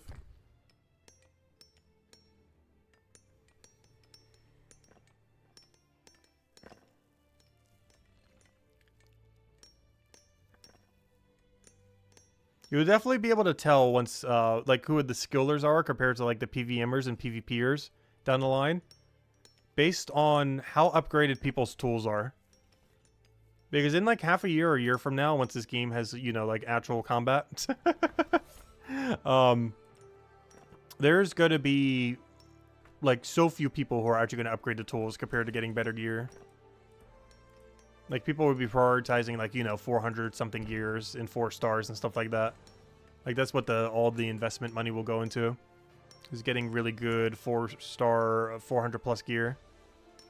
But then there'll be, like, all the skillers who have, like, every tool almost maxed instead. Instead of going for, like, the super bestest slot gear. Those have, you know, every single tool at, like, 40-plus, 50-plus, however high it can go by then.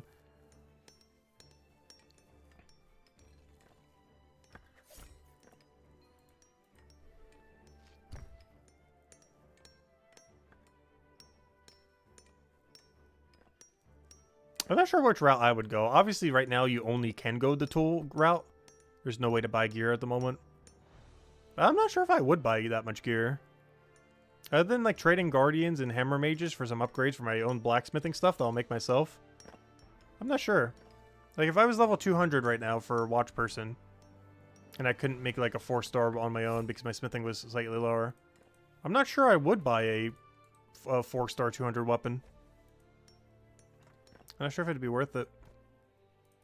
Depends what the market price is, though. Like, if that thing was under, like, 200 silver, I'd buy it instantly. But, it's probably be a little more expensive than that. It's really hard to tell. I feel like trading will be super not worth it when it first comes out, though. Mostly because everyone would be so cash poor. That it won't be worth the time to trade compared to the sell price of anything.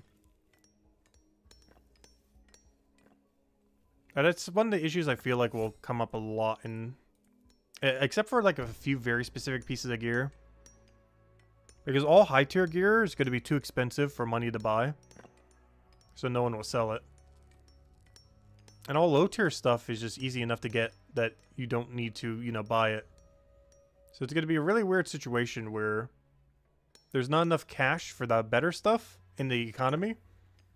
While all the lower stuff that people can afford, they could just already get themselves, essentially. So it's going to be a weird in-between where, like, what would you trade for? like, what do you even trade for? This is just, like, raw material or something. But, like, gear trading is going to be weird, other than, like, 1-to-1 3-star trades. But, like, the silver cost of stuff is going to be so low. Like, most of it probably will barely even register into gold cost unless it's, like, a really good 4-star at a certain range.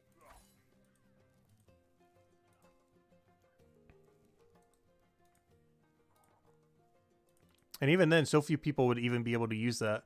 Like, you could stand there trying to trade for, like, half an hour and not find a single person. If you're trying to sell, like, a 4-star 350 weapon. Like, yeah, it might be good, but who has the money to pay for it? And who's even that level range to pay for it? Like, the market share is, like, 5 people. Let's see. What am I doing? How much money are we at? Okay, I'm still slightly short. 1 or 2 more inventory should be good. And then we'll go back to, I guess, leatherwork or something? I do need those leather worker levels. Oh, wait, did I forget to grab it from... I did it again, didn't I? Oh, I didn't even do all of them, though. That's weird. I forgot to even grab them. Alright, I forgot to even store them earlier. What even just happened? I'm so confused. But, yeah, let me go do this real quick. It'll pain me too much if I don't sell them. You're sitting on 50 gold? Nice. What's your leather maker level right now? Is it over 200 yet?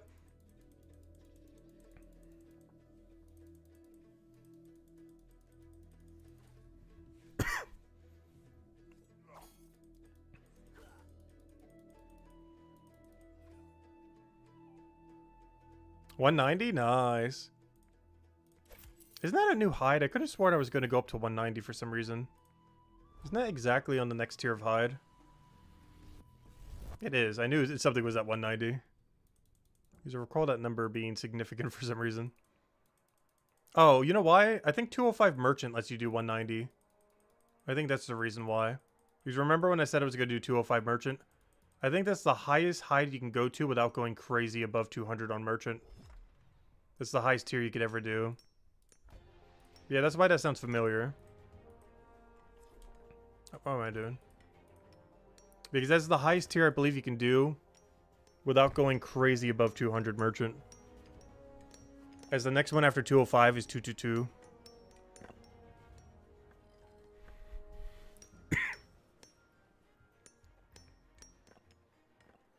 Can you mine like 4 iron or something to hit 94? Yeah, I know. I was the same way. I will be doing that. The first thing I do as soon as we have the cash to upgrade our thing is I'm going to go get 95 mining real quick. I know, it's driving me crazy as well. I was going to do it at some point this stream and haven't after like 10 hours. I've been meaning to. But we keep getting sidetracked with like every other grind. But as soon as I finish this manacle to 25 out of 25, we should be good to go.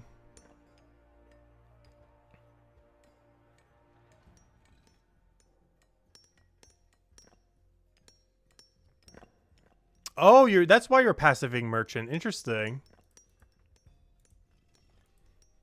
So you're really going all in on leather maker. I'm gonna need to hit you up if I get my armor level really high. Because honestly, when Zone 5 comes out, I am going so hard on armor. It's one of the reasons I've been banking a lot of the early hides. So I can kind of get a start going for it, so I could either passive it up or, you know, start using knowledge points on it at better value.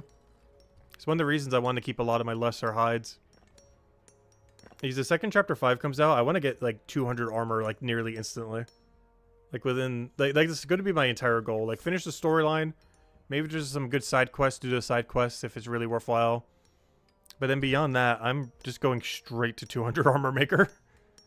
Not to be like the first one in the entire game, but it's definitely going to be like our main focus once it comes out, most likely. Like finish all the fun stuff in chapter 5, explore it a little bit, do everything a little bit. And then just pretend that the armor is the only skill in the game. For like a few days or a week or whatever it takes to get to like 200. Because I really, really, really want to make my full set of 200 3-star. Who knows, maybe even 200 4-star if it's possible. I would need to buy the stones and other things from people though. Because I'll likely need the bones and stones from other people. But you know, we'll have the leather possibly, hopefully, fingers crossed.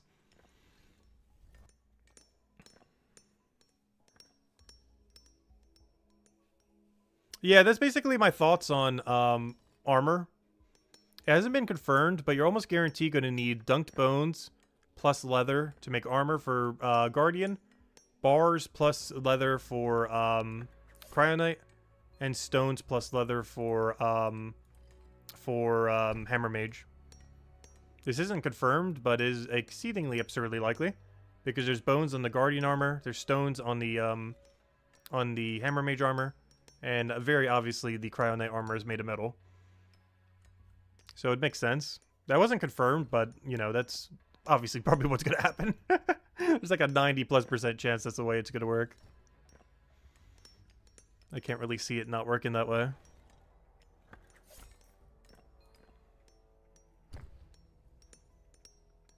Could be the first skill that needs up to 3 skills. Isn't that Bonewright, though? Bonewright needs Gatherer, Woodcutter, and Carpentry. And Bonewright. So it's technically 4. Even 5 if you count Scout if you want to kill for your bones instead of Gather. But it uses like 4 skills. Or 3 if you count not bone right. You need gatherer for the bones. You need woodcutter so you can go get your logs. And in the logs go into carpentry.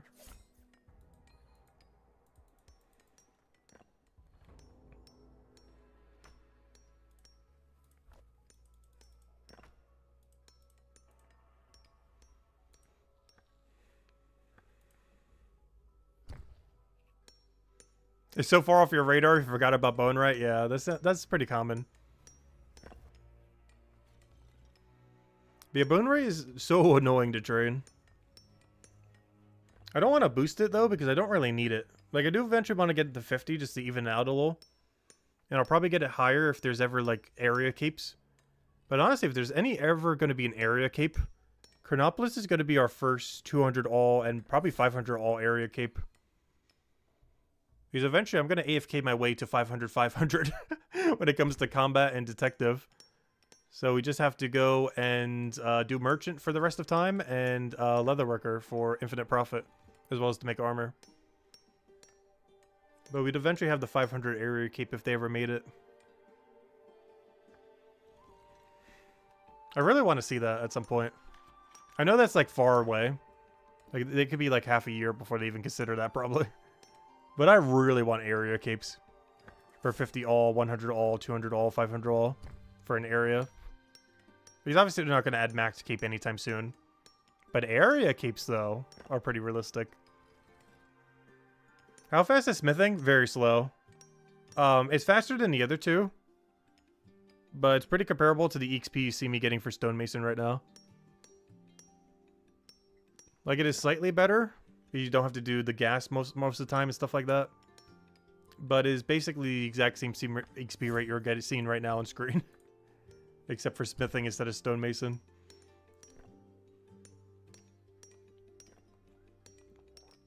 It's like slightly better, but barely. And it's mostly because the bar process is normally more streamlined. Compared to the etching of the stones or the dunking of the bones.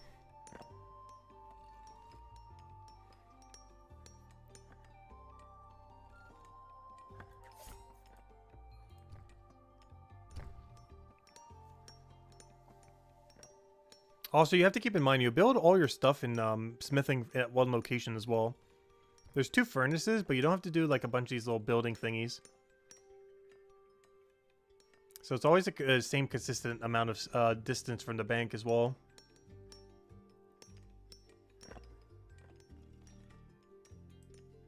Whereas if we had to make like a shield or something, we have to go quite a bit further. Not that big a deal, but yeah, it's up.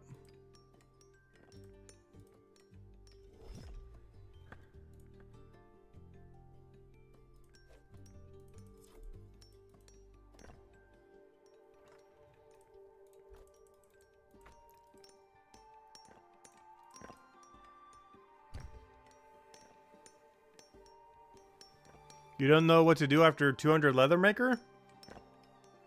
Start the monument? No. We need to know what it does first before that's worth grinding. 490 foraging is like a month-long commitment, if not longer.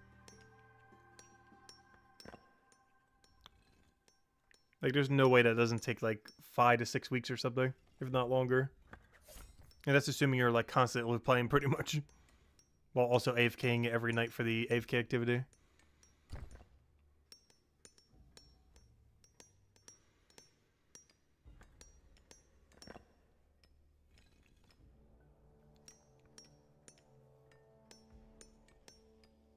Hey, what's our cash tag at right now? What do we need again? Let me double check the enchantress. Let's double check. I need one gold piece and 760 silver. So I need 760 silver. Yeah, I gotta do one inventory after this. Unless I get a billion 3 stars here. Otherwise, I'd have to somehow make 180 profit this inventory. And there's a good chance it could be slightly shorter than that. You keep forgetting you have the bank spell? Oh gosh. Yeah, there's storage boxes all over the place. There are some that are inconvenient, like the rock I'm about to mine to go get 95 mining. Oh, I just realized I can't mine that rock yet. Duh. I would have to do the other rock. Never mind. I almost forgot about it. I actually can't do the 95 rock yet. I'm not at 95. I was going to go and grind a 95 and then mine it some. But I haven't actually gotten the 95 yet. I keep forgetting that. Alright, after we finish this gold grind and go get our 25 manacle. Yeah, I gotta go get 95 and then maybe go mine that one ore until 96 or something. Also, it's rather ironic. I'm about to get my 25 manacle just to go do mining. Despite needing the mining pickaxe to be upgraded. Go figure. But of course, the handcuff thingies are for AFK detective off stream and everything. Ooh. Good old raids. How close are we to the next objective on raids? I think it was 168. I want to get geared for this soon. Luckily, we can start gearing for it at like 145 combat. So technically tomorrow. Ooh. Almost seems like a pivot angle. No, I'm not sure. Maybe tomorrow we do pivot a little. We'll see. The biggest issue is I need a lot of smithing to keep up with my my combat level there. Because I need 166 smithing. So tomorrow might be a mining angle? I'm not sure. There's a couple things I want within the next like several days if we can. Like 107 mining, 166 smithing, and then 166 combat in Chronopolis. And also 168 detective. Can we do all that? Probably not. But oddly enough, merchant and leatherworker actually aren't in that mix. We don't actually need them for what my short-term plans are right now. So instead of doing a bunch of merchant and leather maker like we did today, yeah, I think we might be focusing a bit more on mining and Chronopolis combat. Because I should be able to go get geared enough. If we focus on mining tomorrow, I can get geared for the 149s. So that I can then get geared for the for the other thing. The only slight issue with that is that does basically mean I would have to do some amount of the raids things on stream tomorrow. Which I don't mind doing, but I'm not sure if people would want to see that. As it is like max AFK. We definitely will have to do that some when we do RuneScape leagues next week. At least some of the amount of time, because whenever I need like something super AFK, that'd likely be the way we would have to go. So I don't want to have to do that just to prep for doing that in a sense. But also those investigations just aren't as worth it when we have level 25 handcuffs. That's kind of the whole point of the level 25 handcuffs. You know, it's kind of the point of getting them to begin with. Is to, you know, use them.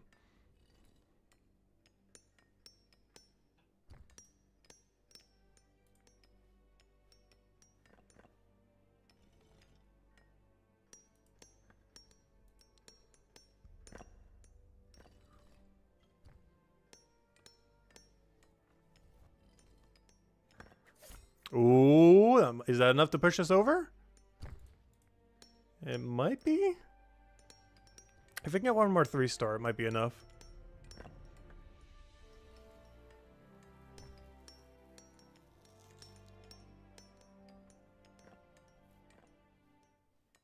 You got 1.6 million merchant XP overnight? Nice. I think that's like my whole XP bar. Let me see. Almost. Yeah, those high level AFK activities are kind of crazy. These every single day, they basically just generate a free level. Regardless of how much XP you need.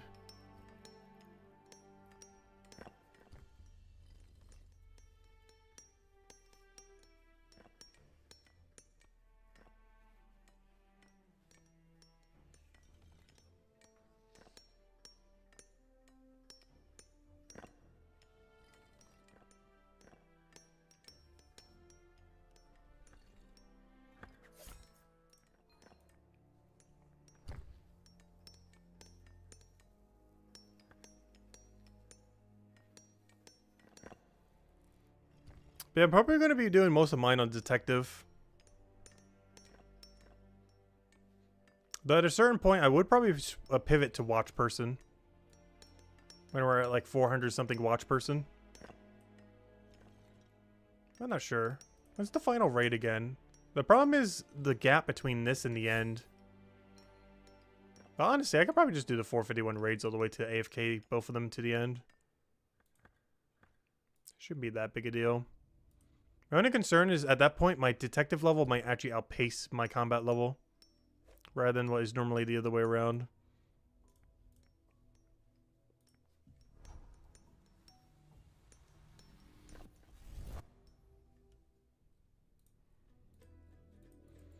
Well, one thing I like to use passive skills for is to try to get to the next like level threshold.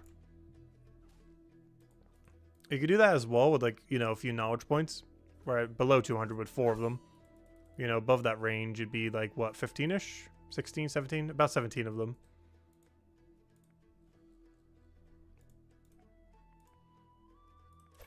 Alright, is this gonna be enough? Ooh, it depends how many 4 stars are in here. I mean 3, I mean. No. Oh, that's so close. No! It's so close. We needed 760 silver. No, even with that. No. Ah, 50 silver short. Because I do want to have a little bit extra. Okay, well, let's do one last inventory, I guess. Unless we just want to do a merchant run real quick or something. We did so much merchant today. Yeah, it's gonna be one last run of these, I guess. Yeah, we will need one more. That's fine, though. If nothing else, we almost get a stonemason level out of it. When I etch the stones later tonight, that should be 65. Next stone is that, though I'm not sure how I'm going to get the rest of my XP. There's one slight issue I'm going to have because of how I did mining, not non-evenly, is this will actually it might get me all the way. Like etching these and then using all of them might be enough. The problem is my next stone definitely won't get me there. My next stone is only 347 granite because I kind of boosted a little. And I think my next stone after that would be, what, the Death Stone? Not sure what level that requires because I can't actually mine it yet. But whatever it is, I don't feel like what we have will get us there. So I'm finally going to reach a point where I'm going to start have to boosting stonemason if I want it higher. Because I'm going to run out of stones. Going to run out of bank stones finally. Or at least one's worth using anyways. I do have some spear flint in there, but it's like a tier below what I'm using now. Actually, 2 tiers below what I'm using now. Because basalt would be the tier below, and then flint would be the tier below that.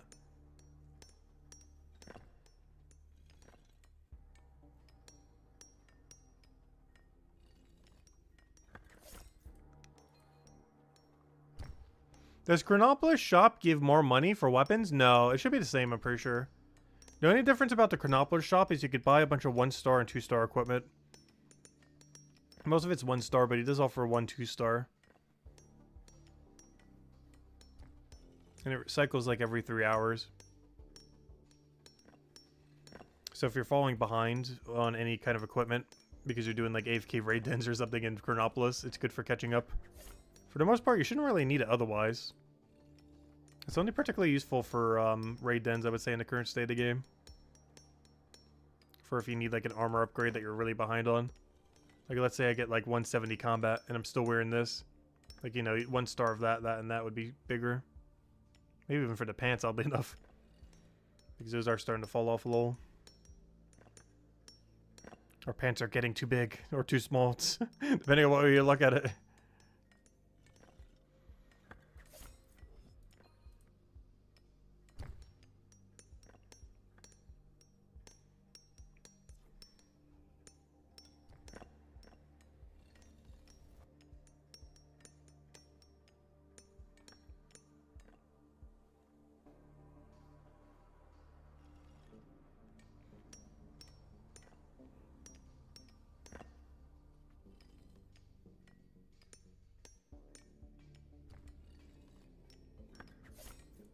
Yeah, we never did the robe out of the armor, did we, earlier? I did like 1 kill on everything in Chronopolis, other than that thing. Like I did on these 3 because we were just doing it for fun. Because we've done very minimal combat this stream. We're definitely going to do a bit more tomorrow. Because I probably want to... Honestly, I think I might be pivoting from money making to... Now that we got this 25, I'm really considering the pivot to try to see if we can get some cool gear from this 149 before I out-level it too much from AFK raids. Because I'm going to be AFKing tonight to probably the perfect level to be able to kill these. The only slight issue with that is that means we have to go on a bit of a mining grind tomorrow. Because for me to upgrade my 2-hand above a 115, we need... the smithing level is pretty much there. Though it could be a little bit higher. But the main one holding us back is not actually our smithing level, but if I want to mine the ore myself, I need 107 mining. Which means if we want to go do that, we got to go get 107 mining tomorrow. Which is, we can say we're at 94 right now, which is basically 13 mining levels. Which isn't that bad. But it would be 13 mining levels. Ideally, we'd also have 140 smithing by then, but with that much mining, we'd easily get 140 smithing if we just process some of it. But yeah, it would require us to go get 109 mining. I mean, 107. And that allows me to 2-hand up to 166. Well, assuming I have the smithing to go with it. But we just likely just do a mid-grade of like 140, 145. Depending where we get our smithing level to. And then go from there. Because that might be the angle for tomorrow. Try to get a 145 longsword. Seems like a weird number to go for, though. I guess we could try going for a 150 longsword. I'm just not sure if I can gain that many smithing levels. While also trying to get that many mining levels.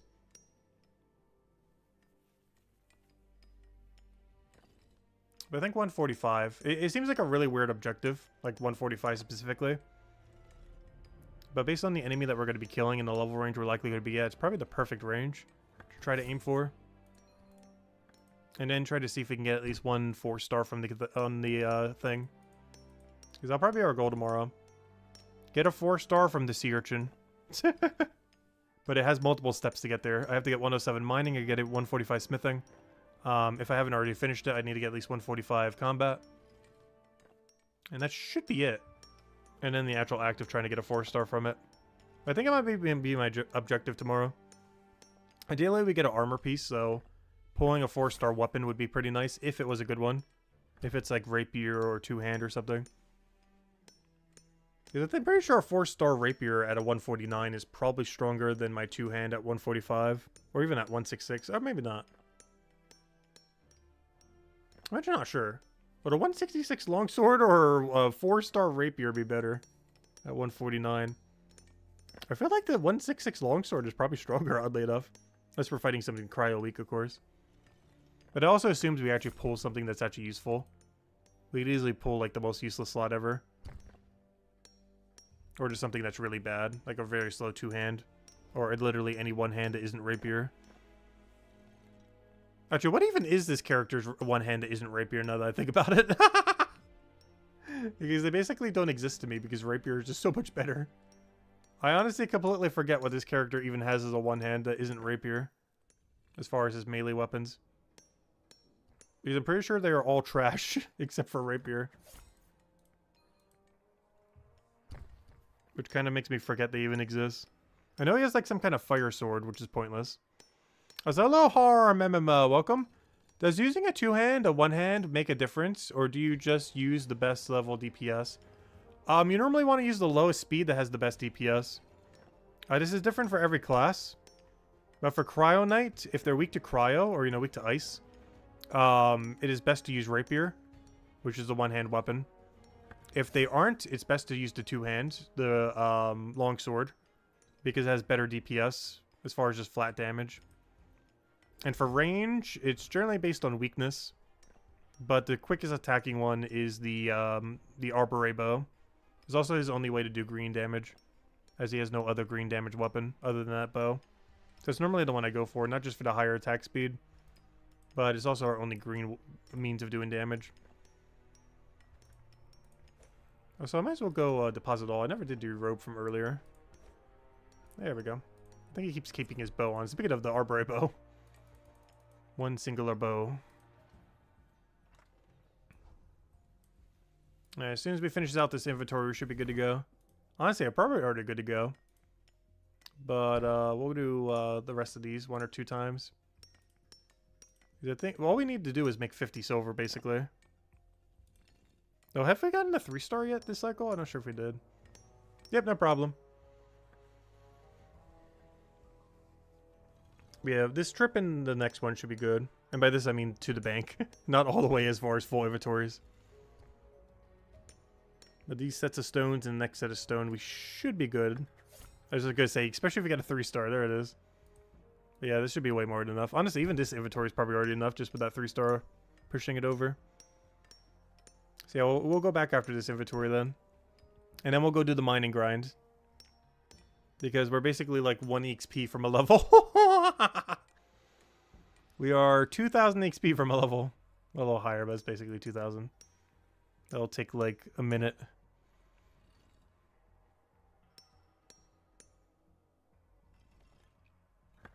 But yeah, I do want to get to 95 right now. One less grind we'll have to do to the 107 tomorrow. The biggest issue is the ore that we can start doing at 95 is very far from a bank. It's either 9 tiles, or 10 tiles. Is every closest bank to its location. Which is so absurdly bad. I don't understand why there isn't another one a little bit closer. I can't think of a single resource in the game that is further from a bank.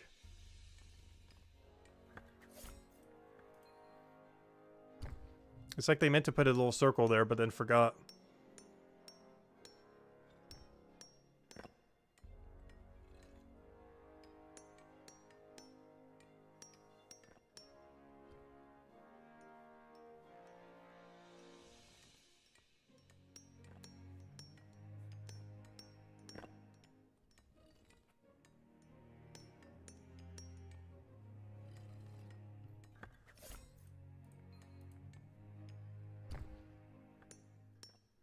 Yeah, as soon as we finish these, it should be good. Though then again, I do kind of want to go until we get that level now, though.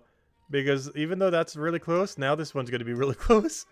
Maybe we have to stay until we get that level pushes over. Let's see how much XP we're getting. Let me see, how many more of these is it? It's like 4,000 more XP. Come on. We got to go finish that. I can't just leave that hanging there at like 1,000 XP left. Let me see, how many is that? We're getting... Okay, almost 1,000. 926. Let's say 900. What is that? 4 more? 3 more? 3 more. 3 more and there. Wait, do I have it in my inventory? Oh, no! I'm missing 1 stone! No! Luckily, it's banked. Imagine if I was missing 1 stone but didn't have it banked. That would be so painful. But yeah, I'll get there if I just grab 1 single stone out of storage. We gotta do it.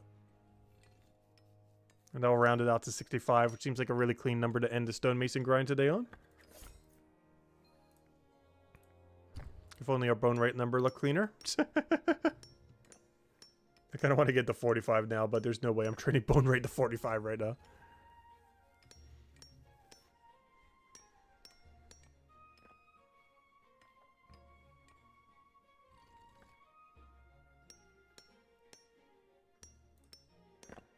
So I would say, is there any cool unlocks for this coming up? Honestly, other than AFK activity, I don't think there's anything that could really interest us.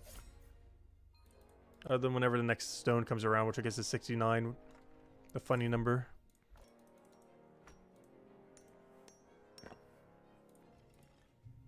Alright, and that gets us to a nice clean 65, and we can finally stop then. For now. But yeah, now we move on to mining, but I gotta go sell everything first and upgrade our manacle. And then proceed to not use the manacle that we just upgraded. Honestly, we should go test drive it on a raid real quick. But then again, I don't know. We really need that weapon upgrade. Should I try smithing it? The problem is I need a higher smithing level. I'm definitely not making anything lower than a 140. Which means I would still have to do the mining smithing grind. Alright, let me go head over there. We got our level, nice. How many hours do we have logged? That's a hello, Kevolution. Welcome, welcome. We are at, where is it? 278 hours currently. And counting. We've been streaming basically 12 hours every day here on YouTube.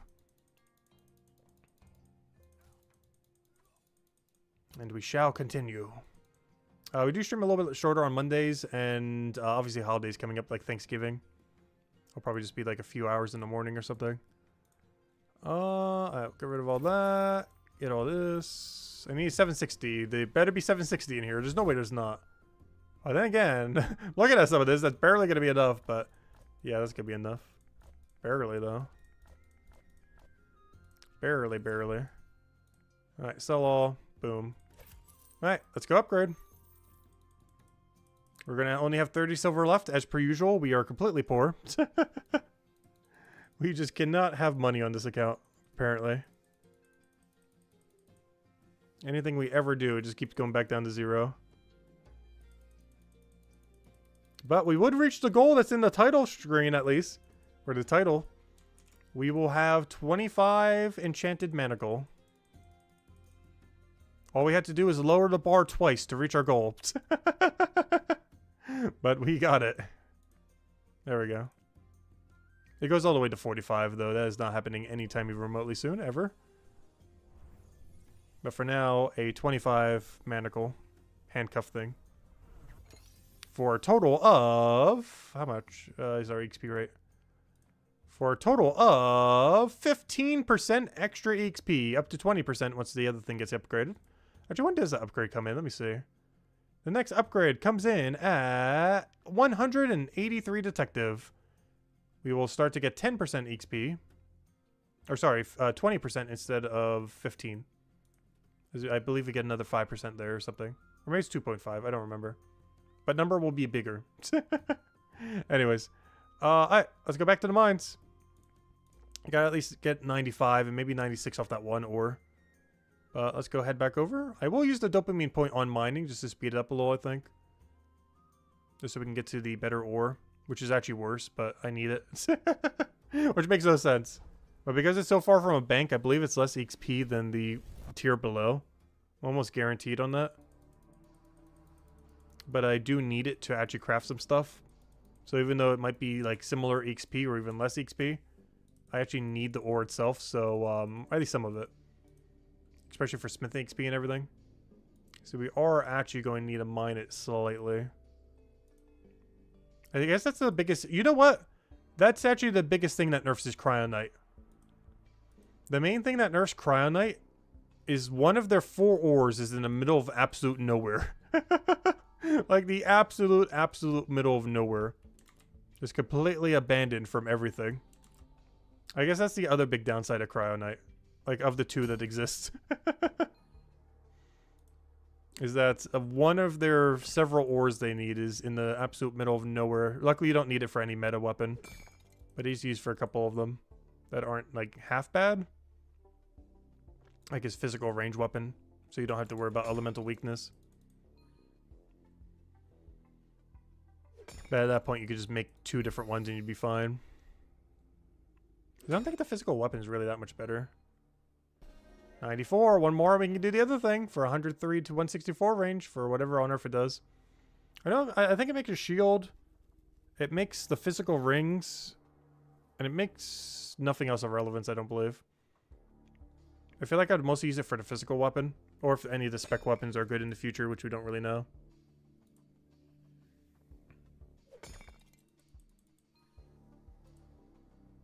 Yeah, I feel like they're definitely going to change the banking interface over time. Some aspects of it do seem a little placeholdery. But they'll get around to it. Next big update seems to be, it's going to be either a big quality of life update that he'll push out, or of course leaderboard. Seems like the most likely 2 next things to happen.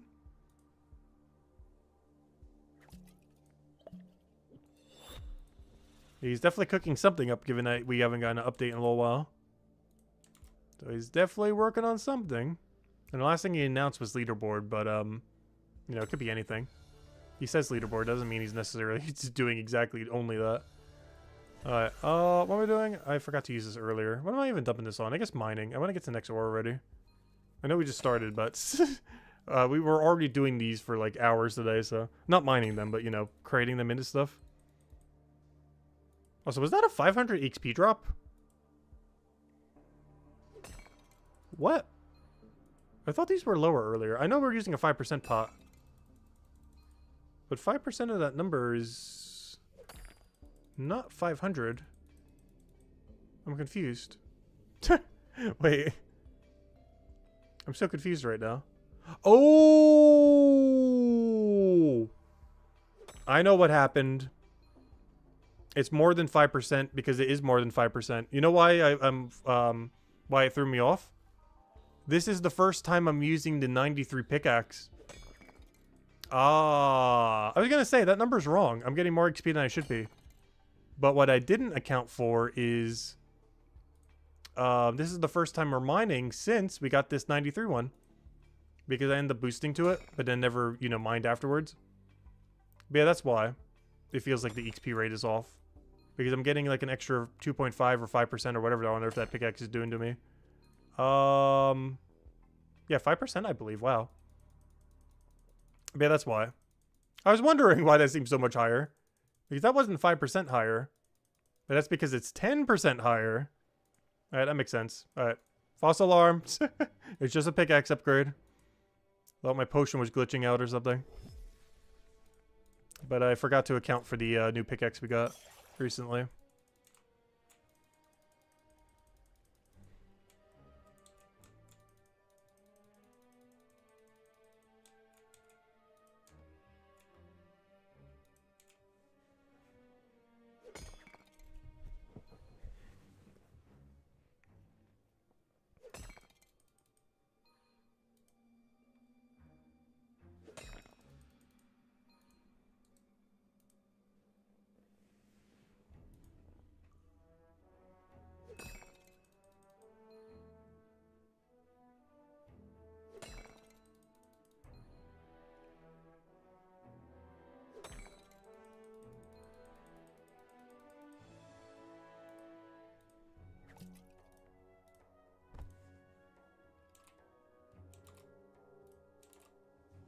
As I keep a timer for my ground items so they don't despawn.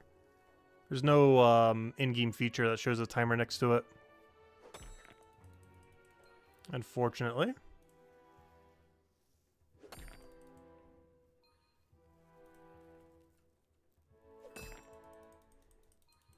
Right, we're halfway there. And then we'll move on to the 95 rock. Which is in the middle of absolute nowhere. But I need it for crafting a couple things. I'm probably not going to farm it for XP. But I do need the rock itself. So we'll see. Realistically, I do need a couple hundred of them. But it seems so insufferable having a bank from there. That sounds awful.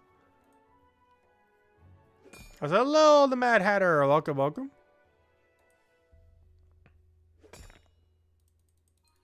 Like, maybe I only get like 100 of it or something. I just hope I just don't need it for much later down the line. I kind of want to do it to level 96, however many that is. And then do the rest on boosting it until we could do blast mining. The only problem is I can't afford blast mining. In the sense that I would only want to use the dynamite I have. I don't want to buy more. Which means I almost have to boost all the way to 107 instead of actually mining. Which now that I'm looking at it, that sounds awful. Alright, maybe we do have to do blast mining. The problem is I believe we're going to be... If we have to buy the explosives, they're probably going to be over a silver each. And the problem with that is we're not going to be able to cash out all that death stone for a while. Which means all we're doing is burning money at the speed of light. Is I'll be spending like over a silver per bomb. But I won't be able to cash out on it until like 100 something stonemason or whatever it needs. Which obviously we are nowhere near at our current 65. So that money's just going to be stuck there for a while.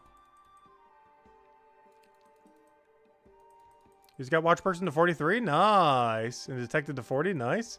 Almost at the 51 raids. It's definitely a bit jump up from the 18s if you're doing them.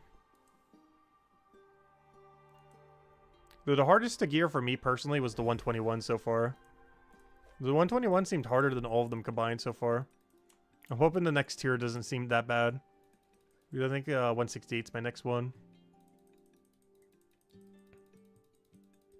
I do want to try getting geared for them soonish.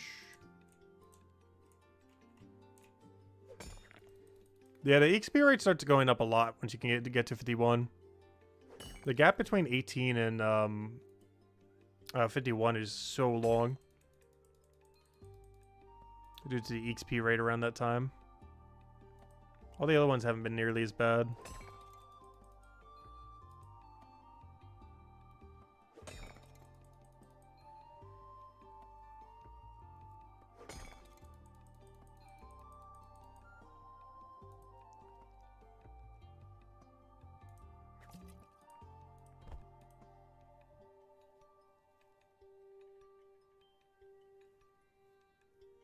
I really just want to kill a tentacle between the spawn time of this.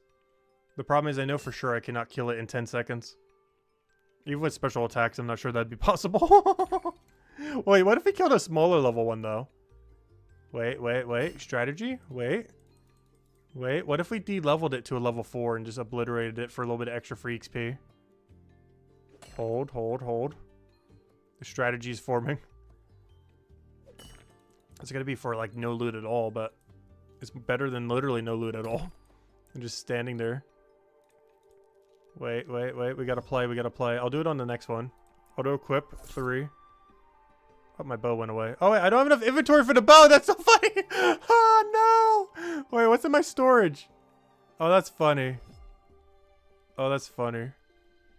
What do I do about my Chronopolis storage? Oh, no. Maybe get rid of the glove. I think it's time to get rid of the Hammer Mage glove. Oh, that's funny. I actually can't do that. Oh, that's really funny. I don't have enough inventory to clear it. I think that's the first time this ever happened. Because I have so much junk in Chronopolis. Because there's so, like, negative amount of storage. I hope an update fixes that soon. Even if they just fix it with, like, a flat doubling of all the storage bins. I wonder how people are fending when they're, like, level 300 something combat. Like, where are they storing everything? Like, you know how many 4-star stuff they must have that they just have to sell to a shop?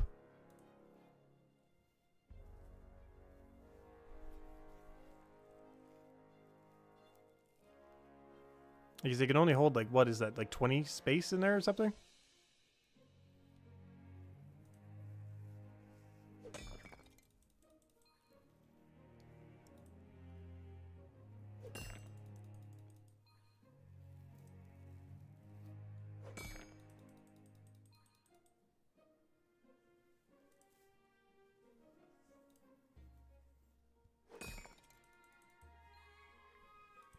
Well, I think they should kind of do how the enchant tools work.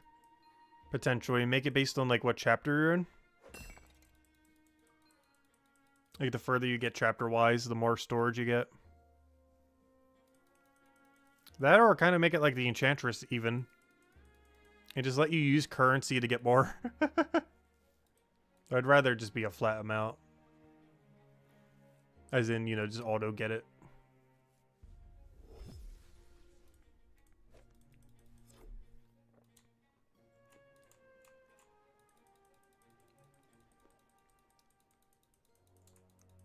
Because currently storage bins are way too tight.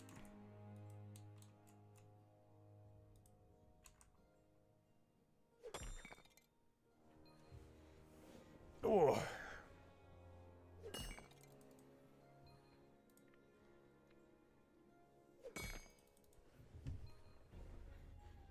People and their hoarding problems? Well, what else are you supposed to do with them with? Like, how's that supposed to work when trading comes out?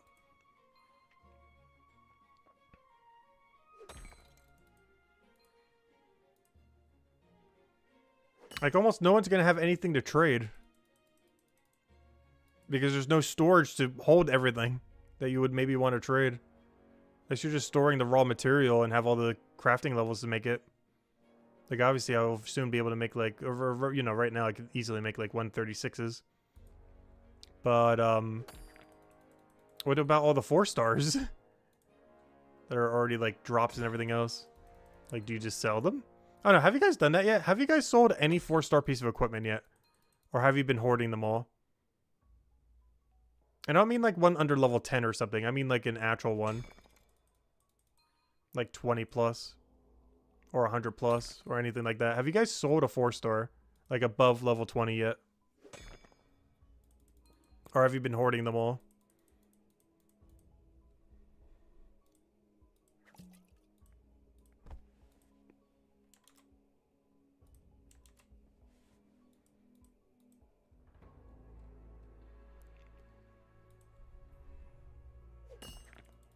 Because I know I sold one low-level one, but it was like a measly one. Like we're talking like single-digit number 4-star.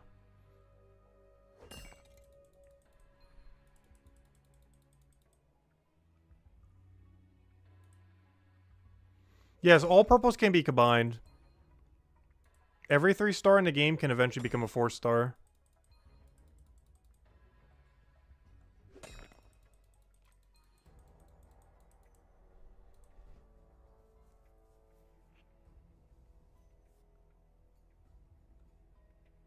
But if you wanted to preemptively do it, you would have to store 3 items.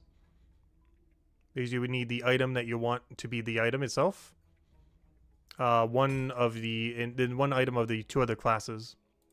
Which is exceedingly hard to do with armor right now. However, it can be done with armor. But it's mostly done for weapons and shields right now. Just doing it with armor without trading and without an armor making skill is exceedingly hard right now.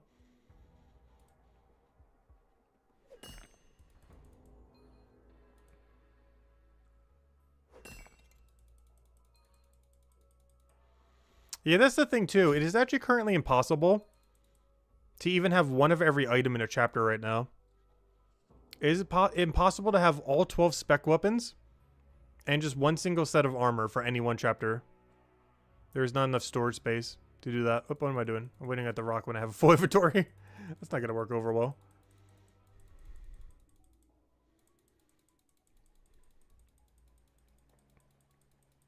Actually, even just all the spec weapons you could barely even fit, let alone your armor.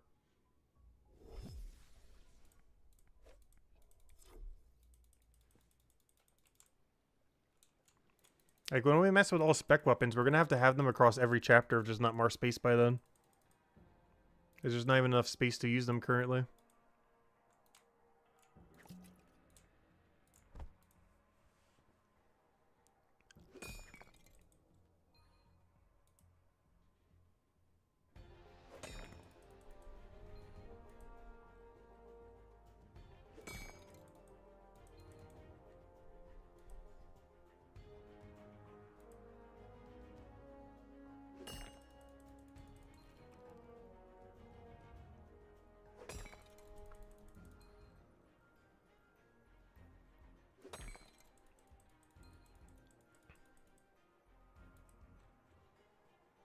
Yeah, we're almost there.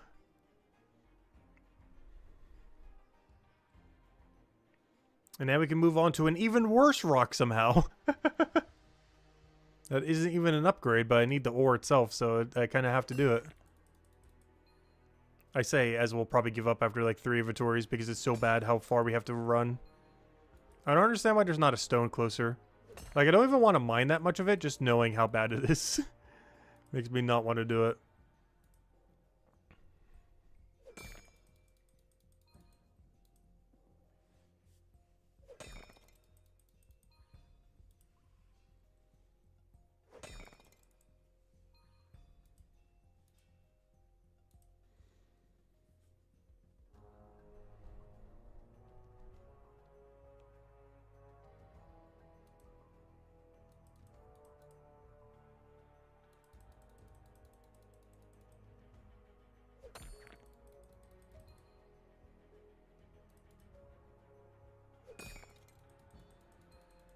Hey, that reminds me, my 2 alt accounts are almost ready to upgrade, aren't they? I might need to go check them before the end of the night. I just realized we're only going for about another like hour-ish or so.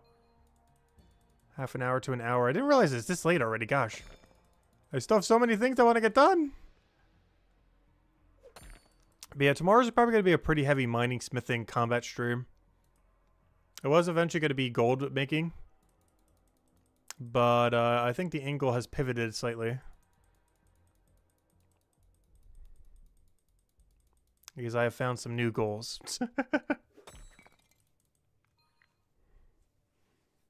Though we did do a decent amount of money making today. Overall, went over well.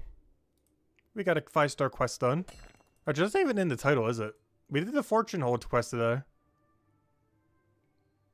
Should probably add that at some point. Just for people looking for it after the fact. And so we know which one we did the fortune hold quest in. Though I did split it across 2 streams, though. 95.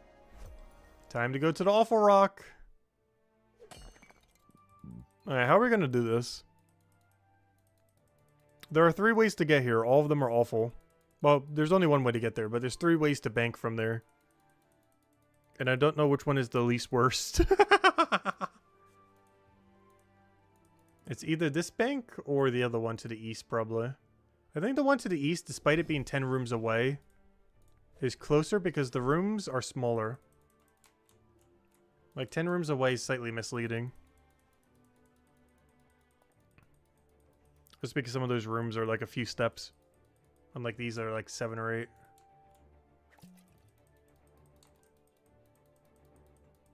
But if I was to go bank from this location, I would have to go... Yeah, I would have to go all the way from where we just were. Keep going over here. Keep going all the way over here. Keep going all the way over here. All the way here. And here we are at our destination.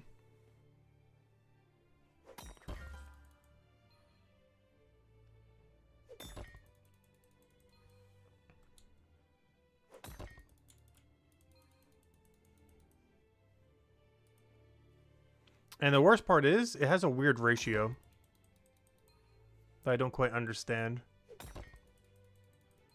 Because we're not actually going to reach a full... Like, it doesn't really cycle. How much is it? I guess 10. Okay, I guess it's like the iron ore in that way. It's still a really annoying number, though. Also, I mind this in a really weird pattern as well. But yeah, I think I'm going to do the east one. I don't have the upgraded granite yet, right? So I'm probably going for the blue one, if that's the case. The upgraded granite isn't until way later, 119. So yeah, we're definitely not at it. So that means the angle would probably be grabbed a few blue rocks along the way. They're not that much XP, but they're better than nothing.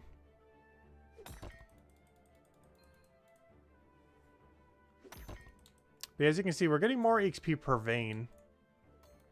But the problem is the bank is so far away.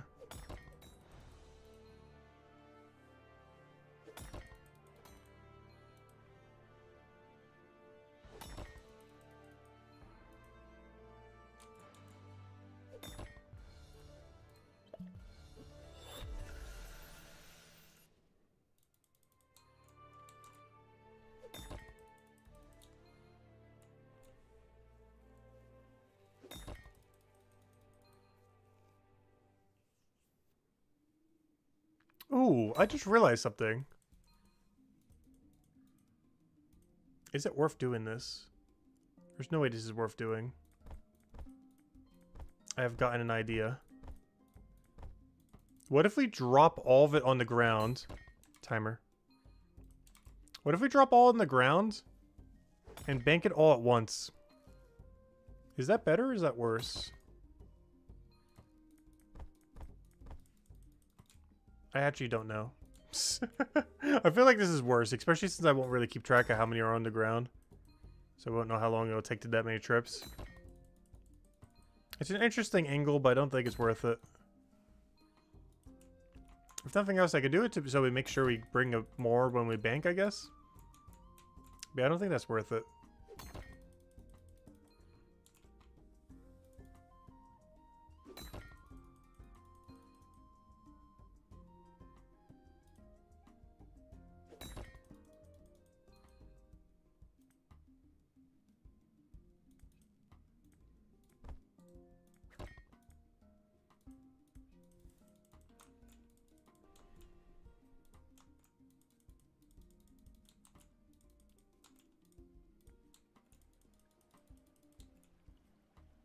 Speaking about things that are not worth it, there's no way this bank is closer now that I'm looking at it.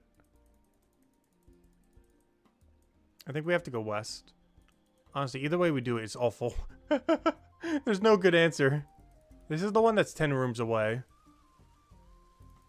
Which seems like it's longer compared to 2 that are 9 rooms away. And I think that's because it actually is, now that I'm actually walking it.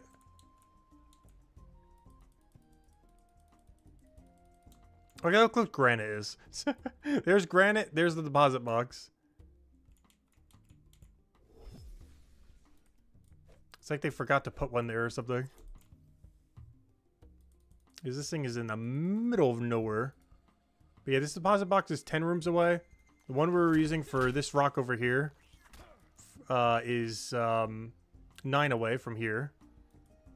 And just simply teleporting is also 9 away. But you have to maneuver through 2 tentacle rooms, which is kind of annoying. Alright, also this one's stalled even more by a ladder too. I guess we'll try the west route when we go do it again. I definitely need a few inventories of this though, is the problem.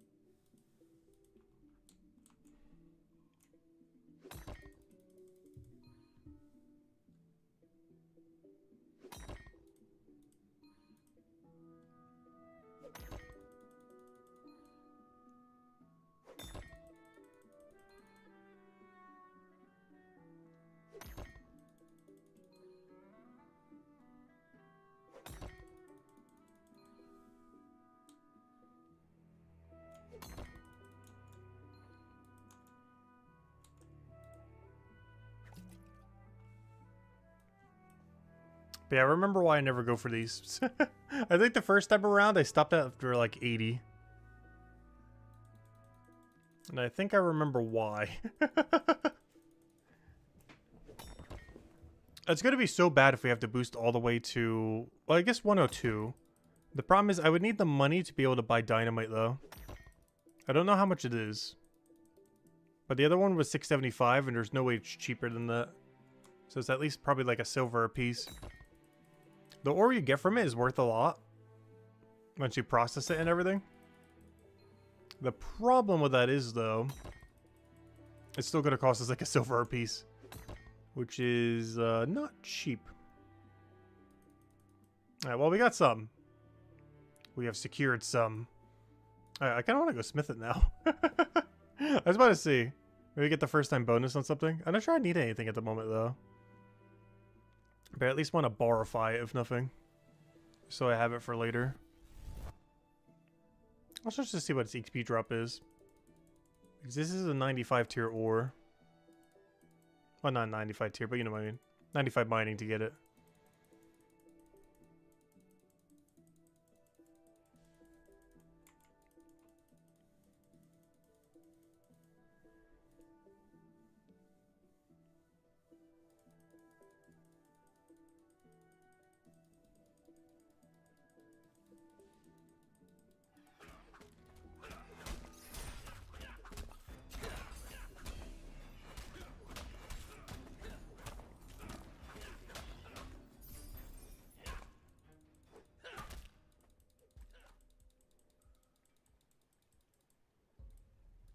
Hey, we found some guy. He's teleporting away. He knew we were coming, so he's trying to retreat. Yeah,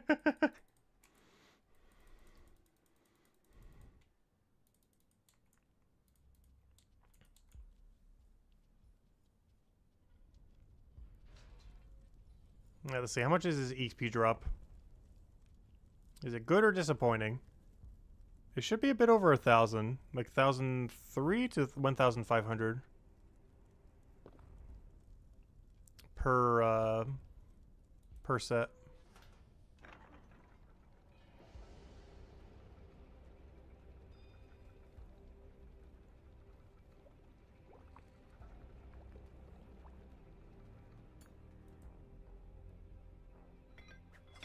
Oh.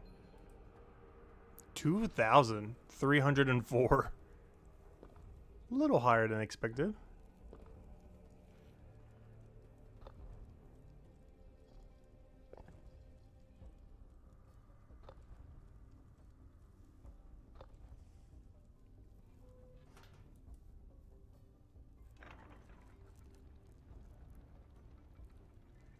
How much XP do we need? Does that get us there? It's actually be pretty close, oddly enough. So, a lot more XP than I was expecting. Which we gotta get our mining level up. This makes training smithing so free. Who knew training the gathering skill that leveled a secondary skill would actually be good for training that secondary skill? That is meant to be training in the first place, instead of just using knowledge points on it. Who could have guessed? But yeah, honestly, I don't feel like I should have gone as heavily into smithing yet. Mining was definitely the first choice, or, you know, the first choice. I mostly just did it to help to keep up with the raids a little. We can also do the awful monster drops and stuff. I just hate having to deal with that RNG. Same reason I want to get high armor making.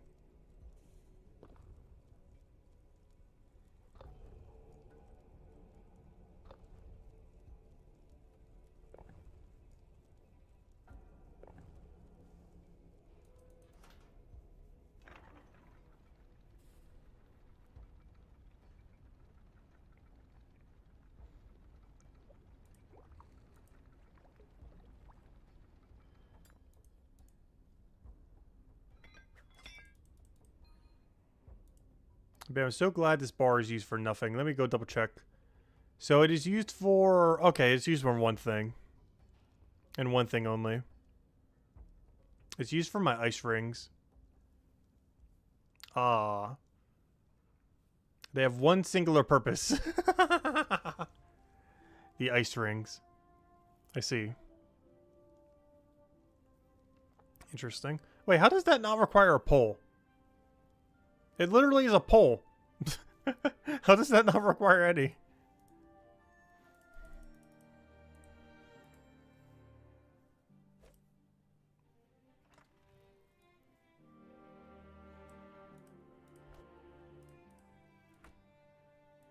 Hello, Glorp. Welcome. You just went through the hell of Garrett. Oh, yeah. 121 raids was the hardest. I really hope the other one isn't that hard. Oh, there goes the buzzer. Oh yeah, detective is really quick to level. Especially through investigations and raids. You can literally just do only those two things and it just skyrockets. You can get a little bit while doing merchant too by finding people at the stalls, but it's not really a primary method for the most part. But yeah, just either doing the raid dens or, you know, raid house raids, whatever you want to call them. Either that and or investigations. When you need to fill out the gaps. Like doing this to try to get to 51 rush. Or similar things. Like this to just, you know, close out the gap and everything else. Investigations are okay. I do enjoy them gameplay wise. I just feel like their payout could be just slightly better. They're really good when they don't tell you to go to like 3 different parts of the map. The problem is when they tell you to go to like 3 different parts of the corners. Like go over here, then go to the exact opposite corner, then go to the other exact opposite corner. Obviously you get to choose between 2, but sometimes they're both awful.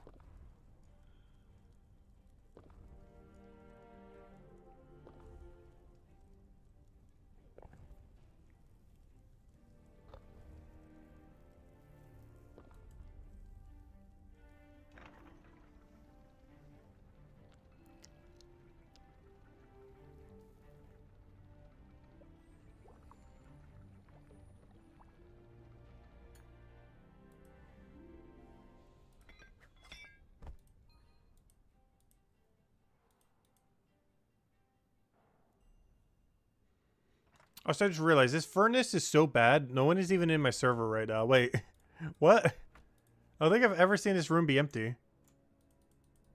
What happened? Where is everyone? Oh, in all fairness, it's like almost midnight my time. Oh, time to play our single player MMO. I don't mind though. But I don't think I've ever seen one of these rooms empty like this. Got like entity hider on right now.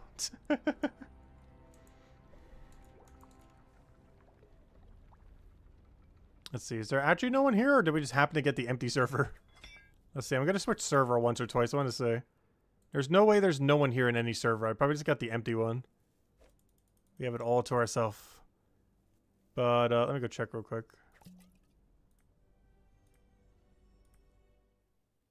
Oh yeah, okay. I was gonna say. Because I never see this place empty. There we go, 6 people. See if we can find a different 6 people. Ah, empty one. Interesting. Some servers just do not want to have people here for some reason. Alright, this one has like 8-ish. Why are some servers here just empty? That's so weird. Yeah, this one's really crowded. That's so weird. Why are some servers just ultra empty? Because that's what really threw me off, because this is what it normally looks like when you enter here. And I was in a server with no one for like 5 minutes. That is what it normally looks like. Anyways.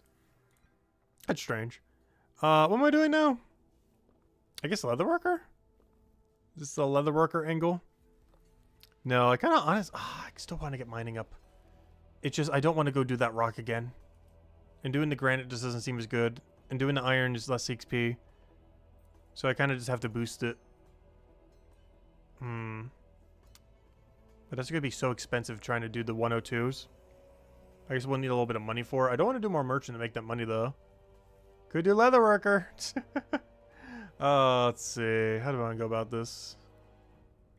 Is it time to do some deep fried bones? It might be deep fried bone time. Tempting.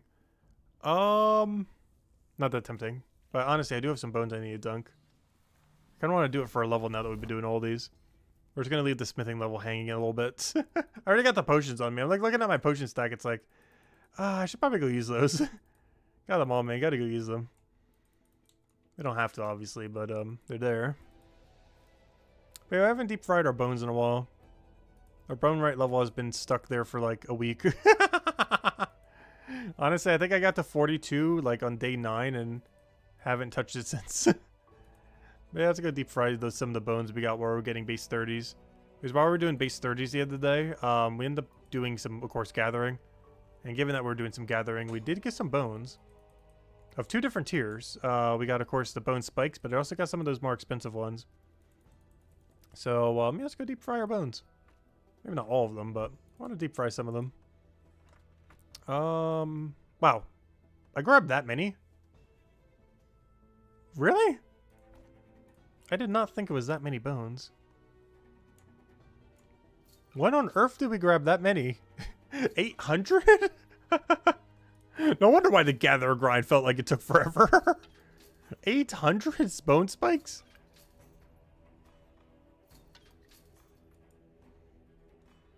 And that's not even all that we've ever gathered. That's just what's in there right now.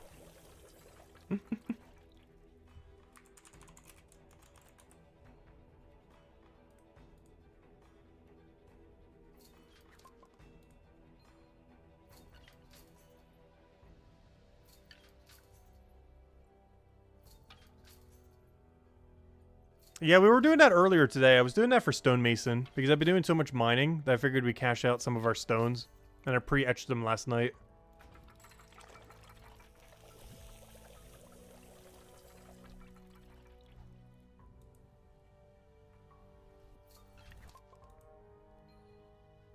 But I'll do this for a 1 bone rate level just to get it nice and clean. As I leave the smithing level hanging. At like 4,000 XP. But yeah, we'll fix that later.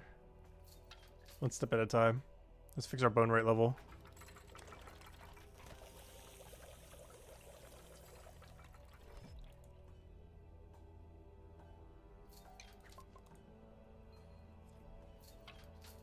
Unfortunately, I don't have too many of these bones. I only grabbed a couple in case I need them for something, like a first time bonus. Which I guess we could use them for, but I think I already did it for one or another. Because I did that when I was trying to force level 40. Because I was looking for any bit of XP I could get. And I think I already did all the first time bonuses by buying these bones earlier. Instead of gathering them. Even though they were expensive. Ah, JJ. Oh, big sneeze. Hey, let me go reset this. I don't think I have a timer going. I don't. Don't want that despawning, of course. Yeah, I'm just gonna deep fry bones until we get a level. I don't plan to do all of them. We're not gonna do all of them, no worries. I just wanna deep fry them until that says 43.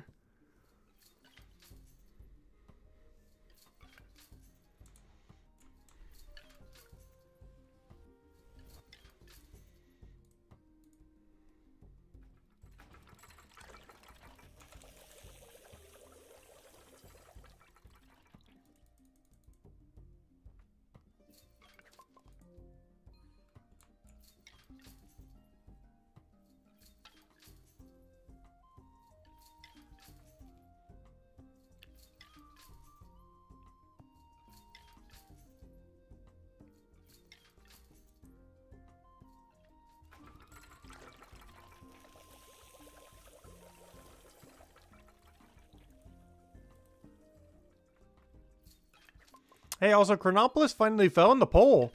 It was as high as, like, 50-something% earlier. Like 55, 57, somewhere around there. It is now 45% Chronopolis. 20% Hopeport for Chapter 1. 16% for Hope Forest. Oh, Hope Forest did make dead last. We kind of knew that already. And then, Mines of Mutubin for 18%. I almost want to run the same poll tomorrow without Chronopolis just to see where it would be. Because Hopeport, Hope Forest, and Mines of Mutubin are so close. And I'm curious where the poll would be if everyone who voted for Chronopolis, the one and only correct choice, if they couldn't choose the one and only correct choice instead, what their favorite would be. But it's nice to see that Chronopolis is under 50% now, though. But it's definitely, like, still more than almost all the others combined. Almost. Alright, oh, let's see. Give me those bone spikes. Gotta get them our bone level. Yeah, Hope Forest is my personal least favorite.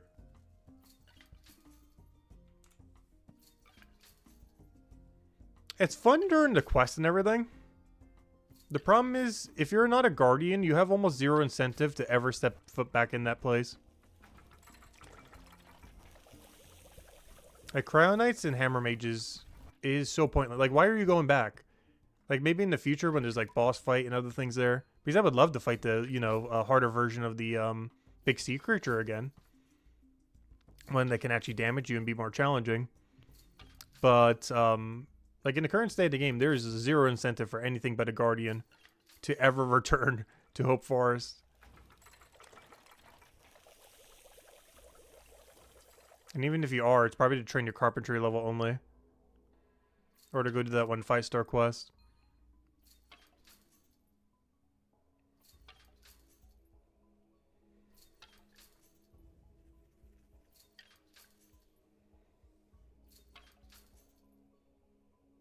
A sea creature was inspired by temple trekking? Yeah, I know the event you were talking about. Honestly, I would love to see this game's version of temple trekking. Old School RuneScape actually updated this year to make it not insufferable. The rewards are still pretty dated, though. Actually, I just realized, I was wondering, how am I going to get Pure Essence for my account? Because my route doesn't really have a good Pure Essence route if they were going to nerf minigames into the ground. I forgot. I get access to, like, flax and everything else from temple trekking as well, because I'm picking Mauritania. That's actually how I get my bowstrings for my Iron Man early on. I guess temple trekking was just so free for it. And of course we can... Oh, wait. Oh, no. Oh, wait. I can. I was going to say, I can also make my own sand fuse. Though, sourcing unicorn horns in my region is kind of annoying. But everything else is there. Don't people use Soul Wars for Essence? Yes. But I believe they're nerfing minigames compared to last league. I'm not sure by how much. I'm not sure it's been announced yet how much, like, the ratio is. I haven't been looking into too much yet. But last leagues, basically, it was minigamescape with how broken they were. And it seems like they're going to nerf them a bit this time around.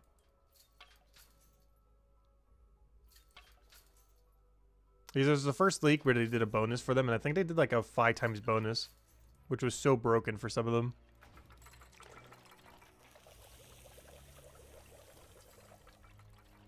Oh, the nerf is they won't give combat XP? Oh, so you can still get reward chests. Oh, that's huge then. Because that's the only thing I care about. I don't care about the combat XP from them. Because the infinite money relic this year, they basically buffed Fire Sale to not only give you infinite money, but also infinite magic and infinite prayer XP. I'm pretty sure with a big cash stack, you can AFK prayer all the way to 50 mil. Which is definitely what we're doing since we're mostly playing Brighter Shores.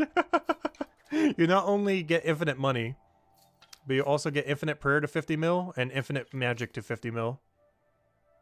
With one single relic. I'm not sure what it's up against, but I don't care. It doesn't matter. There's no way the other ones are stronger. Because they got rid of its main competition, which was Banker's Note. Now you can choose both instead of one or the other. So there's literally no reason not to take infinite money, infinite prayer, and infinite magic. Especially with melee route. Because the only solve I would need is range. But since you have a skill tree this time around, I'm just going to go all in melee and put the rest in the range.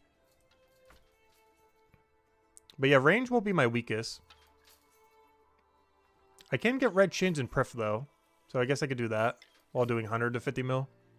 Only problem is that's not particularly AFK. Doing red shins.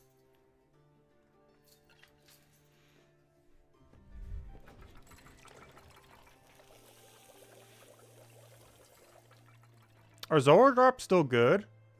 In the main game, barely. In leagues, I mostly need it for blowpipe and for the points. Though apparently you can melee it in leagues for some reason. And I will have a halberd to do it with. So it'll be the first time ever you can ever melee Zora. Normally you can only use range or magic.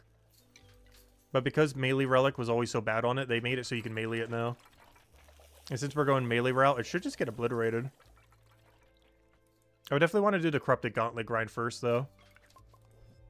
So I can at least have a Bofa switch and then melee it in the other 2 phases.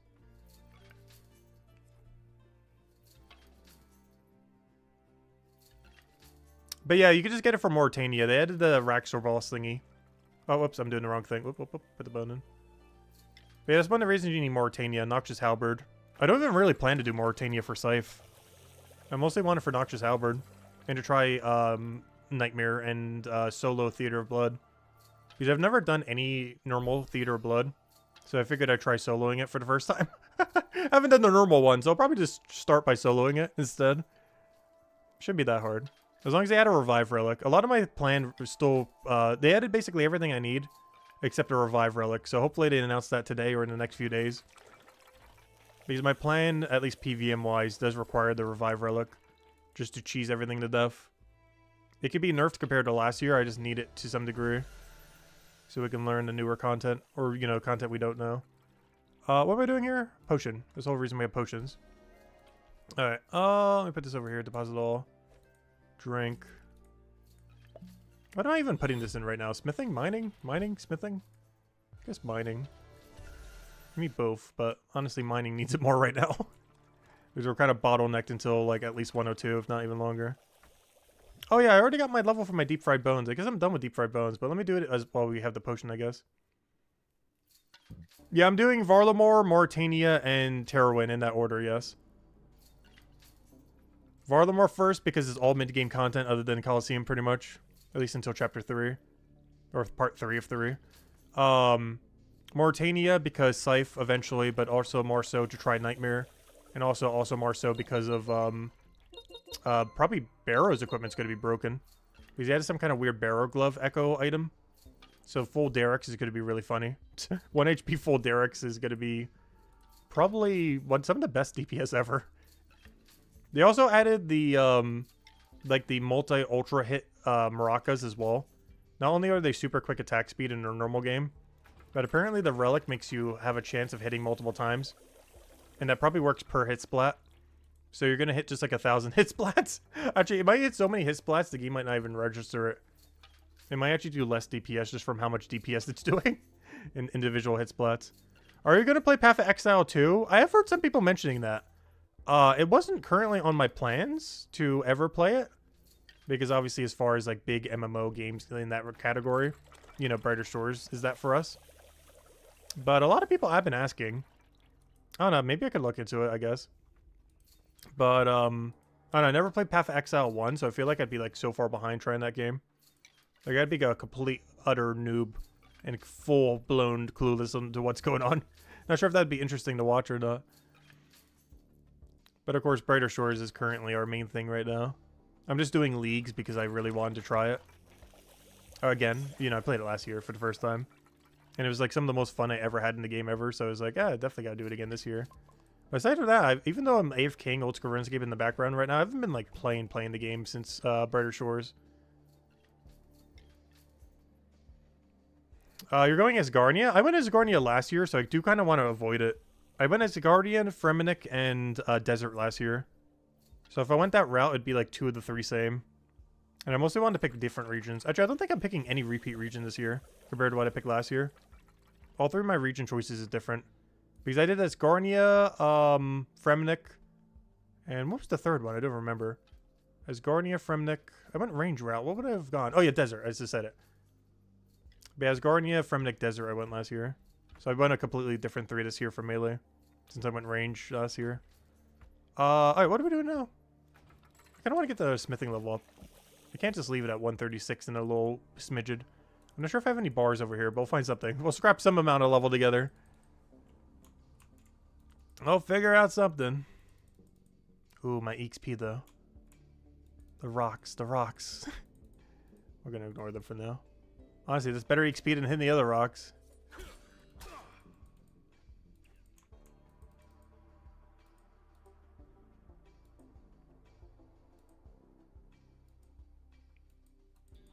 Alright, please tell me I have any ore in here that can be processed to any degree. Not counting a bar, though. I want to do ore. Show me the ore. There we go. We do have ore. Yay! We can actually smith. The only problem is it probably gives, like, negative XP. No, it's a level 50 ore. How bad could it be? These make up to a 115 sword. It says 124, but the longsword specifically only goes to 115. You can tell because it's based on your unlock. It's 1 level below, so I should have a 116 longsword right there. Yep. Yeah, that is the problem. Yeah, our longsword only goes to 115 with this material because the next one starts at 116.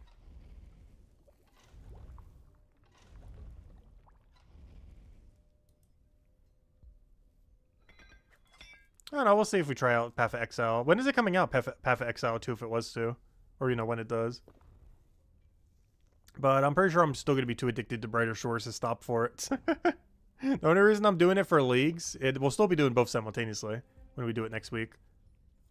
But the only reason I'm doing it for leagues, I've been looking forward to it for, you know, all year.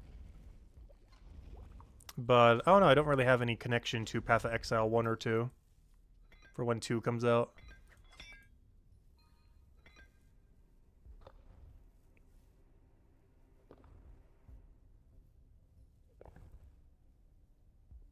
Oh, the beta's already out? Oh, gosh. Yeah, I'm probably not going to bother with it. Because obviously we're all the way in on Brighter Shores. In the next, like, 2-ish weeks, or, you know, in about a week, in about 2 weeks, or, you know, in about a week, sometime next week, for about 2 weeks, you know, we're going to also be doing Old School RuneScape League, so probably won't have any time to try to do, like, a third big thing like that. So, realistically, we probably aren't getting around to it, but maybe we'll at some point. Because this isn't just a Brighter Shores channel. Don't get me wrong, we'll be doing a ton of Brighter Shores over the next, like, forever, as long as the servers are up. But, you know, this isn't exclusively a Brighter Shores channel. It's kind of just a whatever channel. Honestly, whatever we feel like doing at a given time, it's like, yeah, we'll do that. Though, for the most part, this is like a 80-90% Brighter Shores channel these days, though.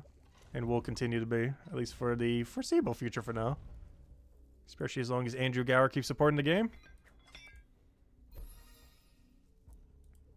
Alright, there we go. 137. Oh, we get a bow out of it. Nice. I don't need to make that bow at the moment. That is good to know. Oh, you know what else that tells me? Oh! Oh! Oh! Oh! Oh! Let me go do that right now.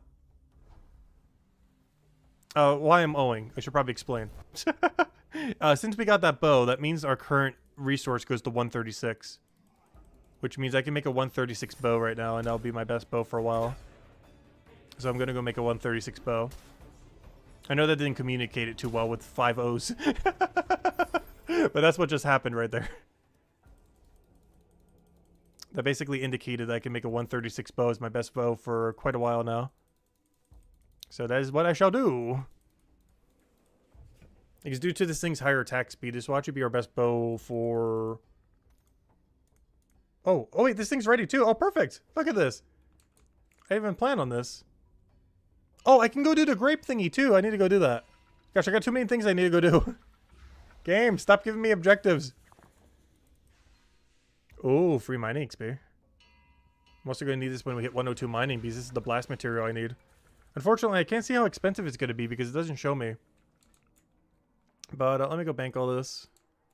Put this in the thingy. Talk to this guy. Yep. I got some explosives for you. Give me those little cherry bombs. Thank you.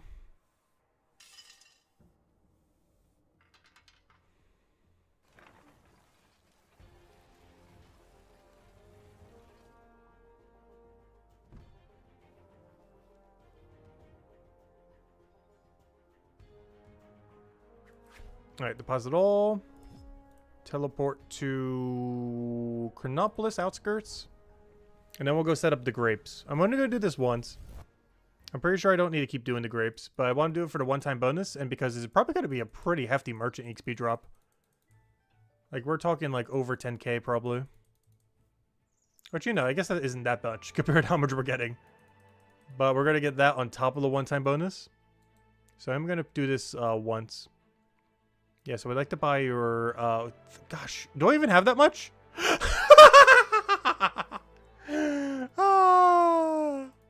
In other news, let me go sell something real quick. Whoops, that's funny. Mistakes have been made.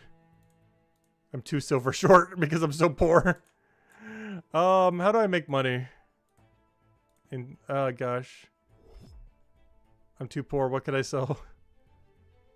Where's all my items to sell? Why do I have this in here?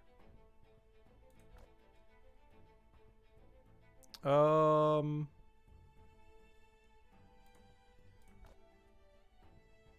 let's go sell, I guess. We'll keep those for now. Alright, let me go get my money.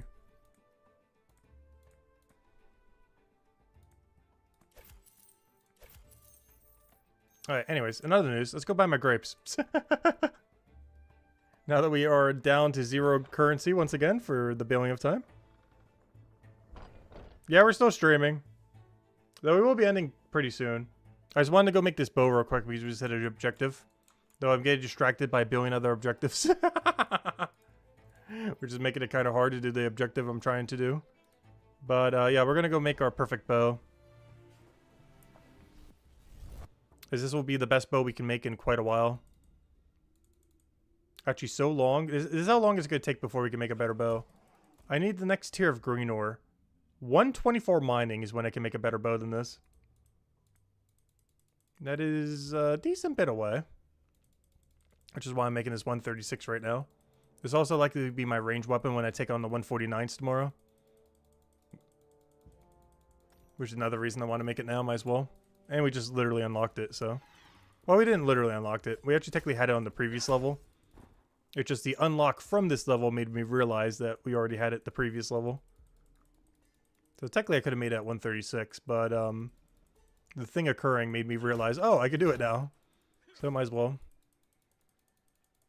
I shouldn't take that long. I have the bars already pre-made. I don't need to smelt them or anything. Everything is already ready to go.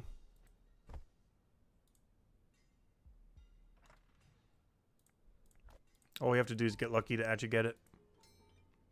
Alright, show me the bow. 136, yep. Can't go any higher. We need a higher material. That's why we're making it now. Technically could have made it the previous level, but I just now realized with the upgrade or that it is available now. And we can even use it immediately if we really wanted to. We're at 141. And 136 is a lower number, so we can use it. And this will be our best range weapon unless we get a drop. Until at least, whatever I said, 124 mining. Which, you know, we're not that far away, but it's not like an immediate thing that's going to happen. Our goal for tomorrow is probably 107. But, you know, trying to get like another 20 levels on top of that's not going to be quick. And we're definitely not doing that anytime soon. Well, man, not anytime soon, but you know what I mean. Definitely going to be a little while before we do get around to that.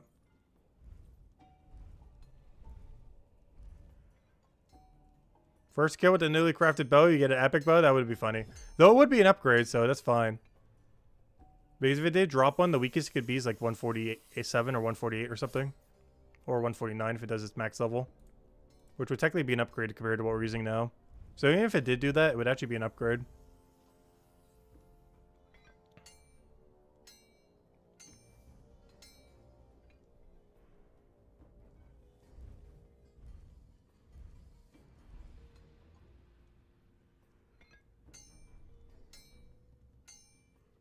Which class among the three is my favorite?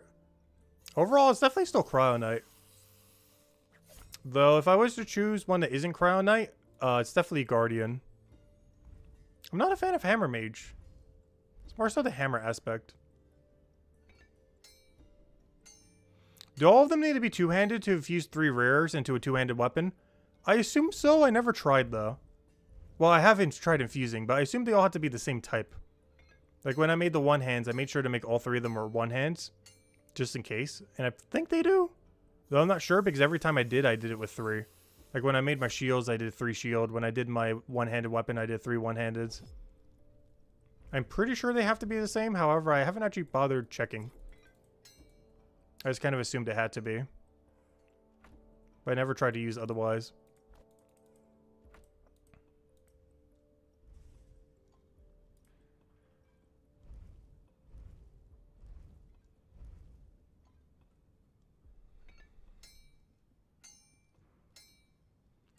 I could test at some point, but I haven't tested it yet. But yeah, I just assumed it had to be the same type. Like, to do a helm, you would need 3 helms. To do a weapon, one hand, you would need 3 one hands. To do a 2-hand, 3 2-hands, so on and so forth. I'm almost guaranteed that's how it has to work. However, I never tried otherwise. But it kind of has to be that way, because otherwise you'd be able to use 2 shields and a helm to, like, make a helm or something. Which seems like that would not be the way it would work.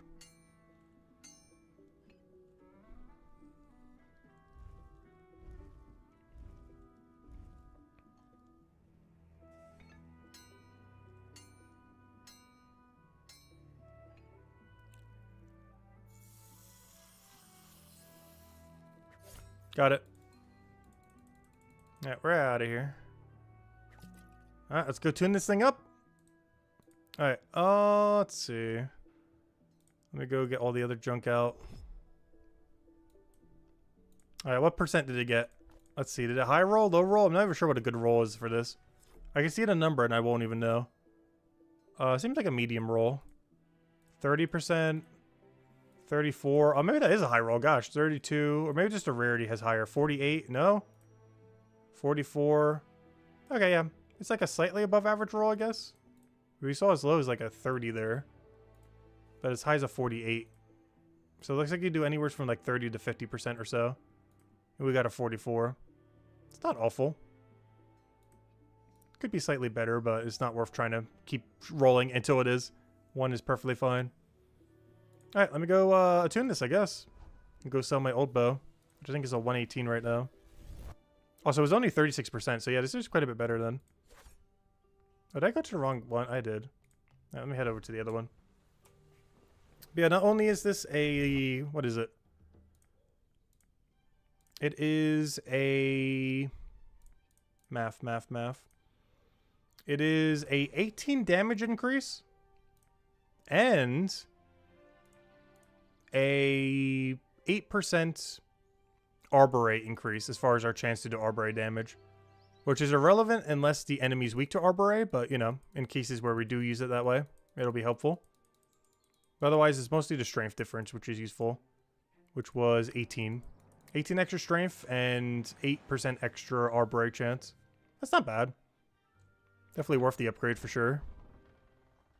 And now this is our best bow until we either get a better drop or until we get like 127 mining or whatever I said earlier. Alright, let me go drop the good one just in case I forget. Hopefully the servers don't die within the next several seconds. No, they've been pretty good. Alright. And we'll go to this chapter. But yeah, our main goal for tomorrow is 107 mining. Ideally 166 smithing, but I can assure you that's not happening. So we'll probably go for like 140-ish smithing or some number. Because there's no way we're getting 166 tomorrow.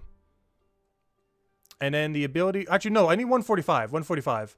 Because I'm going to go get 145 watch person and then try to build that weapon. And then we're going to try to kill the jellies in the corner so we can get some gear. I want to kill these tomorrow. My main goal tomorrow, I think, is to get a 4-star piece of equipment from the corner jelly. The sea urchin thing. Using this bow and a weapon that we'll make tomorrow. And in combination, we should be able to hopefully get a drop. Okay, so here it is. This is what, whoever asked about the weapon crafting before. This is what happens when I put a bow in. It says click here to pick which rare weapon to use up. It does say weapon. It does not specifically say bow.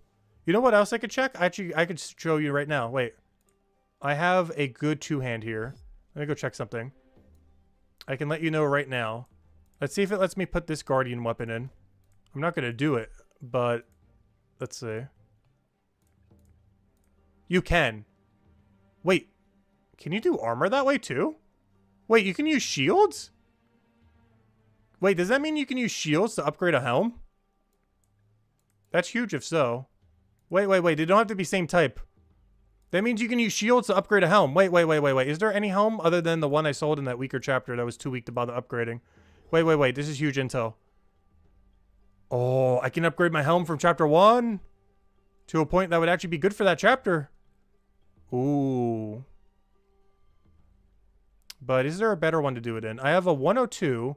I have a 115 and a 22. The problem is I don't have a good guard. I don't have a good helm of my own in any category. I have a 4-star for this chapter, so I don't need to do it here. Because, yeah, I have a Hammer Mage 22 helm, a Guardian 115, but apparently I can use shields. Wait, I can just use shield. Oh, wait, but I can't use... Oh, no, I would need to still have a, I would still need to have a helm for myself. I see. I guess I technically could have done that 1 4-star or 3-star I deleted there, but honestly, it's still not even worth it. But interesting. But yeah, I could use a shield for Hammer Mage instead of this helm. So I could just sell this hood then.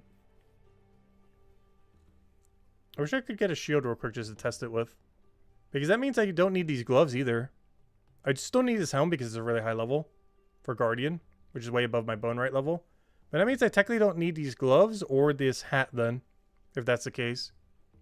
Maybe I should test it real quick for science. What's the easiest way to check? I would need to have a shield for a class that isn't my own. Quick, make a shield. Well, first thing first, let me tune this to the chapter. But,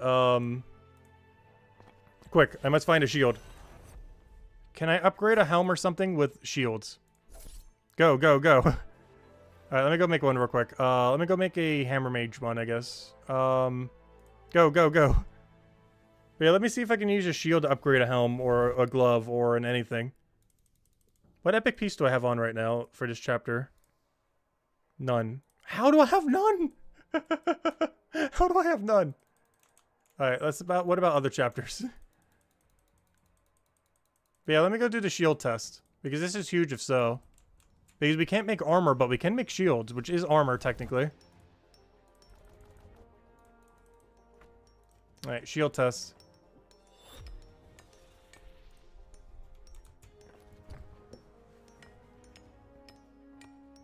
But yeah, this is huge if so.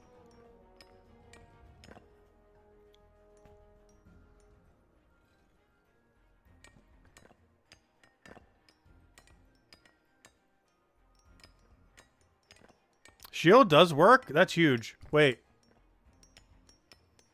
Oh, I just realized I need to make a 3-star. I need more than just any. That's not a 3-star. Alright, shields do work. Okay, I'll take your word on it. Because honestly, if that works, then that probably works too. Wait, that kind of changes everything then. That's interesting. Yeah, I mean for making a 4-star, well, I was going to use it on armor. Can you boost armor that way? Like, not making a shield to make a shield, but I mean making shields to boost armor. Like, for example, I don't know, what do I have that's an epic for another chapter? Like this helm. Can I use 2 shields from the other classes to make this helm a 4-star, for example? Is what I was trying to do. I don't know, let me just go make some more until we get one, I guess. Let me go put this other thing away. And I kind of want to test for science. I kind of want to know now. Because if that works for that, then why wouldn't a shield work for that? I don't know, let's give it a shot and see what happens. Doesn't hurt to check. But yeah, this is huge if so. All I need to do is get an epic one.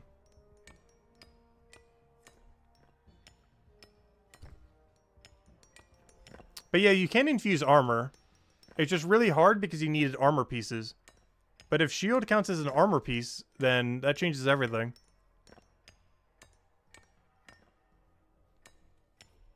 Because I used a shield to buff a shield, but I've never used a shield to try to buff like gloves or something. Which is what I want to go test. The problem is I need to go get a shield that's purple, which might take a minute or two. But we will go get one real quick and test. I just assumed it wouldn't work, but I never actually tried. But apparently it might. Because you use a one hand to buff a bow. But I can't use a shield to buff an armor.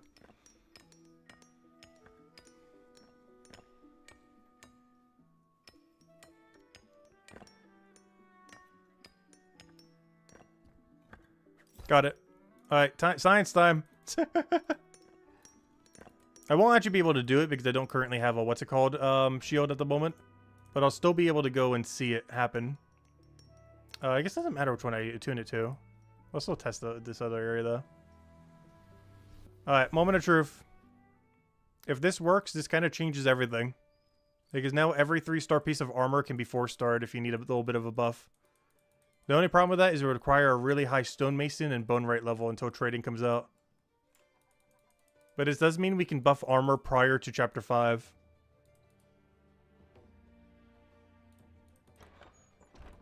In a realistic way that isn't near impossible. We already knew you could buff armor. But I didn't know we could maybe use a shield on it to do so. Because shields are way easier to obtain right now than armor pieces. And for example, I have a 105 helm right now for Guardian. So I have a 105 helm, a 65 shield, and then whatever piece I have for my Cryo Knight when we get one. So the next piece of equipment I get, I can just upgrade most likely. Oh yeah, I forgot. I need a Cryo Knight shield. Let me go get one real quick. I have one. I'm not going to actually infuse it, but I do just grab one from the bank, withdraw. Wrong of course. Fine.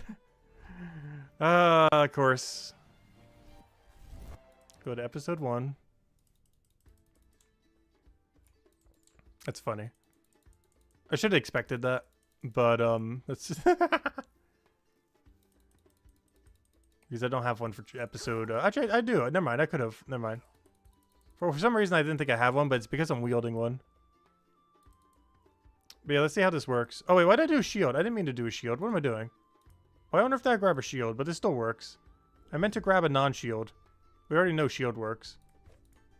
Let me grab a helm. I'm not sure why I grabbed a shield. Obviously, the shield works. But this is what I don't know if it works or not. If it lets me put this in, this is so massive. Alright, moment of truth.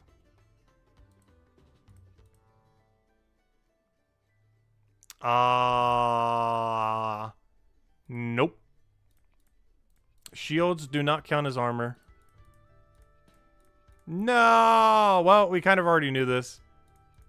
But yeah, you can't use a shield to buff armor. You can only use armor to buff armor, which makes armor almost impossible to upgrade at the moment. It is technically possible, but it's so hard to get the pieces you need to do that. At least until chapter 5, or when trading comes out. But even then, it's going to be impossible. Honestly, I'm probably going to sell that one helm I have. That 105 helm. Or 115 helm. Selling this? There might be worth a little something, especially because it's bone right. And I get more value from selling it than probably keeping it for myself. It's really good for trying to buff like a 121 raid for anyone trying to get the AFK there, which was annoying for us to get ready on. But yeah, you can't cheese it. Oh, that would have been huge.